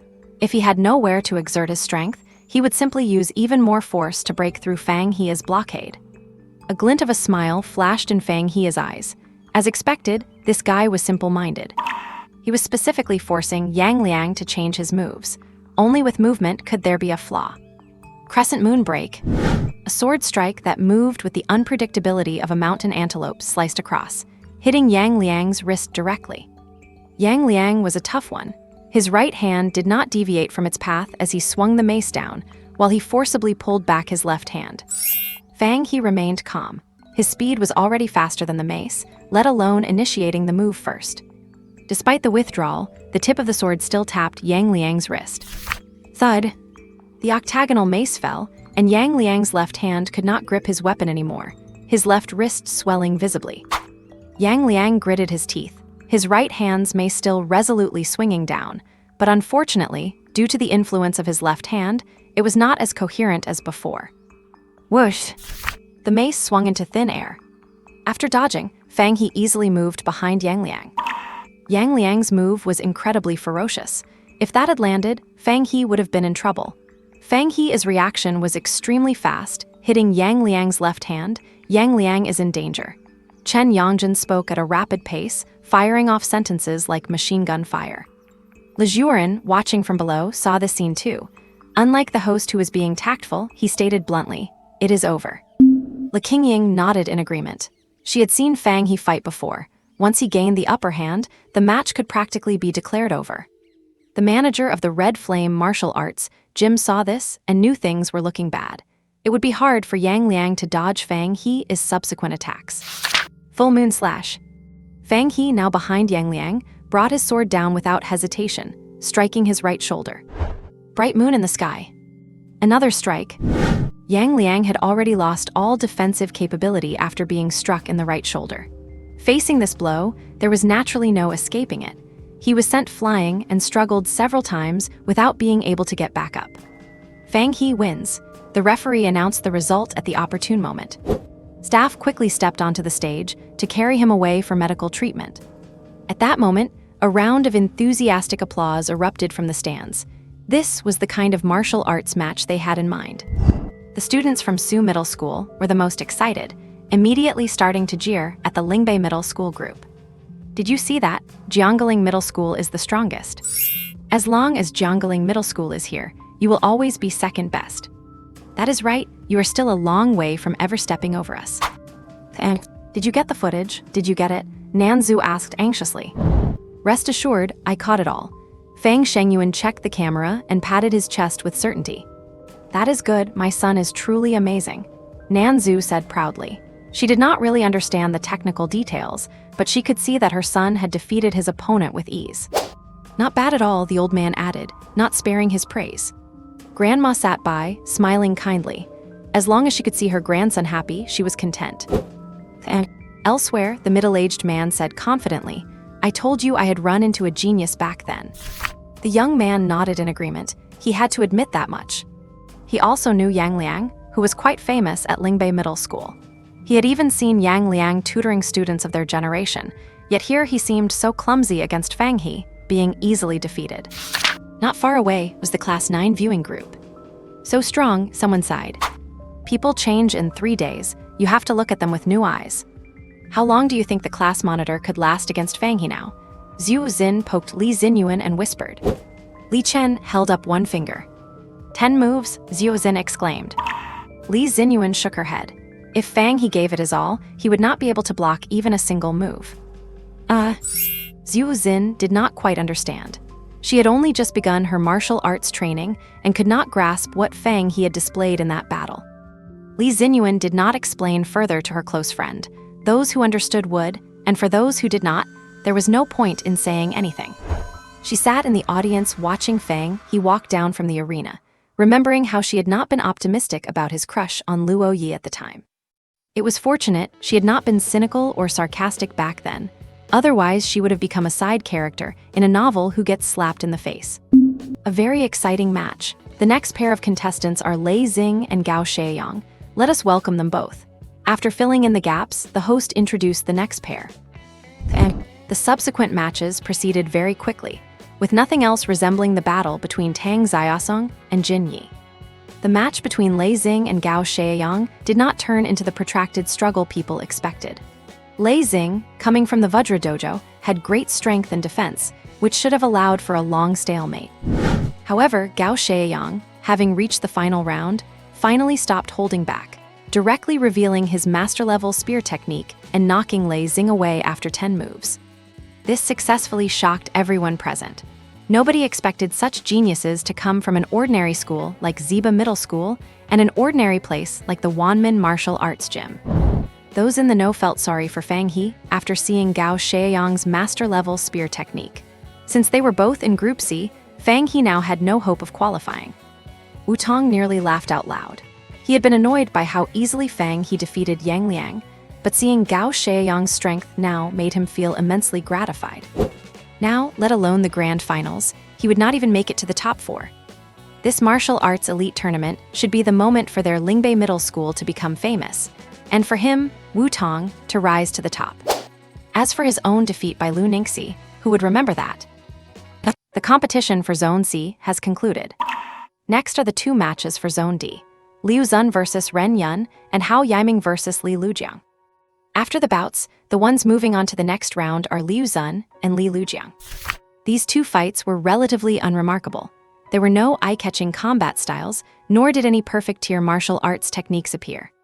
Although Ren Yun lost, he managed to force out Liu Zun's true strength, a martial technique that is only 1 step away from the perfect tier.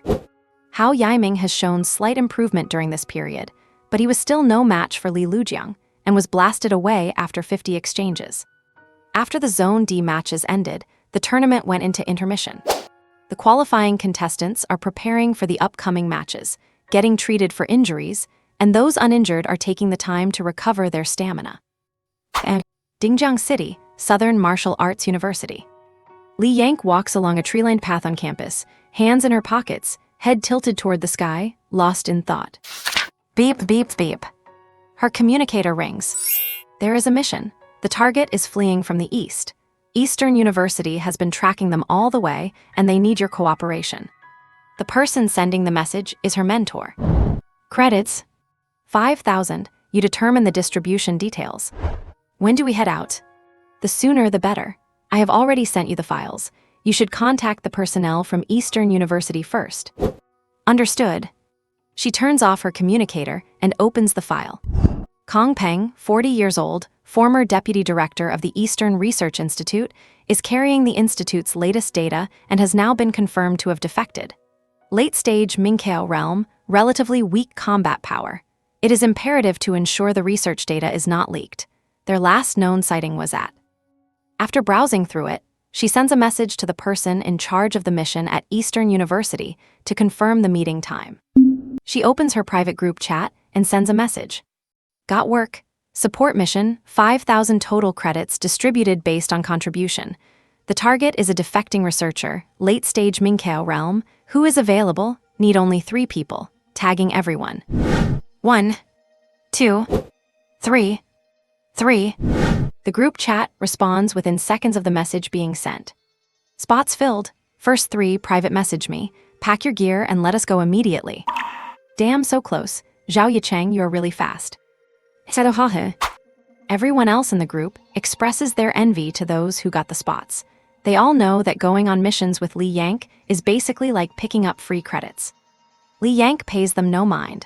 Her figure shifts, turning into a wisp of breeze as she drifts toward the dormitory area. Since she has accepted the mission, she needs to use her time to prepare. And after the break, it is now 1 o'clock in the afternoon. On the ring right now are Wu Tong and Tang Xiaosong. There is little suspense. Although Tang Xiaosong's speed is fast, Wu Tong is not much slower. With that, Tang Xiaosong's biggest advantage is negated, and the result is predictable. In less than a minute, Tang Xiaosong is hit by Wu Tong's spear and swept off the ring. Wu Tong wins. Next is the Zone B qualification match. Jiang Chengshuan's strength is finally revealed, perfect tier martial arts. This draws a gasp from the audience, especially the students from Chengnan High School, who all look proud as if it were their own achievement. Even the 2 hosts comment that the final spot for the top half of the bracket is still undecided, as Wu Tong faces a formidable opponent. Hu Jimin tries to fight for it, but lacks the strength and eventually falls to the Great Axe, stopping at the top 8. And the next match is Fang He against Gao Shaoyang. Please, both contestants take the stage. In the martial arts arena seating, a sturdy man with a scar on his brow loudly proclaims, "It looks like Summit Martial Arts Hall is not doing so well this time. They cannot even make it to the final 4. Lejuran's eye twitches, knowing that Fang He's chances of winning are slim, but he replies, "It has not started yet. The outcome is still unknown." When Summit Martial Arts Hall first arrived in Jiangling City, they had a conflict with Longquan Martial Arts Hall. Now that Summit has encountered a powerful upstart in the round of 8, Longquan is naturally overjoyed. Is there any doubt? If you ask me, Wanmin Martial Arts Hall has the real strength to cultivate such excellent disciples. The scarred man glances toward the direction of Wanmin Martial Arts Hall, not far away. The owner of Wanmin Martial Arts Hall, a man who looks like a scholarly intellectual, hears this and says nothing, only smiling faintly. They are a small operation and do not want to get involved in such feuds. HMPH, you better handle your own affairs before you go poking your nose into others' business. Lejuran is not one to mess with, hitting the scarred man right where it hurts. The scarred man is the owner of Longquan Martial Arts Hall, Su Jinwei. A while ago, a rumor spread in the circle that Su Jinwei was keeping a few mistresses on the side. That would not be a huge deal, but he built his success on his wife's family connections, and somehow his wife found out and caused a scene at his gym. Gossip travels fast, and within 2 days, everyone in the circle knew about it. Lejuran's voice is loud enough for everyone around them to hear, and they all chuckle, though they do not laugh out loud, sparing Su Jinwei some face. Su Jinwei's face turns dark, and he says nothing more. He knows Lejuran's reckless personality, there is nothing he would not say. If this continues, who knows what else this old guy might blurt out. Seeing that Su Jinwei has quieted down, Lejuran leans back, crosses his arms, and looks toward the ring. Fang He has already walked onto the stage and stands opposite Gao Shaoyang. Gao Shaoyang looks quite excited. Fang He, Jiangling High. Fang He assumes it is just pre-match excitement and replies, yes. Seeing the 2 talking, the host does not interrupt. More dialogue makes for better viewing, and even better if they start a fight. If I defeat you this time, will Jiangling High be completely empty? Gao Shaoyang sneers, his words filled with provocation. Fang He realizes something is wrong. This does not sound like a normal pre-match greeting. Jiangling High is nothing more than this, just mediocre. Not even making the top 4 in Jiangling City's martial arts elite competition, hahaha. At this point, Gao Shaoyang drops the act and smiles smugly. 2 years ago, his father brought him to see the old principal of Jiangling High to ask for tutelage, but he was rejected. This caused Gao Shaoyang to harbor a deep resentment toward Jiangling High. What is wrong with me? Why did you refuse to take me as a student?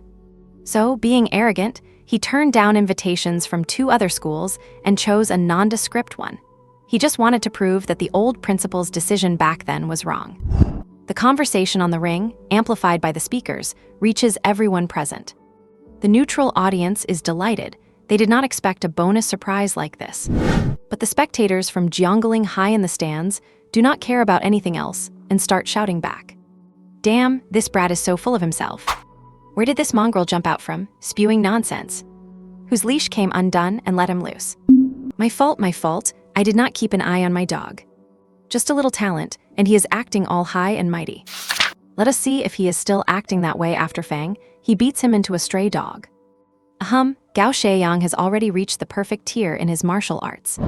So what?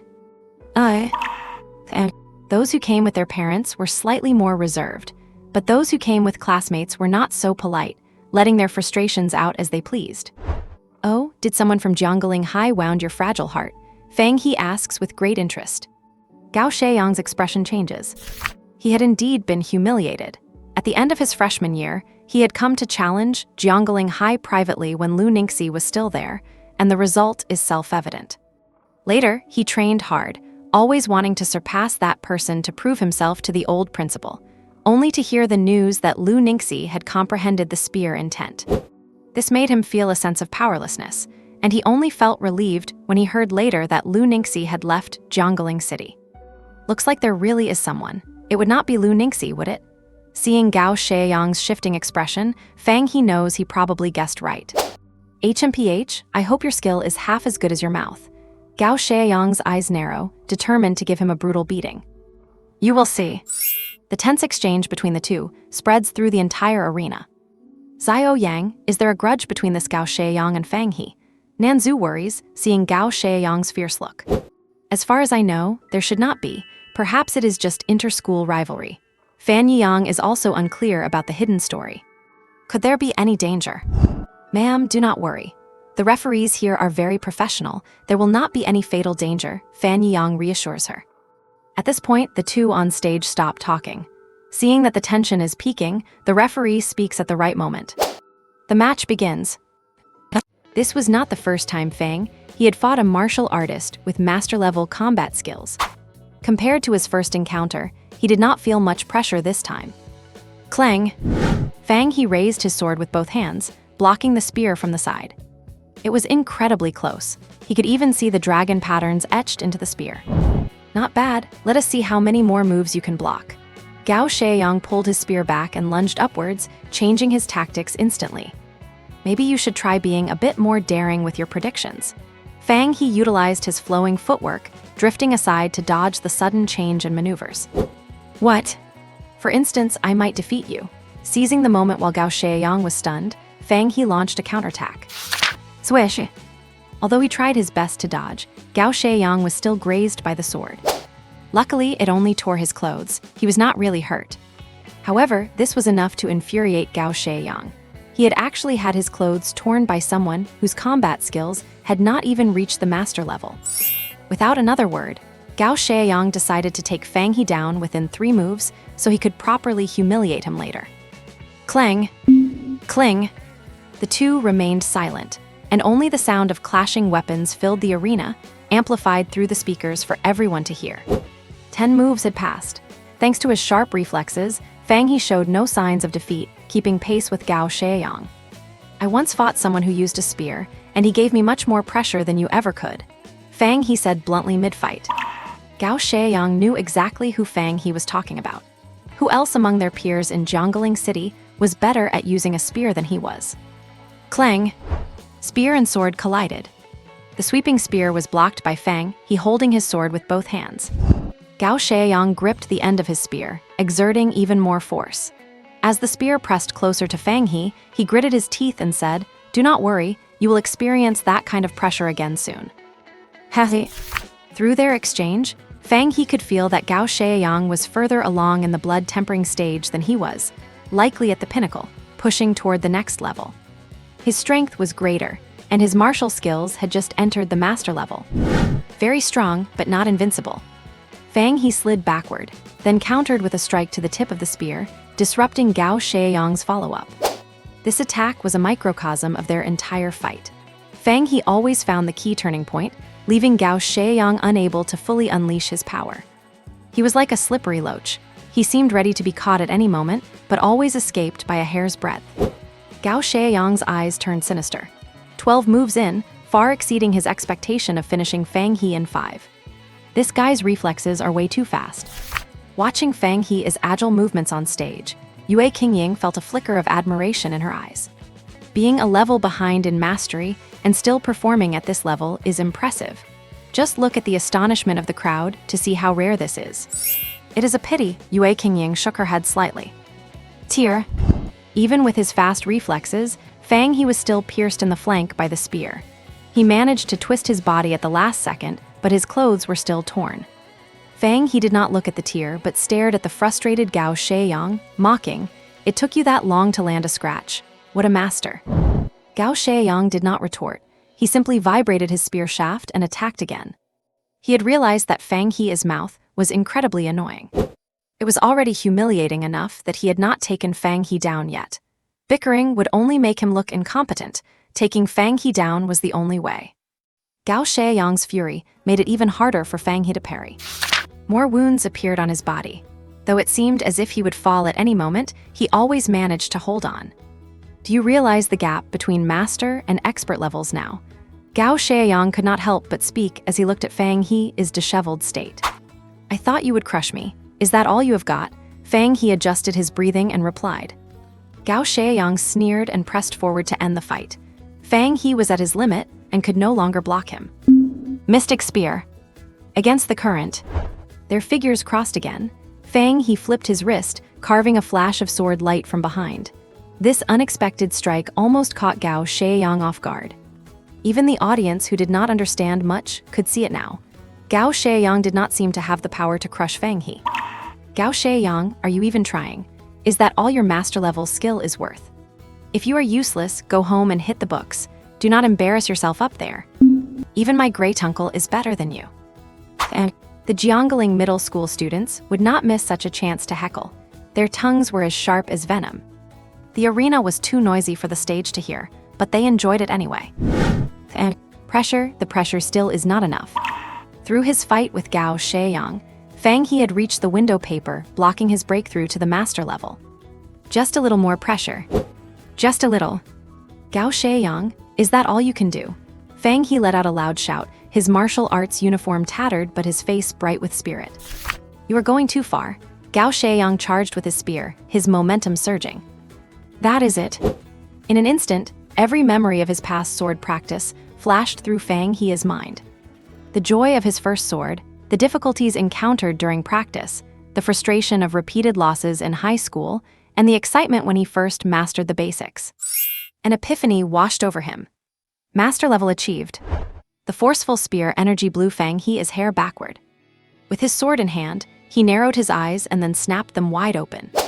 At that moment, Gao Shaoyang's hair stood on end. He felt as if something about Fang He had changed. But he had no time to think, he just had to charge. Fang He curled his lips into a sneer. Who is going too far? No more words, he raised his sword and met him. Moonlight in the sky. A brilliant sword beam sliced through the air, the lingering glow almost like a real fleeting moon. Clang! A direct, raw clash. Gao Shaoyang stepped back 3 paces, Fang He stepped back 6. What does a master-level skill mean? Total integration, a balance of hardness and softness. Fang He's eyes were firm and bright. After steadying himself, he lunged forward again. Master-level skill also requires belief, confidence in oneself and confidence in the martial path. Full moon slash. Fang He's sword grew larger and larger in Gao Shaoyang's eyes. The spectators in the front row noticed the change. Am I seeing things, or did Fang He just step into the master level? It seems, no, I also feel like he just broke through. Hiss. The chatter of the front row could not affect the two on stage. Gao Shaoyang made a split-second decision.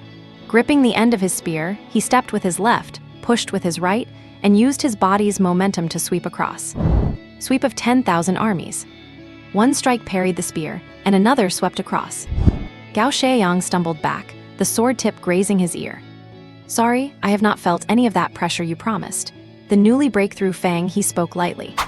If others needed to observe more to be sure, Gao Shaoyang, facing him directly, could confirm. Fang He's skill had indeed reached the master level. You broke through, Gao Shaoyang spat out every word. I owe you some thanks, otherwise it would have taken me longer. Fang He did not mind twisting the knife. This made Gao Shaoyang's face hideous. He gritted his teeth and said, cut the talk, let us fight for real. As you wish. Fang He needed a sparring partner for his new master level, and one was right there for free. See that, King Ying? That is a true genius, breaking through in the heat of battle. When you look for a partner later, find someone outstanding like this. Never settle for a deadbeat who lives off others. Yue Zhuren laughed heartily, his words carrying a pointed message. Definitely, I would not go for a deadbeat anyway. Yue Qingying played along well. Su Jinwei listened to the father-daughter pair, veins pulsing on his forehead, and the scar on his cheek twitched like an ugly centipede. Though his heart was boiling with rage, he had to suppress it. The facts were right there, and speaking would only invite more mockery. He finally gave a heavy snort and turned away, refusing to look at the Dingfeng Martial Arts Pavilion anymore. Seeing Su Jinwei retreat into his shell, Yue Zhuren lost interest and turned his gaze back to the stage. Though his mood was vastly different from before the match began. Fang He held his own for a long time even when he was only an expert. Now that they were on the same level, there was no reason for him to lose.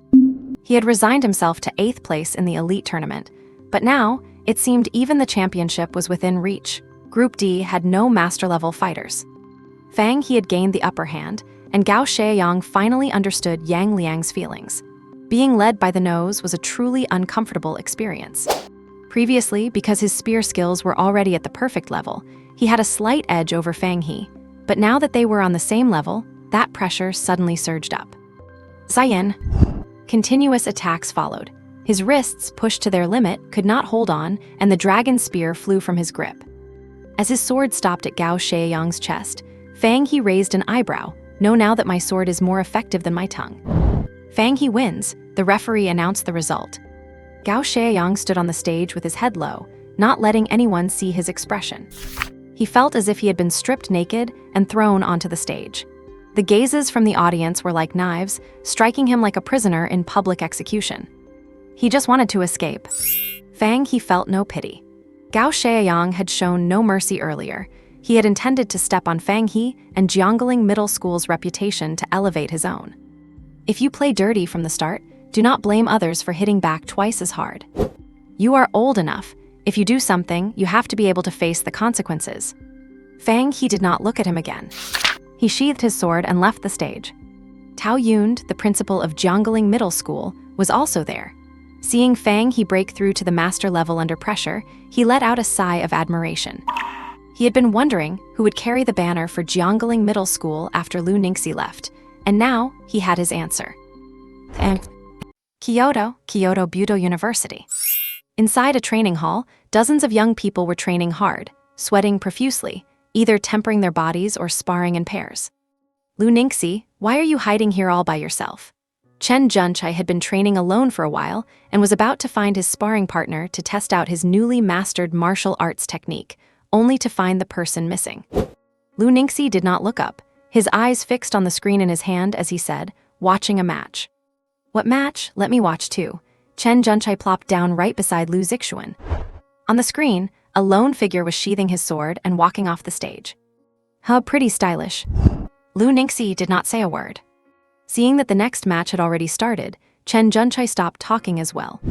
The match was not bad, but in his eyes, it was nothing special, and he lost interest after watching for a few moments. You watch this level of competition. This is a competition from my hometown, Lu Tianfeng replied. I just took a look, and it seems the two people on stage have not even reached the perfect level in their martial arts techniques. Chen Junchai was a Kyoto local, where they had the best training resources and teachers. While he could not say the perfect level was everywhere, at least 30% of the students at his high school reached that level before graduation. Yeah, the two in the finals are both at the perfect level, Lu Ningxi explained. Still just so-so. Come on, I just mastered a new martial arts technique yesterday, let me practice with you. Chen Junchai could not wait to test the power of his move. He had arrived 2 days earlier than Lu Ningxi. Back at his own school, he was considered a rising star, having grasped the momentum of martial arts at just 17. But after arriving at the Kyoto Budo University preparatory camp, he realized almost everyone here was stronger than him. He was not one to give up. Being unyielding since childhood, he swore to stand out in the Jingwu preparatory camp.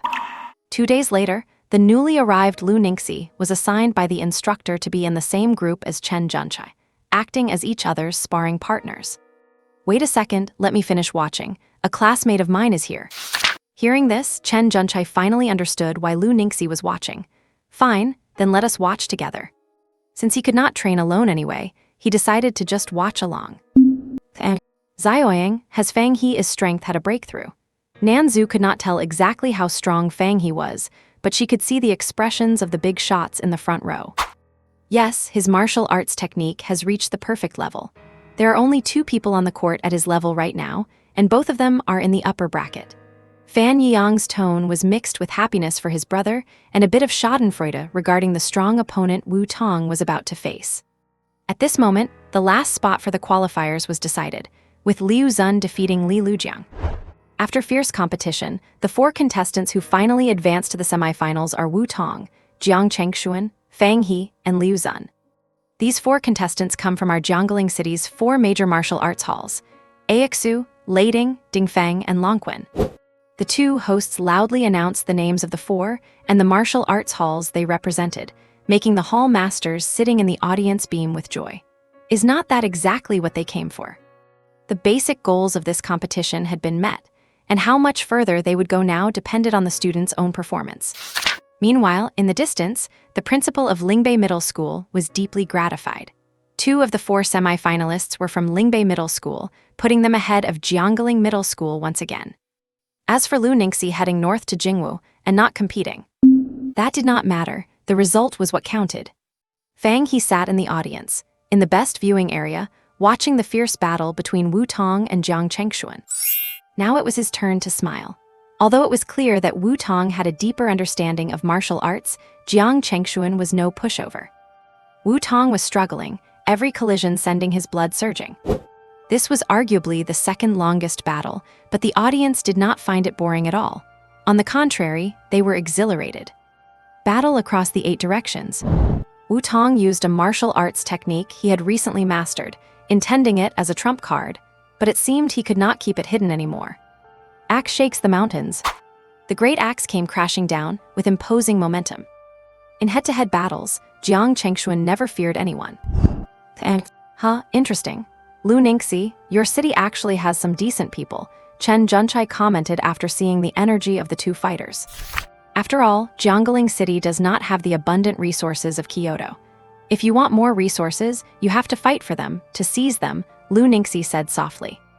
Chen Junchai had lived in Kyoto his whole life. Everything around him was taken for granted, and he had no idea what the environment in other cities was like. The winner is about to be decided. As he spoke, Jiang Chengshuan's massive frame hit the ground outside the arena with a dull thud. Wu Tong caught his breath, a flash of excitement in his eyes. He had finally taken it. Having beaten Jiang Chengshuan, the championship was within reach. As for Fang He just happened to reach the perfect level during the fight, that is all. While impressive, could he really be stronger than Jiang Chengshuan? Great, the Lingbei principal clapped his hands, and the high-ranking officials around him followed suit. Their thoughts were similar to Wu Tong's. While Fang He's fighting techniques were high-level and experienced, and he might eventually surpass Wu Tong, that would be in the future. Go Fang He! Go Fang He! Go senior! The voices could be heard faintly. Fang He turned to look, the crowd noisy in all directions. He could not pinpoint the target, so he just waved in the direction one of the voices came from. There were quite a few students from Jiangling Middle School watching the competition, and they were all cheering for Fang He, hoping he would take the crown. Kaiyan Hao was one of them. He and several classmates from Class 9 were cheering loudly from the stands. At this point, one finalist spot was already taken, and the remaining one would be decided between Fang He and Liu Zun. One had a martial arts technique at the perfect level and astonishing combat skills, while the other's was only at the proficient level. Such a matchup was unlikely to produce surprises, and even the most optimistic people from Lingbei Middle School did not believe Liu Zun stood a chance. Fang He wins. The referee announced the result as he watched Liu Zun, whose throat was being held at sword point. Lejurin was grinning from ear to ear. He had not expected much at the beginning, being satisfied with holding a top 4 spot, so reaching the final match left him with no complaints. Aunt Peng, hurry up and connect the live broadcast of the Jiangling City Martial Arts Elite Tournament, Luo Yi urged, staring at the blurry screen in front of her. All right, Aunt Peng replied. Originally, the task assigned by the clan elders today was quite heavy and would have taken at least 6 hours, but she did not expect Luo Yi to return to her room and want to watch the live broadcast in less than 4. After a brief flicker, the picture appeared. Fang He stood holding his sword, facing Wu Tong, who was wearing a warm smile. Phew, made it just in time, Luo Yi sighed in relief. She had performed beyond her usual level today just to finish her tasks early. Although there would be a replay later, it just was not the same as watching it live. She knew Wu Tong. Ever since hearing from Fang He about that conflict in the virtual world, she had specifically looked up Wu Tong's profile and kept it in mind, thinking that if she ever had the chance, she would punch that hypocritical face. Good luck, Fang He. If you lose, I am going to beat you up next time I see you. I did not expect my final opponent to be you. Wu Tong looked entirely confident. Surprised? A little, Wu Tong admitted honestly. You might be even more surprised in a moment. Such as me taking the championship. You, the champion, Wu Tong was truly surprised this time. That is right, Fang He did not hide his thoughts at all. Coming this far, saying I do not want to win the championship would be complete nonsense. Are you people from Jiangling High School always this confident? Wu Tong laughed aloud. It is all right. After watching your fight in the virtual world that day, I was indeed confident, Fang He said casually. His mouth had always been this aggressive. Wu Tong could no longer hold the smile on his face. His mouth twitched, then let us see if your sword can live up to your confidence. Fang He shrugged and said nothing more, waiting for the match to begin. The pre-match trash talk segment pleased the host, as pitting Jiangling High School against Lingbei High School naturally created quite a buzz. The dialogue between the two on stage not only reached the audience in the stadium, inciting fans from both sides to trade insults, but was also transmitted via hovering drones to the ears of those watching the livestream. Online, people from both schools were clashing as well. Only just reached the perfect level in martial arts, and already this arrogant. That is certainly not as arrogant as Wu Tong, who got beaten like a dead dog by Lu Ningxi in the virtual world. No matter how strong Lu Ningxi is, he is not at Jiangling now. This time, Wei Lingbei will definitely win. What if you lose? If Wu Tong loses, I will eat a pound of it. Here to scam some free food. And the match begins. Wu Tong moved, his entire body seemingly transforming into a long spear, thrusting at Fang He at extreme speed. Fang He's pupils narrowed, sharp as sword glints, piercing through one's soul as an invisible edge emanated from him. Clang! Easily parrying the strike, both sides retreated a few steps. How is this possible? Did not you just reach the perfect level? How could you grasp the momentum of martial arts so suddenly? Wu Tong wore a look as if he had seen a ghost. How could someone, who just attained a perfect level martial art, suddenly comprehend sword momentum? Ha! Fang He ignored him, unleashing a flurry of sword light that enveloped Wu Tong. Engaging again, Wu Tong realized this was not sword momentum, but merely an application of his own presence. Yet, even this use of pressure brought enough strain upon him that the composure on his face vanished. When Fang He's aura exploded, Lejurin stood up with a start, eyes wide and fixed firmly on the stage. It was only when Fang He made his next move that he slowly sat back down. Not quite sword momentum. But having reached this stage, comprehending sword momentum was just a matter of time. If the first 3 stages of martial arts, entry, mastery, and perfection, are applications of force, then the subsequent momentum and intent are soul-level insights. Although Fang He had not mastered sword momentum yet, he could manage to combine his presence with his sharp edge. A genius, a true genius, Lejurin sighed lightly. Fang He had broken through right under everyone's noses, and everyone had seen it. Less than an hour had passed, and he was able to comprehend and apply it himself. One can imagine how shocking his talent was.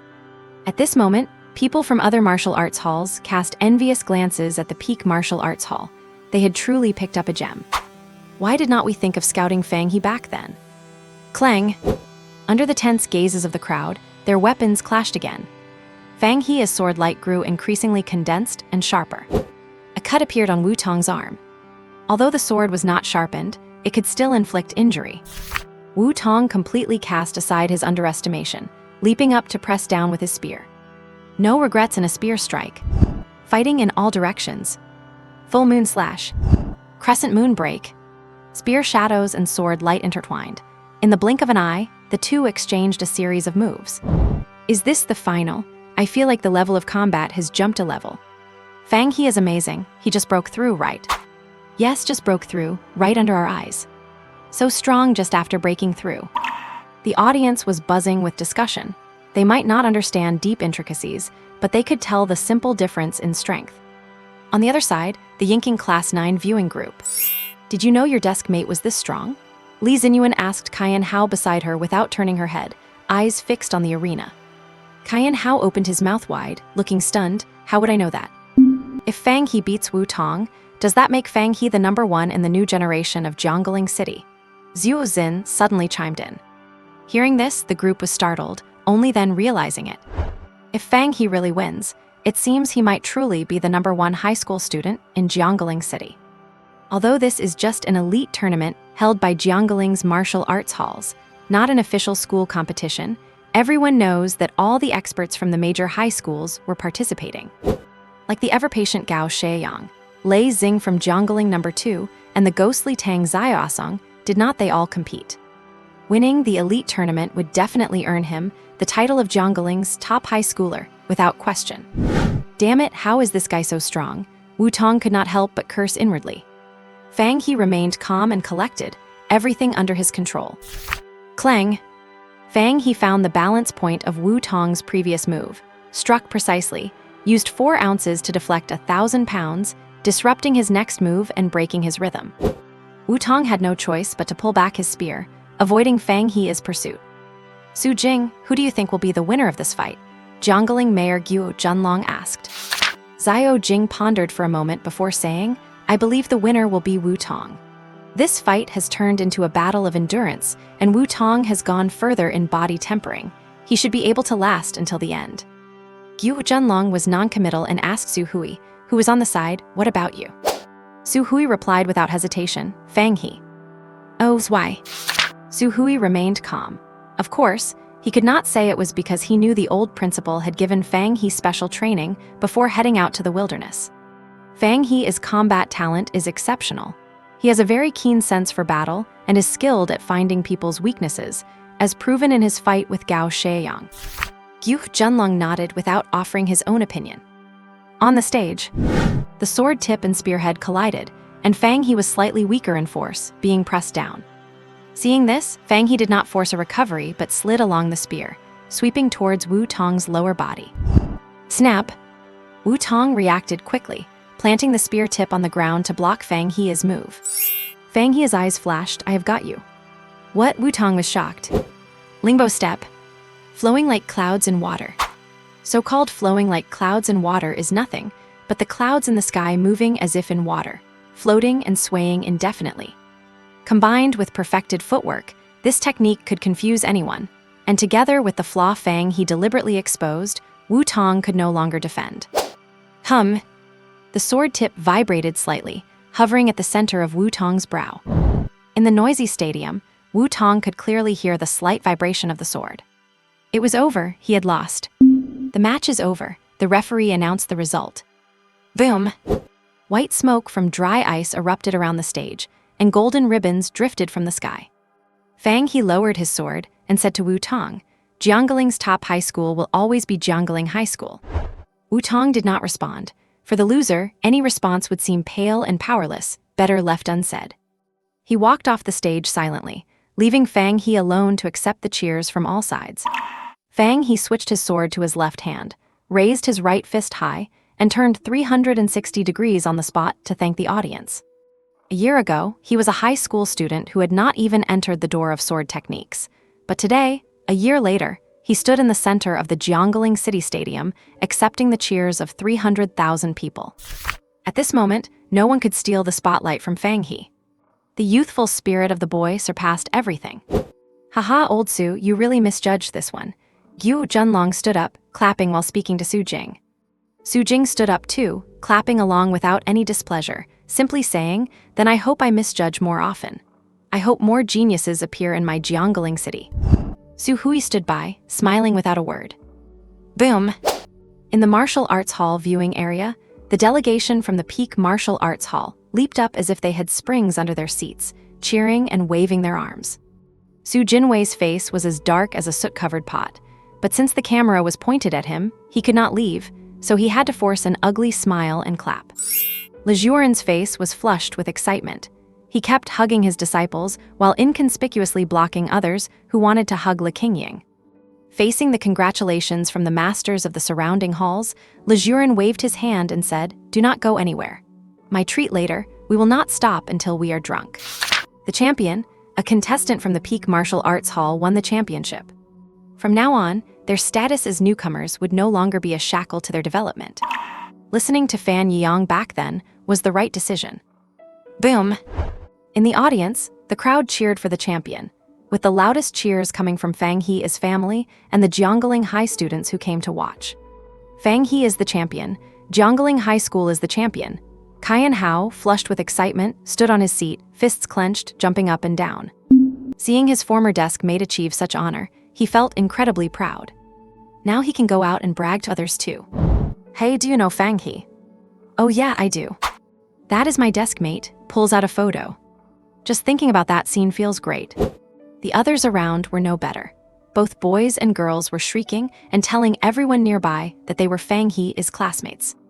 "My son is the champion. My son is the champion." Nanzu grabbed Fang Shengyuan's collar, shouting dramatically. "Yes, yes, yes, your son is the champion." Fang Shengyuan could only agree, while holding Nanzu's hand with one and steadying her shoulder with the other.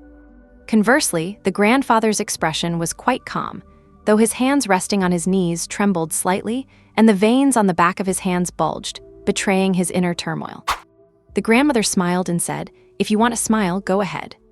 Watching her grandson shine on stage, tears began to overflow from her eyes as she smiled. Fang Xinwu gazed at the figure on stage, one hand holding a sword, the other held high, with eyes full of relief. "I have asked myself countless times if what I did back then was right. Now I think I know the answer."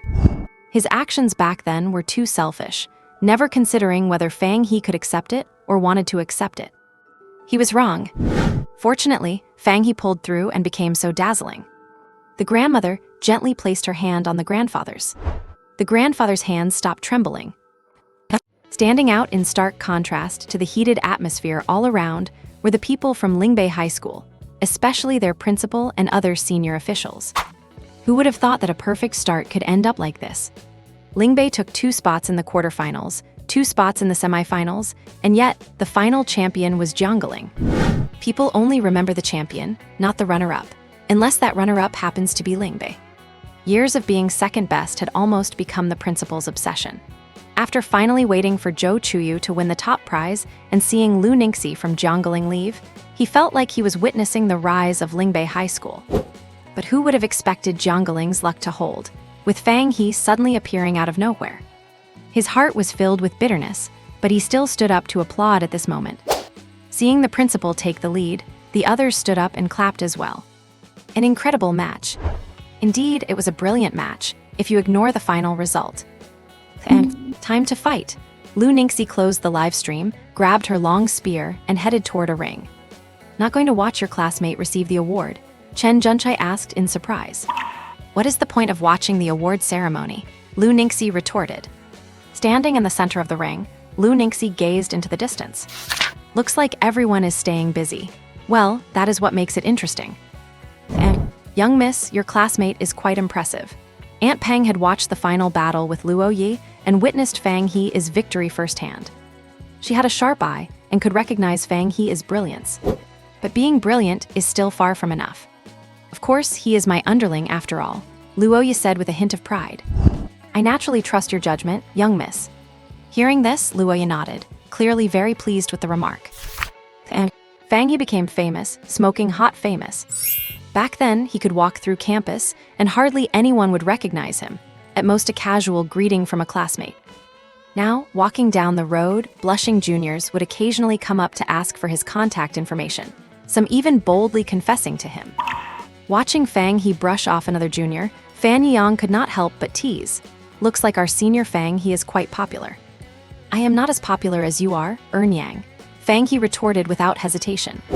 He knew that a while back, a freshman had worked up the courage to ask Fan Yang out, only to be given a stern dressing down by him.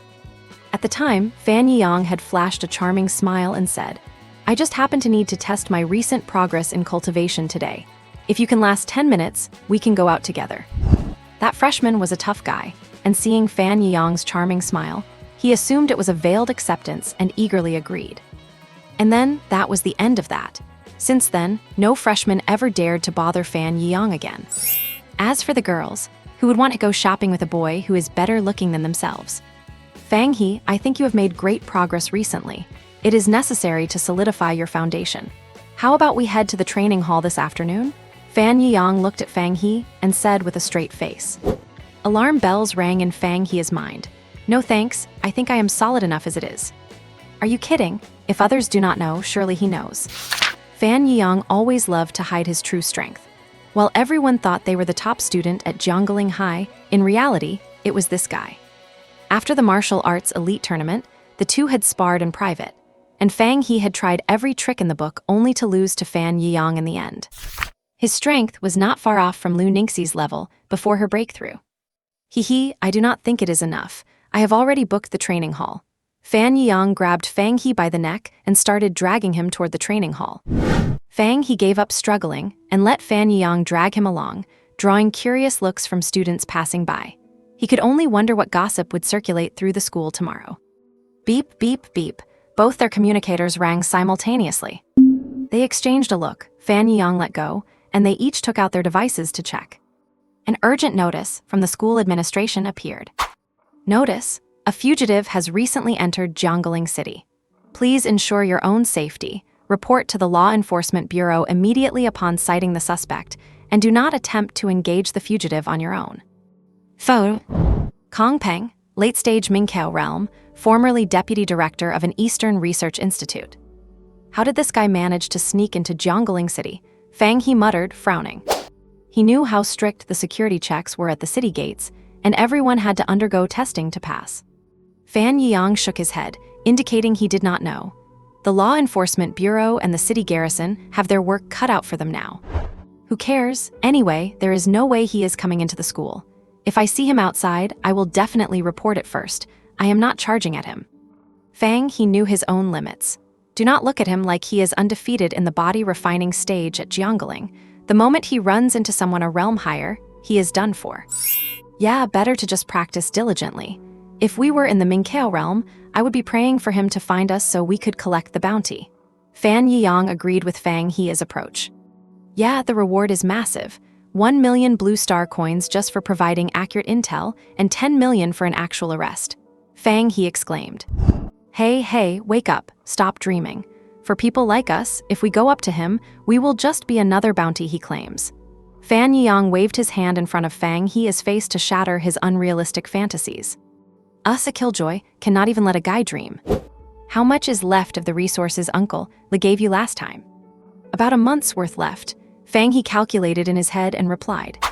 2 months had already passed since the elite tournament. Le Jurin had sent the resources over on the day he won the championship, far exceeding what was originally promised. Fang He accepted it all. After all, rejecting someone's goodwill was a blow to them, and he really did need the cultivation resources. He had even patted his chest and told Le Jurin to come to him if he needed anything in the future. This made Le Jurin very happy.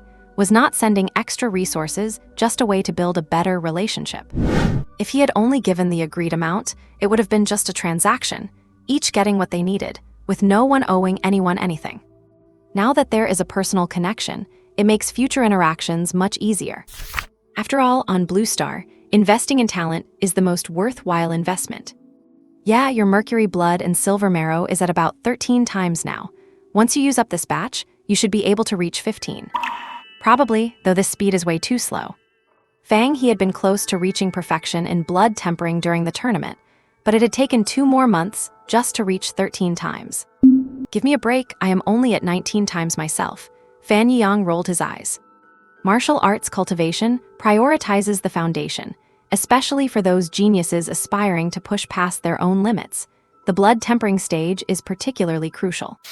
After reaching perfection in blood tempering, each subsequent increment is incredibly difficult. Fang He's ability to catch up to this level after wasting a year is already quite astounding. It is because I feel the pressure of time. Fang He put his hands behind his head and performed a backbend, keeping his feet planted and his back straight at a 90-degree angle to his legs.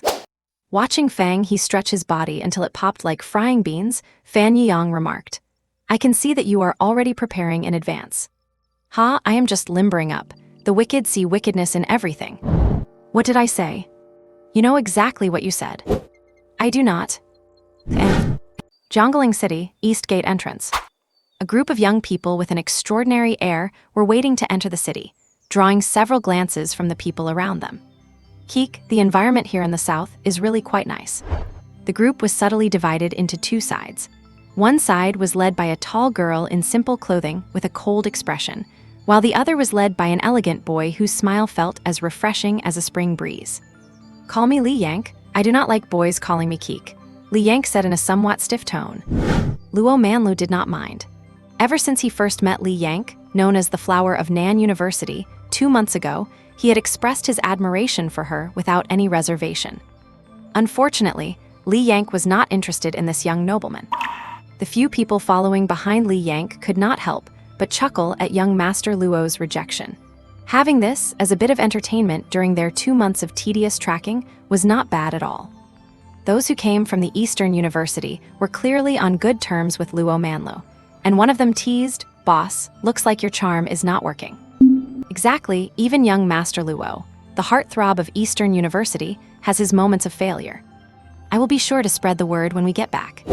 "Ha ha ha, I wonder what your fangirls will think if they find out." Luo Manlu made a playful gesture to hit them, and they did not back down either. Fortunately, they were in a public place, so they did not get too out of hand. The city entry procedures were quite fast. Just a quick verification was enough, and there were no entry fees. "Let us find a place to stay first," Li Yank said. "I already booked a hotel before coming in. It is in a good location and quite quiet, so let us head there," Luo Manlu suggested. Fine. Although she was not into Luo Manlu, he had not done anything excessive, and there was no need to reject his reasonable suggestion during the mission. "Do not you think this manhunt is very strange?" Once the accommodation was settled, Luo Manlu said seriously, while carefully keeping a step's distance from Li Yank.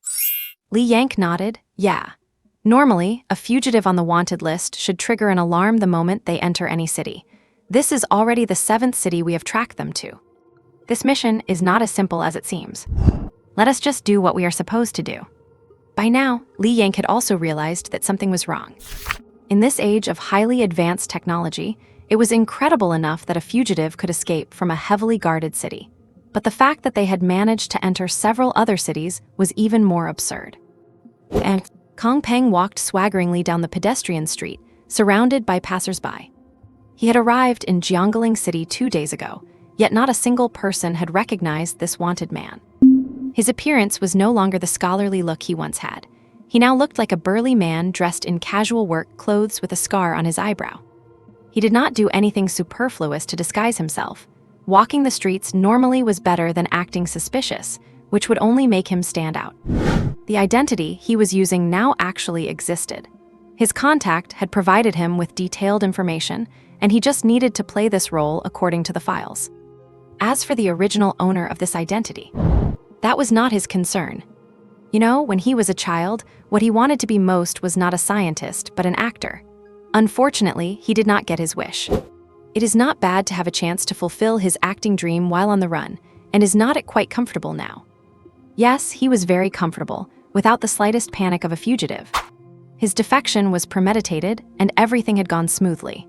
It was just a pity that the higher-ups reacted so quickly and were hot on his heels. Otherwise, this journey could have been even more leisurely. They were already more than halfway through the journey. Heading west, once he crossed the border, he would be safe and could truly join the organization as a core member. Thinking of this, a glimmer of longing flashed in Kong Peng's eyes. Su Jinwei, "You damn bastard, you have not been home for 2 days, are you looking to die?" A violent roar shattered Kong Peng's fantasy. Following the sound, he saw a tall, large woman with her hands on her hips, pointing a finger directly at him. Kong Peng instantly recalled the persona file and quickly matched the person in front of him. Hu Jing, Su Jinwei's original spouse, hot-tempered. The couple had a son who was studying out of town. The father had some assets in Jiangling City and had been arguing incessantly with Su Jinwei recently over some wildflower. When his handler gave him the file, they specifically warned him to avoid the spouse, if possible, while in Jiangling City. His scalp tingled, but in a split second, Kong Peng hardened his resolve. This was a good opportunity for self-challenge. When Hu Jing reached him, Kong Peng had already changed his expression, fawning as he said, "Honey, why are you here? If I did not come to find you, were you expecting me to wait for you to find me?" Hu Jing shouted loudly. They were currently in the middle of the street, and she had no intention of saving face, which had already attracted quite a crowd. Fine beads of cold sweat broke out on his forehead. Although he enjoyed the pleasure of acting, if there were too many onlookers and someone happened to record a video and put it online, it would be no joke if he were discovered. "Let us go home and talk about it. Let us go home," Kong Peng pleaded. "What home? We are talking right here. I thought you had been well-behaved lately, but here you go not coming home for 2 days again, and I could not find you at the martial arts gym either. Which little floozy have you gone to see now?" Hu Jing did not care at all. Gossiping is human nature, and people were already recording videos. "I am out for business this time, business. I promise I will report my whereabouts to you in detail whenever I go out from now on," Kong Peng said sorrowfully. Seeing someone recording, Hu Jing knew when to stop. Last time it was inside the martial arts gym where no one dared to film, but this was the open street. They would not care if you were one of the 4 great martial arts gym masters. "Fine, let us go back and talk." Hu Jing relented, then turned to shout at the passerby recording, "Stop filming, stop filming. Have not you ever seen a couple fighting before?" Having said that, she led the way, signaling for him to follow. Kong Peng had a bitter face, and followed her under the gaze of everyone. And night fell, the moonlight was hazy, and the whole city was free from the bustle of the day. "Fang He, look, does not this person look a bit familiar?" Fan Yang asked, pulling Fang He, who had just finished a medicinal bath. "Who, let me see." Fang He took the phone. It was a video, and the screen was playing exactly what happened on the pedestrian street during the day. "Oh, it is trending locally. Is not this guy the master of the Longquin Martial Arts Gym?" Fang He recognized the man at a glance. He had attended the event when the elite tournament ended. Martial artists have excellent memories, and he could still recognize him even after 2 months. "Oh right, it is him. I remember now, hahaha." Fan Yang was reminded and remembered who it was. During the competition, the camera had just swept over, giving a few close-ups on the big screen. He had not paid much attention, so his impression was not very deep. "I could not tell that this big, tall master of the Longquin Martial Arts Gym would be afraid of his wife." Fang He laughed. "As if you are not afraid of Luo Yi," Fan Yang said dismissively. "Cough, that is called respect. Sister, you treats me well," Fang He said after silently calculating the gap in strength between him and Luo Yi in his heart. "Tezk Chen." Elsewhere, Kong Peng followed Hu Jing back home.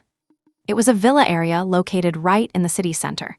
Just looking at the exterior, you could tell it was incredibly expensive. In the afternoon, Kong Peng apologized profusely and made up an excuse for why he had been missing for 2 days, which finally managed to calm Hu Jing down. As evening approached, Kong Peng found himself in a dilemma. The file had not mentioned anything about the married life of Su Jinwei and his wife. After thinking it over, he decided to play it safe and just sat on the sofa in the living room. "Why are not you coming in yet?" Yu Jing walked out of the bedroom wearing silk pajamas, her strong and toned thigh muscles visible as her skirt swayed. Kong Peng swallowed hard and replied, "Okay, coming right away. Pour me a glass of water when you come in." After saying that, Hu Jing went back into the bedroom without closing the door. "Do you want it hot or cold?" "Warm." As he poured the water, Kong Peng's mind raced, trying to figure out what to do next. There was no point in even thinking about contacting his handler.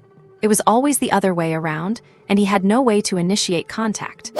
If he just went in and continued the charade, it would be all too easy to be exposed.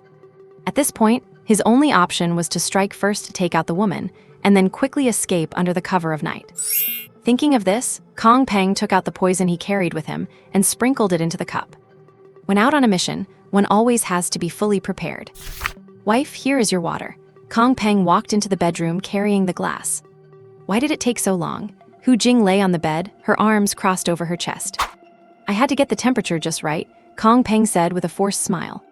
Hu Jing took the cup but did not drink, just stared at Kong Peng. Kong Peng's heart jumped into his throat and he laughed dryly. Why are you looking at me? Are not you thirsty? Why are not you drinking? According to the files, Hu Jing had reached the early stage of the Mingqiao realm. Although he held the advantage in terms of cultivation rank, if a real fight broke out, it would certainly cause quite a commotion. Hu Jing set the cup down, leaped off the bed in a flash, and threw a punch directly at Kong Peng's face. The earth's spiritual energy in the air surged violently, coating her fist, which grew larger and larger in Kong Peng's vision. Boom! Kong Peng failed to dodge in time and was struck square in the face, sent flying into the wall. Fine cracks appeared on the wall from the impact, but it did not collapse. As a researcher, he had not fought in so long that he was completely unable to fend off such a sudden blow. Originally, Hu Jing was not entirely sure that Kong Peng was an imposter, but once they traded blows, his true nature was revealed. Her husband was not nearly this weak. He would not have failed to block a single punch from her. Kong Peng's mind went blank, but his body reacted instinctively, scrambling away to avoid a follow-up stomp from Hu Jing. What are you doing? He did not fight back, still holding onto a glimmer of hope.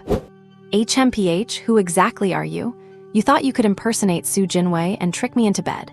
Despite her words, she did not stop her attack, pulling out a pair of gilded hammers from nowhere and swinging them at him.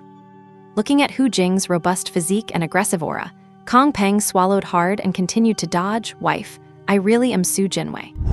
Boom! The floor tiles shattered, kicking up a cloud of dust. Thankfully, this was a detached villa area. Otherwise, the commotion would have already brought the police. Bah, when you came home, you could not even find the rooms in your own house, and that dog Su Jinwei would never ask me if I wanted my water hot or cold. Hu Jing pulled her hammer from the floor and continued her pursuit. Su Peng wanted to slap himself. He had asked that extra question just to appear attentive, and it had been completely unnecessary.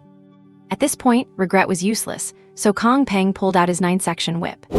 The 9-section whip was easy to carry, usually wrapped around his waist where no one would notice it, ready to be whipped out at a moment's notice when it was time to fight. You weakling, you have got some fancy tricks, Hu Jing sneered. It was true she was at the early Mingqiao realm, but she had reached it through step-by-step training, not the hollow facade built on pills like Kong Peng. The 9-section whip was meant to be flexible and agile, but in Kong Peng's hands, it appeared incredibly clumsy. Your martial arts are not even perfected, you are not even as good as a high schooler. Just having the rank but no skill, you are a total waste. Hu Jing saw through him instantly. Kong Peng knew she was right. If he had really possessed martial talent, he would have pursued the martial path instead of going to technology university and becoming a researcher. Hammer shakes the mountains. A hammer flew toward Kong Peng, imbued with heavy earth spiritual energy, while she pursued him with the other. A hammer hit him squarely in the chest. Kong Peng's body crashed through the window and landed in the garden. The reality was far different from what he had expected. He had not imagined that despite being at the same, or even higher, cultivation level, he would be completely toyed with by Hu Jing. The massive noise finally drew the attention of the neighbors, who stepped out one after another to see what was happening. Without even pausing to check his injuries, Kong Peng clutched his chest, vaulted over the garden wall, and fled down an alley before Hu Jing could chase him out. Hu Jing dashed out to find him gone, leaving only a pool of blood on the grass. Less than 3 minutes after Kong Peng fled, a police hovercraft was already hovering in front of the villa. Hu Jing had contacted the authorities back when Kong Peng went to pour the water, intending to have him apprehended on the spot. She had not expected him to escape. The captain, a man with a stern face, was followed by 3 officers. Because the report had not mentioned a violent incident, only a small team had been dispatched. The captain clearly recognized Hu Jing, but he maintained his professionalism on camera, asking formally, Ms. Hu, did you report this? Hu Jing replied, yes. Captain, tell me exactly what happened. Hu Jing then recounted how she had caught Kong Peng on the street, brought him home, realized something was wrong, and eventually tried to subdue him. Finally, she added, Captain Chen, please help me find my husband as well. He has not appeared for 2 days, and now that this imposter has shown up, something must have happened to him. Captain Chen nodded. Rest assured, Ms. Hu, we will definitely find your husband. Glancing to the side, he saw his 3 officers taking brief statements from the onlookers, collecting evidence, taking photos, and sampling the blood. While Hu Jing was speaking, Captain Chen had already reported the situation to the command center, and a pursuit of Kong Peng was already underway. Scanning the area once more to make sure nothing was missed, Captain Chen said, "Pack it up." "Yes, sir." And assemble, everyone. Luo Manlu tagged everyone in the temporary operation group chat. Because there were 8 of them, Luo Manlu had rented an entire villa as their base of operations. The group was comprised of elites from their respective universities. Upon receiving the order, they donned their combat gear with lightning speed and gathered in the living room. Just got word, a fight broke out in the Xiling district. Blood was found at the scene, and testing confirmed it belongs to Kong Peng, Luo Manlu said, keeping it brief. Upon hearing this, their eyes lit up. For the past 2 months, they had been trailing Kong Peng, eating his dust and never even catching a glimpse of him. This time, they had finally caught his tail. "Are we leaving now?" Li Yank asked. "Leaving now." Luo Manlu stood up first and walked out the front door. The rest of the group rose immediately, following close behind without a hint of hesitation. In the darkness of the night, 2 military hovercrafts flew toward the Xiling district. Command center of the Xiling district, Law Enforcement Bureau. After repeating the intelligence, Captain Chen stood aside, observing the group of young people before him. They were confident and powerful. The 2 leaders, in particular, gave him an underlying sense of danger. His superiors had not told him about their background, only that he should cooperate fully. "Are you saying the man used Su Jinwei's identity, was discovered by his wife, and a fight broke out, which is where you collected the blood samples?" Luo Manlu asked. "Yes," Captain Chen replied. "Who is Su Jinwei?" "He is the master of the Longquin Martial Arts Gym, and his father-in-law is a businessman in Jiangling City." "Have you found any trace of the real Su Jinwei?" "We are currently tracking him." And after asking a few more questions, Luo Manlu turned to Li Yank. "Do you have anything else to ask?" Li Yank shook her head. Luo Manlu had already covered everything she wanted to ask. "Then let us begin the pursuit. We will split into pairs. We will cover the east and north, and you take the west and south." "Understood." "The terrain data has been sent to you. There will also be law enforcement officers nearby. Signal us immediately if anything happens." "All right, Miao Hui, you and Zai Cheng head west. Zhao Chengyi, you come with me to the south." Li Yank assigned the tasks. "Yes," the 3 responded. Seeing that Li Yank had finished her arrangements, Luo Manlu turned to organize his own team. "Move out." And Kong Peng felt very wounded. He had not expected to run into such a crazy woman. He had changed his disguise again, but the injuries on his body were impossible to hide for the time being. Although he carried high-quality healing medicine, recovery still required time. The city was filled with surveillance everywhere, and he dared not go to a hospital. His injuries had likely been circulated to every hospital by the Law Enforcement Bureau. He would be locked onto the moment he showed his face. "Damn it, why have not they contacted me yet? Do they really intend to let me fend for myself?" Kong Peng cursed internally. He did not believe that his superiors were unaware of something this big. "Go to the new location. You will get a new identity there. Get out of the city as soon as dawn breaks. If you're spotted again, no one can save you." Sure enough, less than 2 minutes after Kong Peng stopped to rest, a message came through his communicator. "Phew, thank goodness I have not been abandoned." After receiving the message, Kong Peng felt relieved. He knew the organization's style. Those with no value were discarded without a second thought. "Fortunately, I still have value." Composing himself and smoothing his expression, Kong Peng stepped out of the shadows as if nothing were wrong and began walking slowly toward the target location. Thankfully, it is not like the ancient times. There is no curfew. Otherwise, being out on the streets in the middle of the night would be a surefire way to get caught. And, "Hey, Fang He, look, there is another new message," Fan Yang shouted at Fang He. Fang He, who was already planning to go to sleep, turned back and took the phone. "Latest news, a wanted criminal has appeared in the Xiling district. Nearby citizens are advised to be cautious. Report any sightings of suspicious targets to the Law Enforcement Bureau immediately. Note: Kong Peng has a severe injury on his chest. Please take note of this for identification." "Is not Xiling district really close to us?" Fang He said after returning the phone. It is close. What are you planning? Fan Yiyang rolled his eyes. He knew Fang He was getting restless. He is severely injured. Are not you tempted?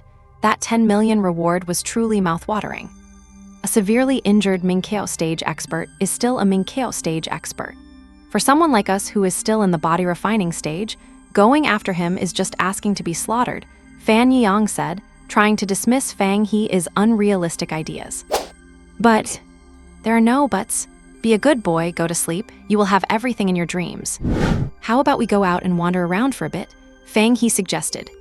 The school did not have rules against leaving the dormitory at night or even leaving campus, but leaving campus required reporting to the respective homeroom teacher, or else one would inevitably face punishment if caught. Do you really think if you told the teacher you wanted to go out and catch a wanted criminal, the teacher would agree? Fan Yiyang asked irritably. No. Well, there you go. Then I will just walk around inside the school, Fang He said, changing his clothes before heading out. Fan Yiyang did not stop him this time. What could possibly happen inside the school? Oh, Teacher Li, coming to school so late. The security guard at the school gate opened a small door and called out to the person who had just arrived. Haha, I lost something, so I came back to look for it. If I cannot find it, I will just sleep at the school for the night. All right, let me know if you need any help. Will do. He walked into the campus, the streetlights on both sides of the main road guarding the path with light. Following the map, he headed toward the staff dormitory. On the way, he ran into a few students he knew and exchanged greetings. It is so nice here. He could not help but recall his own campus life from over 20 years ago. Back then, he was full of ambition, had grand dreams, and had a girl he loved. Standing before the dormitory door, he shook his head, pushing those unwanted thoughts away. He was still not safe yet. Only after escaping the Xia Kingdom could he claim to be safe. He pushed the door open. This was a single apartment of nearly 60 square meters. It had everything it needed and was perfectly fine for one person. The school's treatment of teachers was quite good. Stepping onto the balcony, he could see the school's playground. Although it was already 11 o'clock, he could still see students running on the track. Even though the training rooms had professional treadmills that could be used with prior application, people still preferred to look up at the sky at night, enjoying the feeling of running slowly in the wide-open space. He noticed one student who was quite particular, not that his behavior was unusual, but his presence felt unique. It seemed somewhat like the research subjects from his old laboratory. Fang He swung his arms slowly, eyes closed, mind emptied as he ran around the track. Lately, he had felt rather impatient. Even though his rate of progress was not slow compared to those around him, he still felt it was not enough. How does the saying go? The more you know, the more you realize your own poverty. He had that exact feeling right now. If he was able to obtain these resources, then what about Luo Yi, who was far away in Fengquan? He had never seen it, he could not even imagine it. It was like an ancient farmer trying to guess the life of an emperor. Surely the emperor must use a golden hoe when farming. He had almost used up his last batch of resources, with only a month's worth remaining. What about after that month? What then? Of course, he could use his connection with Fan Yiyang to ask Lejuran to invest in him. Perhaps, out of respect for Fan Zio, Lejuran would agree. But doing that would mean using up not only his own favors, but also his brother's. That was something he would not do. And although Fan Yiyang's family had a deep background, ever since they had known each other, Fan Yiyang had never once mentioned his family, so he knew there might be some issues there. In that case, he could only rely on himself. When today's notice came out, Fang He became a bit envious, and his mind even grew a little heated. If he could really capture Kongpeng, 10 million Blue Star dollars would be enough to support his cultivation comfortably for at least 3 months. He had actually always been clear that such a capture had nothing to do with him, as even an injured Minkeo stage expert was not someone he could touch. But he still could not help but mutter about it, then leave the dorm and come to the playground to run and relax. He loved this feeling, the feeling of emptying himself and wandering between heaven and earth. It was already December. Although they were in the south, the nighttime temperature was only 5 to 6 degrees. The cold air flowed through his nasal cavity into his lungs, making his mind crystal clear. With his eyes closed, he felt as if he could see the outside environment, which appeared clearly in his mind. 3 meters to the front left, there is a small stone. There are 2 people in front to the right, one tall and one short. A man and a woman are sitting on the bench next to the track. And opening his eyes, Fang He saw the scene before him, exactly the same as what he had seen while his eyes were closed. What is going on? This was starting to touch upon a blind spot in his knowledge. He gradually came to a stop and thought for a moment. The only thing he could come up with was that his soul power must be significantly stronger than that of an ordinary person. And that battle in his sea of consciousness against the green-eyed toad in the wild last time had allowed him to enter his sea of consciousness prematurely. Ever since then, he truly felt that his control over his body had improved. Even in the elite tournament, he was able to combine his momentum with his sharp edge, as if everything had fallen into place naturally. After thinking for a while and failing to understand it, he decided it was a good thing anyway. With this ability, his chances of survival in the wild would be greater. So, he planned to head back to the dormitory to rest. On the school's main road, there was a street lamp every 20 meters, but on the path from the playground back to the dormitory, there was one only every 50 meters. A figure suddenly appeared in front of Fang He. The dim light obscured the person's face. "Teacher Lee," Fang He said uncertainly. "It is me." "What are you doing here?" Fang He asked. "I saw you running from upstairs and came down to find you. I seemed to notice just now that your state was rather peculiar." He knew Fang He, after all, the champion of the martial arts elite tournament, was quite prestigious. When entering the school gate, Fang He's photo was still hanging on the bulletin board. No, I just remembered something while running, so my state might have been a little different." Fang He did not tell the truth. He was not very familiar with this teacher Lee, they were just acquaintances. Then would it be convenient for me to give you a checkup?" There was a hint of anticipation in his tone. "Teacher Lee, it is getting late, I still need to go back and rest. Goodbye, Teacher Lee." Fang He felt that this Teacher Lee seemed a bit strange, and his voice sounded like it was being squeezed out. After saying that, he walked around him, intending to go back to the dormitory. "Wait a moment." Seeing Fang He about to leave, Teacher Lee hurriedly reached out his hand. Hiss! It seemed that the movement was a bit too much and affected a wound, causing him to gasp softly. Fang He did not look back. With a slight shift of his feet, he dodged the hand Teacher Lee had reached out. He turned around with a slight frown. "Teacher Lee, are you injured?" It is nothing. I was a bit careless during cultivation yesterday and hit a snag." He suppressed the pain, trying to keep his expression normal. "Oh, then you must be careful, teacher. Internal injuries are no small matter. You should go to the hospital and get it checked. Otherwise, if it drags on too long, it might cause big problems," Fang He suggested kindly. "Thank you for your concern, student Fang He." He took a few steps forward, trying to get closer to Fang He. "It is the least I could do." Fang He smiled, took a few steps back, and revealed a set of white teeth. "By the way, teacher, I just called an ambulance and it will be here soon." After saying that, without waiting for Teacher Lee to react, Fang He utilized the limbo steps and took off running. This Teacher Lee is trouble. He might just be that Kong Peng. At the time, the latest notification mentioned that this Kong Peng was extremely good at disguising himself and might adopt the identity of a local resident. The telltale trait he could not hide was a severe internal injury from a heavy blow to the chest. He had sensed something wrong the moment he saw Teacher Lee. First, they were not that close, so why was he so obsessed with checking his body? Second, Teacher Lee had been perfectly fine yesterday when they had met, with no sign of internal injury. Third, the injury affected by Teacher Lee's movement just now was exactly in the chest area. In conclusion, there are no such coincidences. So, when Fang He turned around, he had already secretly reported it to the Law Enforcement Bureau, not the hospital as he claimed. However, there was one thing he found strange.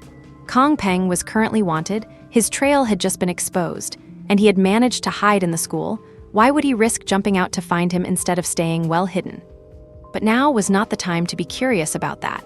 Keeping his distance and staying alive were more important. Earlier in the dormitory, he had said that catching the severely injured Kong Peng would be a huge score, but in reality, his head was very clear. Of the 36 stratagems, running away is the best one. Even if he did not catch him himself, reporting such a valuable lead would still earn him the 1,000,000 blue star coins. What? Kong Peng was shocked and furious. He had not expected to fail again because of this wet-behind-the-ears kid. He was the deputy director of a research institute and also a researcher, with an unimaginably investigative spirit toward his research. The subject he had been studying previously was related to the soul, and he had achieved certain results in that field. He had joined the organization a long time ago, but only as a peripheral member. It was not until this project made progress that the organization contacted him, promising to promote him to an internal member if he could bring the research data across the border. After fleeing to the school, he discovered a student, a mere body-refining realm student emitting a soul ripple that he was familiar with, which left him feeling quite amazed. So he wanted to make contact, preferably taking the opportunity to kidnap this student out of the country. He did not expect this student to be so vigilant, actually claiming he had called an ambulance. Regardless of whether it was true, he could not gamble on it. Little villain, Kong Peng cursed under his breath. He pulled out a 9-section whip, wanting to finish off this annoying kid first before fleeing. Whoosh! The 9-section whip, coated with red spiritual energy, lashed toward Fang He. Fortunately, Fang He had anticipated it and had created distance, so the whip only brushed past his back. The fugitive Kong Peng has appeared. The fugitive Kong Peng has appeared. The fugitive Kong Peng has appeared. After surviving the ordeal, Fang He ran toward the faculty duty room while shouting at the top of his lungs. Damn it! Having missed his strike, Kong Peng did not intend to pursue. Because of the shouting, the formerly quiet campus was beginning to stir with activity.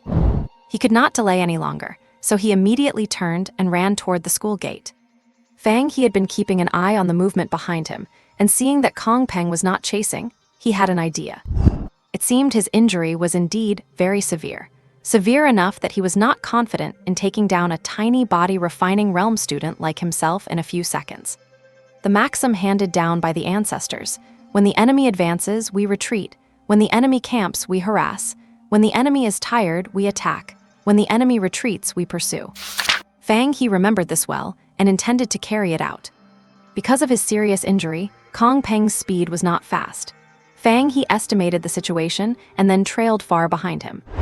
Just in case this guy died of his injuries halfway, he could go up and deliver the finishing blow. Kong Peng also saw Fang He following behind, but he had no time to worry about it now. The playground was located in the center of the school, and at his current speed, it would take him nearly 30 seconds to reach any exit. Fang He had come out for a night run and was not carrying any weapons, so he improvised, grabbing a handful of soil from the ground, clenching it tight in both hands, and then swung his arms to throw it at Kong Peng. Whether it hit or not was not important. What mattered was slowing him down a bit. A Minkiao realm cultivator can form a layer of protective spiritual energy on their body, but Kong Peng had not even deployed his, choosing to take the clods of dirt Fang He threw with his bare body. Close, he could already see the perimeter wall. Once over this wall, he would change clothes, and then head out of the city first thing tomorrow morning. A flash of malice crossed his eyes. If he had the chance to come back later, he would definitely kill this little villain. Zeng! Kong Peng leaped up, his toes lightly touching the wall as he tried to use the momentum to vault over. Just as he was about to flip over the wall, a combat boot abruptly appeared in his path. Bang! Kong Peng was kicked back with even greater speed than he had jumped up. Rolling on the ground like a tumbling gourd, he moved a few times before falling still, not knowing if he was dead or alive. Fang He looked up and saw, at some point, a girl in a cyan combat suit with a ponytail appearing in midair. Boss, wait for me. A few seconds after the voice was heard, a boy also appeared on the top of the wall. You are too slow, go back and do extra training. Huh, boss, you cannot compare me to yourself. The ponytail girl gave him a sidelong glance, and the boy immediately shut his mouth. Fang He stayed where he was, neither approaching nor leaving. Invisible currents of air carried the girl as she slowly descended, and the boy jumped down from the wall behind her. I am Li Yank, in charge of tracking Kong Peng. You must be a student at this school. Did you discover him? Fang He recalled the scene from just moments ago. Kong Peng, who was about to escape the school, had been kicked back by this very girl who looked so quiet and cold. Yes, my name is Fang He. I reported it to the law enforcement bureau the moment I discovered him. Li Yank thought for a moment. Do you happen to know teacher Han He from Nanda University? I have met him in the wild. A smile bloomed on Li Yank's face like a lotus. What a coincidence, I am from Nanda University too, and teacher Han He is my mentor. She remembered that after she arrived in Jiangling City and reported the situation to her mentor, He had specifically mentioned a genius at Jiangling Middle School who was bound to enter Nanda University in the future. He had told her to meet him if she had the time, never expecting to run into him in such a situation. Nice to meet you, senior. Li Yank nodded, not objecting to the term. Zhao Yichen, standing to the side, was quite surprised. Where did this kid pop out from? He managed to forge such a strong connection all of a sudden. At this moment, people had already rushed to the scene, and Zhao Yichen, sharp as he was, went up to talk to the teacher on duty. Stop pretending to be dead. If you keep faking it, you can just go ahead and die for real. Hearing this, the prostrate Kong Peng twitched his fingers, rolled over, looked at Li Yank, and said, "You must be students from the Martial Arts University, right?" Li Yank did not speak, just stared at him. Kong Peng continued to speak to himself. "I lost this time. If you spare my life, I have plenty of spiritual points, enough for you both to reach the spirit air realm." Zhao Yichen, having finished dealing with the matter, just walked over in time to hear this. He kicked him and spat in your dreams. Kong Peng, who had been kicked over, ignored Zhao Yichen. After crawling up, he looked at Li Yank again. He knew the chances were slim, but he had to try no matter how unlikely it seemed. Otherwise, it would be harder to negotiate once more people arrived. And once in prison, there would be no way out. He did not believe his organization would spend huge costs for his sake. He had to save himself now. Li Yank's eyes were filled with undisguised disgust. She hated traitors most of all. Looking at Kong Peng's hopeful gaze, she said word by word, "Impossible. Believe me, you will pay the price for what you have done." She paused and added, "It will be even more terrifying than you can imagine." Kong Peng's body trembled. He had heard some rumors too. He begged, unwilling to give up. "Actually, I regretted it the moment I walked out of the research institute, but I could not go back. I really had no choice." Li Yank shook her head and said softly, "You do not regret doing this. You just regret not being more careful and getting caught." The hope in Kong Peng's eyes was extinguished instantly, and his body went limp as he fell backward. The moment his body touched the ground, he sprang up and charged toward Fang He. He had heard Fang He call her senior, so there must be some connection. Things being what they were, he might as well take a hostage. Maybe there would be a glimmer of hope. Fang He had been watching the movement, and the moment Kong Peng sprang up, he was already preparing to run. "Ha!" With a sneer, as if she had been prepared, Li Yank reached out with a pale hand and pressed down. The surrounding wind, spiritual energy surged, forming an invisible mountain that pressed down fiercely. The little bit of strength he had managed to gather for his escape was completely shattered by that strike. Already severely injured, he was now barely hanging on by a thread. The wind, spiritual energy, did not dissipate. It transformed into tiny whirlwinds hovering over his wrists and ankles. Now, there was no chance for him to harbor any crooked ideas. After finishing this, Li Yank acted like nothing had happened, brushed her hands off, and waited for others to arrive. "Boss, you did not play him to death, did you?" The higher-ups said to keep him alive if possible. There are many things on him that they are interested in. Zhao Yichen leaned in and whispered. "No, I know my limits," Li Yank said with confidence. "All right then." The sound of aircraft approaching from a distance could be heard. "Li Yank, have you caught Kong Peng?" Luo Manlu arrived late with his team. Li Yank tilted her head, signaling to Kong Peng, who was lying on the ground like a dead dog. "As expected of the flower of Nanda University, your strength is truly extraordinary. You took down the fugitive as soon as you made a move," Luo Manlu exclaimed. "It was not me. When I arrived, he was already like this. He is the one who caught Kong Peng."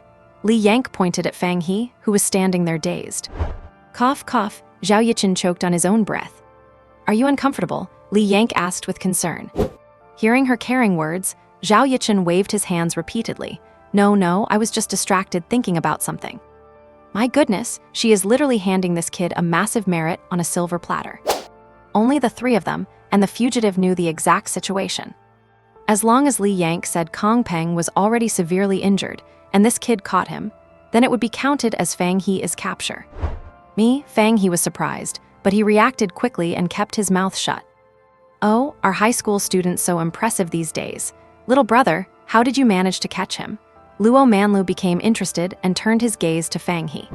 "He was disguised as a teacher in our school tonight. I discovered him, so he started running and I chased after him. Fortunately, he was already injured, otherwise I would have been the one running." Fang He said the truth. This seemed fine, as it was all true.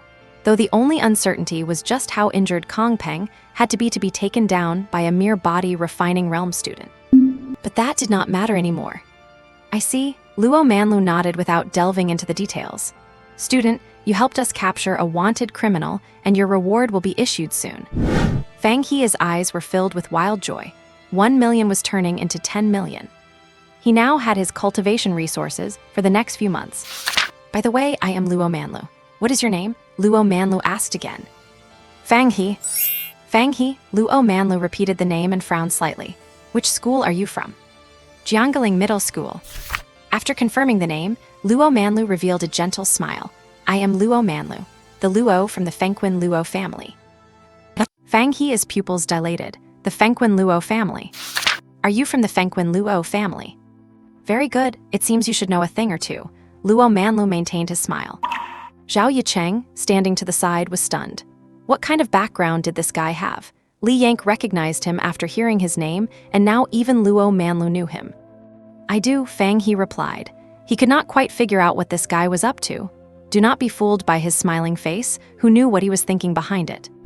Why do not we go over there and talk? Sure, Fang He agreed.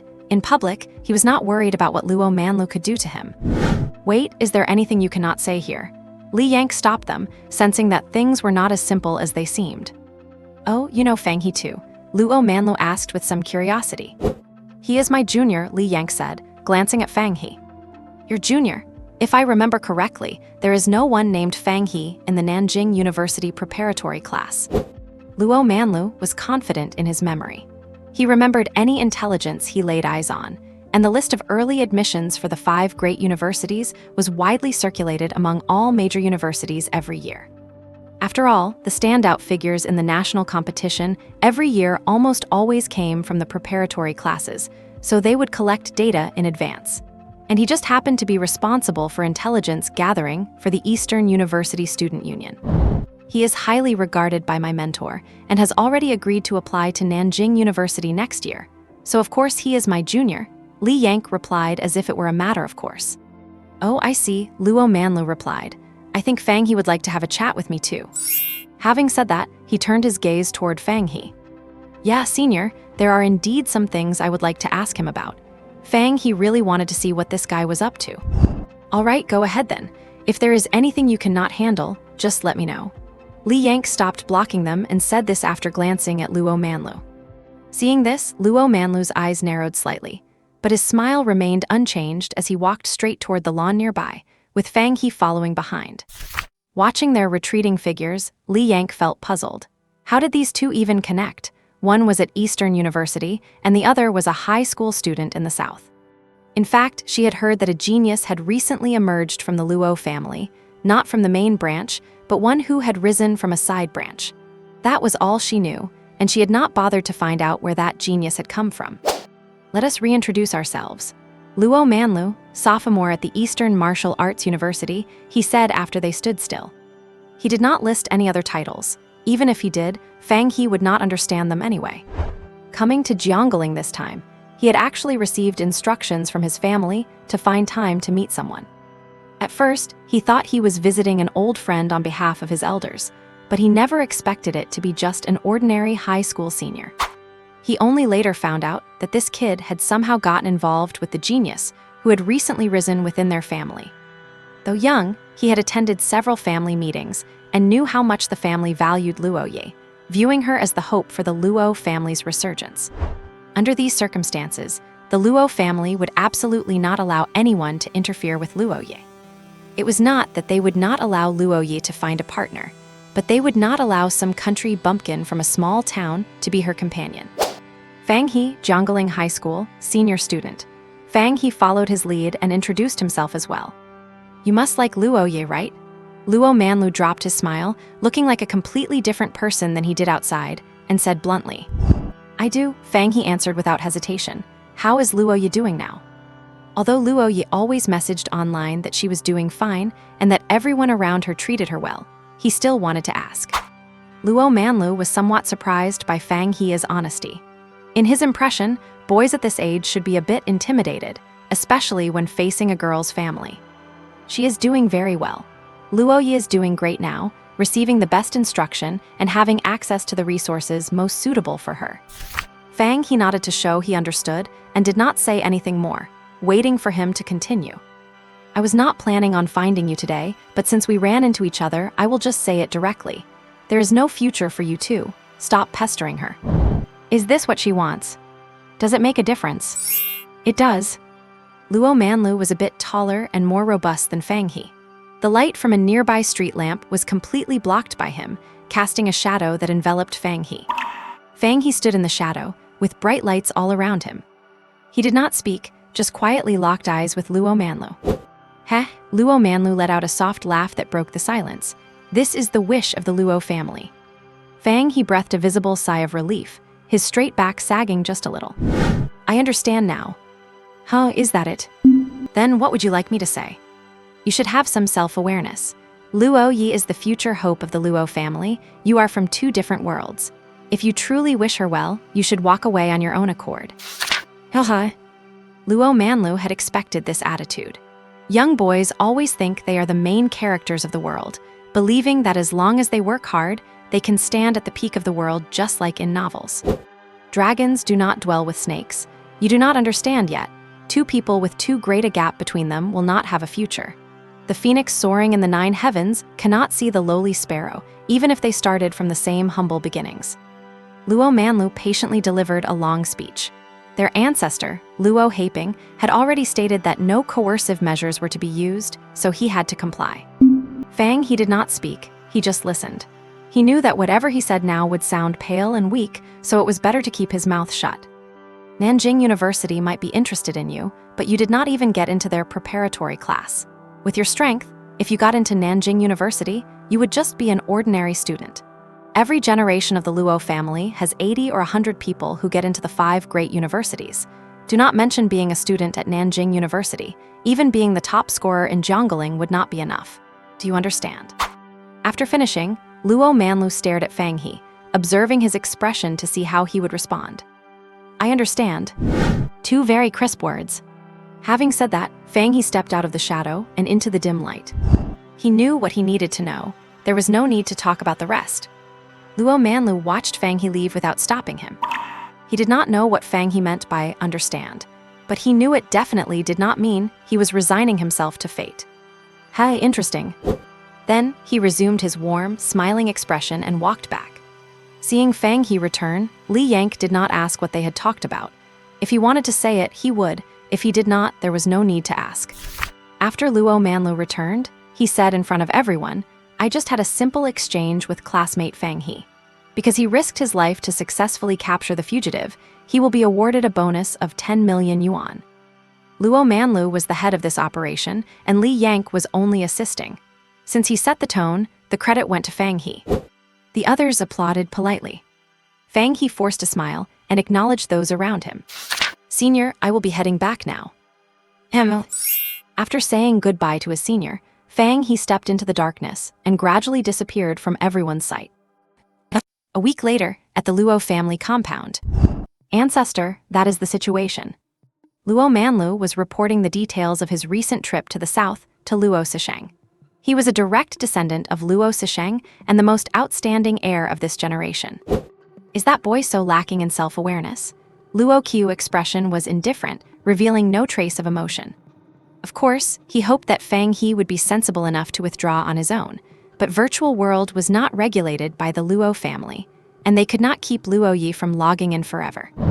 Yes, Luo Manlu replied respectfully. Since eldest brother does not allow us to take action, then let us not take action. Luo Manlu did not respond. Do not we have a few youngsters here who are clamoring to pursue Luo Yi? Go and tell them that there is a boy in Jiangling who has been pestering her. What if Luo Yi finds out? Luo Manlu hesitated. Then why would you let Luo Yi find out? Yes, I understand. If you understand, then go do it. Yes. And the Enforcement Bureau was quite efficient. The day after Kong Peng was taken away, the 10 million had already been transferred to Fang He's account. Upon receiving the money, Fang He did not hesitate at all and spent it all on cultivation resources. I must say, you are pushing yourself too hard, Fan Yang said as he watched the sweat-drenched Fang He. Over a month had passed since Fang He captured the fugitive. With enough resources, he had begun to cultivate regardless of the cost. Previously, his resources were limited and he had to be frugal, but now he just used them without thinking twice.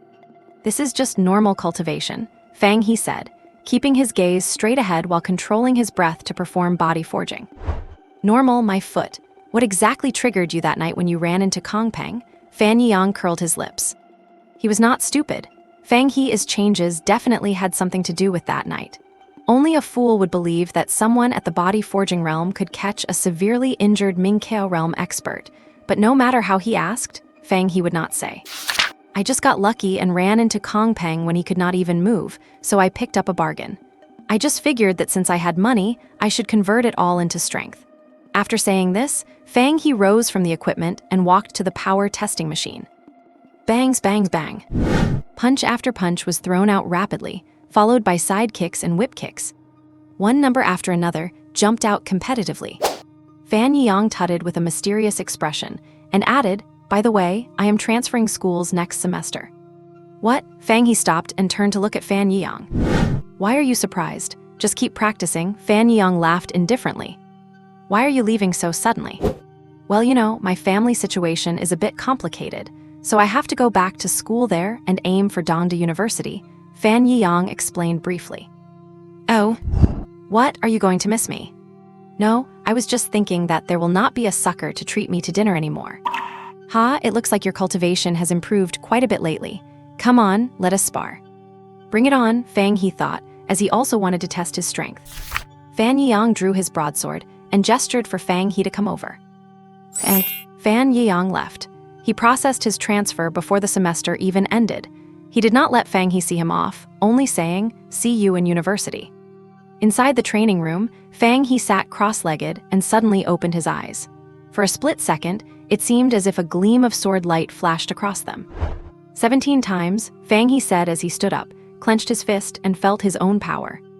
Generally speaking, once one reaches this multiplier at the perfection of blood quenching, they can start preparing to break through to the Lingdong realm.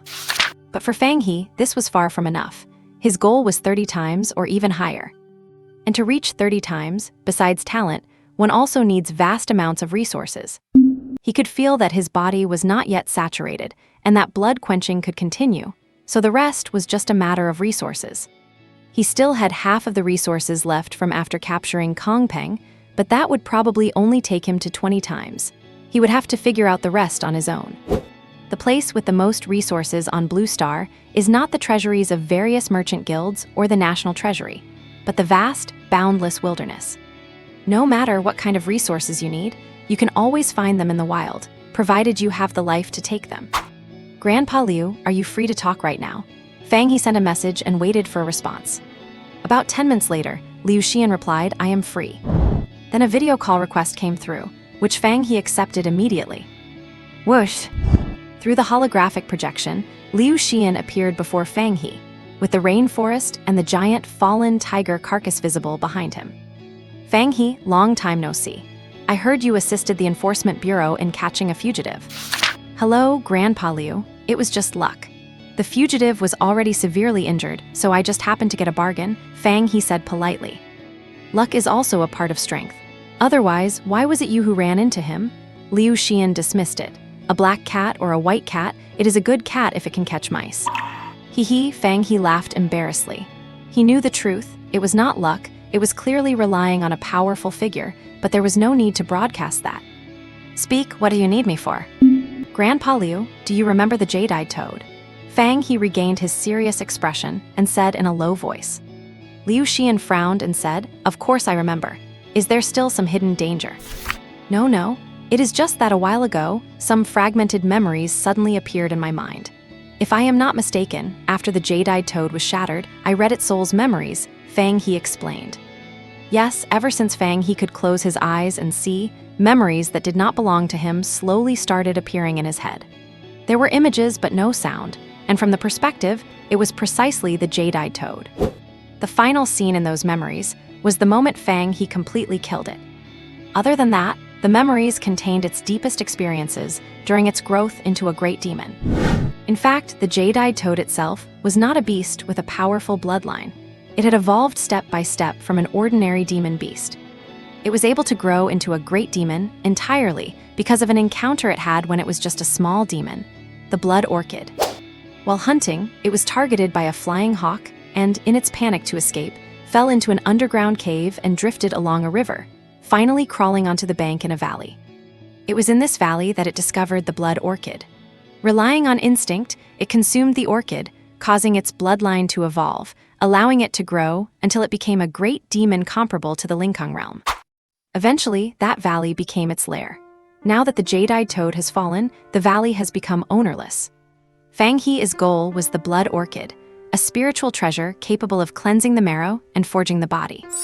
However, he knew well how dangerous the wilderness was. Without an expert to protect him, he would never dare to venture deep into the wilds alone, which was why he reached out to Liu Xian. "So you want me to accompany you on this trip?" Liu Xian asked with a chuckle. "Meh. Haha, do you have any idea how much it costs to hire someone at the Linkang realm?"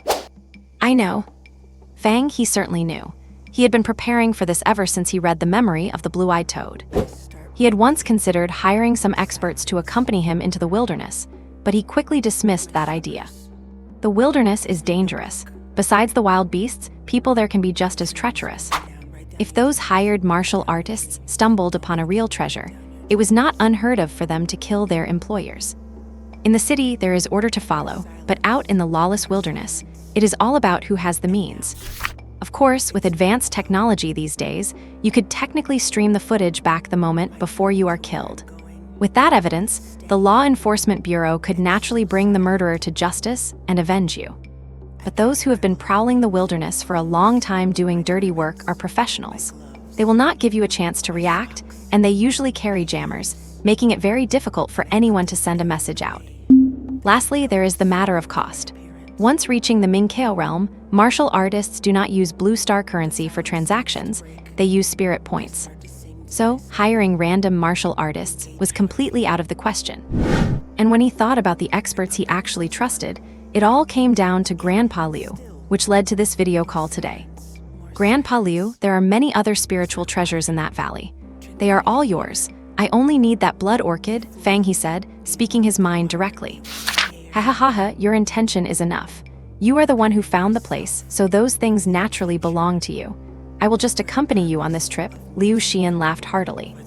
Thank you, Grandpa Liu, Fang He said, his eyes glowing with excitement. Then make your preparations. We will set off after the new year. All right. The new year fell earlier this year, arriving in January.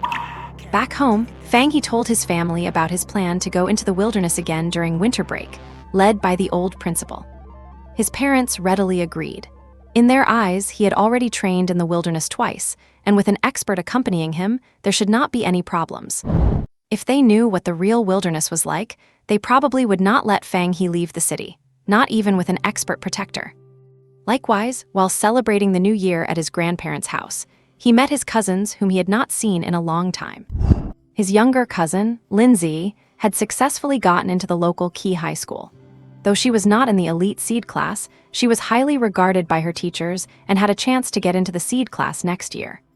His older cousin, Yang Zhehen, was already a junior in college, and his strength had broken through to the Mingkao realm. However, he was still struggling in the early stages, with a long way to go before reaching the middle stage. This made Fang He think of Li Yank and Luo Manlu, who were the same age. They were actually a year younger than Yang Zhehen, yet they could easily handle someone at the late Mingkao realm half a year ago. He wondered what level their strength had reached now. With that comparison, Fang He looked forward to the top 5 universities even more.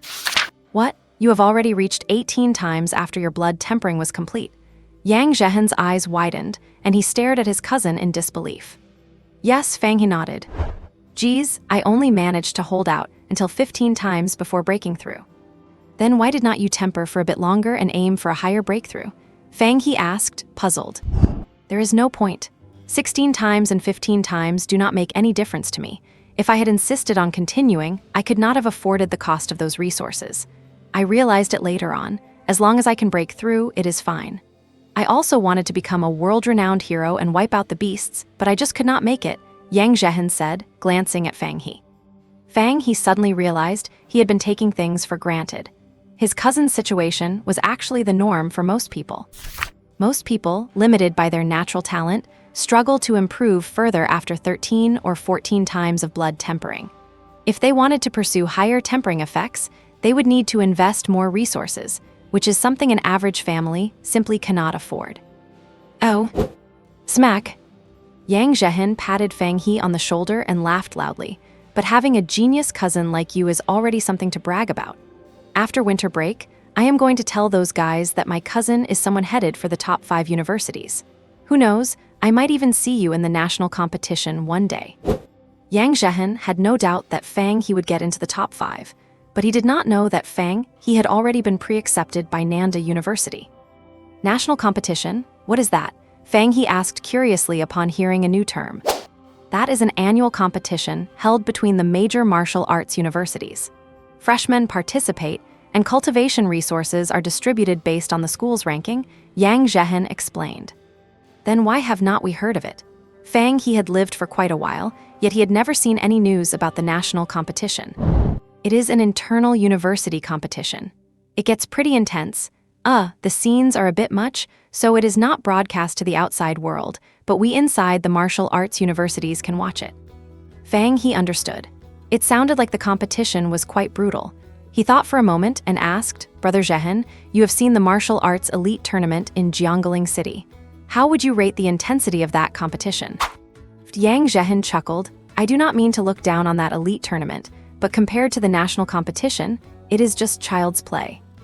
No way, I watched all of Brother Fang He's matches. They were intense too. He was so cool. Lin Zi, who had been listening silently for a long time, spoke up to defend him. Hey Z, I watched all of Little He's matches too. They were certainly impressive. To have such perfect mastery of martial arts just as a high school senior is a rare sight even in our average martial arts universities, Yang Zhehan said, first affirming Fang He's strength. He paused, then added, but the weapons in their tournament were not even sharpened. After the whole tournament, not many people were bleeding. I bet that after they were carried off for treatment, they would be bouncing around again within 10 minutes. But in the national competition, every punch hits home, every blade draws blood, and everything is geared toward winning. Lin Zi gasped, her mouth wide open. She had never even been to the wilderness and truly could not imagine such a scene. Then Brother Zhehan, why are they risking their lives like that? Is there some kind of grudge? Fang He believed his cousin, but he wanted to know why the university competitions were so intense. Because Yang Zhehan opened his mouth to say something, but seemed to stop himself. He changed his tone, saying, you will find out when you go to university later. Stingy, cannot you even tell us? Lin Zi complained, clearly unsatisfied with her cousin keeping them in suspense. Fang He did not think much of it. Every place had its own rules. If he wanted to know, he would just find out once he got to university. The national competition, Judging by what his cousin said, all the martial arts universities in the Xia Kingdom participate. He would probably encounter top prodigies from all over the country there. The mere thought of it was thrilling. To be able to showcase his talent at the national competition, he would surely make a name for himself in the national martial arts circle. Fang He was looking forward to it.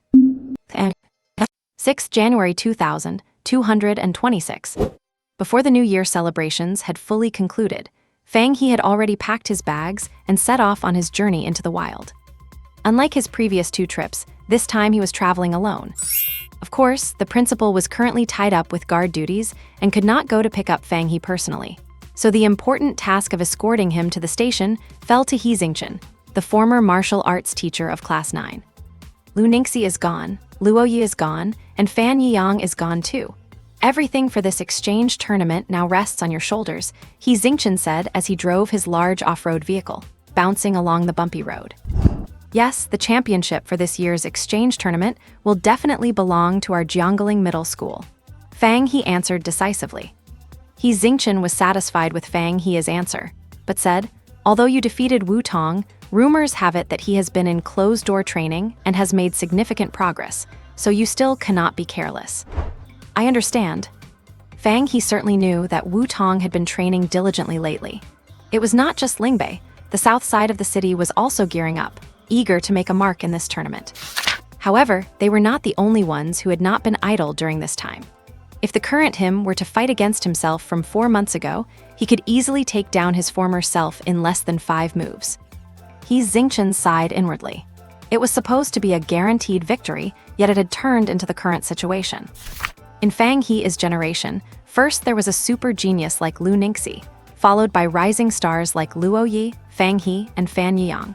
Jiangling Middle School should have had it in the bag. Unfortunately, before they could even graduate, Luo Yi was discovered by her main family and taken away for cultivation. Lu Ningxi grasped the spear intent and was directly specially admitted to the Jingwu Academy. And finally, Fan Yiyang had to return to his family for personal affairs, leaving despite all attempts by the school leaders to keep him. Now, Jiangling is left with only Fang He.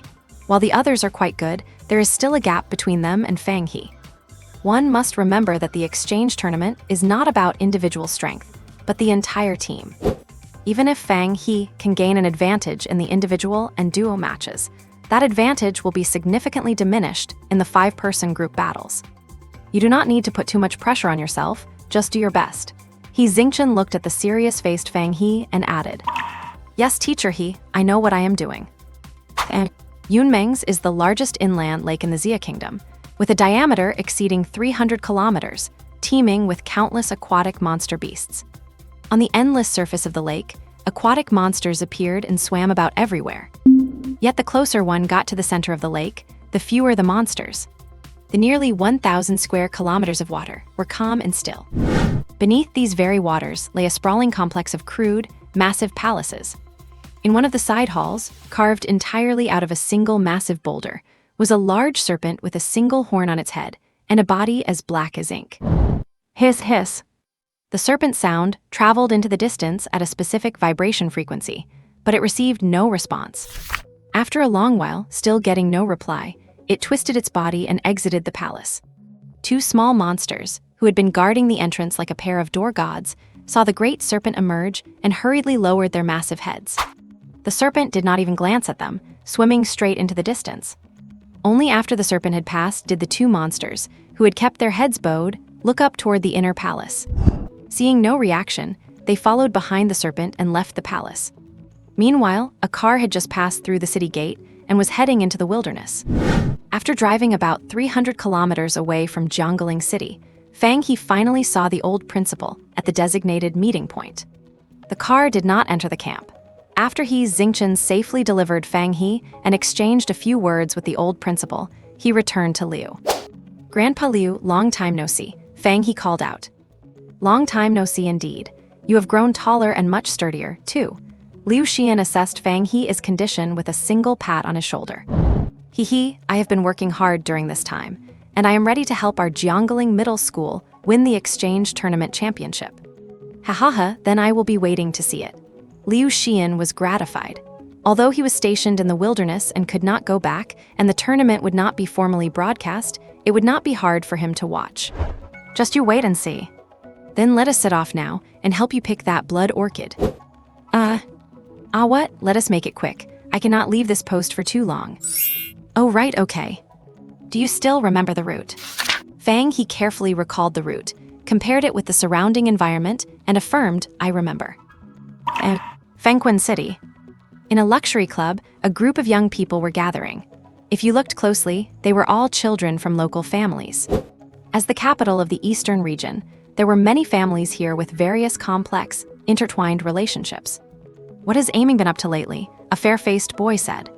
The one called Aiming was a boy with a baby face. Even though he was among peers, just looking at his face, he seemed like their younger brother. "What else could I be doing? Cultivating at home, of course. How about you?" The fair-faced boy laughed and then said, "I am just the same as always, but I did hear a piece of news recently. I wonder if you all know about it." "What news?" "Lu Jiayuan, do not keep us in suspense." "Exactly, we are all brothers. What cannot you say?" The group began to clamor.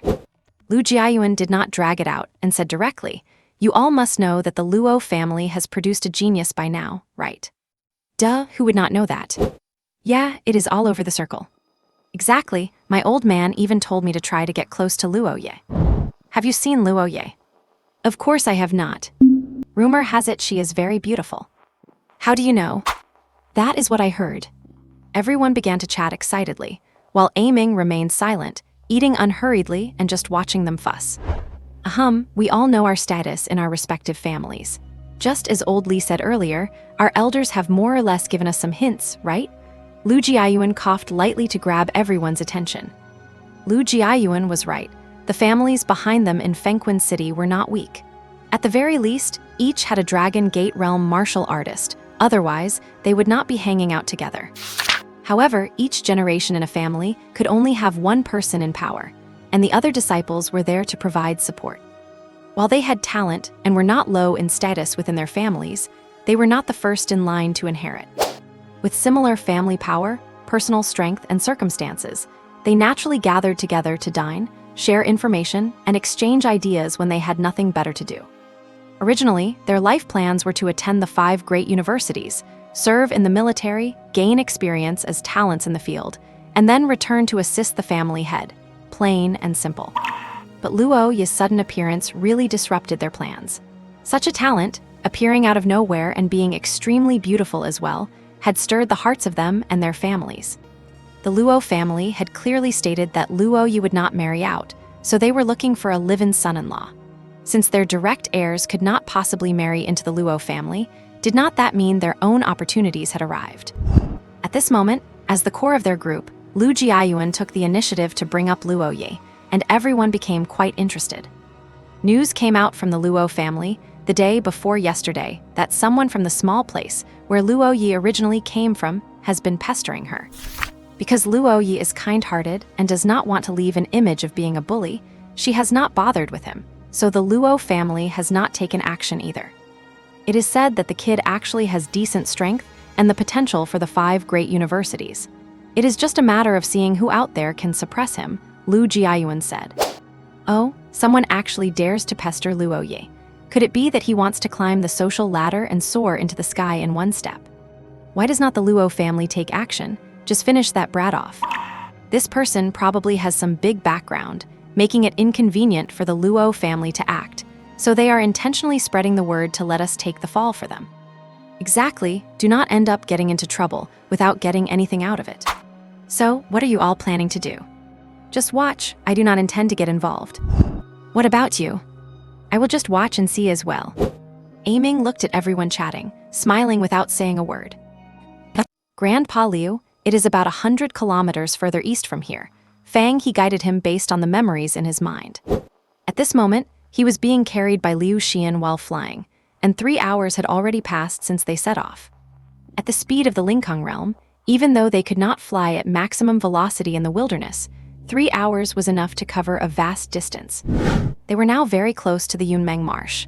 In the green-eyed toad's memory, it had once seen a giant beast churning in the depths of the marsh. Its body was so serpentine and massive that even the toad dared not approach. The legends of the dragon in Yunmeng Marsh were not fake. Ziohe, we cannot fly here anymore. We have to land and approach that valley slowly. Low-altitude flight was nothing to Liu Xian, but in the depths of this wilderness, he had to keep his focus at the highest level without a moment of relaxation, and that was the most exhausting part. That place has been untouched for so long, it might have been occupied by other demonic beasts, Fang He said. In Fang He's memory, the green-eyed toad had previously fought off many demonic beasts that coveted that valley. Yes, if it really is as you say, that place is a treasure trove, and it surely must be occupied by demonic beasts. Liu Xian agreed with Fang He's perspective. Then, Grandpa Liu, should we keep moving through the dark tonight, or should we rest here for now? Fang He asked. After pondering for a while, Liu Xian asked, can you still handle it?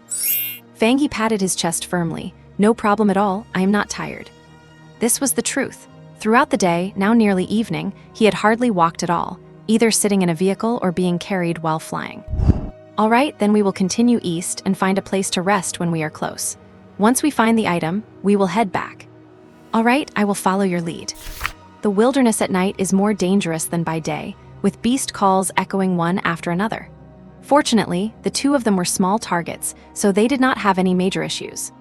They avoided the demonic beasts they encountered along the way whenever possible, and if they could not avoid them, they simply killed them. It was just a pity about the materials on those beasts. They could not carry them and had to leave them behind, even though they were quite valuable. 5 more kilometers and we will be there, look, Fang He said, pointing at the stone wall ahead. The place looked like a sheer wall of stone, endless in its expanse, stretching for who knows how many miles. Who could have imagined that there was a hidden world inside? Can you find the entrance? The entrance is marked by 3 very conspicuous trees nearby. If we follow this wall, we should be able to see them. Without getting too close, the two searched along the periphery and indeed discovered 3 giant trees standing in a row in front of the stone wall. Now that we have found the place, let us rest first and go inside to check tomorrow morning. To be safe, the two, who had been traveling under the stars, decided not to rush into the valley blindly and instead found a sheltered spot outside to rest. The next morning, Fang He and Liu Xian entered through a hole in the stone wall. This opening was a crevice the green-eyed toad had discovered while looking for an exit. It had been gradually expanded until it became an entrance. The cave was dark and damp. After only a few steps, Fang He felt sticky all over.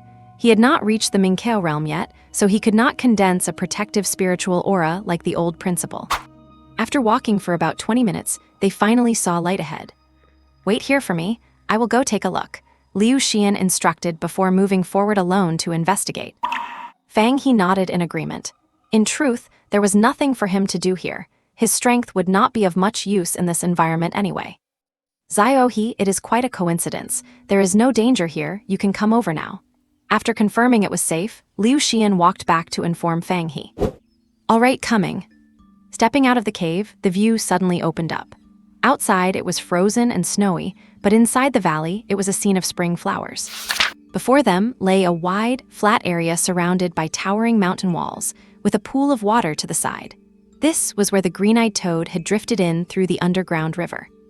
Blood orchids, Fang He muttered to himself. These demonic beasts were highly intelligent and would not do something as short-sighted as draining the pond to catch all the fish. Once such spiritual plants were harvested, they might grow again in a few decades or centuries. He found them. Following his memory, Fang He indeed discovered 3 blood-red orchids growing from the rock wall, with oval, wavy-edged leaves. The orchids were about 30 meters off the ground, a height Fang He could manage to pick himself. The old principal had gone to look for other treasures elsewhere, so there was no need to trouble him. Fang He took out his equipment and prepared for the harvest. Gathering such spiritual items requires extreme caution, and proper preservation afterward is equally important. Everything went smoothly, smooth ascent, smooth harvesting of the orchids. There was no crumbling cliff wall, nor the scene from novels where a venomous snake appears on the cliff while picking herbs. The principal had not returned yet, so Fang He put on his gloves, took a blood orchid from the preservation box, and examined it closely. Up close, the orchid looked like a work of art carved by a master. Under the sunlight, it appeared crystal clear, with faint traces of blood-red fluid flowing within. He could also smell a faint, refreshing fragrance, not overpowering, but enough to make one feel relaxed and happy. Good stuff. This item had actually been discovered elsewhere before and had miraculous effects for martial artists in the body-tempering stage. But it had never circulated on the market, as it was always bought up by major clans and prestigious schools in advance. Of course, Fang He had not heard of it before. The old principal had only learned about it after hearing his description and making inquiries. The old principal did not even know its specific effects. In any case, he heard that, when the old principal was scouting for information, he even drew a crowd asking if he had discovered where the blood orchids grew. However, these inquiries were all blocked.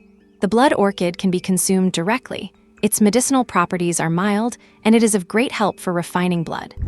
Fang He sat cross-legged and swallowed one immediately. Good things are only truly yours when you use them on yourself. A single blood orchid was not large, only about half the size of an adult's palm, so swallowing it in one go was effortless. As soon as it entered his mouth, it felt slightly cold, followed by a surge of warmth that traveled down his throat into his body, flowing through his limbs and bones. This comfortable sensation made Fang He moan out loud. It was something he had never experienced in his training before. He began circulating the Kailing art, working in tandem with the blood orchid to refine his blood. If someone could look inside Fang He's body, they would see his cells constantly renewing themselves, with every drop of blood becoming increasingly dense. Just as Fang He was immersed in his cultivation, there seemed to be movement in the pool near the rock wall, with ripples spreading out. "You have made quite some progress in your strength, have not you?" Liu Xian had returned and looked at the glowing, spirited Fang He as he spoke. He, my blood refining has reached 22 times now, Fang He said, sensing his own strength.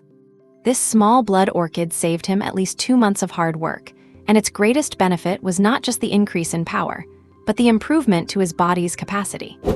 If his body's limit for blood refining was originally around 25 times, he could now even look forward to the prospect of reaching 30 times. Of course, reaching that point would still take a lot of time. There were 2 blood orchids left, and taking them later definitely would not be as effective as the first one. If they could boost him to about 25 or 26 times, that would already be quite good. Since we have got everything, let us head back, Liu Xian said with a smile. It was clear that the smooth journey had put him in a good mood, and he had also gained something from his own sweep of the valley earlier. All right, let us go. No sooner had Fang He finished speaking than Liu Xian sensed something. Without a word, he grabbed Fang He and tossed him into a cluster of bushes in the distance. The pool surged, and wave after wave of aquatic spirit beasts emerged and climbed onto the shore. Fang He lay on the ground and looked up, seeing lobsters and crabs as big as small cars leading the charge, followed by pythons the thickness of an adult's waist. The sheer density of them was enough to make one's skin crawl. Swish! Liu Xian swung his hand, and a wave of darkness swept forward. These minor beasts died in droves, their skin turning black and their faces twisted in agony. Hiss! The water parted, and a giant snake with a single horn emerged. Its eyes, as large as lanterns, stared fixedly at Liu Xian, and the part of its body revealed alone was already 3 or 4 stories high. Receiving the giant snake's command, the remaining shrimp soldiers and crab generals launched an attack on Liu Xian once more. Liu Xian was in a bit of a predicament. While these minor beasts were insignificant, the single-horned giant snake was a genuine great beast. It would not be hard for him to escape, but with Fang He here, it became complicated. While calculating his next move, he did not stop fighting. With his short blade in hand, a massive aura of blade energy enveloped the field, its intensity bordering on his martial intent. Hiss, hiss. Watching his subordinates fall like wheat in a harvest, the snake's hissing grew increasingly urgent. Splash! The body that had been hiding under the water finally emerged entirely. Fang He's eyes widened as the snake finally prepared to strike.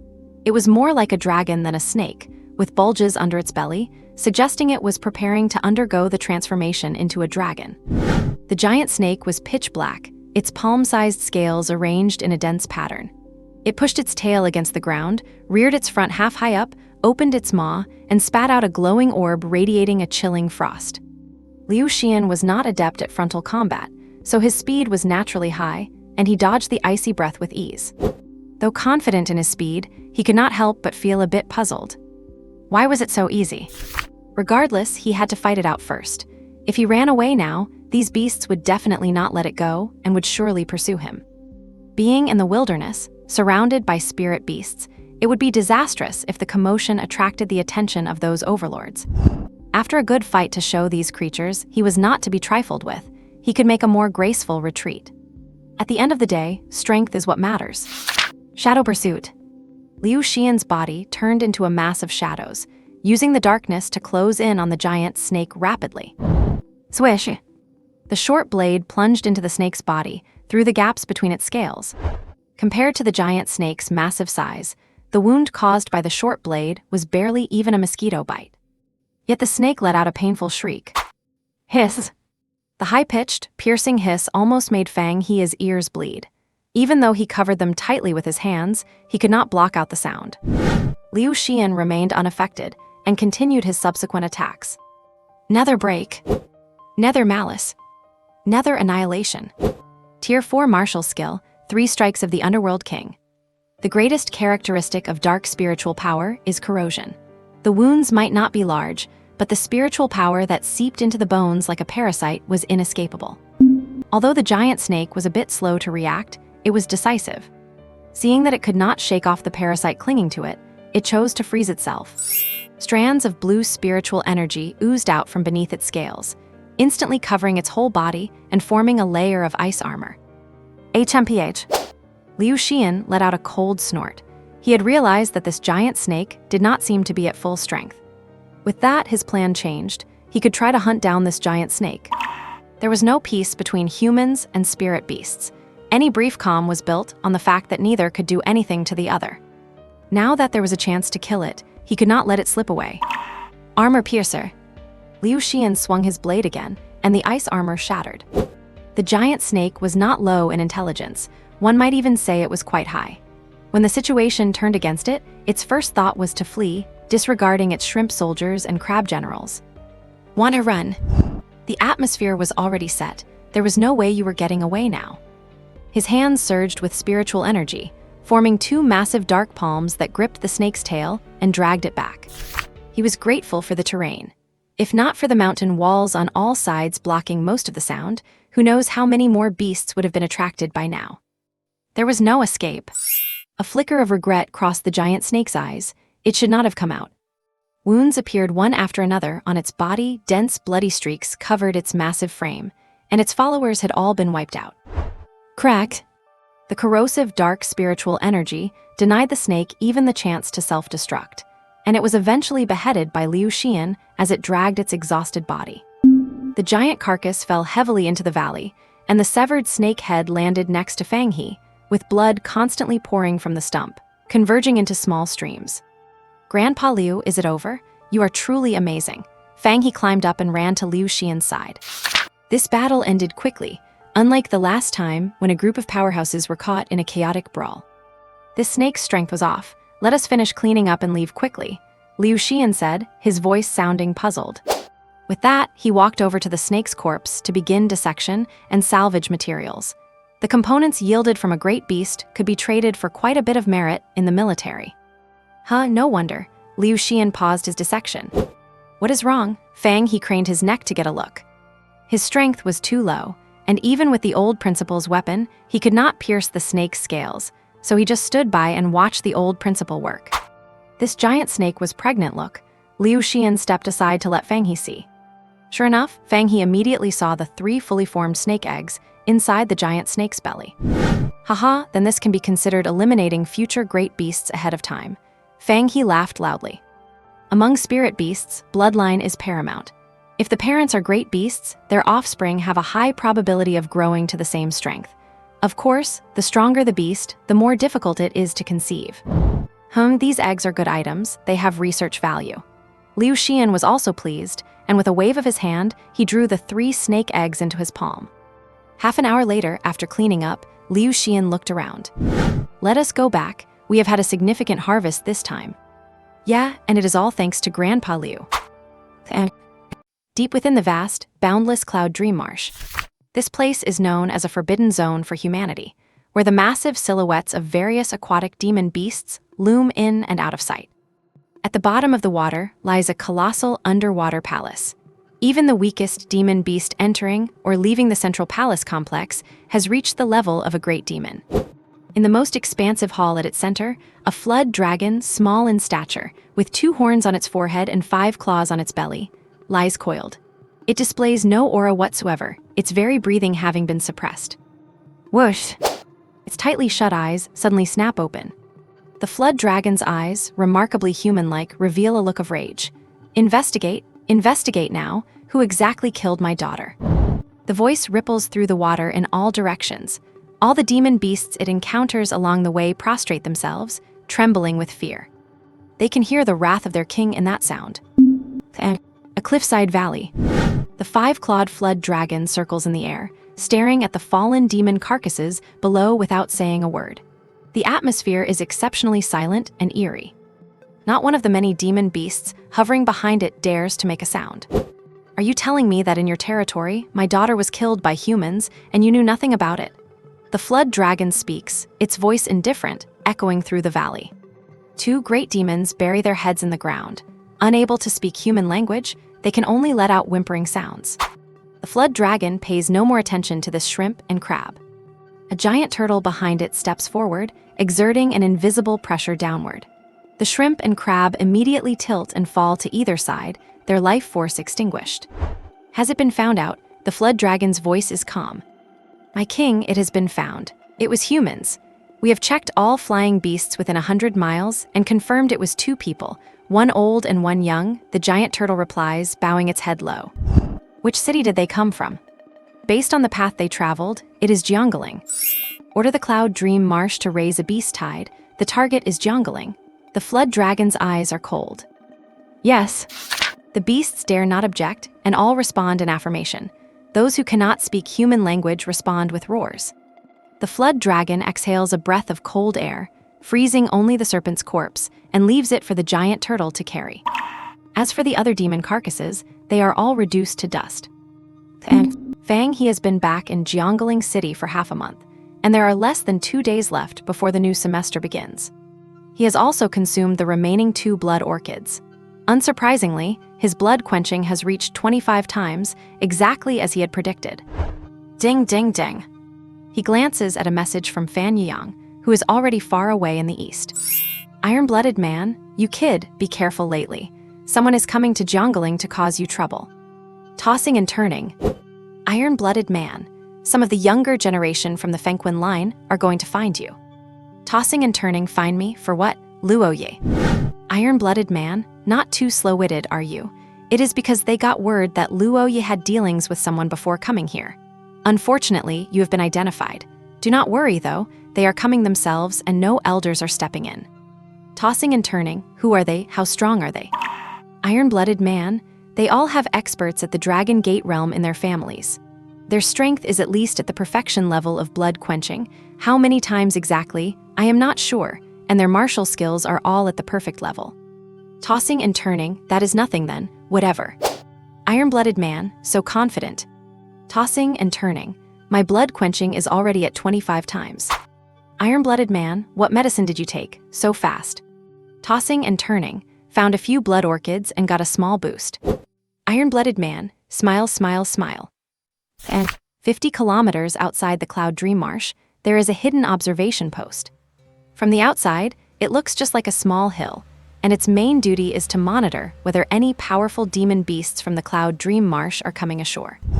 One night after the 10 soldiers finished dinner, they all went about their business. According to the shift schedule, Xiao Hu, a new recruit, and De Zhuang, a veteran, were on night duty. The 2 of them are in the control room on the top floor, staring at the screens, which are filled with various kinds of data. Values for surrounding spiritual energy fluctuations, temperature, humidity, and wind speed are all displayed. Big Brother Zhuang, do you think the current humidity is a bit strange? Xiao Hu noticed some unusual values on the dashboard and asked. De Zhuang glanced over and said dismissively, what could be wrong with that? We are close to the Cloud Dream Marsh here. Those demon beasts in the water could cause a rise in humidity just by turning over. It is a small matter. Oh, I see. Xiao Hu is half convinced. Believe me, I have been on duty here for years. De Zhuang thumps his chest proudly. Seeing that Xiao Hu has stopped talking, De Zhuang feels a bit bored and strikes up a conversation again. How did you end up joining the army? My martial arts talent is not good, and my family background is average, but I do not want to give up martial arts, so I came to the army. Xiao Hu's eyes are full of longing. I heard that there are many opportunities in the army. As long as you can achieve merit, you can trade for cultivation resources. De Zhuang understands. The army is indeed a very good place. Many people with average talent who do not want to give up martial arts choose to join the army directly after graduating from high school and passing the training assessment. Here, as long as you can complete missions and earn merit, you will not be short of resources. You have come to the right place. As long as you do a good job, you will not be lacking in cultivation resources, De Zhuang says, patting Xiao Hu on the shoulder. Ding! A piercing alarm suddenly blares, and the spiritual power figures on the display, which were normal just before, shoot up to a threshold. The digits also turn bright red, like blood. Quickly send a signal to the garrison, De Su urges urgently. Oh right. Xiao Hu is a bit flustered, finding the button and about to press it. SHH. Xiao Hu's movements stop, and De Zhuang keeps his mouth wide open, unable to speak a single word. The movements of everyone in the guard post freeze, and then layers of frost emerge from their pores, freezing them instantly. In just a few short seconds, a guard post is turned into a crystal ice sculpture. Then this ice sculpture slowly sinks, vanishing into the snow without a trace. A giant python flies through the air, with demon beasts of various clans following on the ground. Not only aquatic ones, but land-based demon beasts as well, densely packed, as far as the eye can see. And what is going on? In less than half an hour, 8 guard posts have gone out of contact. At the garrison, a stern-faced middle-aged man in a military uniform asks. The garrison command center is in chaos. Just moments ago, almost all the forward guard posts lost contact at the same time. The regulation for field guard posts is to report to the garrison every 10 minutes, and now 8 posts have not reported for over half an hour. The situation is still unclear, and 10 elite teams have been dispatched. We will report back as soon as there is any news, replies a soldier who looks like a clerk. The officer in uniform nods. How are the other guard posts? The other posts are currently normal. Humph, those villains in the Cloud Dream Marsh are being restless again. Contact headquarters and report the situation here. The Cloud Dream Marsh is a key monitoring area for the southern region, and any abnormal situation must be reported in a timely manner. Yes. The clerk goes off to draft the document to report to his superiors. Commander, just now, the 9th Guard Post also lost contact, but before it did, they sent back a video, calls out an operator facing multiple screens. Project the video onto the big screen. Yes. A burst of static flickers across the screen, and the signal connects. The video feed is constantly shaking. The person filming is clearly in a state of extreme distress. Reporting to command, Outpost 23 is under attack and is about to be overrun. A trembling voice rings out in the video. Bugs, so many bugs. My God, where are they all coming from? Activate the defenses now. It is too late, these bugs can corrode the spirit barrier. Use the Vulcanii, sweep them all away. Streams of fire erupt, and patches of bugs fall to the ground, scorched black. But it is futile. Wave after wave of the swarm surges forward, one following another. The Vulcanii has limited energy reserves, while the swarm seems endless. Once the energy is spent, the soldiers, who are only at the body refining or spirit moving stage, stand no chance against such a massive swarm. At this moment, the shaky footage stabilizes, as if the camera has been set down somewhere. Then, a figure in military combat gear rushes out, shouting, "I am going to fight you vermin to the death." Rat-tat-tat. The soldier only manages to pull the trigger of his sidearm 3 times before he is engulfed by the black bugs, which are the size of an adult's palm, with 6 legs on their abdomens and twin scythes for mouths. Boom! A loud explosion echoes. Violent flames shoot into the sky, turning the bugs swarming over the soldier into a ball of fire. The final scene of the video shows the swarm covering the lens after devouring everything, followed by total darkness. Silence. The massive command center is deathly quiet. Commander, we have lost contact with Outposts 26 and 27 as well. Commander, Outpost 18 has sent a video. They are currently in the middle of a retreat. The intel arriving from the front line breaks the heavy silence. Order all outposts to retreat. Everyone at the command post below the Minkyo stage is to fall back to the southeast, establish a defensive position 300 kilometers from Jiangling City, and regroup. The rest, follow me. The middle-aged commander gives the order decisively. Yes, sir. The commander walks straight out of the operations room, with Liu Xian following closely behind. There are 3 Lingkong stage warriors at this base, which is usually enough to handle standard situations, but there is no certainty in the face of this ferocious beast tide. Judging just by the videos that have come back, no fewer than 4 great beasts have appeared, and it is unclear if a lord-level beast will emerge. And Dingjiang City, Southern Military Region Headquarters. It is deep in the night, but the conference room is brightly lit. This is the news from Jiangling City. Everyone, take a look, says the elder sitting at the head of the table. News from the Jiangling base appears on the screens in front of the dozen people below. I assume you have all finished reading. Give me your thoughts, the elder says as he notices everyone has largely finished. It feels like Yunmeng's is getting serious this time. If they want to start a war, then we fight. I think we should reconsider this carefully. Liang Pindong is currently active near Jiangling. We could have him provide support first. Since when has our Xia kingdom been afraid of war? These thugs will not know fear until we hurt them. But there is no telling how many will die by then. If we do not fight now, the casualties will only be greater. A beast tide this large must be orchestrated by a lord-level beast. Let us fight one round first and see what they are trying to achieve. Could this beast tide be masterminded by that old flood dragon? Unlikely. He has not been seen since he was severely wounded by the Nether King over 100 years ago. Just in case, we should notify the Tongshan stage experts to be ready. The elder watches the discussion below without expressing his own opinion. Half an hour later, the voices die down, and everyone turns their attention back to the head of the table. I already notified Liang Pindong when the message first arrived. If a Lord-level beast appears, he will intervene. The current situation is tense, and every Tongshan stage expert has a critical defensive task, especially on the starry sky front. It is hard to spare anyone, so we should not trouble them unless it is the last resort. All martial arts universities in the southern region are to send students in their second year and above to support Jiangling City. The southern military region's garrison is to retain only 1/3 of its force. The rest are to be dispatched to Jiangling immediately. We absolutely cannot allow the beasts to cross the blockade line. The elder stands up and slams his fists onto the conference table with a dull thud. His tiger-like eyes scan the face of every attendee. If anyone has any objections, speak up now. No objections. No objections. And no one had any objections to the elder's arrangements, not even those who previously advised against the war. And the middle-aged commander leads his team through the woods on foot rather than flying. They are aware of the general situation ahead. Their objective is reconnaissance, not battle. We stop here. Old Liu, Old Yang, we will each take a group and scout separately. In 2 hours, no matter what you have found, we meet back here. The middle-aged commander assigns the tasks. Liu Xian and Old Yang have no objections, and each lead 5 men to scout in different directions. It is the middle of winter, and the mountain forest is covered in deep snow, with moonlight casting a pale glow across the white ground.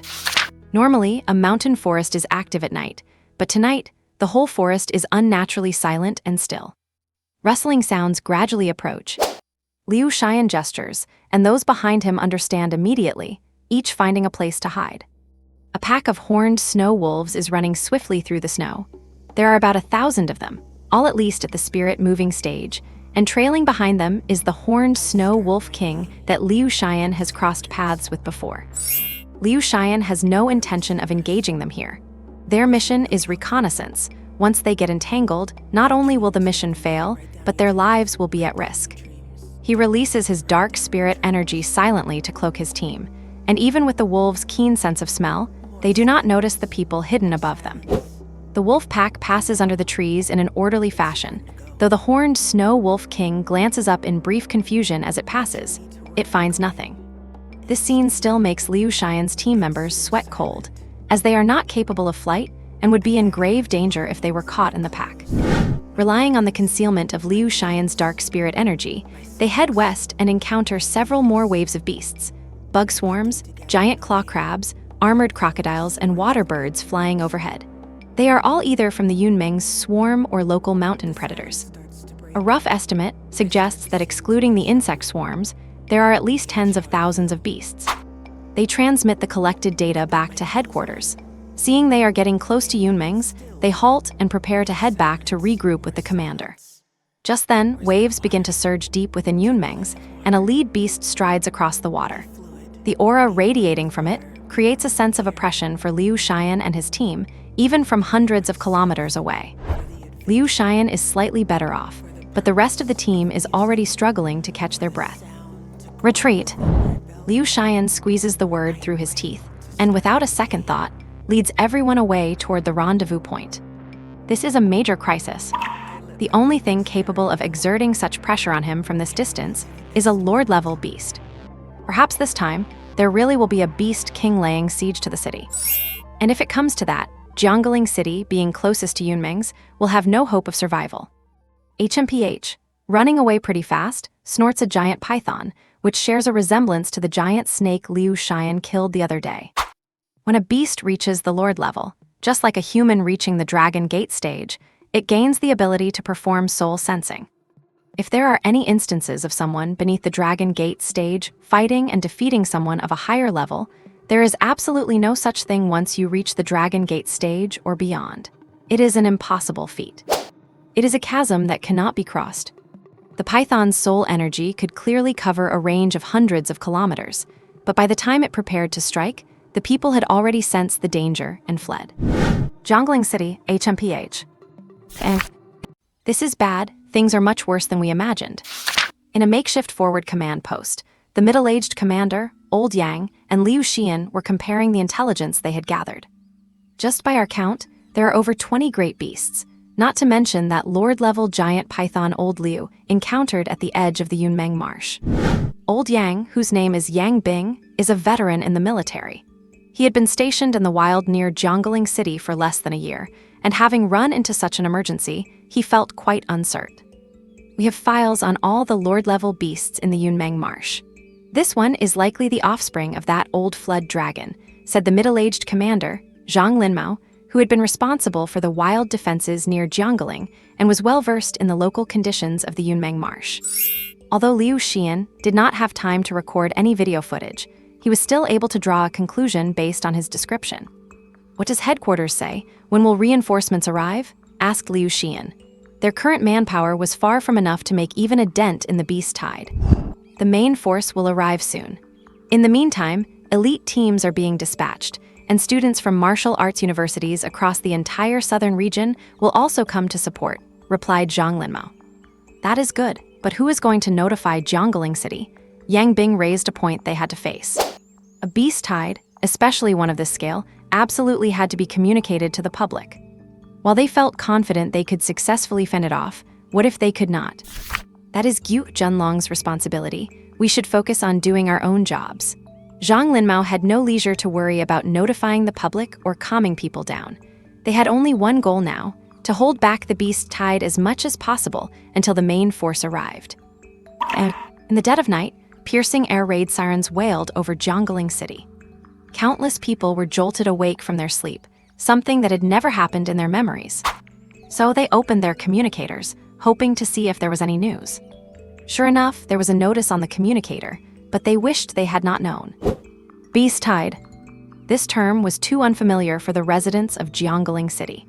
The last time a beast tide occurred in the Xia Kingdom was in the 62nd year of the Kailing era, 2086 AD, when a large-scale tide in the west was organized by two beast kings, resulting in tens of millions of casualties. The passage of time wipes away many things. To people today, the once terrifying beast tides felt more like stories from history books, lacking any real experience. Now that a beast tide had truly arrived, many still had no real concept of it. Some of them had not even left the city and could not grasp the horror of a beast tide. Jiangling City has entered a state of combat readiness. Please prepare to respond to any sudden emergencies at any time. A message appeared on all the citizens' communicators. Every citizen in the Xia Kingdom receives training on how to respond to emergencies during primary, middle, and high school. Although it had been a long time, they still remembered some of it. Inevitably, there was some panic, but their trust in the Xia Kingdom kept them relatively calm, and they began to prepare after receiving the message. All retired soldiers are to report to their respective military supply zones, collect gear, and stand by to support the front line at any time. Another message was sent to the communicators of retired soldiers in Jiangling City. At this moment, whether it was white-haired elderly men or burly men with disabilities, they all unearthed their old combat uniforms, put them on, and stepped out of their homes with unwavering resolve, despite the worried gazes of their families. Old Niu, why do not you tell your commanding officer that you are injured and in poor health, and that you will not go? Cannot you? A woman pleaded with her husband as he was about to leave. Nonsense. Obeying orders is a soldier's duty. This is wartime. Jiangling City needs me. How could I act like a coward? I survived the Battle of Changyang Lake Plains just fine, let alone this. Just stay at home and wait for me to come back. The one-armed man glared at his wife, then straightened his uniform with his only hand and prepared to leave. Daddy, a little girl ran out of the bedroom, hugged her mother's leg, and looked up at her father who was about to leave. Ah, little fish, Daddy has some business to take care of. You stay home and be good with Mom, and I will be back soon. Seeing his daughter, Old Niu's heart melted, and he squatted down to say in a rough but tender voice, "Then Daddy must come back early." The daughter was very sensible. Knowing her father had work to do, she did not fuss about him leaving. Old Niu patted his daughter on the head, gave his wife a meaningful look, then turned and stepped out the door. The woman held her daughter and watched her husband leave until he boarded the transport truck and vanished from sight. Old Niu did not look back. A true man must protect his home and country. The Xia kingdom had always taken good care of veterans, and if he were to die in battle, his wife and daughter would be well taken care of. And, Dad, you are at such an advanced age, why not just stay? No one would blame you, a middle-aged man tried to persuade his father, who was fully dressed and insisting on reporting for duty. You little brat, is that how I raised you? I am a soldier. Get out of the way. Though old, his aura remained strong. He gave the middle-aged man a slight push and brushed him aside. Mom, try to talk him out of it. The middle-aged man looked to his mother for help. Let him go, he would not be able to sit still anyway. His mother smiled faintly, refusing to join in the persuasion. Ha ha ha, you brat, just wait for me to return. The old man walked out with high spirits and a brisk step. Xiao Liang, I see so many transport trucks heading to the supply zones, one person fewer will not matter. Why do not you just stay? An old grandmother said, watching her son busily packing his gear. The man called Xiao Liang was already over 50, with hints of gray hair, but his spirit was still good. Hearing this, he grinned and said, Mom, it does not work that way. If you do not go and I do not go, who will? My life is a life and so are others. Sai, I know, I am just worried about you. We have never encountered a situation like this before. The grandmother's words were filled with anxiety. Oh, do not worry. Jiangling City has been peaceful for too long. They are just being extra prepared. Who knows, maybe I will just show up and be sent home before I even reach the front line, the man reassured his mother. If that is the case, then that would be good. Take care of yourself, the mother said as she watched her son open the door. You are on leave, you do not have to go, a young woman said anxiously as she watched her boyfriend, who had only returned yesterday, dressing in his combat gear. Haha, even the retired ones are reporting for duty, let alone me, an active duty soldier, the young man said with a laugh. But you have not received a notice. The notice is coming any second. Look, as he spoke, his communicator buzzed. He glanced at it and showed the message to the woman. Leave ends immediately. Report to the nearest military supply zone. The man put away his communicator and sent a reply. Yes. The woman had nothing left to say, only adding, if a fight really breaks out, stay safe. All right, do not worry, I value my life. I still have to come back and marry you. The man kissed her on the forehead with a bright, radiant smile. Then I will wait for you to come back. Stay at home, be good, do not go out, and follow all official instructions, he urged, then boarded the transport vehicle with the others reporting for duty. And these scenes were just a microcosm. Countless retired soldiers in Jiangling City were boarding transport trucks, reporting for duty, and mobilizing for battle. Fang He, your grandfather, is heading to the military logistics zone to report for duty. Fang Shengyuan said to Fang He, his tone laced with urgency. School had not started yet, so Fang He was still at home. His family was already awake, gathered in the living room, waiting for any updates. Just then, Fang Shengyuan received a message from his mother. Yeah, Fang He was not surprised that his grandfather had to report for duty. He is so old, yet he still insists on going. I just tried to talk him out of it, and he chewed me out before I could even finish. Fang Shengyuan said helplessly. Why do not you try saying a few words to your grandfather? All right, I will. Fang He took the communicator. Little He, are you here to try and talk me out of it too? The old man's voice came through the device. No, I just wanted to remind you to stay safe and be careful once you are on the battlefield. Fang He had no intention of dissuading him, knowing it would be futile. The best he could do was tell him to watch his back. Fang Shengyuan signaled to him with his eyes from the side. I told you to tell your grandfather not to go to the front line. Why are you telling him to be careful instead? Ha ha ha, that is my boy, true blood of the Fang family, not like your father, all soft and indecisive. The speakerphone echoed through the room. Fang Shengyuan's face stiffened. Even now, the old man did not forget to take a jab at him. Is the situation very serious this time? Fang He did not know the specifics of the situation outside and could only rely on his grandfather for news. I am not sure, but it should not be good. Otherwise, they would not have mobilized on such a large scale. Will there be reinforcements? There certainly will be. Our Xia nation will never stumble in the same place twice. The tragedy from over 100 years ago will not happen again. The old man's voice was firm and decisive. All right, then take care, Grandpa. Little He, do you remember the sword I gave you? I remember. What is the name of that sword? Lin Yuan. And do you know the meaning behind that name? Better to go home and weave a net than to wish for fish at the edge of the abyss. No, it is a hope that your future martial arts cultivation will be like walking on the edge of an abyss, cautious and prudent, yet never losing your sharpness. A martial artist must always forge ahead. I will remember that. Good, little He, the path of martial arts is yours to forge. With your talent, I know you will shine on the starry sky battlefield and bring glory to our nation. Grandpa. Before Fang He could say anything more, Fang Xinwu cut the connection. The starry sky battlefield his grandfather mentioned was something he had never heard of before. Unfortunately, he had no chance to ask. Why did not you try to persuade your grandfather? Fang Shengyuan finally dared to speak. You tried to persuade him, and what happened then? Fang He spread his hands. All right, Dad has already made his decision. There is nothing we can do but wait for news, Nanzu said from the side. Right, do not sleep tonight, wait for the official notification. Fang Shengyuan had to nod in agreement. Beep, beep, beep. This time, it was Fang He as communicator that rang. Student Fang He, hello. You have been designated as part of the 3rd Reserve Force. Please stand by for further orders. Nanzu grabbed the communicator, and upon seeing the message, she could not help but shout, "What is going on? Why are even children being sent to the front line?" Mom, this is just a preparation. It has not reached the point where I actually have to go yet. Fang He comforted her. The 2nd Reserve Force has already been sent, so the 3rd one will be following shortly, will not it? Nanzu was not so easily fooled, her voice cracking with emotion. She truly had not expected her own son to be part of the 3rd Reserve Unit.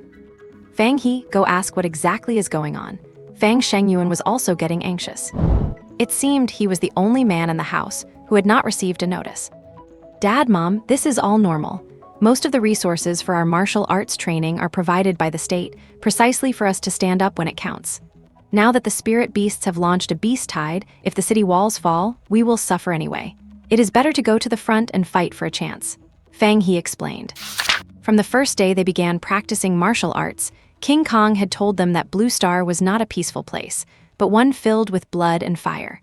The quiet and peaceful life within the city was not something they were born with, but rather the result of countless people working silently behind the scenes. Even now, although Blue Star has formed an alliance, in some remote areas, the people of smaller nations still live lives where they are not sure if they will survive until tomorrow. Many people in the Xia Nation do not know these things because those dangers are held back behind towering city walls. They do not live in a perfect, happy era. Rather, they were just born into the beautiful Xia Nation. The reason the country spends so much effort establishing high schools and martial arts universities and promoting martial arts is so that more people can contribute to creating a better life together. Now, the time has come for them to step up. Opening his communicator, the class group chat was already buzzing. They were chatting directly in the group with their teacher, rather than in a private chat. Everyone has received the notice, right? Of course, there cannot be anyone who has not received it, hahaha. Finally, a chance to hunt spirit beasts. I have been waiting for this day. And these comments were clearly from novices with no wilderness experience. Not only were they not afraid of being part of the 3rd Reserve Force, but they were also quite excited. Spirit beasts are not that easy to deal with. Once you truly face them, many people cannot even unleash their full strength. Right, and this time it is a beast tide. Individual strength will be very insignificant. If you really go to the battlefield, you must follow orders. Yes, do not be too optimistic. Look at those who followed the old principle to the wilderness last time. They are not saying a word. And these were some of the clearer-headed students trying to cool down the hot-headed ones. Zhu Lin, Fang He, Ren Yun, and Tao Yi have been there before, right? Let them come out and talk about it. When you encounter spirit beasts in the wild, never be cowardly. Their real power often comes from their madness. Many people get injured for the first time because they are terrified by the reckless, suicidal way the beasts attack. Is there anything else we should look out for? Just as said above, you must listen to orders and not act on your own. And Zhu Lin and Ren Yun came out to answer some questions, but Tao Yi did not appear. Will there be casualties this time? This is war, there will definitely be sacrifices. Mentioning death made some people uneasy. In their world, the words death and sacrifice were far too distant. The enthusiasm of you students is high, which is a good thing, but do not get too excited. You are currently just the 3rd Reserve Force. It is not yet your turn to go. Keep your communication channels open. If the time comes when we are truly needed, you must assemble immediately. I will act as your commanding officer to lead you onto the front line." Zhuang Wencheng appeared, first soothing the excited or worried feelings of the students, and then making some subsequent arrangements and deployments. Fang He did not say much in the group chat, just replied with a received message. All he could do now was get some rest and be ready to move at any time. Beep, beep, beep. Iron-blooded man, is there a beast tied in Jiangling City? Tossing and turning, yes. Iron-blooded man, how is the situation? Tossing and turning, everything is normal, standing by for orders. Iron-blooded man, what do you mean? Tossing and turning. Our class of seniors has been designated as the 3rd Reserve Force, prepared to support the front line at any time. Iron-blooded man, has the situation become that dire? Tossing and turning, do not worry too much, this is just a preparation. I believe we will definitely pull through this. Iron-blooded man, who is worrying about you? I am just afraid that if I see our old classmate Luo Yi and she asks me where you went, I will not know how to answer. Tossing and turning. Iron-blooded man, hey, do not go and die out there. And Jiangling Municipal Government Center. A conference room is brightly lit. There are not many people inside, but a closer look reveals they are all individuals in actual positions of power within Jiangling City. Normally, these people are masters of composure, but right now, these big shots are arguing heatedly in the conference room. I do not agree. I think we can appropriately disclose part of the footage, so the public knows what the situation is like outside. Would not the impact be too great? What kind of massive impact are you talking about?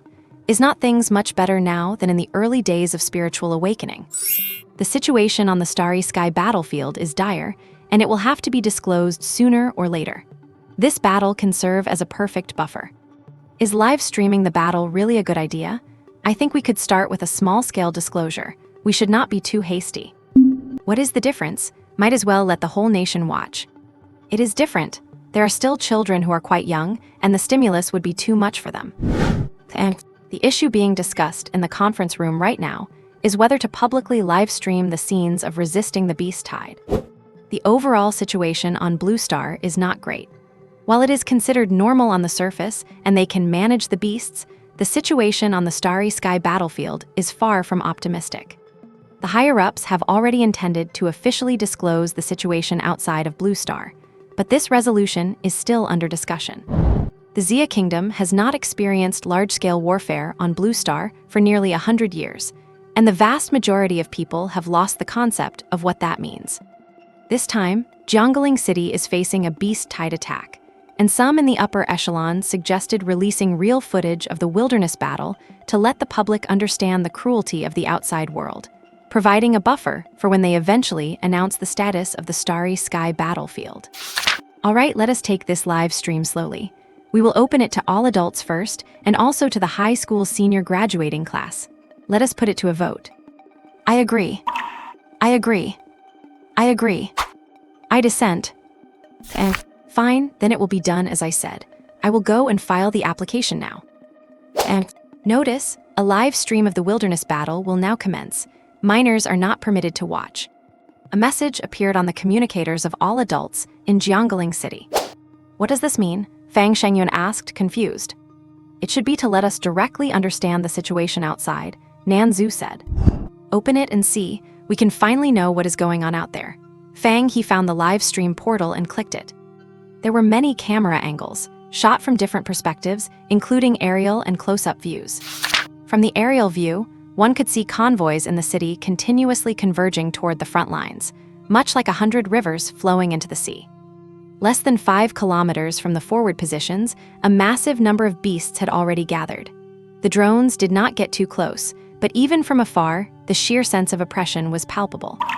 At the head of the beast formation was a catfish demon, human-like with a fish head, wielding a trident. The command on the human side had been taken over by Bai Hanling, the highest-ranking military officer in Jiangling City. Bai Hanling, a graduate of the capital martial arts university, and one of the leading figures of the younger military generation. Are the Thorvi and Vulcanivi units in position? Bai Hanling asked. Both are in position and ready to engage at any time. The adjutant replied immediately while monitoring logistics. Commence indiscriminate fire coverage on the front. Yes, sir. No one had any objection to Bai Hanling's order. Military orders are as heavy as mountains. Once issued by a superior, they must be executed unwaveringly. Less than 5 minutes after the order was given, while the distant beast swarm was still gathering, overwhelming flashes of lightning and fire erupted from the front line toward the herd 5 kilometers away. All great demons, raise your defenses. The catfish demon was the first to unleash its spiritual power to shield the swarm behind it. Hiss, roar, gurgle, wah, howl. The great demons in the formation took to the air one after another. They had brought most of their subordinates to launch this tide, so they could not afford to fall before even seeing the humans. The catfish demons' small eyes were filled with malice and hatred. If these detestable humans did not rely on their technology, they would have been conquered long ago. It knew how terrifying human technology was. 200 years ago, it was just a tiny, unintelligent catfish in a pond. Back then, it had lived for over a decade, spending its days aimlessly in the pond eating small fish and shrimp. Later, as it grew larger, nearby villagers even spotted it and mistook it for a water monster. After that, the heaven and earth's spiritual energy revived. It began to inhale spiritual energy, cultivated, gained cultivation, and followed other beasts to cause trouble everywhere.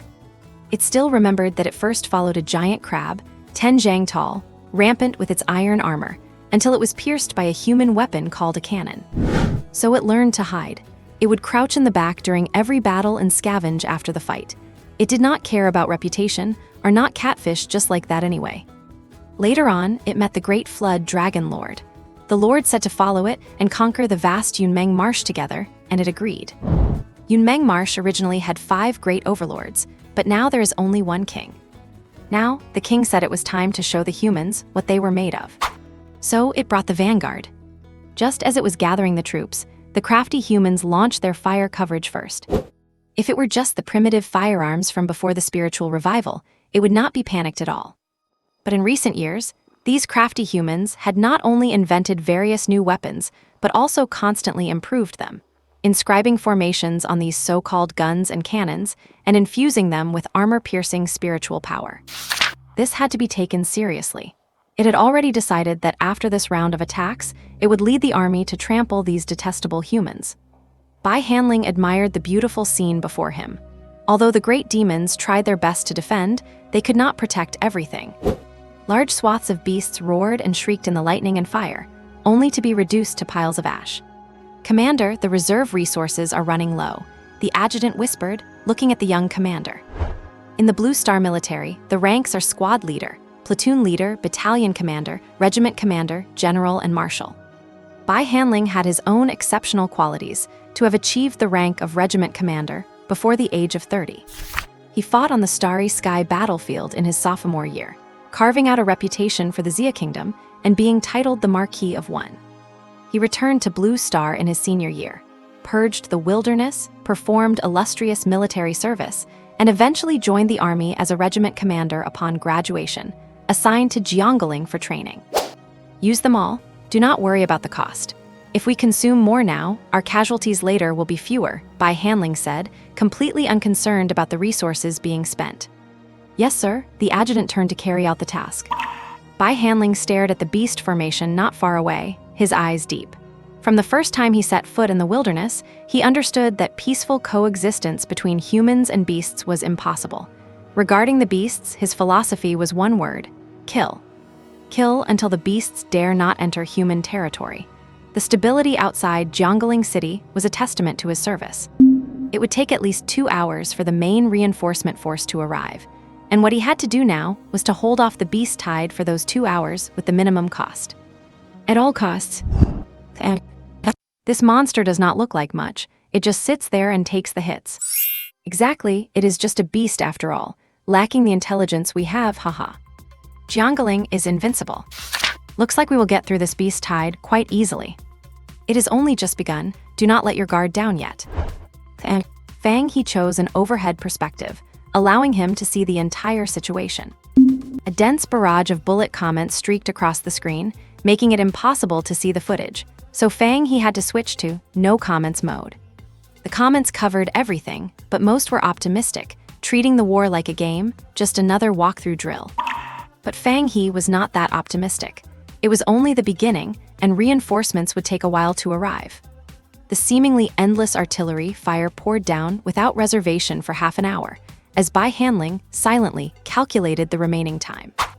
3, 2, 1. Stop.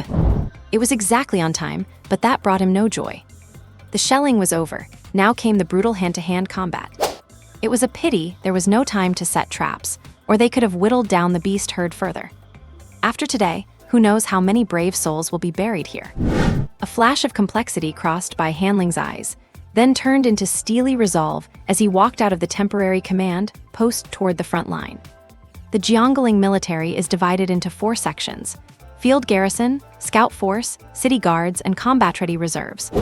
The Field Garrison monitors wilderness anomalies, the Scout Force hunts monsters near the City Guards handle patrols, and the Combat-Ready Reserves train for battle and escort intercity transport.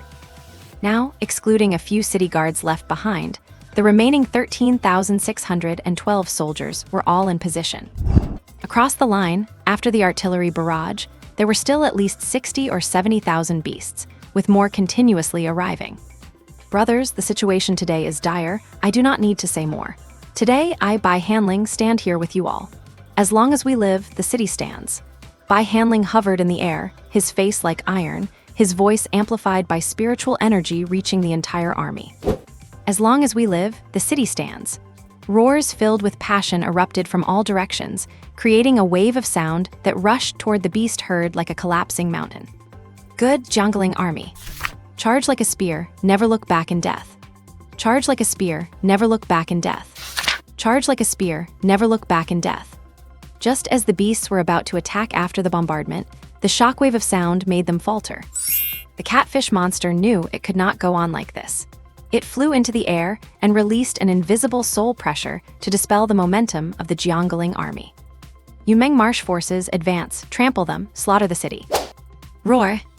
As the saying goes, 10,000 people are endless, 100,000 reach the heavens. When the beast tide charged with a thunderous roar, not only the frontline soldiers, but even the citizens watching through their screens could feel the suffocating pressure. Those who had been optimistic could not say a word now. Their eyes were glued to the screen. The soldiers in the improvised defenses gulped as they watched the stampede coming. Each of them had killed hundreds of monsters. Some even participated in hunting small herds, but facing such a soul-crushing tide was a first. The heavy weapon power cells were depleted, but they still had light weapons. As soldiers of the Xia Kingdom, they were proficient in both martial arts and modern firearms. Rat-tat-tat. There was no need to aim. Even firing blindly into the surge would hit a monster. Every bullet hit, though some thick-skinned monsters did not even flinch against the special armor-piercing incendiary rounds. However, even for those that could block the bullets, the sheer kinetic energy caused them to stutter for a moment. In a group charge, a moment's hesitation is fatal. The beasts behind did not stop, they just plowed through the ones that stumbled, burying their heads and charging on. They did not dare to stop, or they would be the ones trampled. Yes, any beast that stopped due to injury or other reasons was mercilessly trampled into meat paste by their own kind. The beast tide was limitless. Unless you fired into the sky, you could not miss. No, even firing into the sky would not be a waste. Screech! Birds with metallic, feathered wings took to the sky and flapped toward them. Drones engaged the enemy, Bai Hanling ordered. Yes. Behind the lines, a swarm of drones rose to meet the flock. Close in fast, and once out of ammo, detonate on impact. Bai Hanling commanded firmly as the aerial battle began. Yes. Rat-tat-tat. The drones rapidly exhausted their ammo, the brilliant firelight turning the dark sky into day. Once they collided with the birds, the pre-programmed drones began to self-destruct, one after another. Good. Watching the birds fall, Bai Hanling clenched his fist. These aerial monsters were not as heavily armored as the land ones. A single wave of self-destruction wiped out thousands. On the ground, the first wave of beasts had weathered the hail of bullets and neared the defenses. 5 kilometers was nothing for such agile monsters. Kill. Kill. Roar. Hiss. Form up. Hold the line, create opportunities for the brothers behind. Shouts and beast roars intertwined. playing a sorrowful, beautiful melody. Bai Hanling did not move. He was waiting for the monster to make a move. Sure enough, seeing the beast tide's advance stalled, the catfish monster grew restless. Its master was watching from behind. It could not drag this out. "Follow me into the sky. Let us raid the human command post," the catfish monster declared. Roar, hiss, howl, and the great monsters behind roared in response. The catfish monster rose slowly, followed by 20 other great beasts. Bai Hanling felt their momentum. Although he had not reached the Dragon Gate stage yet, he did not hesitate, leading his fellow airwalking stage masters to intercept them. "Bai Hanling, we of the Yunmeng Marsh are determined to slaughter Jiangling. If you are smart, take your brothers and run for your lives," the catfish monster called out. "Nanyang, are not you afraid that by leaving the marsh and coming ashore, you will end up in someone's soup bowl?" Bai Hanling scoffed. Nanyang was the monster's name. They were old acquaintances. He was happy to trade barbs longer. The monsters had the advantage in numbers, so dragging it out favored them. "You humans are only good for talking. You would be better off cultivating." A flash of shame and anger crossed Nanyang's small eyes. "Is that why you have only reached the Lord level after 200 years of cultivation?" Bai Hanling laughed aloud. "HMPH, now I will teach you to show respect to those stronger than you." Nanyang's eyes glowed with malice as it swung its trident, whipping up a massive surge of spiritual power that whistled toward Bai Hanling. There was an unbridgeable chasm between the Dragon Gate and airwalking stages. Even a genius like Bai Hanling could not overcome it. Nanyang was confident it could kill him. Blue spiritual light tore through the sky like a meteor with a tail of fire, crashing toward the human camp. But at that moment, a flash of blade light crossed the horizon.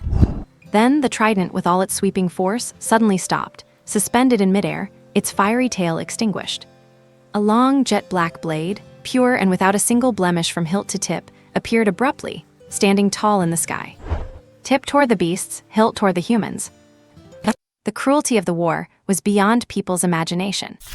Only after the beast swarm charged through the rain of gunfire and engaged in close-quarters combat with the human defense line did the true battle begin. In a family of 3 in Jiangling City. Although Jiangling City issued a notice that minors were not allowed to watch, the mother agreed to her son's request to watch the live broadcast when she saw that the initial footage contained nothing inappropriate. In fact, the Jiangling City authorities knew this situation would occur, but they did not apply any patches. They just let it be. The family switched the broadcast to holographic mode, projected it in their living room, and watched the live feed together. At first, they were quite optimistic, thinking the beast tide was nothing special and feeling confident in the Jiangling City army. "Mom, I want to practice hard so that I can be a soldier in the future," the son said to his mother while looking at the scene he dreamed of. He was only 13 years old. At school, he was still learning theory and doing simple basic training, not having formally started martial arts practice yet. "Good, then you have to study hard. Which high school do you want to get into?" the mother asked with a smile. "Of course it is Jiangling High School," the son answered without hesitation. "Oh, why Jiangling High School? We also have Lingbei High School and Chengnan High School here in Jiangling," the father also asked from the side. "Because Jiangling High School is the best. Fang He is from their school, and I want to be just like him." He had watched that martial arts elite tournament back then and had a deep memory of Fang He's style on the field. Although last year's college entrance exam top scorer, Zhou Chuyu, was from Lingbei High School, since he had not seen Zhou Chuyu's performance live, he still favored Jiangling High School. "That is the spirit, then keep it up. Do not just talk, take action," the father encouraged him. "Okay. Look, everyone, the beast swarm is coming," the mother reminded them. On the projected screen, the first monster to rush into the defensive line appeared. It was a giant crab, a zhang tall, emitting a golden light all over its body. Its 2 giant pincers shimmered with a cold glint. With just a casual sweep, it sent nearby soldiers flying, then clamped onto one of them. "Old Zhang! Brother Zhang!" Others watched the captured soldier with eyes bursting with rage, picking up their weapons to fire frantically. But the pouring ammunition hit the giant crab as if it were merely tickling it, having no effect at all. Snap! The golden giant crab seemed to be angered and let out an enraged roar. Then it held the captured soldier high up. Under the gaze of many, the crab pincer clamped down hard, and the soldier was cut in half at the waist. The gushing blood splattered onto the giant crab, making it look even more hideous. The soldier was not dead yet, and used his remaining strength to reach for the incendiary bomb at his waist. No, a comrade who saw old Zheng's move shouted. Old Zheng did not hear him. In fact, he could not hear anymore, as the immense pain caused him to lose almost all his senses. His eyes were blood red, blurring his vision, and blood kept overflowing from the corners of his mouth as he relied on his immense willpower to stretch out his hand and grope at his waist. He found it. Old Zheng did not hesitate at all and detonated it directly. Boom! The blast wave from the explosion sent those nearby flying again. When the explosion subsided, they realized one of the giant crab's legs had been blown off, but it did not seem to have much impact on it as a whole. Instead, the feeling of being hurt by ants made it even more furious. Its remaining 7 legs ran quickly, its pincers slamming down, as it only wanted to tear all the annoying humans in front of it to shreds. Before they could grieve for old Zheng, the soldiers could only dodge in the face of the frenzied giant crab. Dodge, this is a monster with the strength of the Minkeo realm. Someone had already identified the monster's strength. Their strength was generally in the body-refining realm and Lingdong realm. They could not stop this giant crab at all. Just as the crab was about to wreak havoc in the camp, a streak of light came from afar, charging straight at the crab, passing through its seemingly tough shell, and continuing forward until it pierced through more than a dozen other monsters before stopping. Do not panic, hold the formation, a calm voice came. The soldiers understood that the military snipers had made their move, specifically targeting monsters that posed a strong threat. Kill! Seeing that the giant crab had been dealt with, the soldiers' morale surged, and they reformed their lines to fight back. This scene was captured by a drone hovering above, transmitted via signal to Jiangling City, and seen by countless citizens. Still that family of 3. When they saw old Zheng caught by the golden giant crab, the mother could not help but gasp. Later, when old Zheng sacrificed himself, the mother did not even dare to open her eyes. When the camera panned away, she finally opened her eyes and said to her son, Zaiosong, go back to your room, stop watching this. Unexpectedly, after the initial panic, the son calmed down quickly and watched the entire scene. Hearing his mother's persuasion, the son said instead, no, I want to watch. Listen to me, you are still young, you cannot watch this. The mother's tone grew heavier. I will not, the son insisted stubbornly, holding his head high. If he wants to watch, let him watch. The father had not spoken since seeing old Zheng's sacrifice. Only when he heard the mother and son arguing did he finally speak up. But he is still so young, it is not good to watch these things, and I do not know why they are broadcasting them, the mother said, unable to understand. This is to let us know how dangerous the outside world is, and perhaps to ignite our blood and spirit, the father speculated. But there are no buts, watch it, look at these heroes who sacrificed themselves for us. After the father said this to the mother, he turned to the son and asked, do you still want to be a martial artist and join the army now? I do, the son answered resolutely. Good, then watch carefully. Dad, look at the sky, that fish monster threw a fork over, why did it suddenly stop in midair? Hey, another blade appeared. Nyannyang looked at the black long blade hanging in midair, its already small eyes narrowing into slits. Liang Pindong, looks like you still recognize me. I am curious, who gave you the guts to dare to land and launch a beast tide? The ink-colored handle of the blade was gripped by a fair, bony hand. Along with the voice, the person slowly appeared, as if they had been there all along, just only now captured by sight. This was a young-looking person with a sickly, pale complexion. After grasping the long blade, he pointed it with one hand directly at the monster camp with a wild expression. Did not you go to the west? Nyannyang was puzzled. In fact, for both sides, they were quite clear about each other's powerhouses. The news it received was that Liang Pindong had gone to the west to resolve the ape disaster in the 10,000 mountain range. It did not expect him to return at this time. You call yourselves villains, yet you do not even believe it. You could not even track my movements before you started playing at raids. Liang Pindong could not care less. He was confident in his own strength, enough to suppress this catfish. Nyannyang was indeed right about one thing. He had been in the west recently, helping to suppress the high mountain ape tribe there. However, things went smoothly there, so he returned ahead of schedule. He happened to be wandering nearby when he received the order, so he rushed over as fast as he could. Fortunately, he made it. You humans are really interesting. Knowing this is a death trap and still jumping into it, Nanyang said lightly, ignoring the mockery in Liang Pindong's words as it reached out to summon back its trident. A death trap just because of you. Liang Pindong looked askance at it. It is not enough, but what if I were added to it? Hearing the suddenly appearing voice, the corners of Liang Pindong's mouth finally slowly flattened. He changed from holding the blade with one hand to both, quietly looking at a point in the void. Gui Shu, I did not expect you to show up as well. Liang Pindong's voice slowly dissipated. He naturally recognized the voice of Gui Shu, a great general of Yunmeng Marsh. Facing such a veteran and formidable lord-level demonic beast, he finally grew serious. Liang Pindong had been in a rush all the way here and had not received much news. At first, he simply thought Yunmeng Marsh had lost its mind and was sending some small fry up here to die. He never expected that Nian Yang would be holding the line, and now, even Gui Shu had been sent out. What on earth does that old dragon in Yunmeng Marsh want?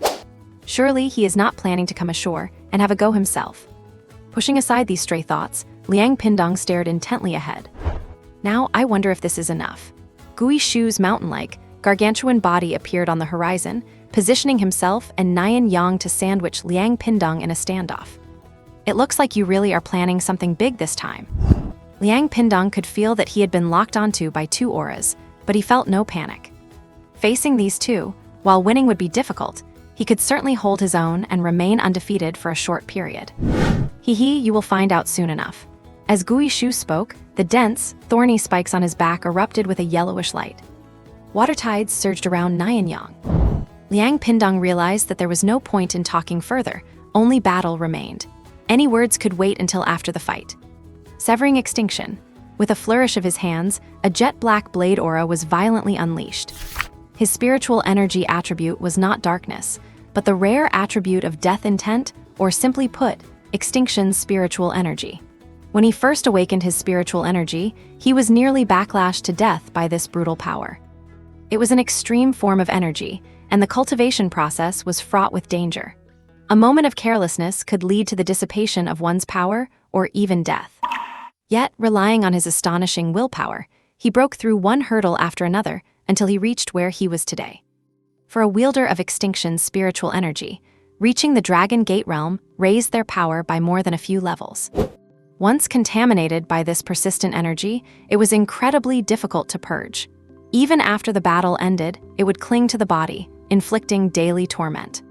Yellow, blue, and black, the three types of spiritual energy collided in the air, with the black energy dissolving rapidly as if it were ice meeting a flame. Yet, as the black energy dissipated, the yellow and blue energies were also being continuously corroded. Seeing this, Liang Pindong followed up with another blade strike, like a black hurricane that wiped out the opponent's offensive. Then, with a sweep of his long blade, an endless sea of blade intent enveloped the area, forcibly pushing the two beasts to a higher altitude. The fallout from a battle in the Dragon Gate realm was far too massive, not to mention those in the spiritual movement realm. Even those in the sky soaring realm could not withstand it. Kill. With the top combatants having carved out their own separate battlefield, the rest of them would also have to decide their own victory or defeat. Bai Hanling held his long spear, leading the others as they charged forward into the air, unstoppable. Boss, things are not looking good. Zhao Yicheng wiped the blood from his face and shouted to Li Yank, who was hovering in the air looking spotless. They had been on break during the new year, but since they were all from the south and from the same city, they rushed over the moment they received the news. Li Yank responded, wind blades appearing one after another in her hands as she tossed them toward the waves of demonic beasts charging forward. When they arrived, the situation was already in close quarters combat. Without pleasantries, they communicated with an officer and successfully joined the front line. Half an hour had passed since they joined the fight, and they had been attacking mechanically. Their strength in the bright aperture realm made them particularly conspicuous in this area. Moreover, many students from the Martial Arts University had also arrived during this time. Most had heard of Li Yank's reputation, so they had no complaints about her acting as their temporary commander. A single-horned snow wolf broke into their position, its horn spraying out beams of extreme cold. Bright aperture realm, someone shouted. I will handle it, you go elsewhere. Li Yank stopped Zhao Yicheng just as he was about to step forward. The battlefield is not a competition ring, where winning is the only goal. Li Yank was confident Zhao Yicheng could take down the snow wolf, but there was no telling how much collateral damage would be caused in the process. On the battlefield, you must eliminate enemies quickly. Using superior power to strike from a high position saves more energy to help more comrades. All right, Zhao Yicheng did not hesitate, turning and lunging at an unidentified crustacean beast. Li Yank held her hands out, and a cyan horizontal blade appeared in her grip. As the blade materialized, the surrounding wind energy gathered, blowing the hair at her temples backward. The single-horned snow wolf spotted Li Yank, and its animal instinct told it that this girl was the most dangerous figure on the field, so it bared its fangs and charged to take her out first. Li Yank was expressionless. Watching the snow wolf charge closer, she simply gripped the blade with both hands and slashed down gently. Extreme Wind Slash, the strongest Tier 3 martial skill she had mastered. Invisible wind surged forward from that gentle motion. The snow wolf charged forward. Before they set out, the leader had said that as long as they won this battle, the humans in the city would belong to them. Thinking of the human martial artists' bodies, which were like spiritual herbs, it could not help but drool. This girl looked tender and must be delicious. Why have they split apart? It watched as its own body ran forward, one half on the left and one on the right. What was going on? It did not have much time to think, as it realized it could no longer maintain its balance. Boom! The 3-meter-tall, 5-meter-long wolf carcass slammed into the ground, kicking up a cloud of dust. Without sparing a glance at the dead wolf, Li Yank rushed to another spot. The move from just now had obviously consumed a lot of energy, and she was now just using ordinary wind blades to clear out the small fry. Senior, that looks like Li Yank from Nanda. The team from Beihai Martial Arts University had also arrived. They had not come individually, but had formed a unit before reaching the battlefield. It was Kong Qingshuang who had spoken. The two martial arts universities were in the same city, so they were naturally very familiar, especially with this girl who had shone so brightly at the national competition.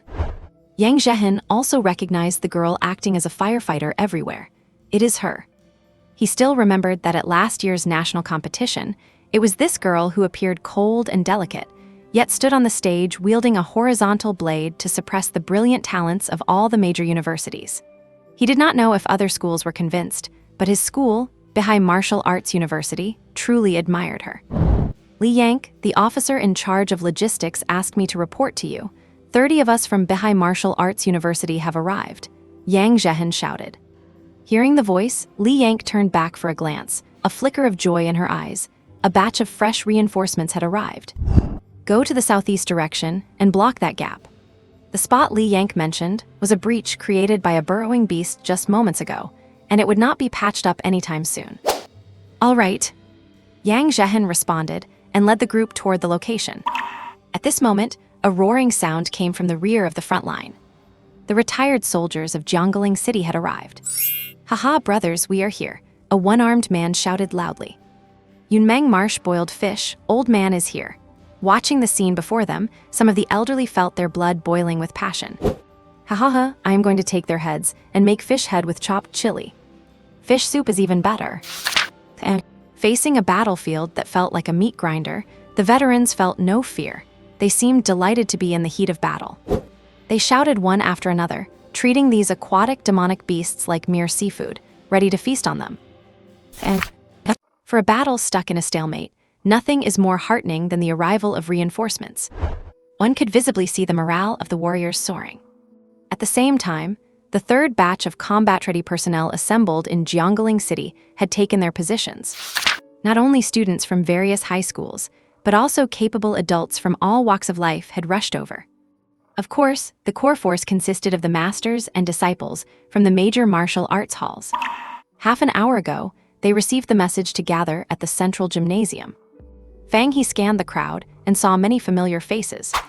It was not just Jiangling High School. People from basically every high school could be seen.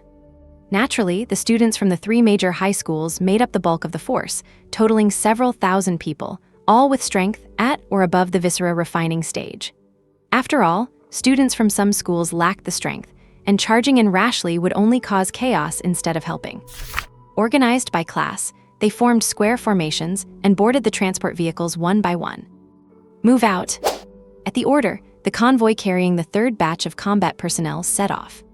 The carriages were spacious, so their group of 40-some people did not feel crowded. Those who had been shouting the loudest online were now silent. They had finally witnessed the brutal reality of war. "Do not worry, you will not be sent directly to the front line," Zhuang Wencheng said to reassure them. Hearing Zhuang Wencheng's promise, the group felt a little more at ease. After a while, someone asked with a trembling voice, "Teacher, are those ferocious beasts really that savage?" "Have not you already seen them?" Zhuang Wencheng smiled. In truth, they had all seen various practical teaching videos showing martial artists fighting beasts in the wild. However, those videos were primarily for instruction, and the instructors in them could even toy with a beast through the same move several times. Although those beasts were also ferocious, they could not stir up much trouble in the face of the instructor's relaxed and effortless attitude. So they felt that fighting beasts was not that big of a deal. As long as they followed the moves taught by their teachers, the beasts would obediently run into their weapons, allowing them to successfully slay a beast just like their teachers did. Perhaps feeling that this explanation was not quite right, Zhuang Wencheng added, "Fang He, why do not you tell your classmates about it?" Fang He, having been called upon, was stunned for a moment before gathering his thoughts and saying, "The weaknesses of some common beasts are actually covered in our biology class, so everyone should know them. I think for the first battle, if we face a beast head-on, the main thing we need to overcome is the fear in our own hearts." "How did you feel the first time you faced a beast?" a girl with freckles asked. "My first time, huh?" Fang He recalled his first experience in the wild. Back then, he did not have much of a concept of the wilderness, and with some urging from his cousin, he went along out of intense curiosity. Luckily, his first trip to the wild was not like his second. From start to finish, he did not encounter any danger. It was a giant horned ox, with strength comparable to our viscera refining stage. Its weaknesses are its nose and eyes, which everyone knows. But it is different when you are actually facing one. Your mind goes blank. The ox looked like a small hill, and its charging stance was particularly intimidating.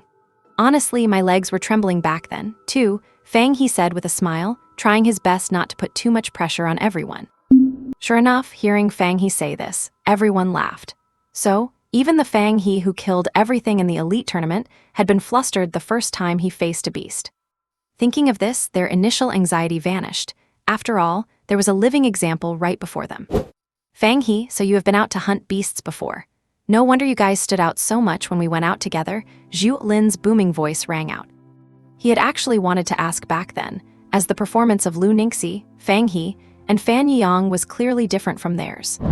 "Yeah, I went to the wilderness with my cousin during the winter break of my second year, and I only dared to go because his school's teachers were with us," Fang He explained. "That is so cool." Many people envied Fang He for being able to train in the wilderness during his second year of high school. "How about we have a contest this time? Let us see who can kill more beasts," Zhu Lin said, raising his broadsword to challenge Fang He. Fang He looked at Zhu Lin's high fighting spirit and realized that he had truly moved past the shadow of losing his arm. "Fine, but I will not go easy on you." "Who asked you to go easy on me? If I lose, I will just train harder." Zhu Lin widened his eyes and declared loudly. "You two settle down. It is not your turn to take the lead yet. Just wait for instructions when you arrive. Do not run around and follow orders," Zhuang Wencheng stepped in to say. After this commotion, the atmosphere in the carriage was no longer as tense as before, and they started chatting in low voices. It was not just this carriage. Every vehicle had a teacher on board, and they were all using their own ways to disperse the tense atmosphere. The front line was only 300 kilometers from the city, and with the transport vehicles at full speed, they would arrive in about 40 minutes. When they were 30 kilometers from the battle line, they could already hear the sounds of slaughter in the distance, making many subconsciously grip their weapons tighter. Being in the wilderness, even if surrounded by classmates, nothing gave them a sense of security like the weapons in their hands. "We will go first, you follow behind."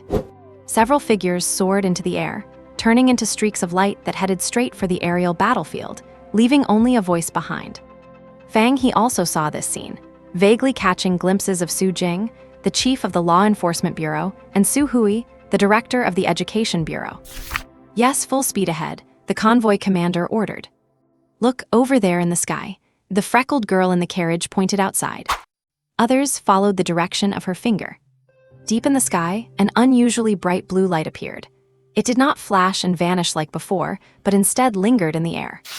Amidst the churning clouds, a figure stumbled backward in a somewhat wretched state, falling rapidly before managing to stabilize and ascend once more. Jiaojiang, Liang Pindong shouted in a mix of surprise and anger. "Oh, you recognized me," a mocking voice echoed across the horizon.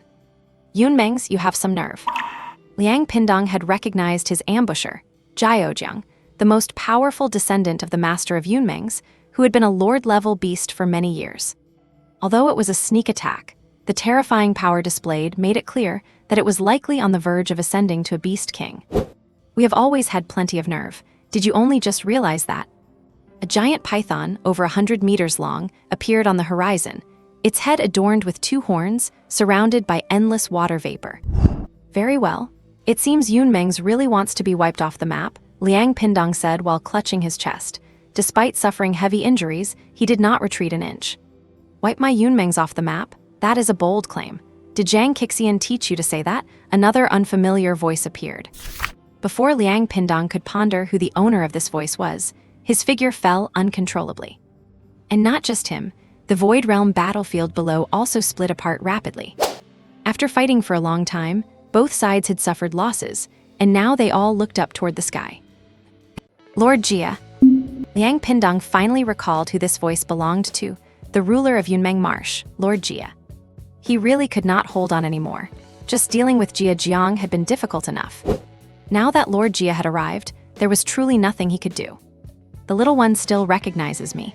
There was a trace of curiosity in the voice. A black dragon barely a meter long appeared in the air, as if by teleportation. In terms of size, it looked minuscule compared to the giant python from before. Yet the moment it appeared, this entire realm seemed to fall into a dead silence. The 3 lord-level demon beasts behind it stopped speaking, and the other great demons and small demons ceased their roars.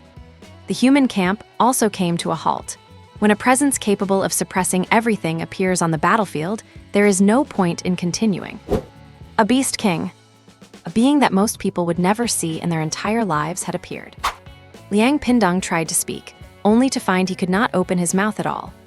A dignified expert of the Dragon Gate realm did not even have the right to speak in the face of a beast king. "Lord Jia, it has been many years. Bullying a junior the moment you arrive, you have really sunk low." Following this voice, Liang Pindong found he could control his body again, but he did not say a word, simply retreating silently to the side. "Zhang Qixian, you have not shown up for half a day. I thought you were dead." Hearing a familiar voice, Lord Jia's expression remained unchanged as it said coolly, "If you're not dead, I have to stay alive." A burly man appearing to be in his prime walked over from a distance as if on a leisurely stroll, arriving in the center in just a few blinks. These 2 were old acquaintances.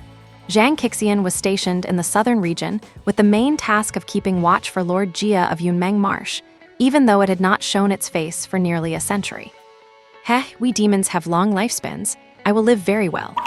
"Oh, I thought you were scared out of your wits by King Yu," Zhang Qixian said indifferently.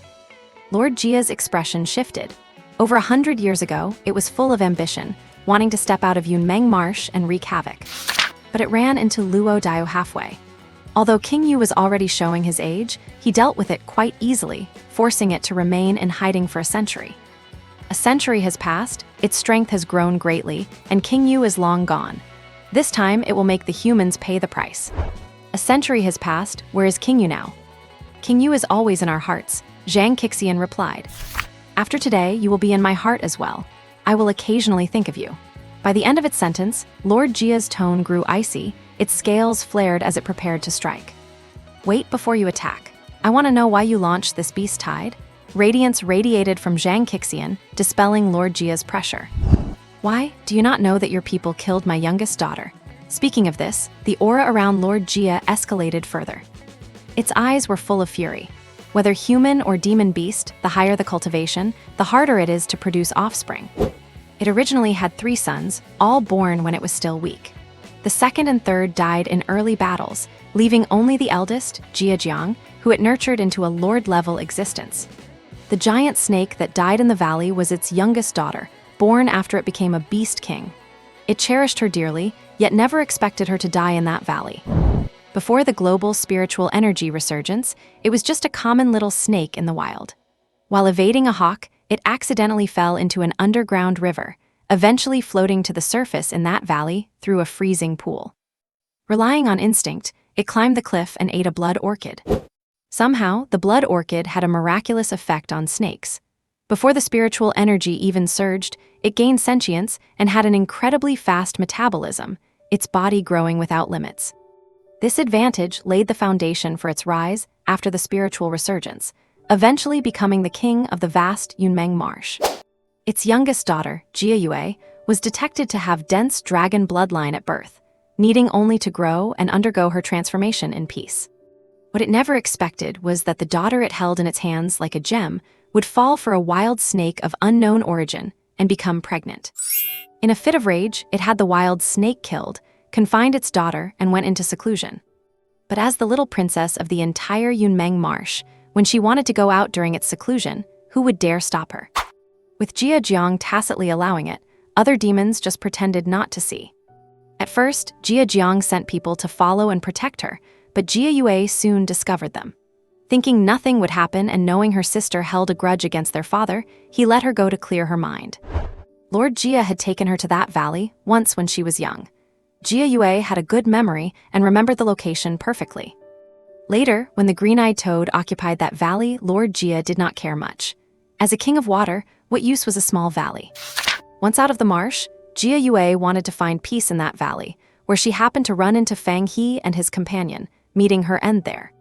"Your daughter, was not she in Yunmeng Marsh?" Zhang Qixian asked, puzzled.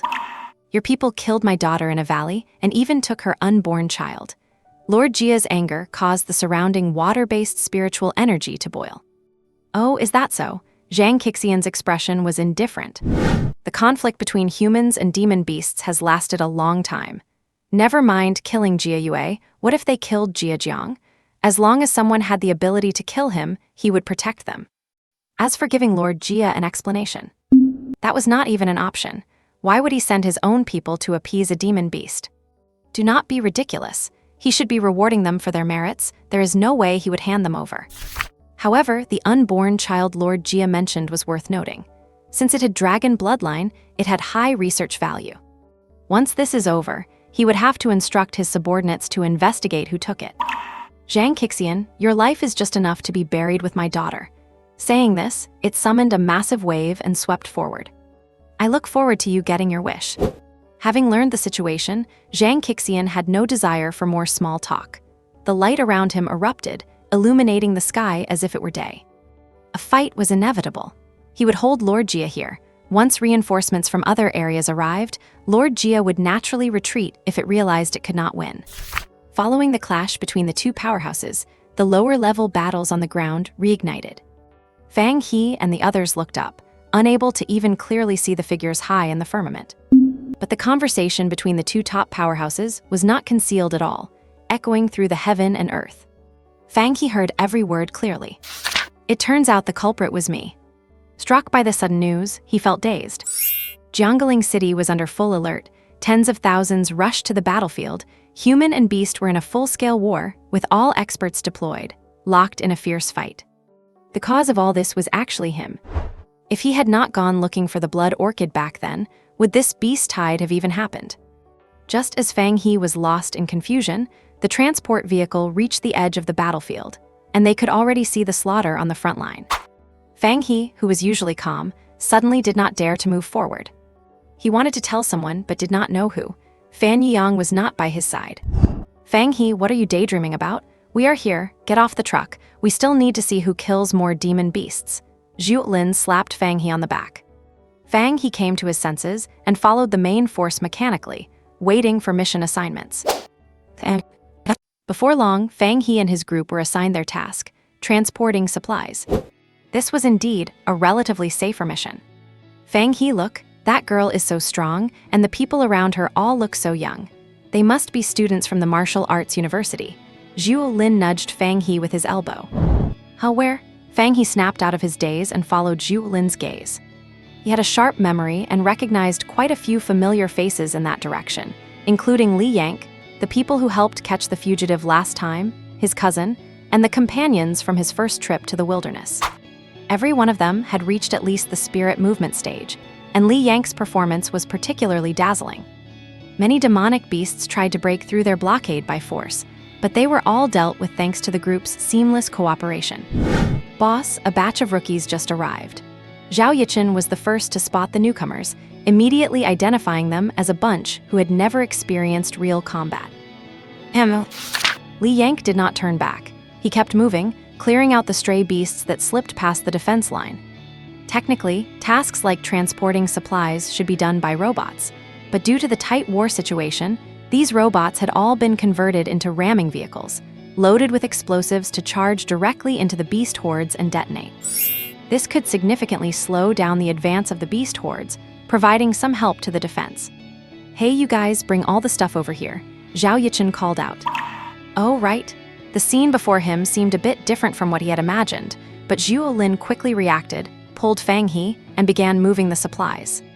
The supplies on the battlefield were mainly of 3 types: ammunition, healing medicine, and spare weapons. A small crate weighed 100 kilograms, while a large one was 1,000 kilograms.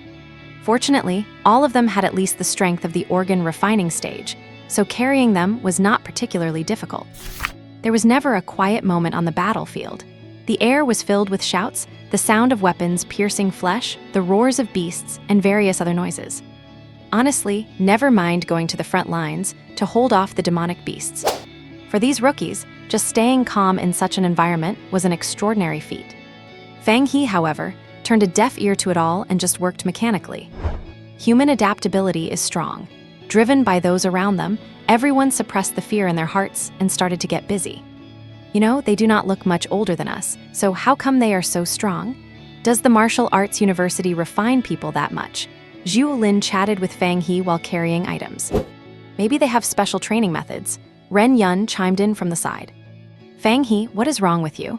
You have been acting absent-minded ever since we got off the truck." Zhuo Lin raised his voice, drawing glances from nearby students. Acting all in control on the truck, but once he actually hits the battlefield, he is just a coward. A voice drifted over from the side. "Tao Yi, how dare you say that?" Zhuo Lin immediately recognized the speaker and turned around to glare at her. Tao Yi was startled by the glare, but after a moment, she stepped forward and added, "It is the truth. He acted like such a big shot before, so if he looks like this now, is not he just scared silly?" She had long been annoyed with Fang He. Novels and TV shows require logic, but reality does not. Back in the wilderness, when they were in deep trouble, she had voiced her resentment towards the principal. Although only Zhuo Lin had scolded her at the time, everyone present had intentionally or unintentionally distanced themselves from her after returning to school. She had been pampered since childhood, surrounded by all sorts of praise, and she had lived up to expectations, smoothly getting into Jiangling High School. But after that incident, everything changed.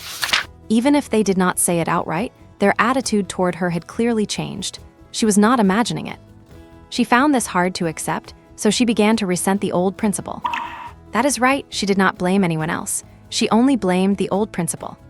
If it were not for the old principal taking them into the wilderness, she would not have been in danger, and if she had not been in danger, she would not have said those things.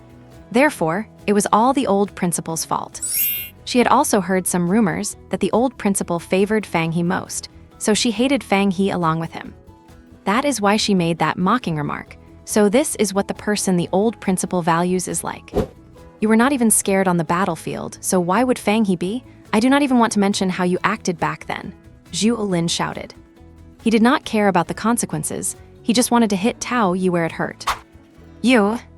Just as Tao Yi was about to retort, cries of alarm erupted in the distance. Oh no, a beast is rushing over. Damn, how did it get through? Quick, get out of the way. And amidst the chaos, an ape covered in flames charged toward them. As students of the Jiangling High School elite class, they all recognized this as a blazing monkey from the mountain forests, which had the strength of a spirit movement stage fighter once fully grown. And seeing the flames covering its body, it was clearly an adult. Watch out! Although he was not fully focused, Fang He's powerful soul energy allowed him to be the first to detect the attacking blazing monkey. There was no time to think. Fang He drew his blade, Lin Yuan, and met it head-on. In terms of strength, he was the strongest here. Although he could not stop the monkey, he could at least hold it off for a move or two. Lin Yuan had already been sharpened, reflecting cold light under the moonlight. Clang! Lin Yuan left its sheath, precisely intercepting the blazing monkey's path. One strike landed on its shoulder, slowing it down slightly, but unfortunately, it failed to break through its defense. Up close, Fang He could feel the scorching heat radiating from the blazing monkey. Even in the dead of winter, it felt like being burned. Die! Zhuo Lin raised his heavy blade, lunged forward, and took advantage of the brief slowdown to strike at the monkey's head. Clang! The blade hit the monkey's head precisely, producing the sound of metal clashing against stone. It also failed to break through the defense, but their combined efforts managed to stall the blazing monkey's advance. Whether human or beast, once they enter the spirit movement stage, they possess a core of spirit energy within them, allowing their already tough bodies from the body tempering stage to be tempered again by this new energy. Therefore, fighting across such a major rank boundary is extremely difficult. Fang He did not hesitate. He slid forward and thrust his sword directly at its nose. If you cannot break through the exterior armor, you just target the spots where you can. Seeing this, Zhuo Lin was not going to be outdone. Although his martial technique had not reached perfection and his blood tempering was barely at 3 times, he still dared to swing his blade at the blazing monkey. Squeak! The blazing monkey was enraged. Fang He's sword strike to its nose had not caused real damage, but it definitely felt the pain. Zhuo Lin's blade only landed on its chest, leaving no impression at all. Yet these two humans, who had not even mastered spirit energy, dared to stand in its way. Unforgivable. It clenched its fists, flames flickering on them, and decided to finish off the boy with the sword first. Unsurprisingly, the flaming fist struck Fang He. A monkey at the spirit movement stage excelled at speed, and since they were so close, there was no dodging it. Hitting its nose earlier was only possible because they caught it during a momentary pause. Otherwise, hitting a weak point at high speed was truly too difficult. Fang He! Zhuo Lin screamed. Boom! Fang He flew backward. The blazing monkey kicked off the ground, intending to press its advantage and finish off the human. Watching the blazing monkey close in, Fang He showed no fear at all. Instead, a smile tugged at the corner of his mouth. Wind blade. It felt like a gentle breeze brushing against the face. The translucent wind blade sliced through the burst monkey's body as easily as cutting through tofu, becoming nothing more than a light breeze by the time it reached Fang He. It brought a hint of refreshing coolness, even soothing the burning pain in his chest. Li Yang's wind blade arrived just in time, successfully killing the burst monkey. That was the reason for the smile on Fang He's face. He had seen Li Yang take the shot. He looked down at his chest, only to see that his combat suit was torn, and through the gap, he could see his skin had turned pitch black. Fang He's reaction was fast. In fact, he had already anticipated the burst monkey's attack before it even launched. It was a pity that, while his mind kept up with the monkey's movements, his body could not. He had barely managed to shift his body slightly, but he still took those 2 punches head-on. Fortunately, his blood tempering had reached 25 times the normal level, giving him a tough physique, and with the protection of his combat suit, it should not be anything too serious. Combat suits are good stuff. This thing really saves lives at critical moments. I wonder what kind of performance higher-grade combat suits have. They are classified into 6 levels just like martial arts techniques, from A to F, with A being the highest. The ones issued to them for this outing are E-grade combat suits, and now that he had experienced it, the effect was truly great. Are you all right? Li Yang's voice came through. With the keen perception of the Su realm, she had heard the name Fang He back when they were arguing, but being on the battlefield, she had not greeted him immediately. Then, she saw a burst monkey break through the defensive line from another direction, heading straight for Fang He. At that time, she happened to be tangled up with a mountain turtle and could not break free. Fortunately, Fang He and his classmates were not just for show. They held on for 2 seconds, buying her 2 seconds of time. Otherwise, if the burst monkey had really charged into that group of rookies, it would have been like a tiger among sheep, and there is no telling how many casualties there would have been. You have to know, the others did not have a physique as sturdy as Fang He is. I am fine, just minor injuries. Fang He caught his breath and stood up. What are you all staring at? Go get the medicine. Zhuo Lin shouted at his classmates who were still stunned. Oh, okay. Startled by the shout, the few students standing nearby snapped out of it and began frantically searching for healing medicine. All right, after saying that, Li Yang turned and floated away. Her strength dictated that she had to go wherever she was needed. Kids, you are not bad. Zhao Yicheng already knew that Fang He would join Nanda after the college entrance exam. Having just pushed back a wave of attacks, he did not hold back his praise upon seeing Fang He's performance. Cousin, Yang Zhehan also spotted his cousin. Fang He, Kang Qingshuang was also calling out to him. The others who knew Fang He also greeted him one after another. Fang He called out to the seniors in response. This was no time for small talk, so after the greetings, everyone held their posts and continued to hold back the enemy. After this commotion, Fang He finally cleared his head. They were on a battlefield, not a place for playing house, and anything else would have to wait until after the battle. Fang He, this is cooling jade ointment. It is very effective for your injury. A female student walked over and said in a low voice. After thanking her, Fang He took the ointment and began applying it. Now you know, Fang He was not afraid of this battlefield, Zhuo Lin said, holding his big blade and looking up at the surrounding classmates. No one answered, the scene just now had said it all. When the burst monkey broke through, only Fang He reacted the fastest and stopped it. And among the whole group, besides Fang He, only Zhuo Lin dared to swing his blade at it. Honestly, when the beast equivalent to the Lingdong realm charged over, that fierce aura had truly terrified them. A beast's growth environment is not like a human's. The wild is full of danger everywhere, and survival is not easy. Every beast that grows to adulthood has survived countless fights. This kind of momentum is extremely intimidating in battle. But that was no reason for them to stand by and watch. They were all students of Jiangling High School, so how come only Fang He and Zhuo Lin dared to step forward? They felt ashamed of their cowardice at the critical moment and also reflected on why they were so brainless just now, almost believing the words of that stupid woman, Tao Yi. Thinking of Tao Yi, everyone began looking for her. They saw her hiding behind a pile of supplies. Her reaction was fast enough, at least. Facing the contemptuous gazes from her peers, her face turned from blue to pale.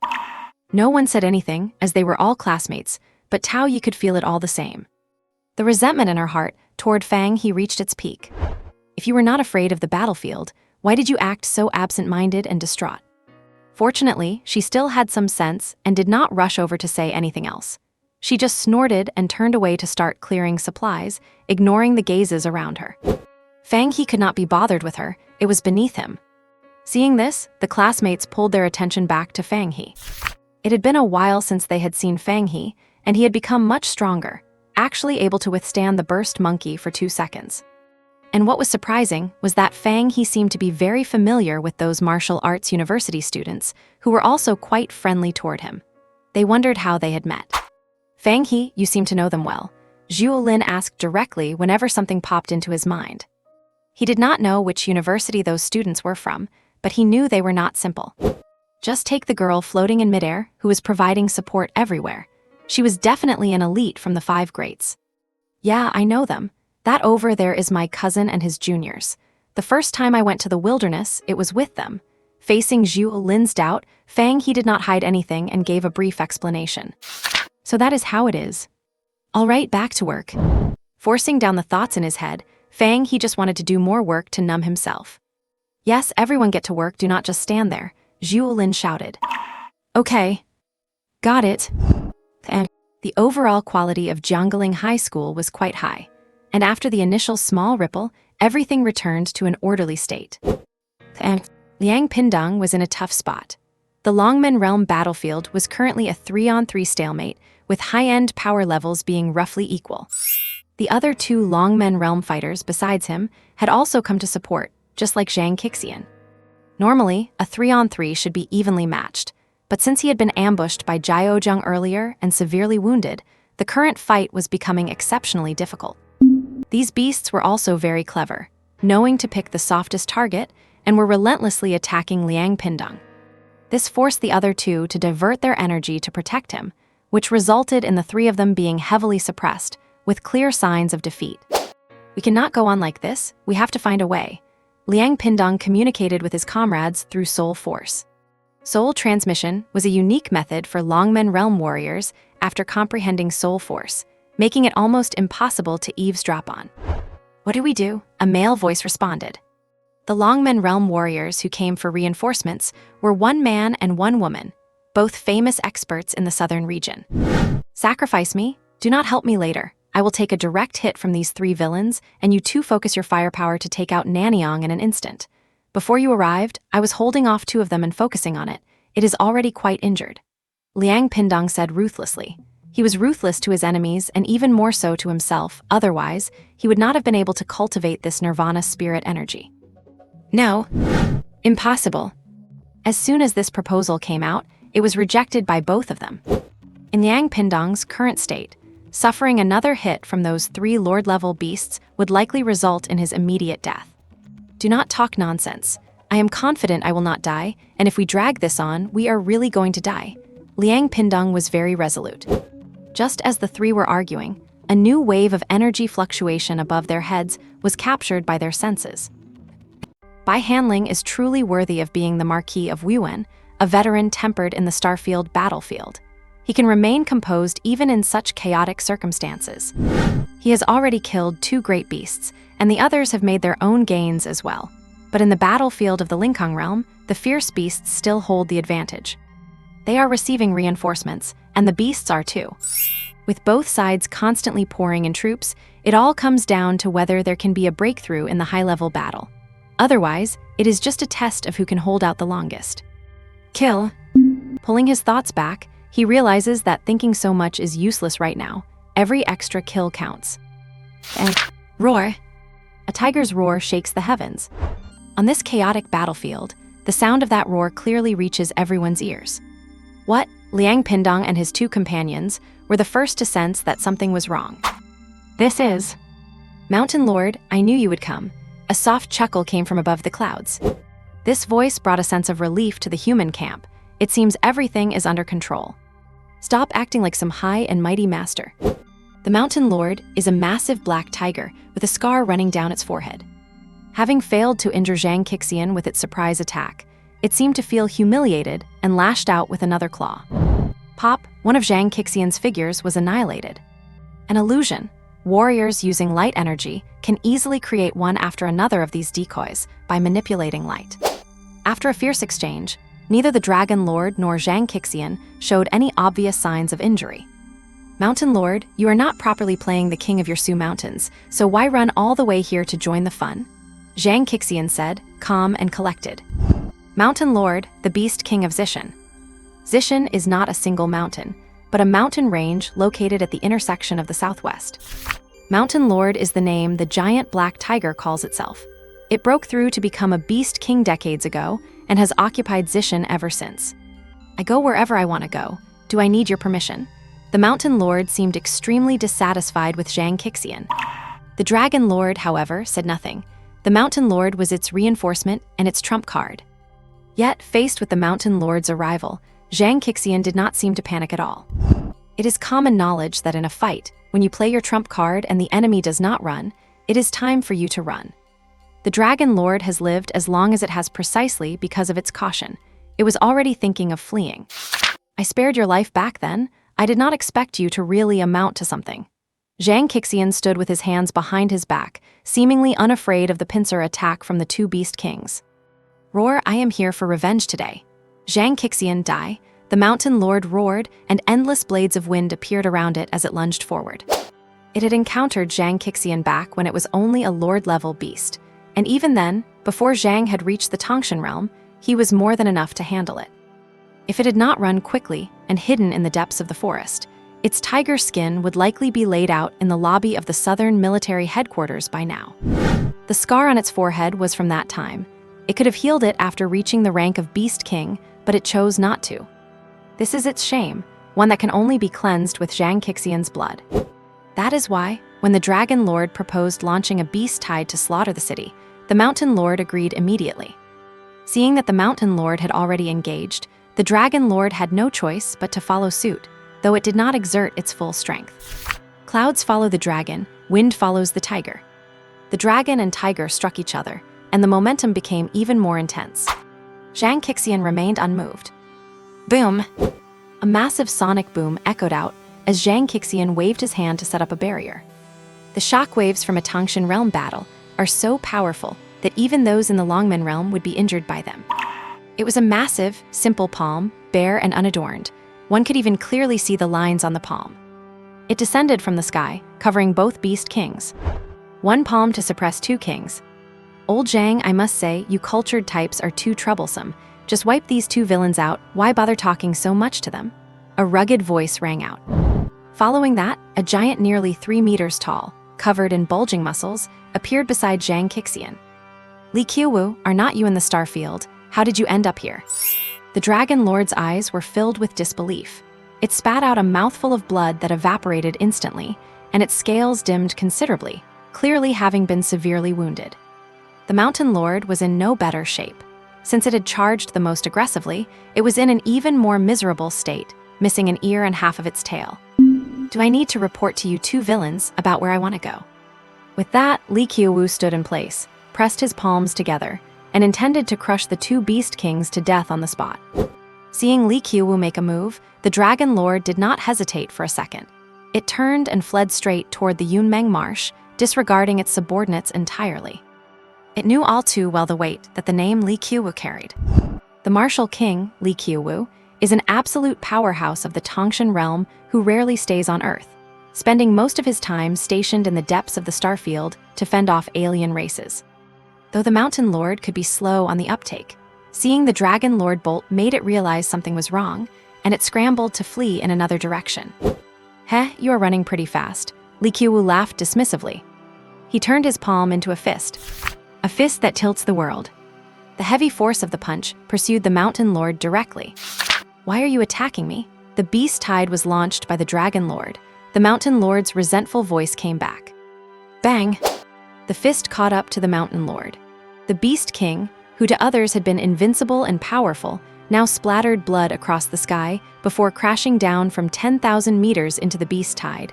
There was no telling how many beasts were crushed in that fall. I happen to be looking for a tiger skin rug, and I fancy your hide. It is as simple as that. While saying this, Li Qiuwu threw one more punch, and the Mountain Lord, already barely breathing on the ground, breathed its last. Meanwhile, hearing the commotion behind it, the Dragon Lord did not even look back, diving into the Yunmeng Marsh and never showing its face again. Brother Qiuwu, your strength has improved once again. Ever since Li Qiuwu arrived, Zhang Qixian had been acting as a spectator, letting him handle everything.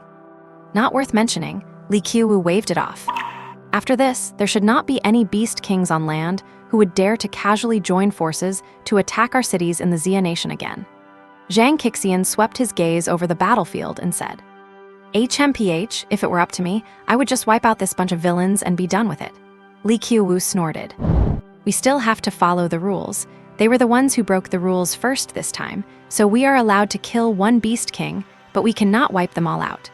Zhang Qixian would have loved to eliminate these beast kings as well. But it just will not do. All right, they need me over there, so I am off.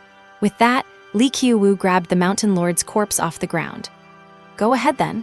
Zhang Qixian nodded. The remaining aftermath was his to deal with. Li Qiuwu disappeared from the spot with the Mountain Lord's body in tow. And when he saw a new beast king appear, Liang Pindong's heart did skip a beat, feeling that it was highly unlikely they would turn the tide today. But that only solidified his determination to drag Nianyang down to death with him. However, the following turn of events was a dramatic reversal. The martial king descended like a god from heaven, cleaning up the two beast kings like autumn leaves blowing in the wind.